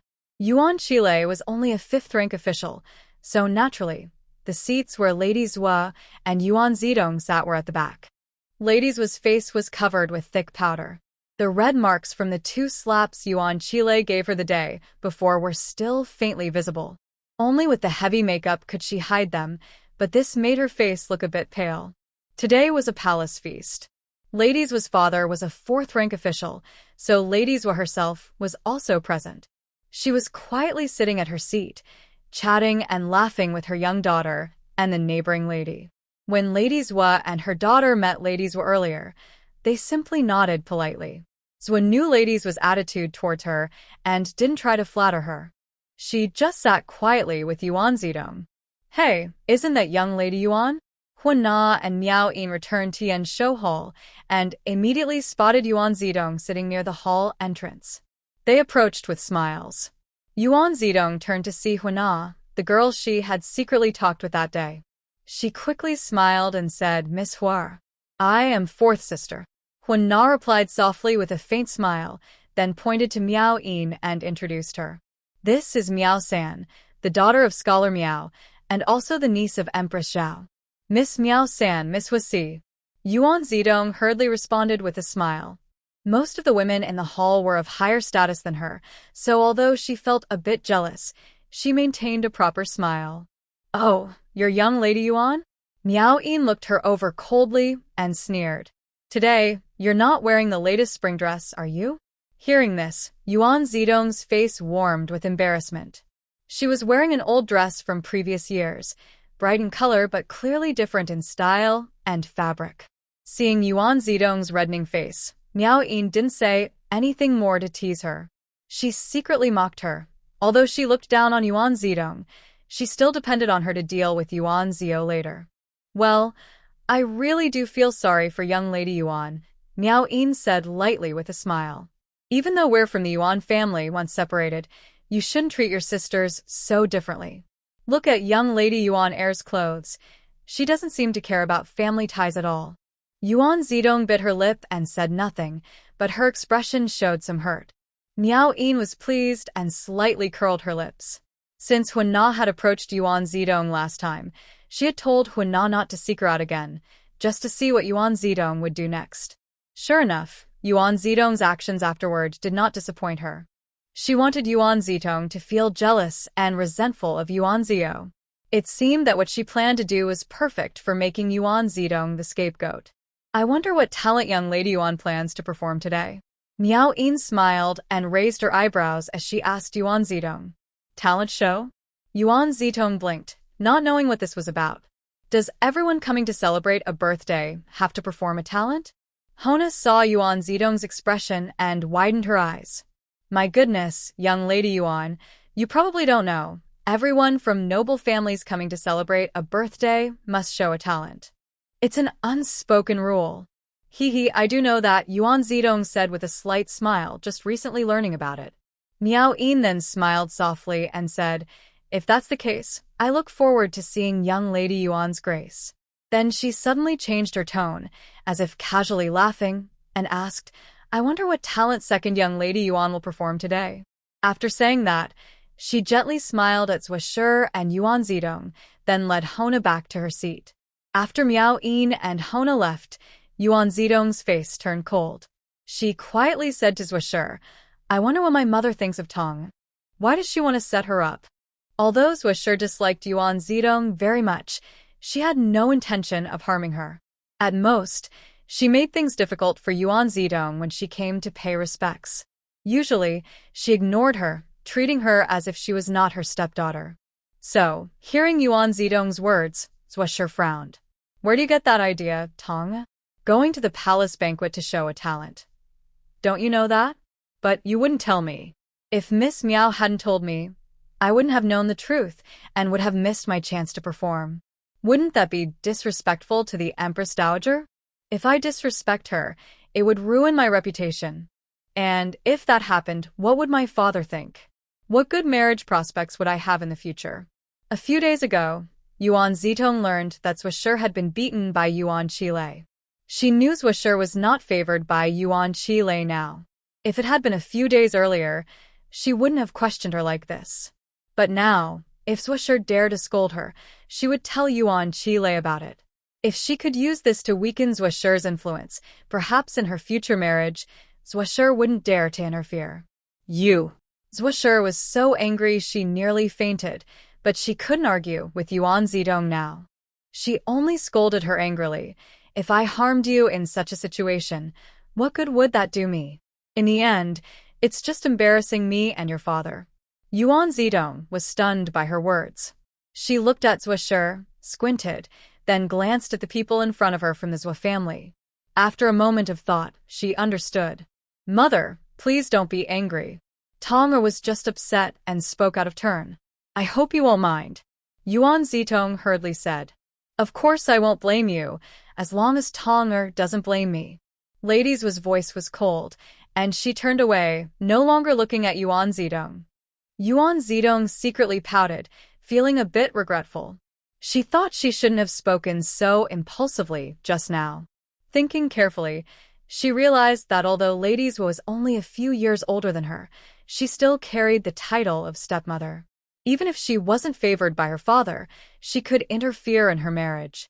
If she really tore their relationship apart and was determined to make her life difficult, others wouldn't say much, just that her life was unlucky. But how could she let that happen? Now, Yuan Zidong, besides resenting Yuan Ji deeply, was mainly preoccupied with her own marriage, afraid that Lady Zhuo would manipulate her.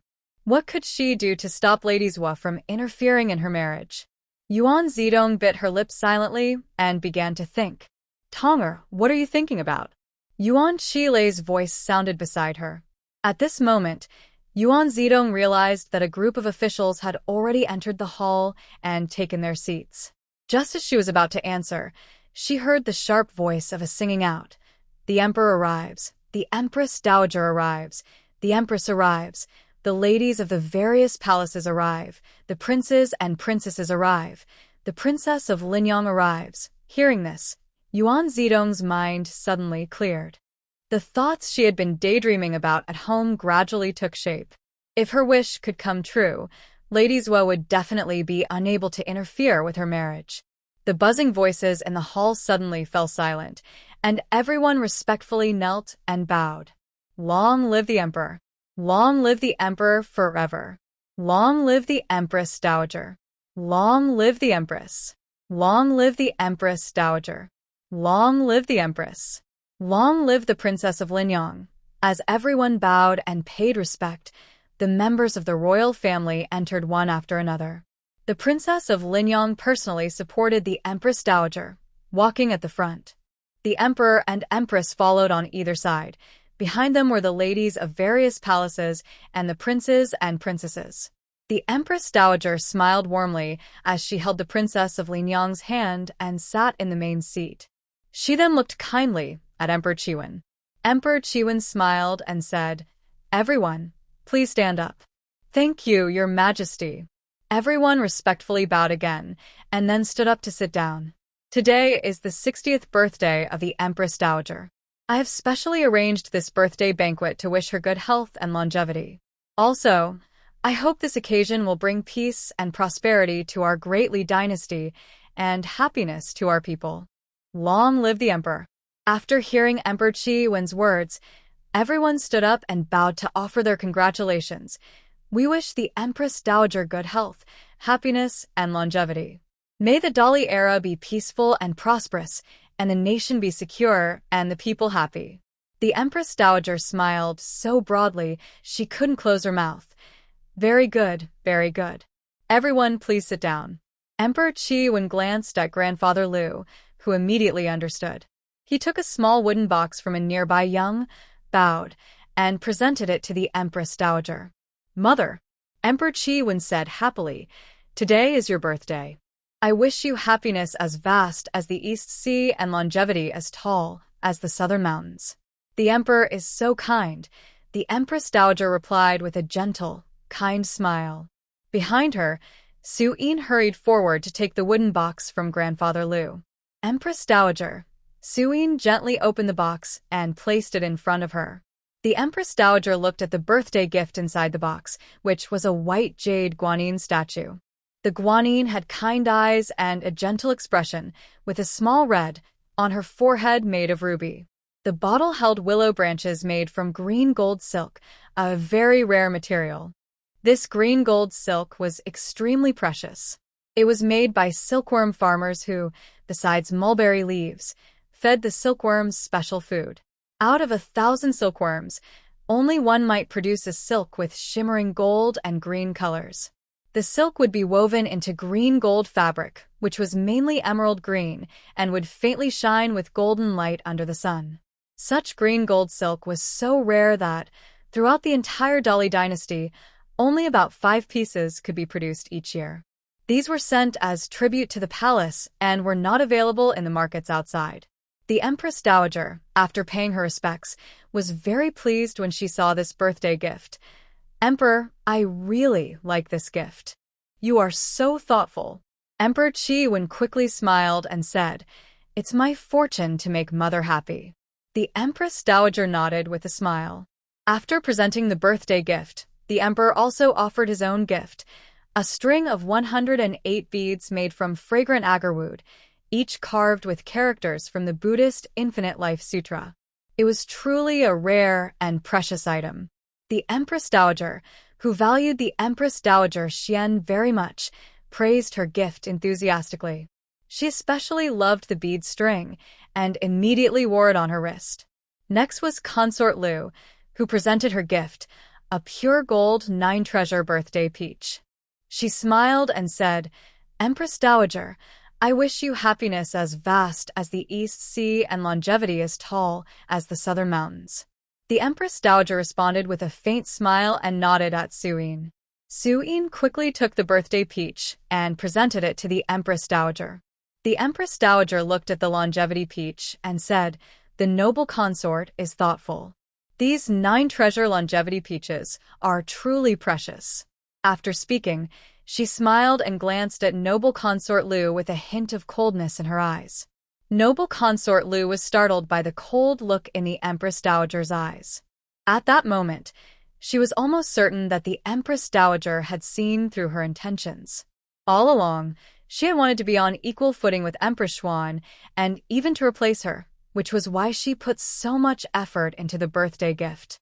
She had learned that Empress Xuan's gift was a string of 108 fragrant wood beads, so she specially prepared the 9-treasure pure gold longevity peach, which was even more valuable, seemingly surpassing the fragrant wood beads.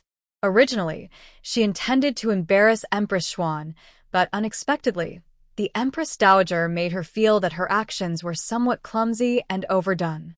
"I thank the Empress Dowager for her praise."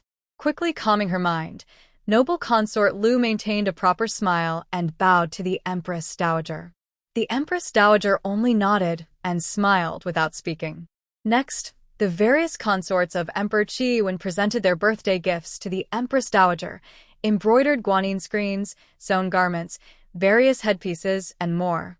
After the emperor and the imperial concubines offered their gifts, it was the turn of the princes and princesses. Although Emperor Qi had many consorts, his children were few, only 3 princes and 4 princesses.